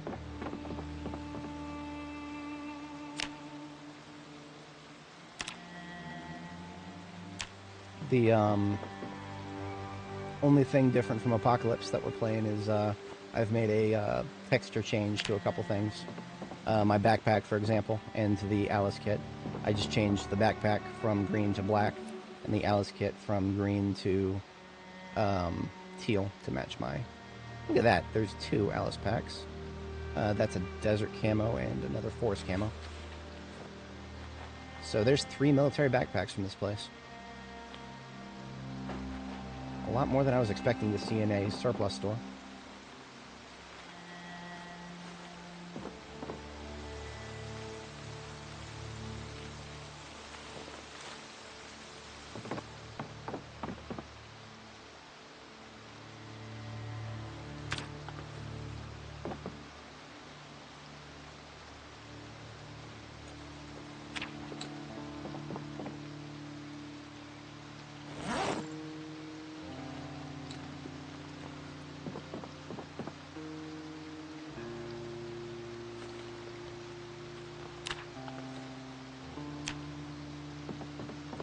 So I'm going to establish a couple of bags that are likely to be left here. And that's mostly going to be cosmetic stuff.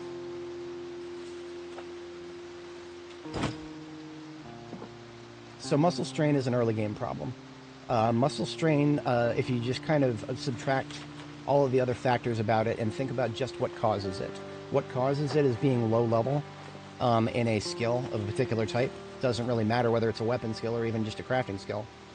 Being low level in that skill and doing too much of it at once. So let's just say that...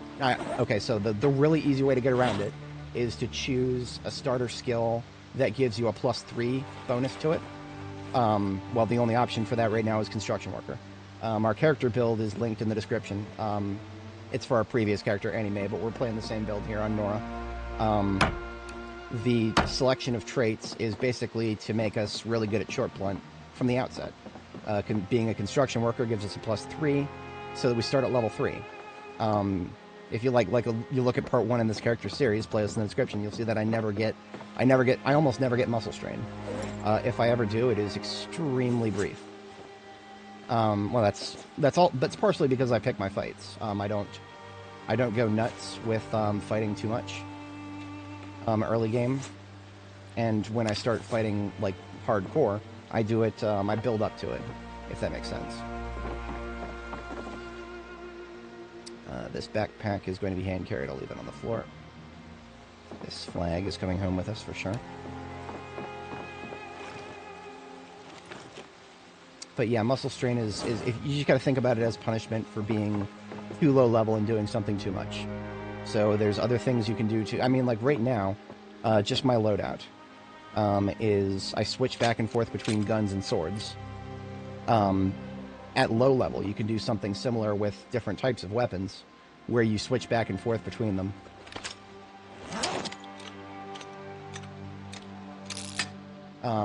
Sorry, I'm getting ahead of myself. The reason I do that is to not build up muscle strain by doing too much of what I'm not skilled at, by switching back to what I'm skilled at when I have to do a lot of it at once, right? There's 10 zombies coming at me. I'm going to use the weapon that I have the highest skill in. But if there's only like 1 or 2, I'll switch to the weapon that is lower skill that I'm trying to level. That allows me to level my skills up with smaller skill weapons that I don't have initial bonuses in. That's what I meant to say. These guns also don't really need to come back to Riverside.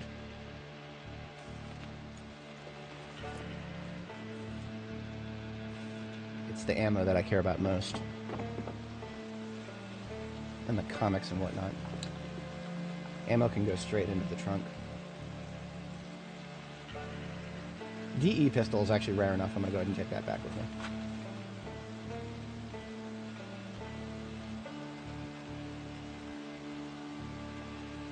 I'm going to put all the guns and bags that I find into this military backpack here.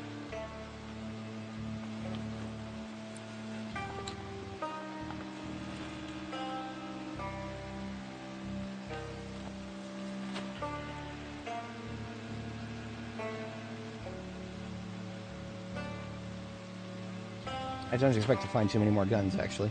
It's going to be a lot of ammo, but not too much in the way of guns.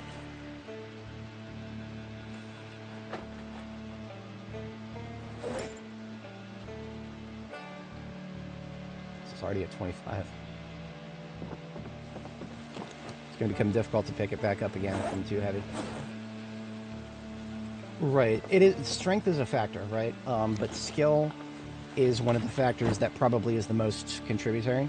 Strength and fitness are both factors, right? So if you want to do that 0 to hero thing, which I'm going to be clear with you guys, I never recommend the 0 to hero thing. That's a meme. If you want to do the 0 to hero thing, you're either going to want to increase skill gains or you're absolutely insane. And I don't know how you tolerate that. I have very high tolerance for bullshit. I mean, I play this game regularly, but that is one level beyond what I can handle. I don't understand it. I don't understand the appeal. Because 0 to hero, what does that mean? That means you're just going to be lifting weights for literally months on end. Literally months on end. And when you lift weights very often, that devastates your action economy. You can't do anything else for the rest of the day because muscle strain hits you within a few hours. It's kind of wacky. Maybe 0 to hero was more viable back in the day, back when B41 was the thing, and there was no... you didn't have to worry about all the problems that would be incurred by muscle strain, as it were. I just mixed empty magazines with full ones. I should... No, I didn't. I'm good. Okay.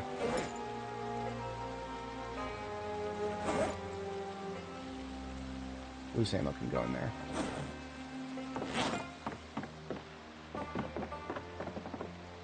All these containers back here are nothing of interest. Of course, we did not get a copy of Aiming 5. This is one of our... I didn't even think it was going to happen. And of course, this locker back here, nothing to be excited over here. What about this one? Another shoddy. Look at that, another M16 magazine. Thanks, game. Thanks. I've got about 8 magazines for M16 now, and nothing to shoot it. I never will.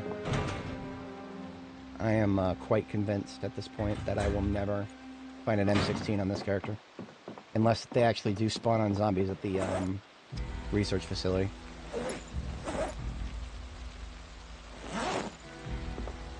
Okay, you know what? I'm gonna get some lights going.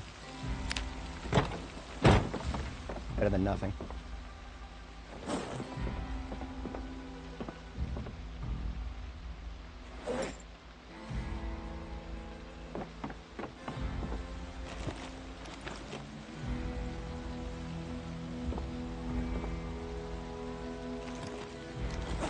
Okay, ammo.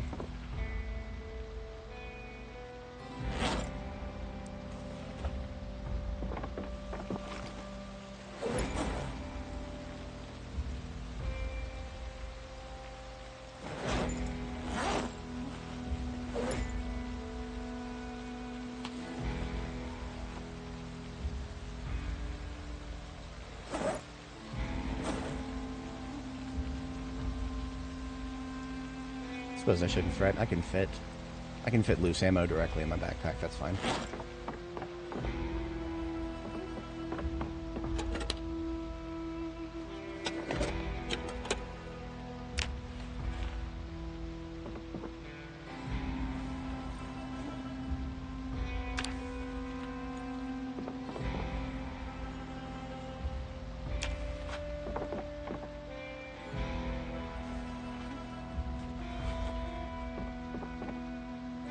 Alright, so that's all the ammo from the shelves that are not in the boxes in the back.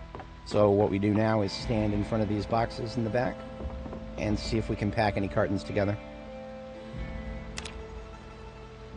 No cartons, but I can do a box of 45 auto. I don't want to, though. Okay, so we did not find enough loose boxes to make any cartons. That is a thing. I don't have any strong words about that. There was only so much we could get from here. And we got it.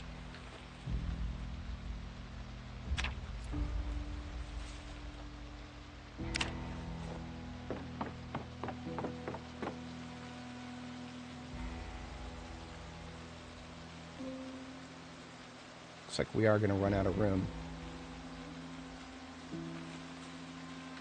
That's okay. That's why we brought the trailer. That is why we brought the trailer.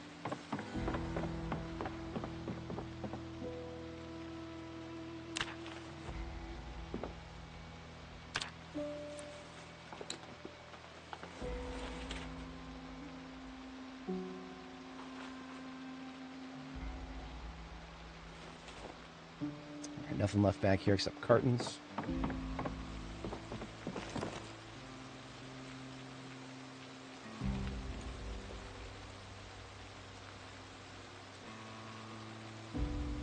Alright, ambulance is full.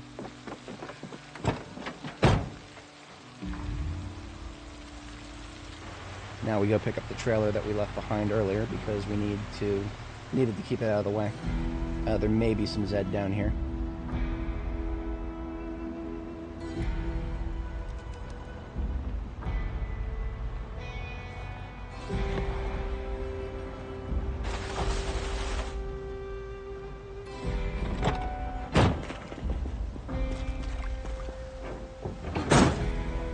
Times 1 incoming. We're stage 2 fatigue. We're not very combat effective right now.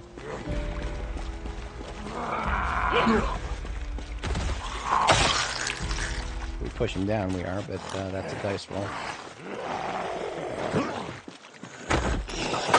Stab. Look at that.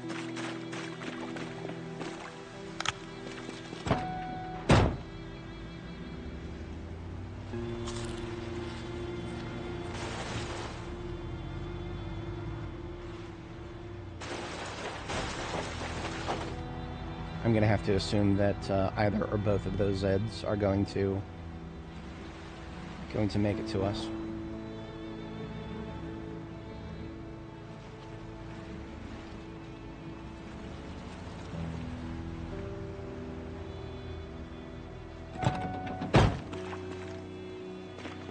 Is this one?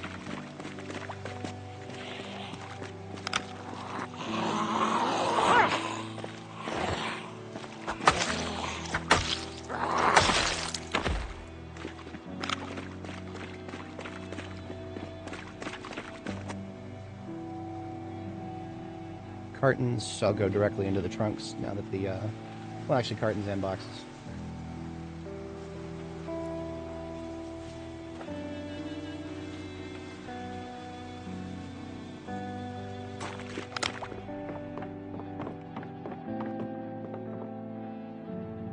Carton of shotgun, that's always a nice thing to see.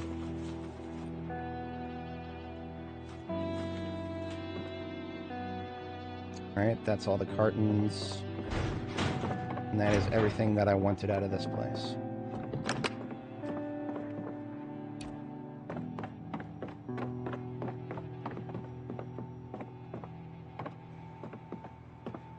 The radios there would be bonus targets. Hello there.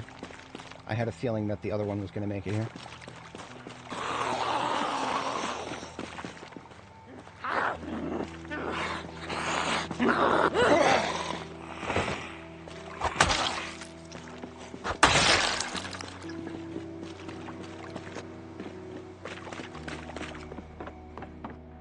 Please be wary of fighting them if you're tired.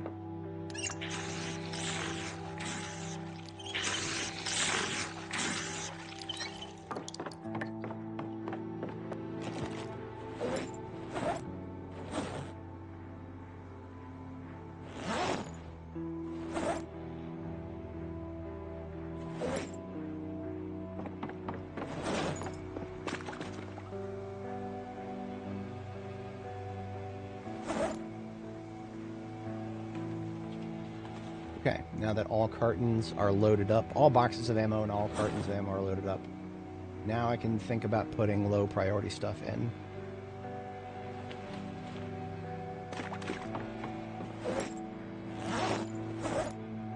I probably have enough room for all three of these bags.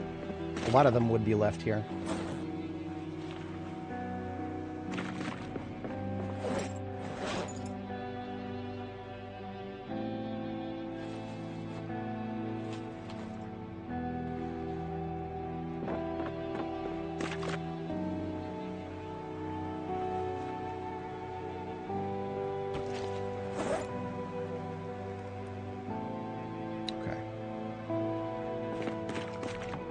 Only about 10 left in the trunk.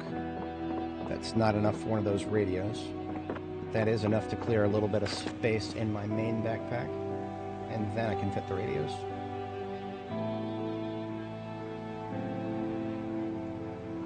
These magazines is actually loaded.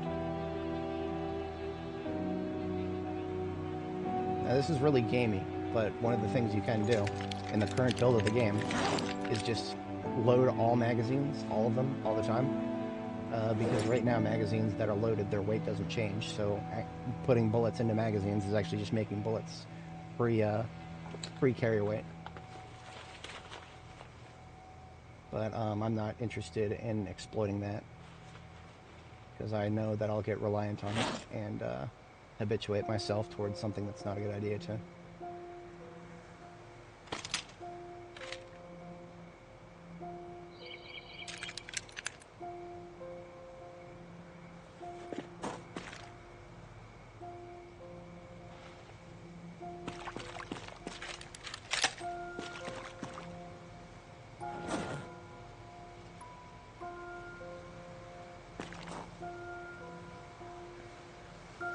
Okay. I should triage some of the stuff that I have right now and leave it behind. So we are going to go back to our base here in Irvington, as opposed to gunning it back to Riverside. It just doesn't make sense to carry all that stuff back to Riverside if I'm not going to have room for it at Riverside. Like some of the military gear I picked up, I literally don't have room for it at Riverside, but I could foresee a circumstance where I would have use for it at a field site that I built for handling the military research facility, that is some of the stuff we stockpile here at Irvington will be used for that. So logistically speaking, some stuff that we are not able to take back now will be left here, come back for later.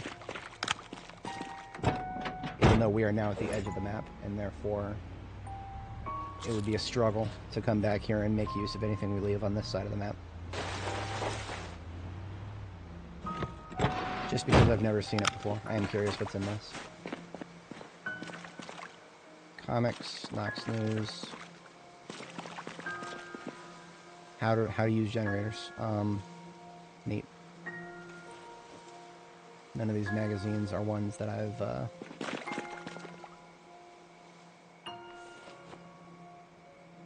yeah, we're good.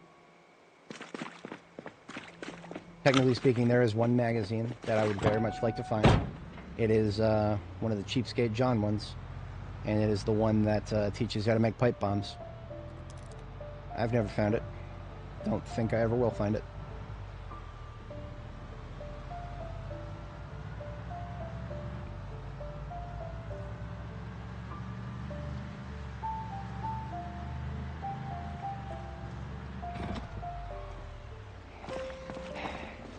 These roads are so freaking narrow, man. I hate them.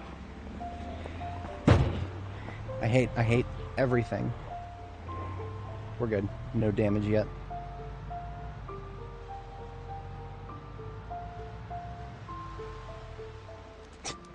Look at that. Look at that. God, I hate Irvington so much. Just a fucking line of them in the middle of the road. Why don't you guys want to group up now, huh? Why is it now you choose, oh no, we don't want to group up. 90% of the time their default behavior is to group up when there's no human around. But no. No, now that they're in the middle of the road, nah, we'll just stay in the middle of the road. How about that? Fucking, probably not intentional. But that's alright. We had a path that time. We won't have a path every time.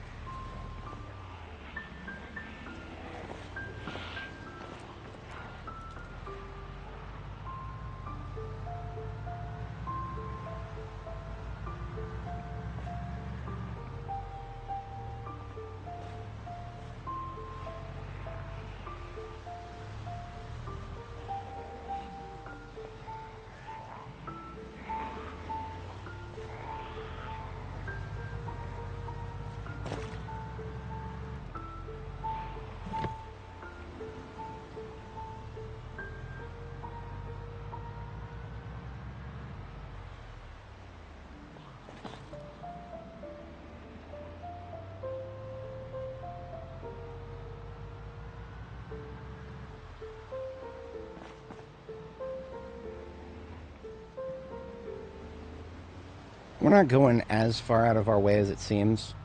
It is easier to leave Irvington from this direction. Having to leave from the north would take us through Ekron, and I don't want to do that. I don't want to do that right now. Ekron is actually very hard to traverse. Actually, almost just as hard as this place.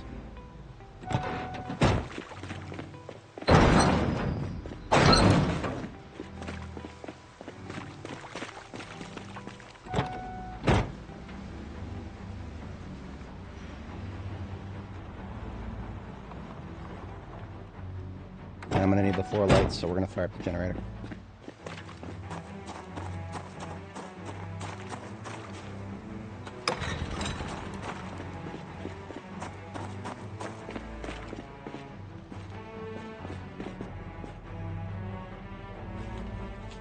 Alright, so most of these backpacks, as mentioned, were full of things that can stay here.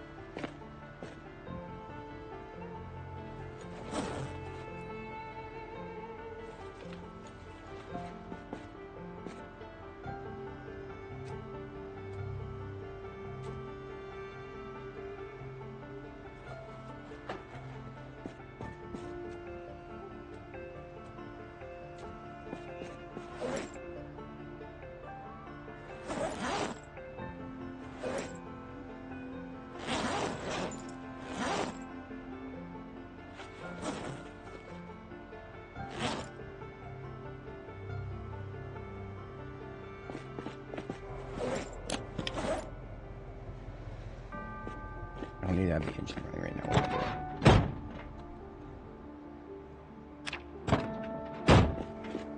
I am well aware that I'm very tired right now. I'm not concerned about that because I am going to take caffeine at 7 a.m. I am going to maliciously exploit the fact that caffeine currently deletes 100% of all fatigue when I feel like that's probably not what it's supposed to do. But I don't care. When it's a mechanic in the game, I'm going to use it because the time for engaging honestly with the systems of this game is kind of wearing on me.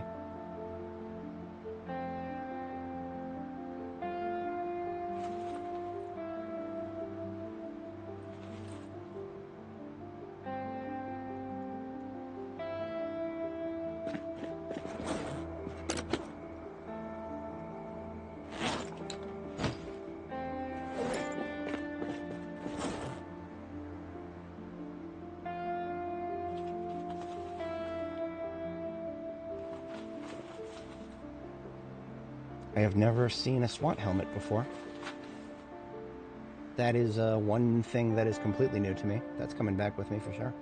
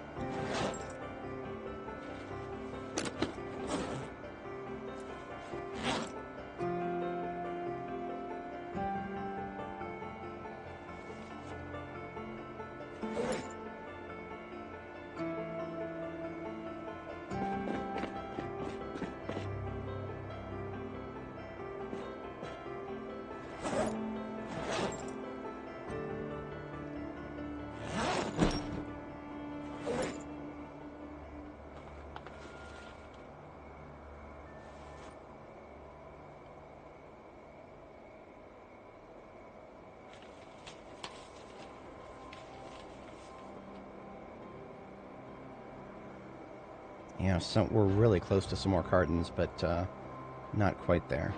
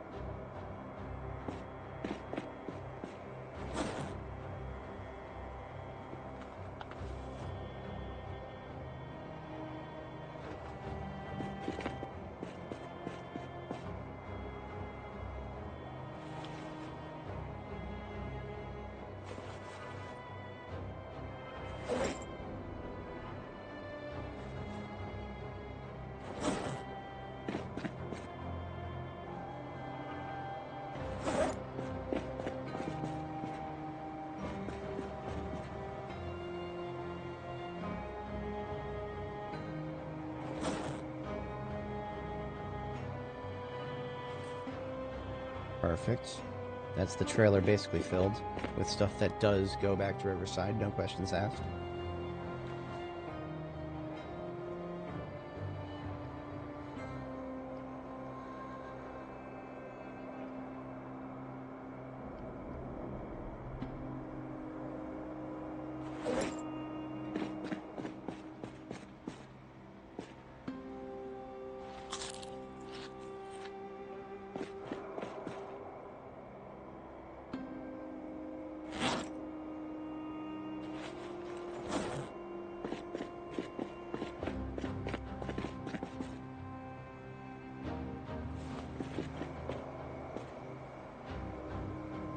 I can now make a couple of cartons by combining this garbage bag that I brought with me initially.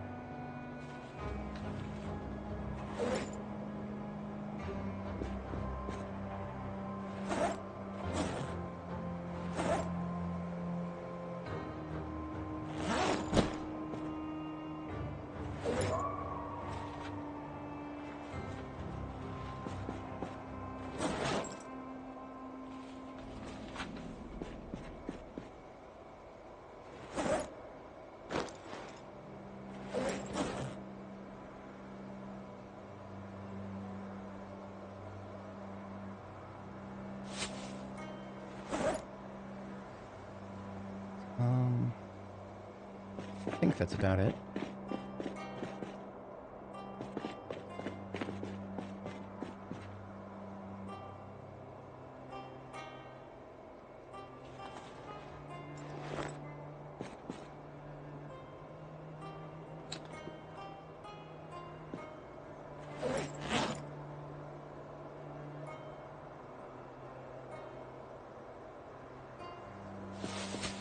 Sword is still going strong. Does not need to be replaced yet.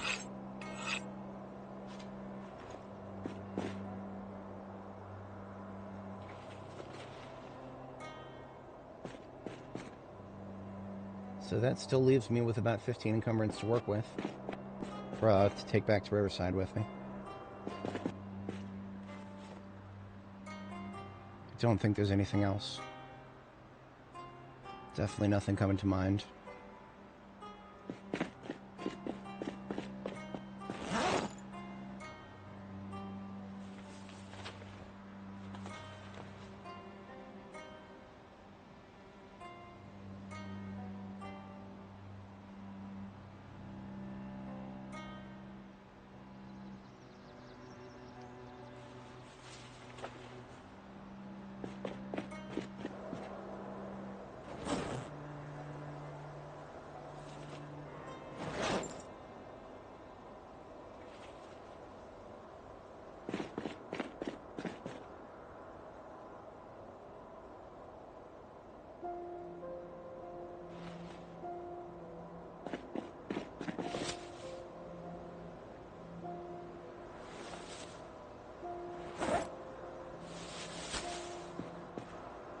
Okay, so this garbage bag stays here. It is for more work here in Irvington.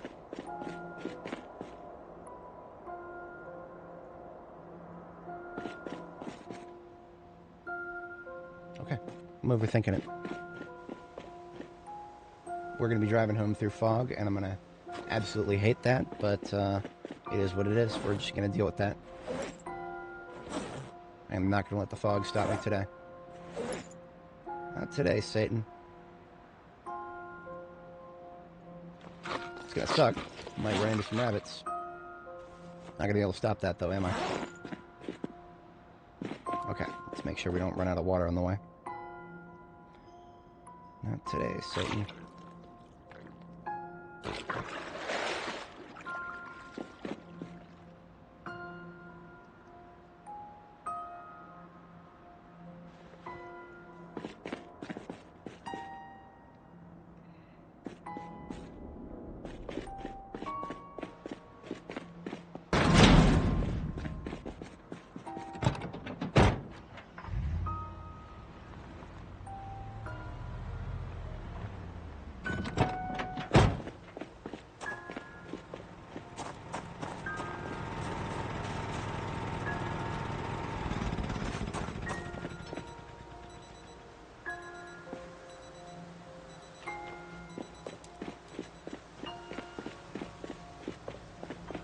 Only because I have room for it.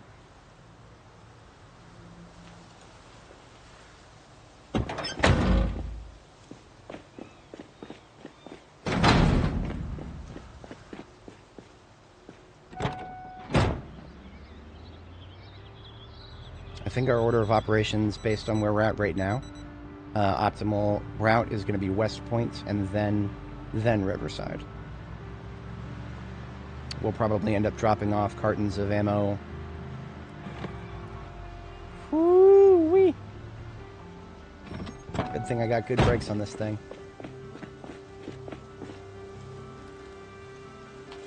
Now we have 2 perfect performance sports car tires. It's not like I need a fixer-upper Corvette in the area, but that is actually close enough to my base that it costs me nothing to get it out of the road right now and just drop it off at my base. We'll repair it later. It does just feel morally wrong to leave a Corvette just sitting there, so we won't.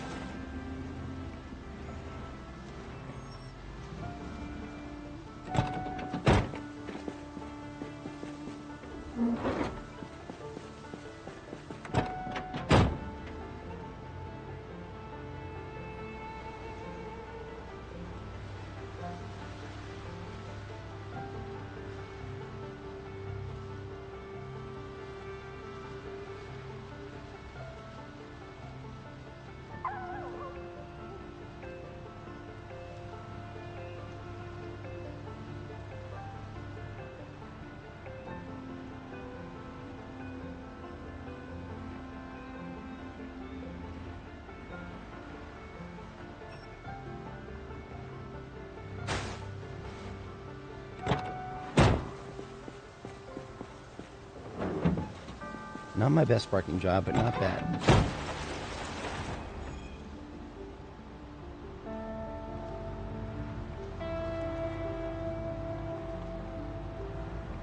Let me double check this. Yeah, we're just gonna go all the way down to the bottom of the map here. Yep, that's how we're gonna play this.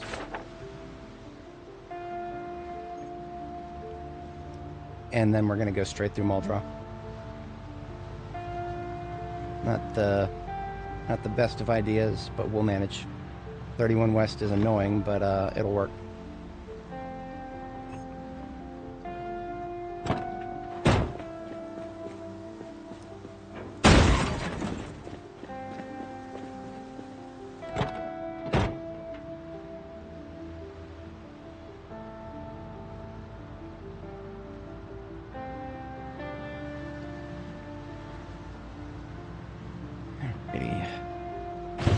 That was a side hit. But we somehow didn't lose storage space. I won't question it.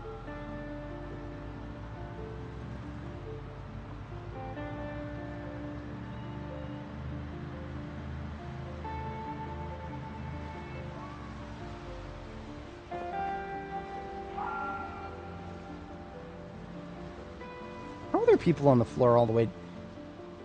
Did we actually... I feel like we have not been this far south since the beginning of the game, but I don't remember. I genuinely don't remember. Our sleep house is coming up here on the right. Yeah, there it is. Nothing to do there. Just a point of note. I know I did not make it all the way down there recently, which is why I'm very sussed out that there were corpses in the middle of the road. Not sure how that happened.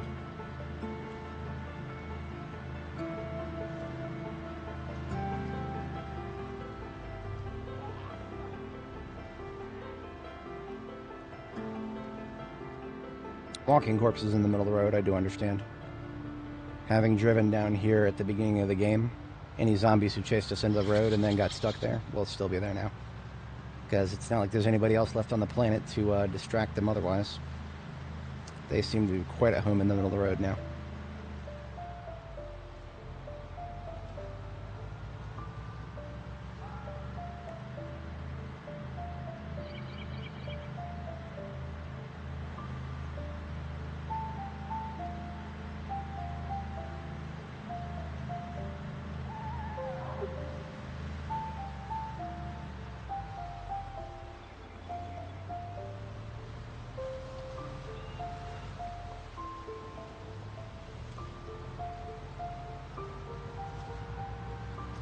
This entire side of the map is pretty chill, to be honest. There we'll run into a few Zeds here and there, but even when we get to the crossroads, there won't be that much.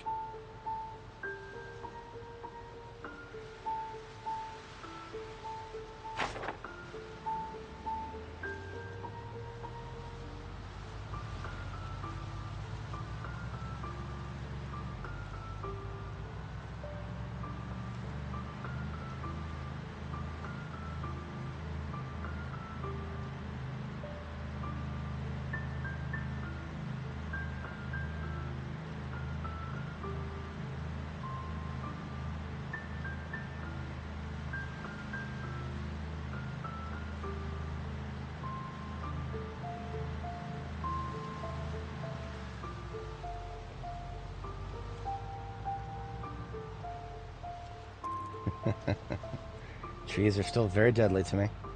I should not forget that. Speaking of deadly, this is not the first time that I've been on this side of the map while being low on food because I'm an idiot.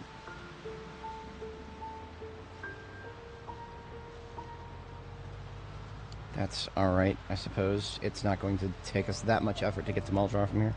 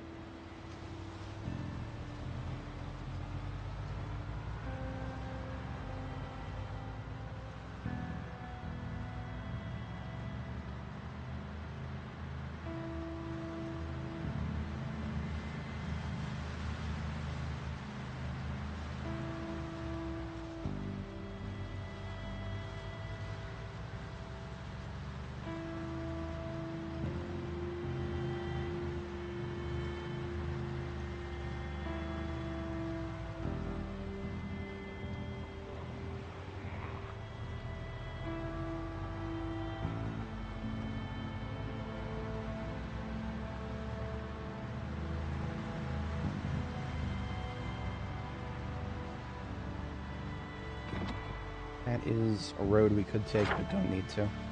That's Horse Lick. That would take us...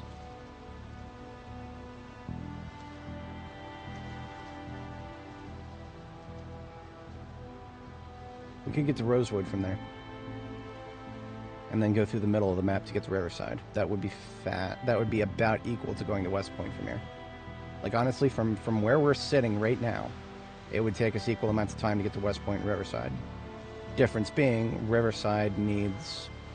Well, they're both about the same in terms of which needs attention first.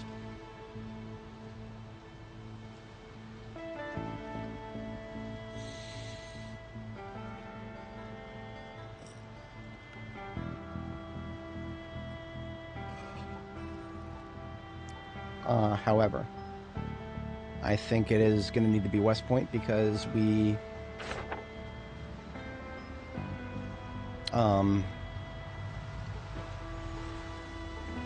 ran into a survivor zombie here. Left almost everything in its bags behind because we didn't need it. But yeah, what I'm trying to say, I think we can empty almost everything out of our trailer and just drive straight back to Riverside without the trailer. That would be a little faster. We do need to leave from Riverside with 80 encumbrance of generators. Well, I want to take the 2 yellow generators that I've stashed there out to this side of the map. Now that I have an understanding of what my max generator load is going to be, I don't need to hoard those 2 anymore. Now I can deploy them freely and to be useful, as it were.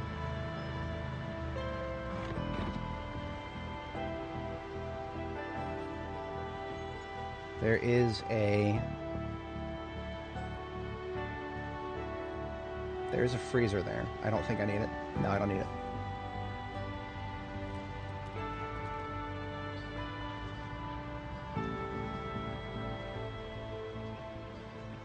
You know what? I'm going to take a quick break from driving and just take a bath. Just going to take a bath because this is free water, and our girl has not had a bath for quite a few days here. This is also a chance for the fog to dissipate. And look at that. Fog is dissipating. That makes me happy. Makes her happy too, because it literally deletes unhappiness.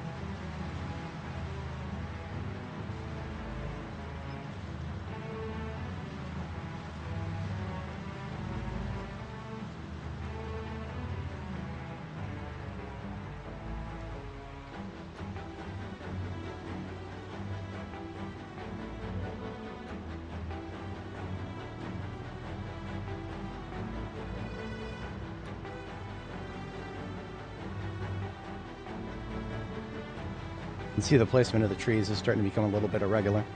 The devs who are designing the map probably ran out of steam a little bit as they get this far out.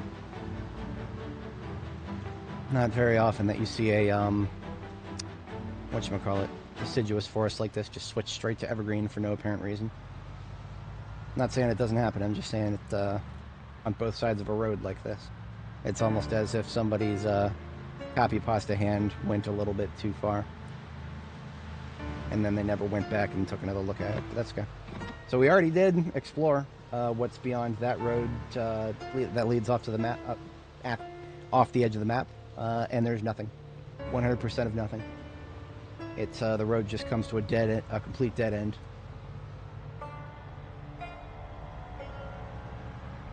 It's like the rest of the planet has been erased from existence. Not just the people, but the zombies and the buildings too.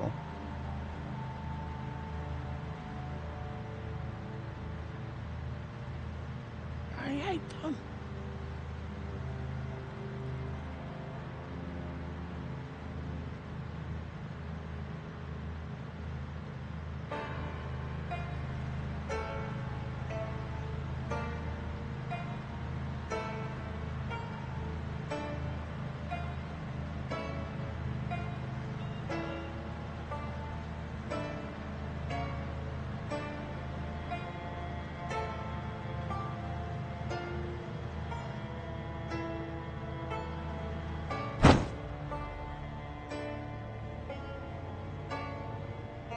Was a single baby rabbit. Oh no, that was a rat.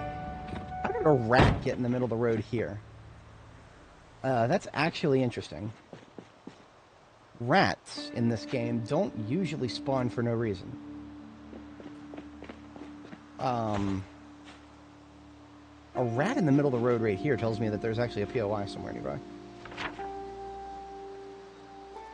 There's a March Ridge up there. Could it have actually... It actually is possible that it ran all the way from March Ridge. That's not... Yeah, that's actually possible. That's actually possible.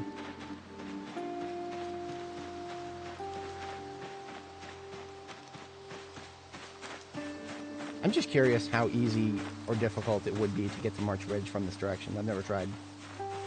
And the trees don't look that thick. That's... I mean, look at that. Look at that. There's a road right there.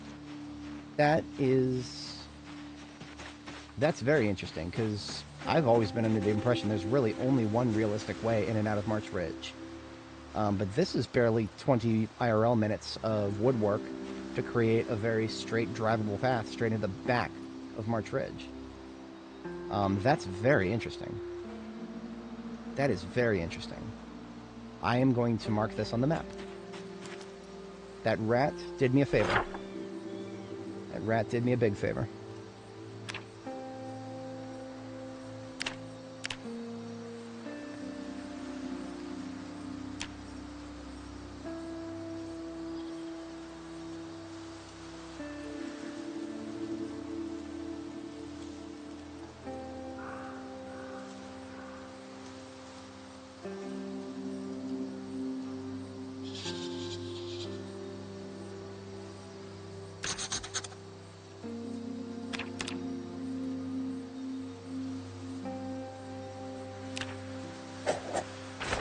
Perfect.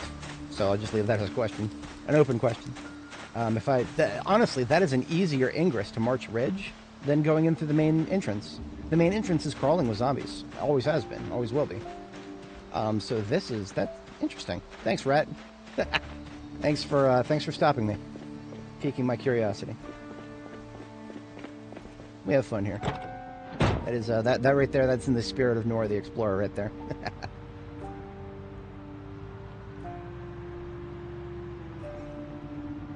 Fun little side quests. Glad to have a few people on board for it. Usually by this time on a Friday, we've lost most of our audience.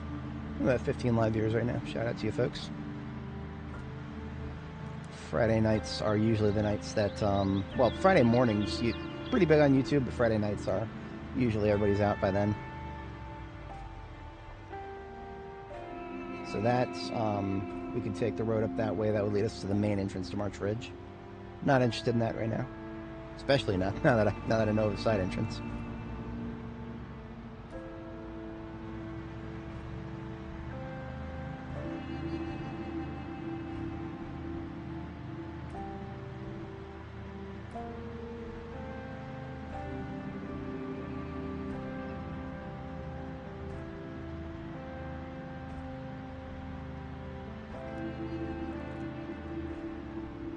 All right, here we are at Muldraugh. Or at least close enough.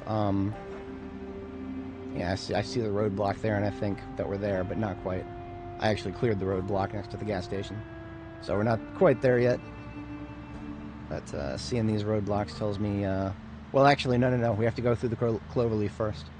Yeah, there's the cloverleaf is up ahead, and then we're looking for Burnt Rex. Then we're at Muldraugh.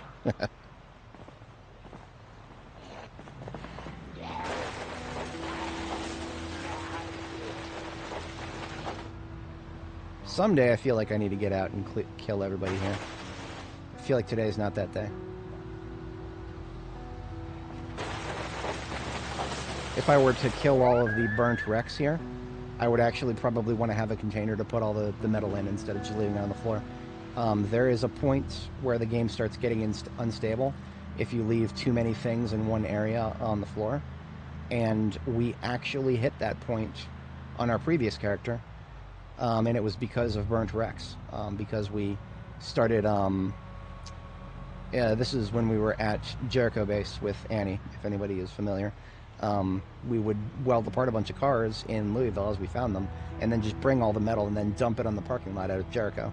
And then all of a sudden I was Pikachu-faced surprised when Jericho started feeling very unstable, almost as if there were too many objects on the screen in the area.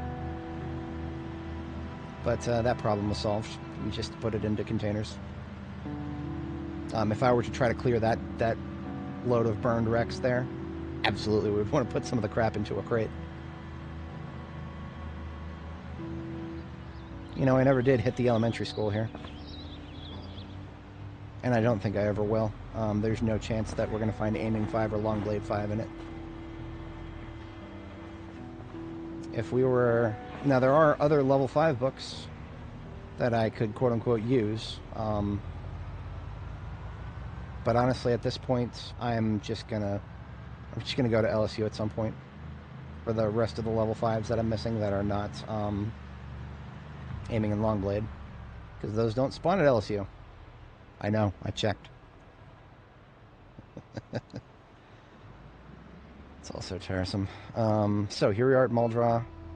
We've only got a blue and an old generator here.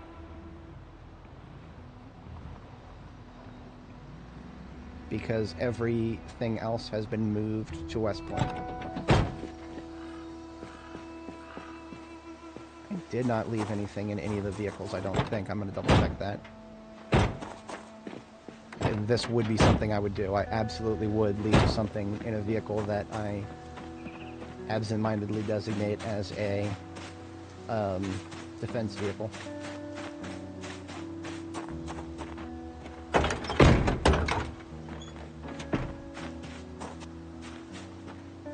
But perhaps my mind was not that absent. It's very nice to come here and not be a billion respawns around the place. That's nice. Instead of eating this jerky, I'm actually going to steal some food from the base here. One of the reasons we stockpile here. Muldra is nice and central. We will go back and forth through it many times.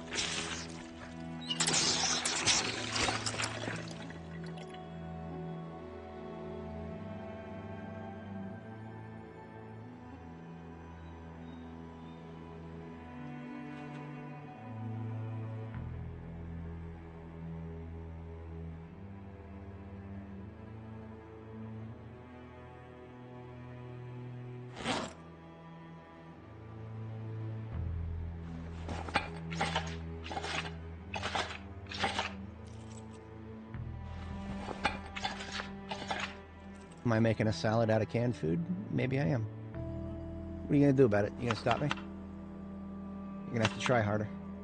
Oh no, I'm doing it. He's making a fruit salad out of canned fruit. Oh no. No apricots. I actually thought I had apricots. This doesn't feel right. I don't think I feel like going foraging right now. But I might. We will button up the base, though. We're done with the interior.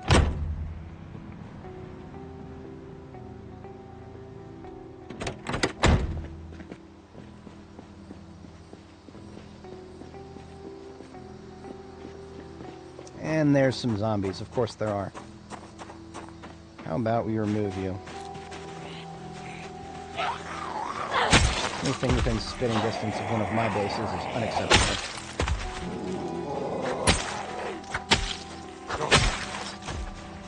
And I can spit pretty far.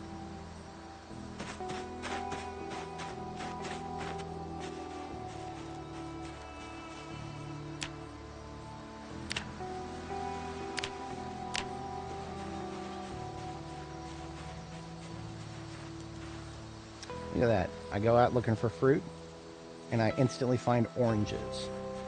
Wild oranges in an Appalachian region. Okay.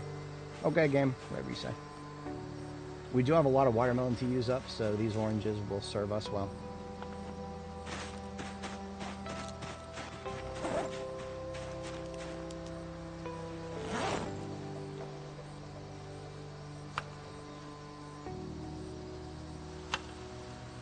Look at that, we got ourselves a 50 salad out of that.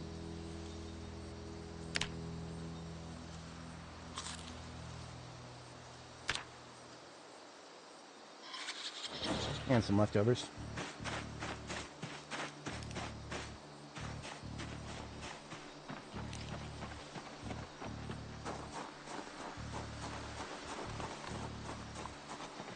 Mother Nature has a tendency to give.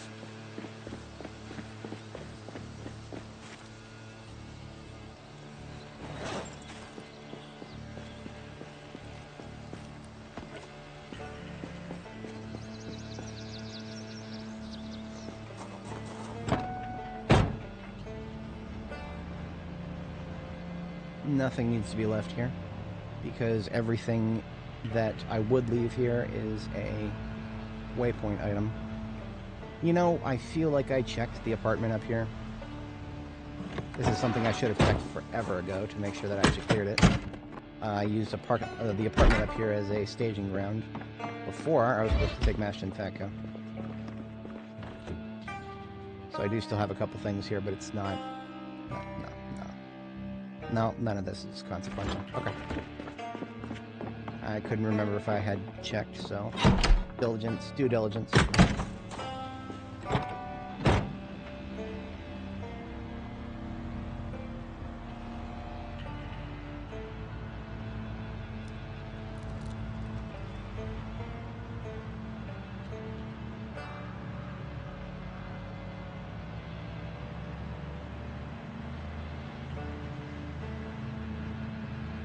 To be entirely honest, I should actually keep the trailer with me. My intention was to empty it at well, to drop off drop off the contents at West Points, and then leave it at West Points as well, but no, because I need to start migrating the ammo out of Riverside and in the direction of West Point. If anybody's not familiar, I have a lot of ammo stockpiled at Riverside that is not really doing anything for me there anymore. There's not that many zombies at Riverside respawn-wise, and all of the places within easy driving distance of Riverside have been wiped out for a long time now. So we need to think strategically about where to move it from Riverside. Riverside will always be my home castle. It will be the place for which I do my triumphant return when the rest of our battles are done. But until then, it does not need to have everything.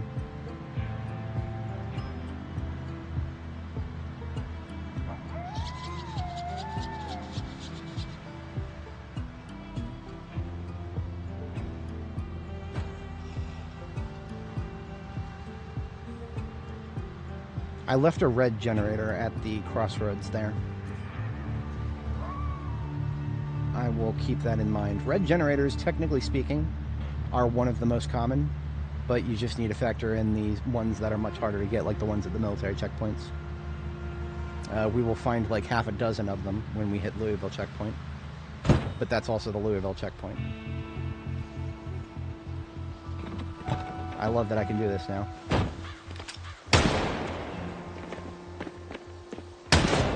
Yeah, that's right. You're dead. You're dead, bitch. Bleed to death.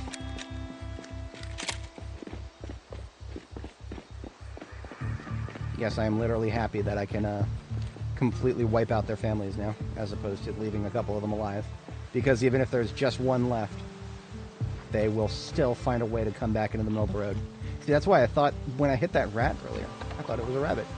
Because I would have perfectly expected myself to completely wipe out an entire family except for just one baby, and then have the baby come out into the middle of the road, because, yeah, that would happen.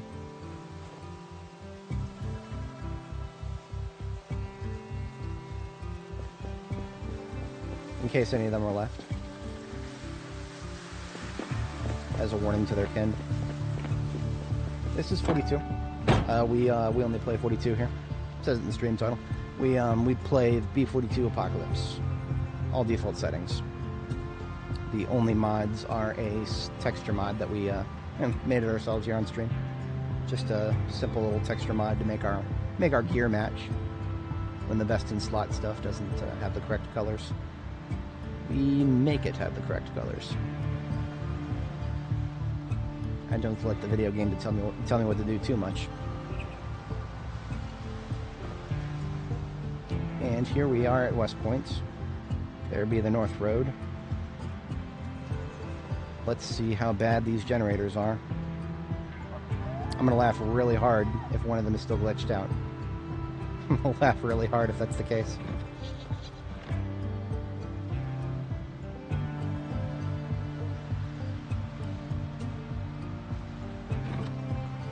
I never even thought of this before, but this is a fine point of ingress right here.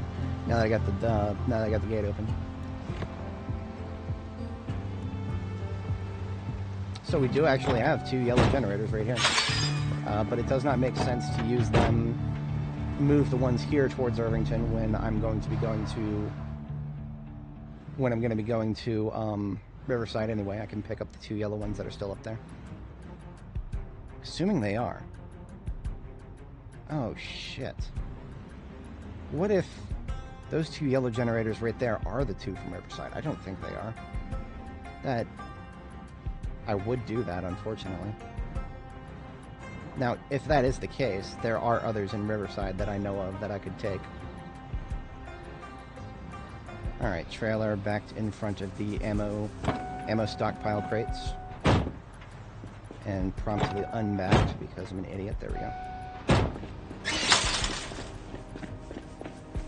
Lights, camera, action. Alright, how the rabbit meat in here is now stale. It's going in the trash. Will not acquiesce. Fridge space on stale stuff.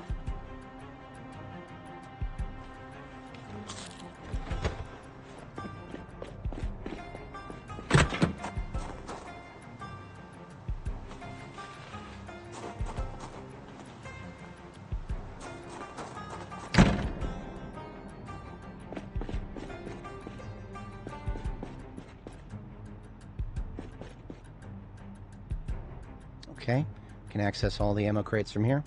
So we just go alphabetical down the line. 223 first.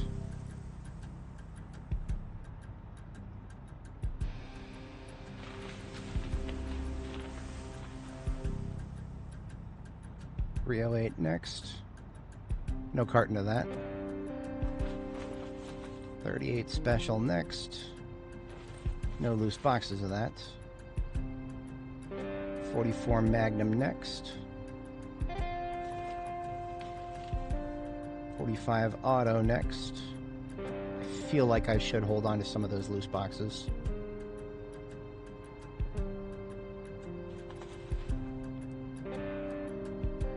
It's the 5th down from the top.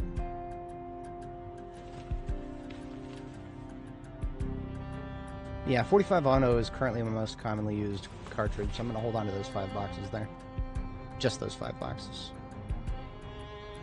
556 is next. We can actually turn that into a carton now. Oh, come on. There we go. There's several cartons we can pack now that we combine the boxes we had already here.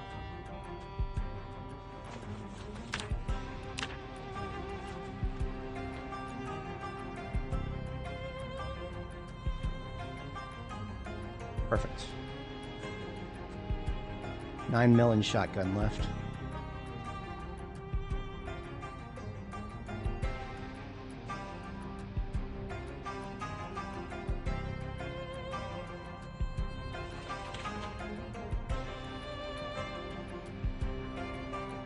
We don't have enough room for shotgun.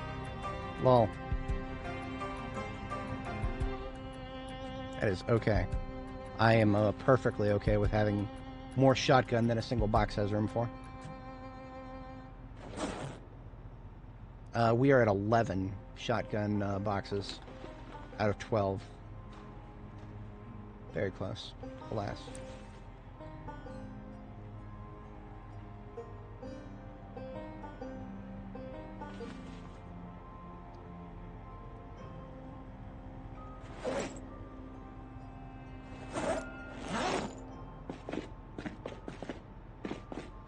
Doesn't need to be running anymore.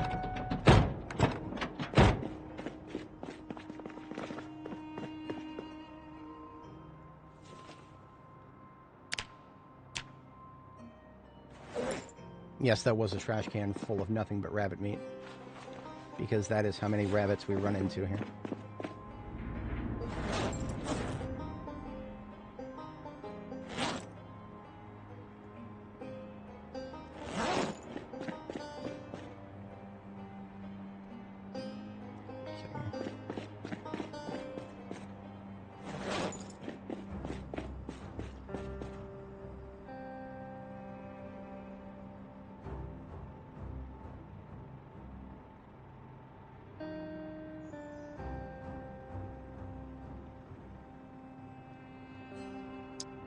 We'll take one of these propane tanks back to Riverside with us. Kind of the rate, that's the same ratio I did before. 2 stay, 1 go.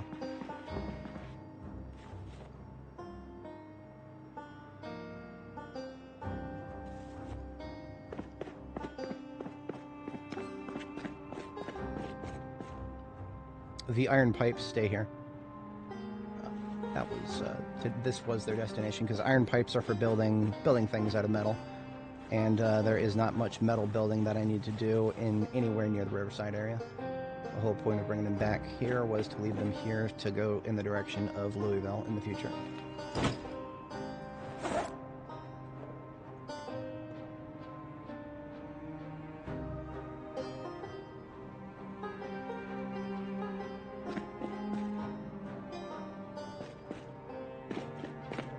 Some of this military gear was destined to stay here.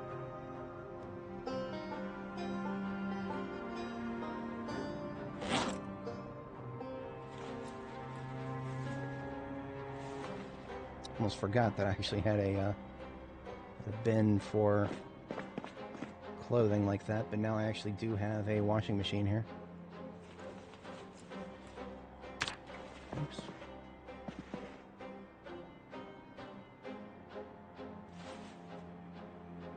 Except this washing machine doesn't have power. How is that possible? That shouldn't be possible. I'd probably have to move that generator a few tiles. Wait, no, that shouldn't be possible. Oh, I haven't plumbed it. I haven't plumbed it. I don't have laundry here. What am I thinking of? I can't turn it on because I haven't plumbed it, and I haven't plumbed it because there's nothing to plumb it to. I'm an idiot.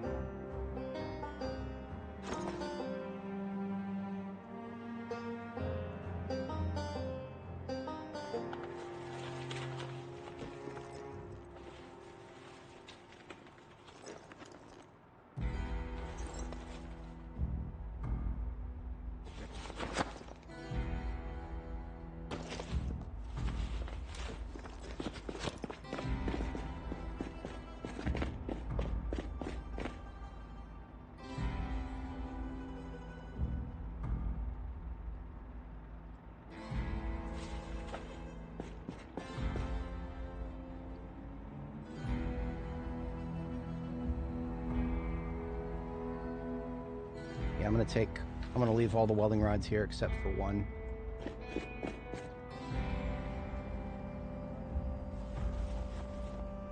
Because eventually most of my welding rods will come to Louisville with me. I think all the welding torches that I brought are gonna just stay here because we do have a collection back at Riverside that is sufficient.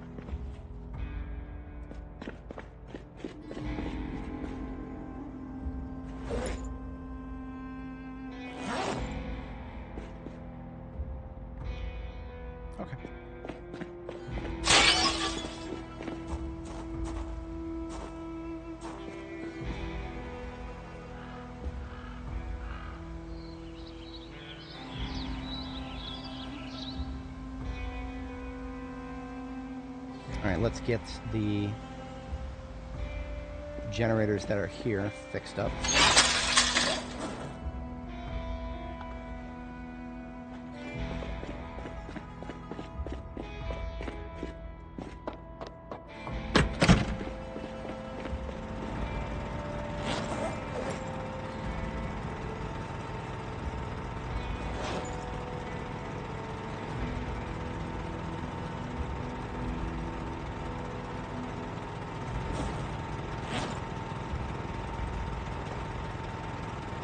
This one barely used any of its fuel. It should have used more than that. It's been... I don't know. I'm actually confused a little bit. Riverside is definitely going to be further along than that.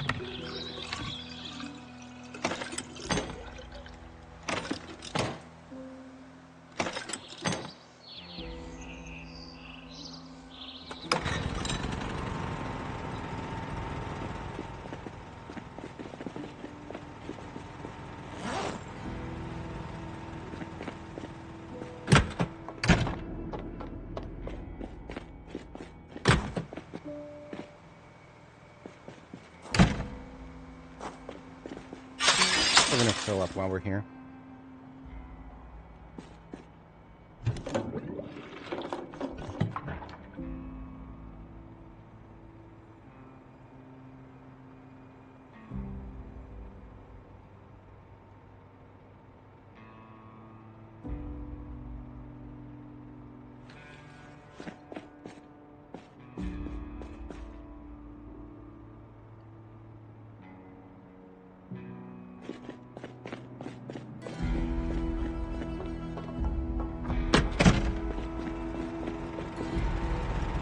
This one is 100, so that's good.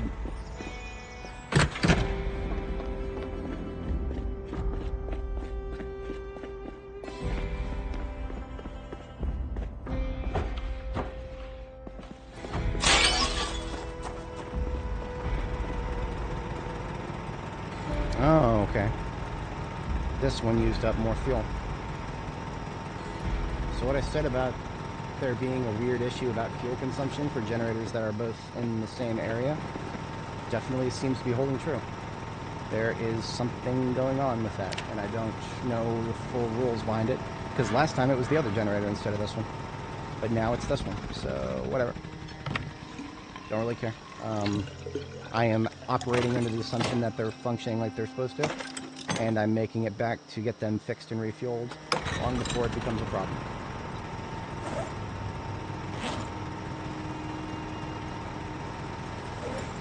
Speaking of problems, this one's about to run out too. Let's refuel it.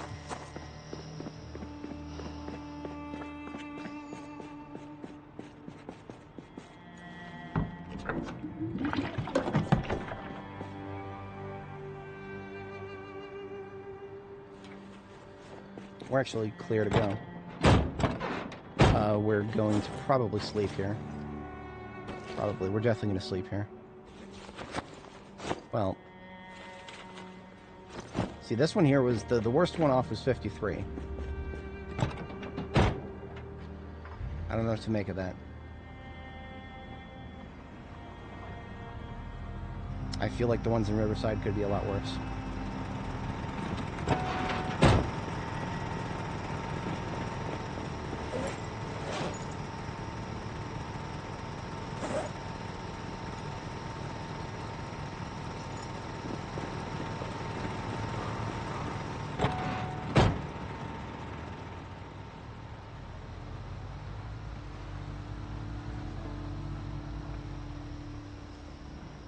See, I feel like if I go back to Riverside now, there's going to be a massive respawn in front of my base, and I'm going to feel compelled to drink a coffee. And if I have to do that, so be it, because I've got plenty of coffee in Riverside. That's where all of my coffee is right now.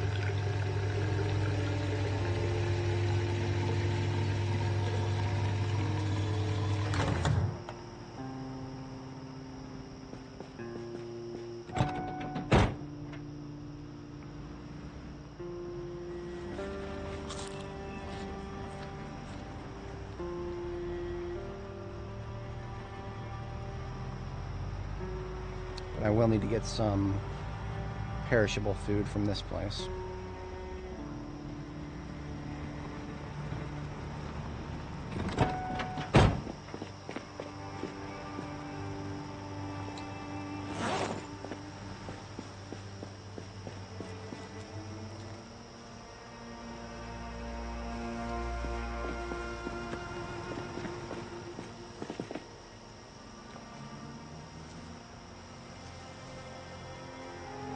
Could do worse than to get a consolidation of vehicle parts.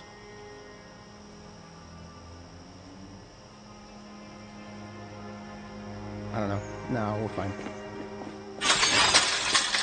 Riverside's got plenty of heavy duty. It's the non-heavy duty that I care about.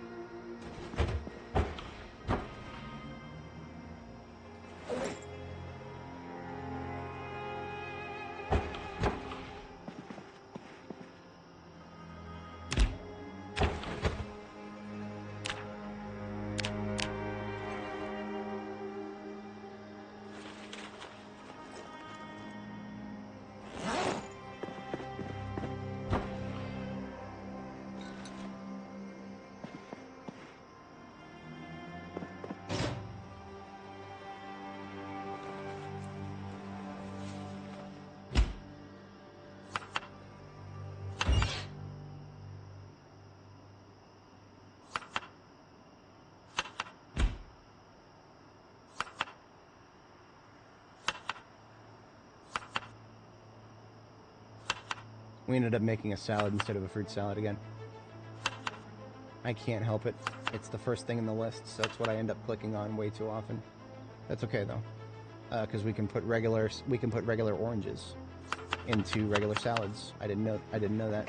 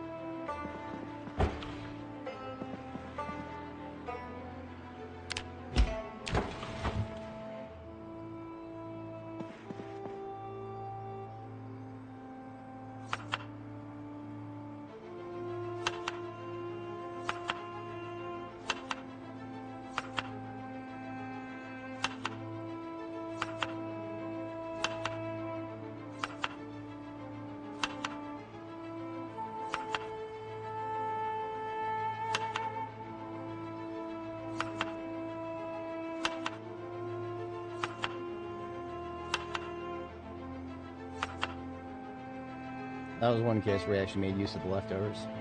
But otherwise, we just made a bunch of salads out of all the fruit we had on us at the moment.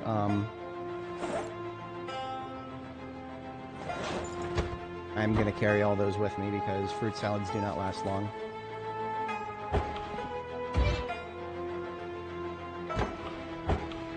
All freezers here are full.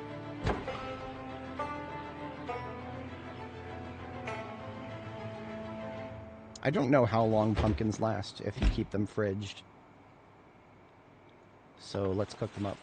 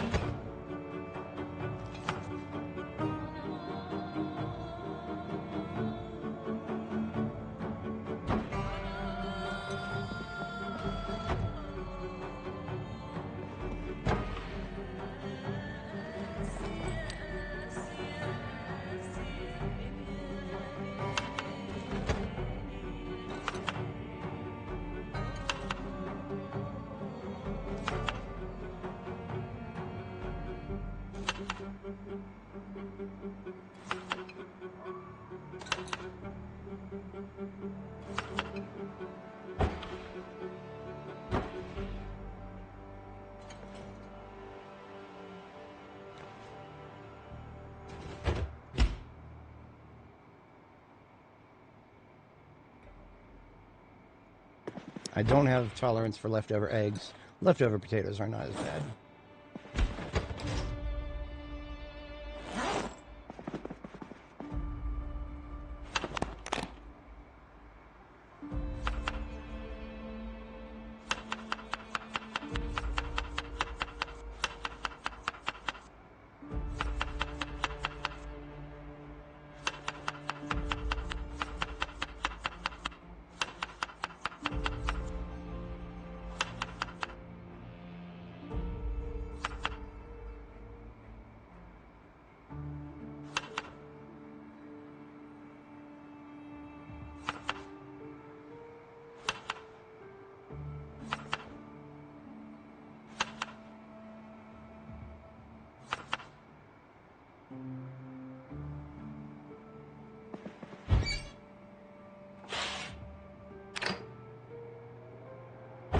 I will be staying the night here after all.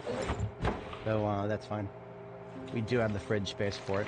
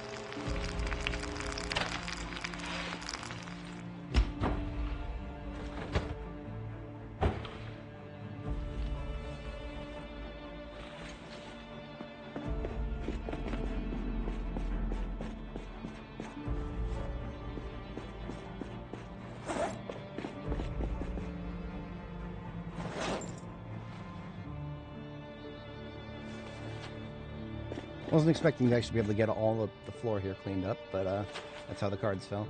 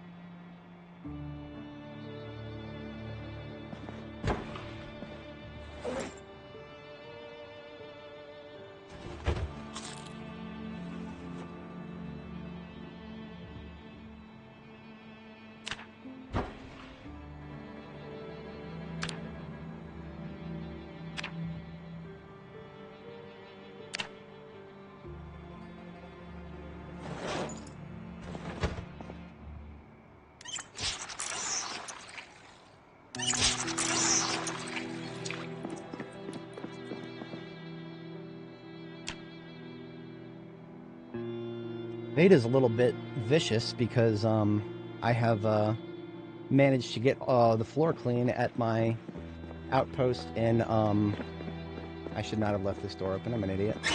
Managed to get the floor clean at my base in Irvington, but not here. That's kind of tragic. Got all these buckets of water just begging to be used for cleaning.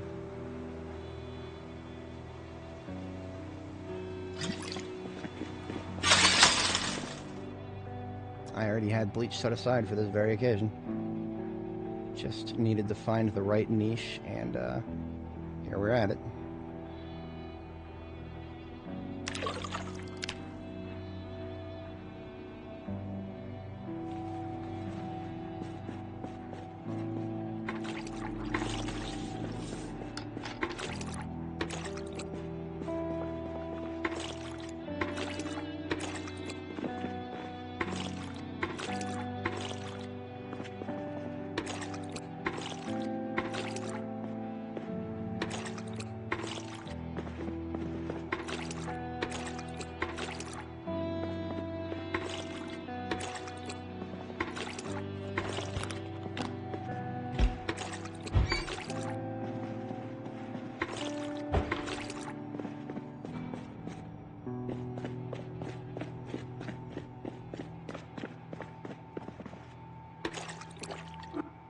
Really?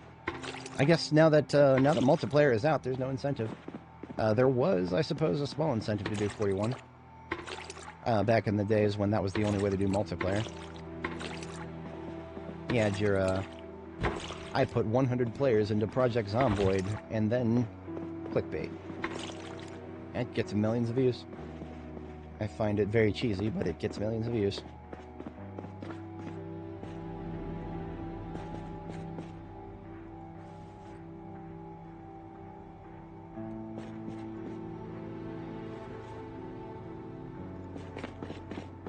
And we're right on time for bed.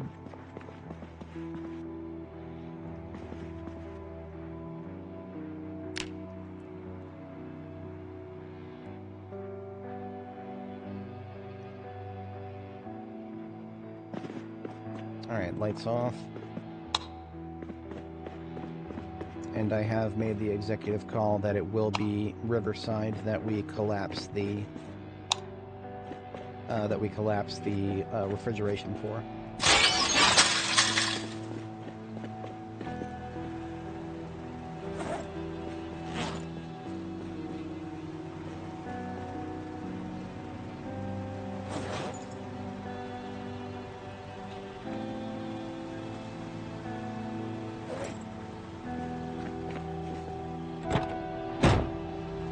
I left the vehicle running all night. Bit of an idiot move, but that's okay. I have done stupider. Wait a minute. Do I also have the mail van here? Pretty sure it's still full of generators. Yeah, okay, so the mail van is still full of generators. That means these two yellow generators here are almost definitively the ones that I'm thinking of from Riverside.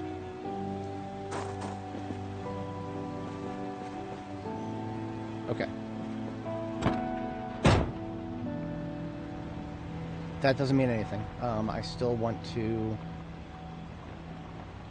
Yeah, we're still going to go to Riverside. And we're going to do a supply run.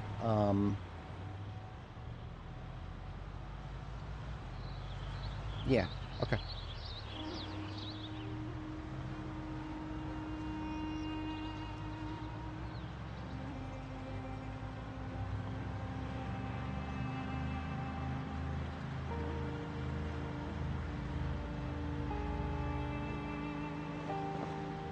Jeez Louise, 10 hours, okay. I suppose it wouldn't hurt to end it at Riverside. I do have a couple of... It's already 6 p.m. local. I missed an opportunity to do one thing that I needed to do today. That's fine. I am not going to forget to go to... Yeah, okay. trying to plan my meta IRL. So, yeah, I will go ahead and end things at Riverside today. When we get, what we're going to do is we're going to get loaded up properly. Unload what we have, load up what we want. And tomorrow morning, when I begin my stream, that was a zombie corpse in the middle of the road. Couldn't see it because I wasn't looking for a skeleton. Yeah, tomorrow morning we'll start. We'll get warmed up by starting our commute from Riverside to Irvington.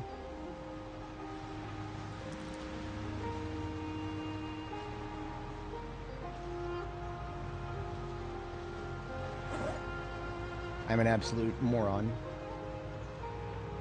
All that food that I made was actually supposed to come with me.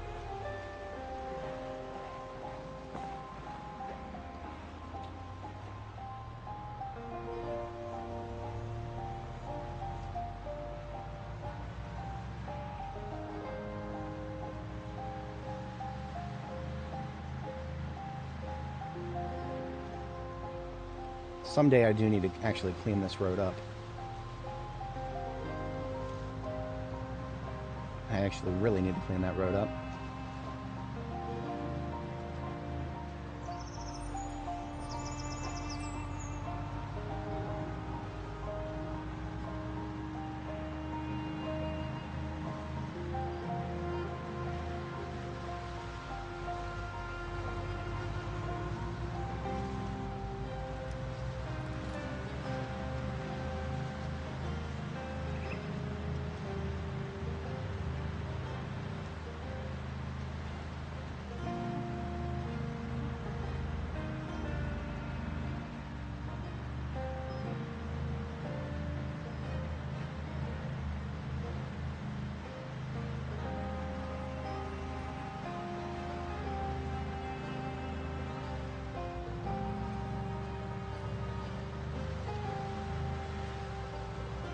It shouldn't hurt that much that I cooked those meals. Honestly, I feel like under refrigeration, those salads should last for quite a long time. It just all... But that puts another ticking clock over my head on leaving Irvington. And I was specifically trying to avoid that. But we are going to at least remove the ticking clock of needing to go back to both West Point and Riverside. Because at this point, what we should be able to do is close down the refrigeration operation at Riverside and get that side of things mothballed for now. That's what I'm hoping to do. In fact, I should have no problem doing that. That should not be an issue.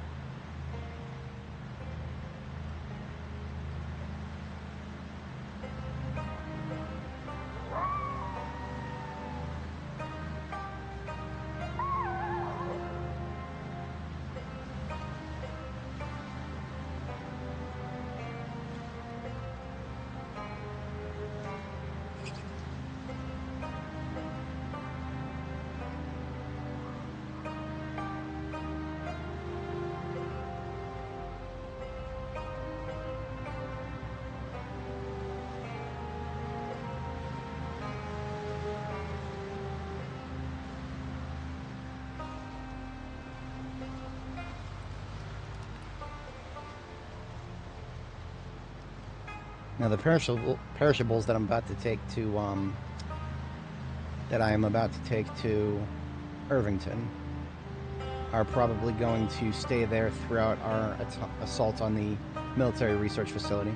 I don't know how long it's going to take. I'm predicting it will take quite a while.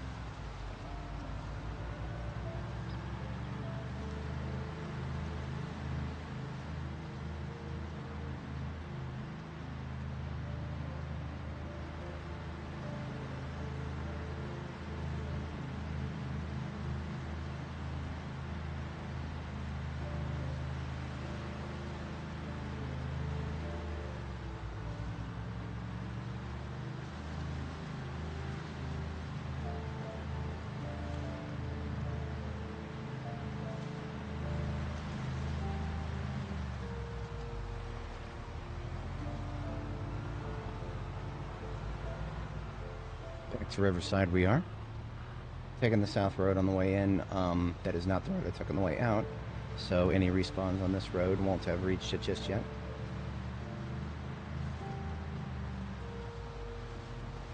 Whoa. Felt a little sluggish on that turn, and I don't know why. Odd. Odd to say the least. Wonder if it has anything to do with the map taking forever to load like that. Could be, could not be, who knows. I'm expecting a parking lot full of respawns here. I look forward to doing a drive-by on them. No? Whatever. There don't have to be. In fact, I'd be happier if there never were. But, hey. Kill them as we see them. Best we can do.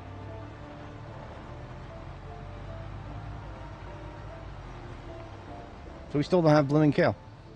I don't think. Cool.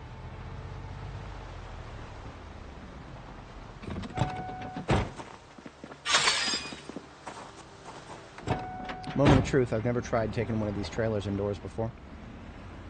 Do I have the turning space to make it clean? I think I do. Yeah. Okay, that's pretty clean. You can get around front, you can get around back. I like it. Alright, how much is spoiled? Nothing. Of course not.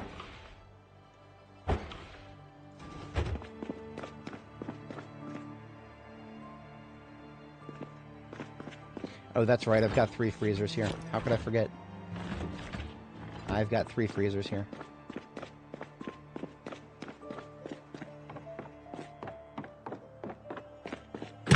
I should not have forgotten that. How bad did it get? Nothing. Okay, so this one was the glitched one. This one is still at 94% fuel. So this one did not have its fuel consumption working properly. And that was to our benefit this time. But that means, I think that means the other one will have had its fuel consumption at normal drain.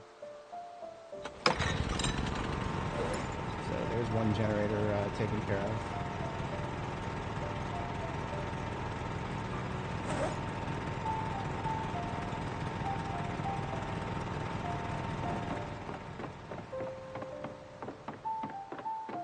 If anybody's not familiar with the base design, we do this because this way different generators are powering different things. Yeah, this one got down to 20% fuel. Okay. I feel like I should note that.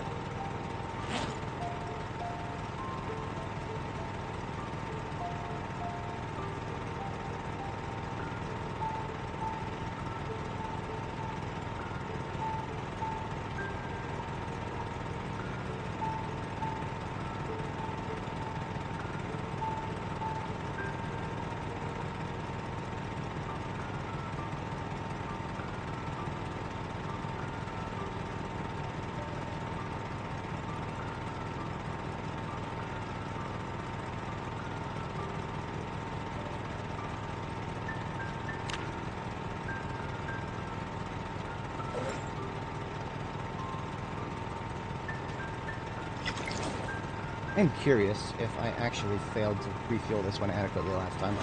That is possible.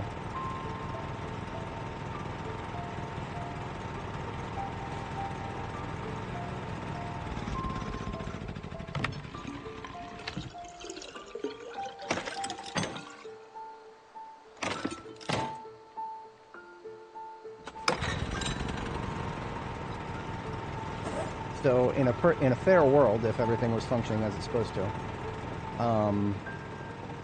both generators should have had a very similar amount of fuel left. Like that one up there was 20%. This one down here should have also been 20%. However, like I said, there's a glitch that's currently to the player's favor. So you're doing what I like to do, and you're using multiple generators to distribute, to load balance, basically. You will not have to worry about... Fuck, did one of my calves die? Dead calf because, of course, the mother's an Angus and it stopped producing milk, so of course it fucking died. That should not be a surprise. Okay. So yeah, I do think we're gonna call it here. We're back at Riverside, and we've got some sorting to do. I suppose I can go ahead and move these tires for the sports vehicles.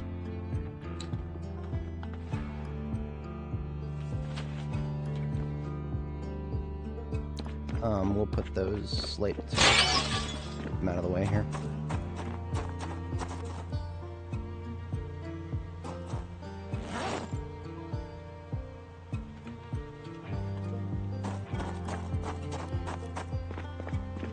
And look at that. The two generators that I was thinking of are still here. So I was correct. We had not yet brought all of our generators from Riverside.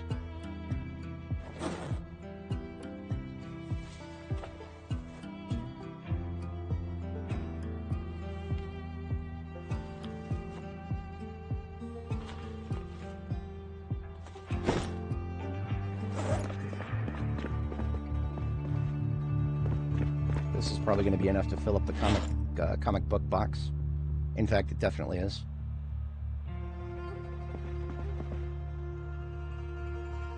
We have no room left anywhere. I suppose I could put, I'm going to put the catalogs into the duplicate bin. That'll free up a little bit of space.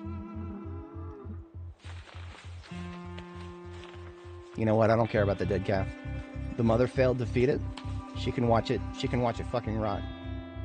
I am so done with mammals that don't take care of their young. I have no sympathy for them anymore. I'm not even going to do the dignity of butchering it. They can watch it decay. Maybe next time you'll produce some fucking milk.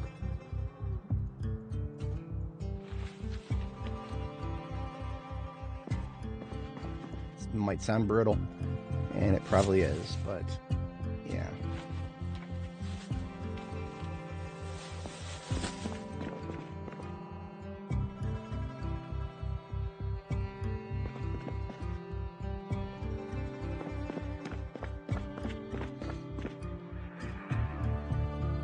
might want to go back to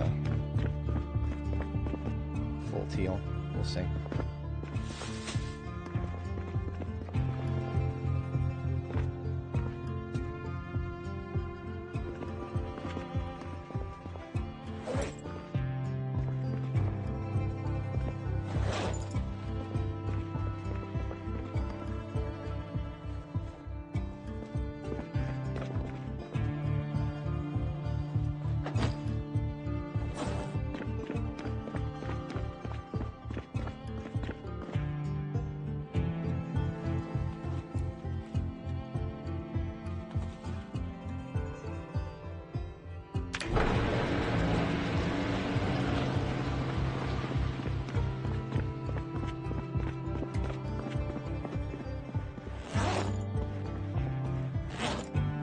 Look at that, we got a total of 8 M16 magazines. Isn't that pretty?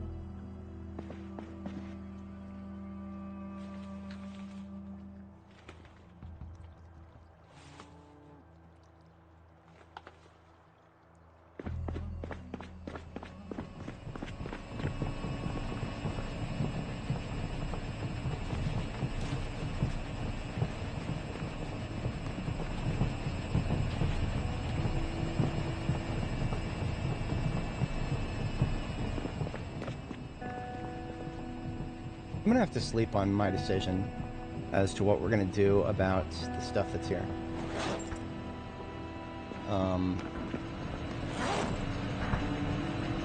I could find uses for the 3 freezers worth of stuff.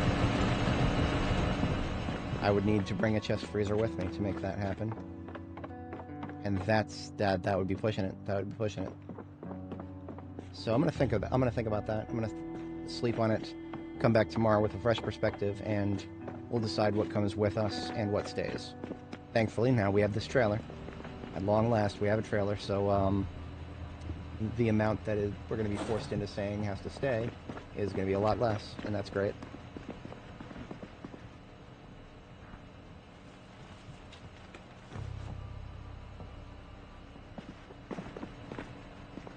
I've been mulling over whether to leave these. Yes, I'll leave them here for now.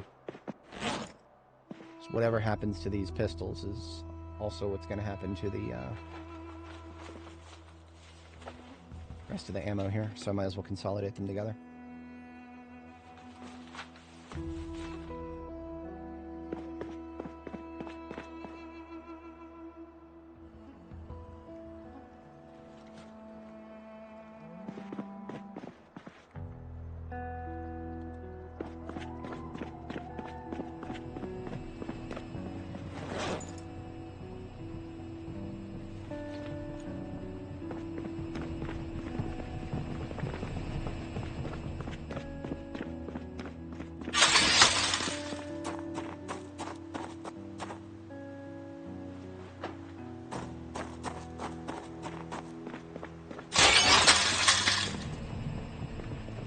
As much as I do enjoy the wizard hat, I'm going to have to redo all of my outfits to make it work.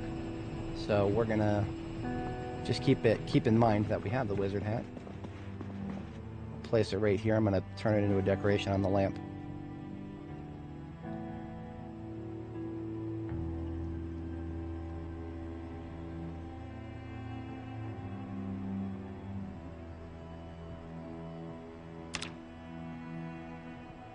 Mom's got a hat now.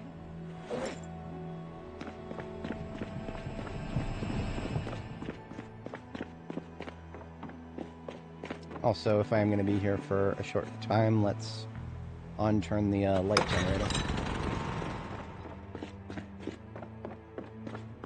And I would like to take a nice screenshot of this ambulance here that is now part of our permanent... I'm sorry, the ambulance with its trailer.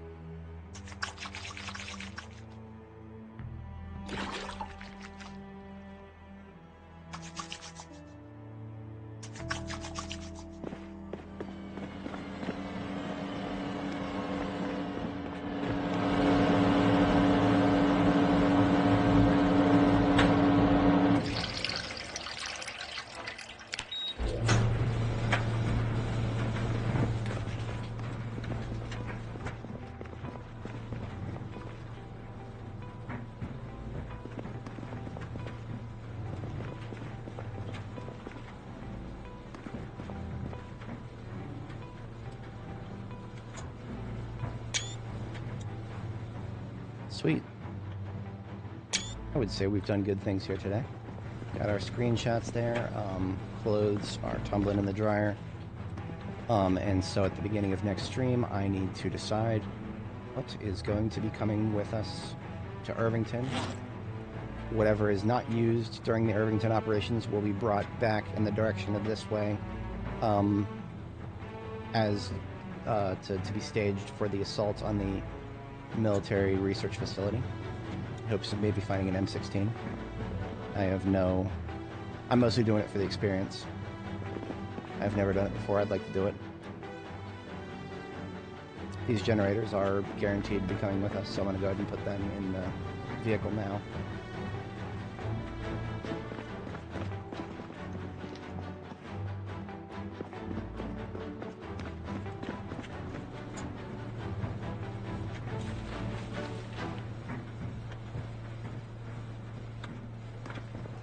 Okay, folks, I shall catch you guys in the next one. Last thing we always do here is back up our save.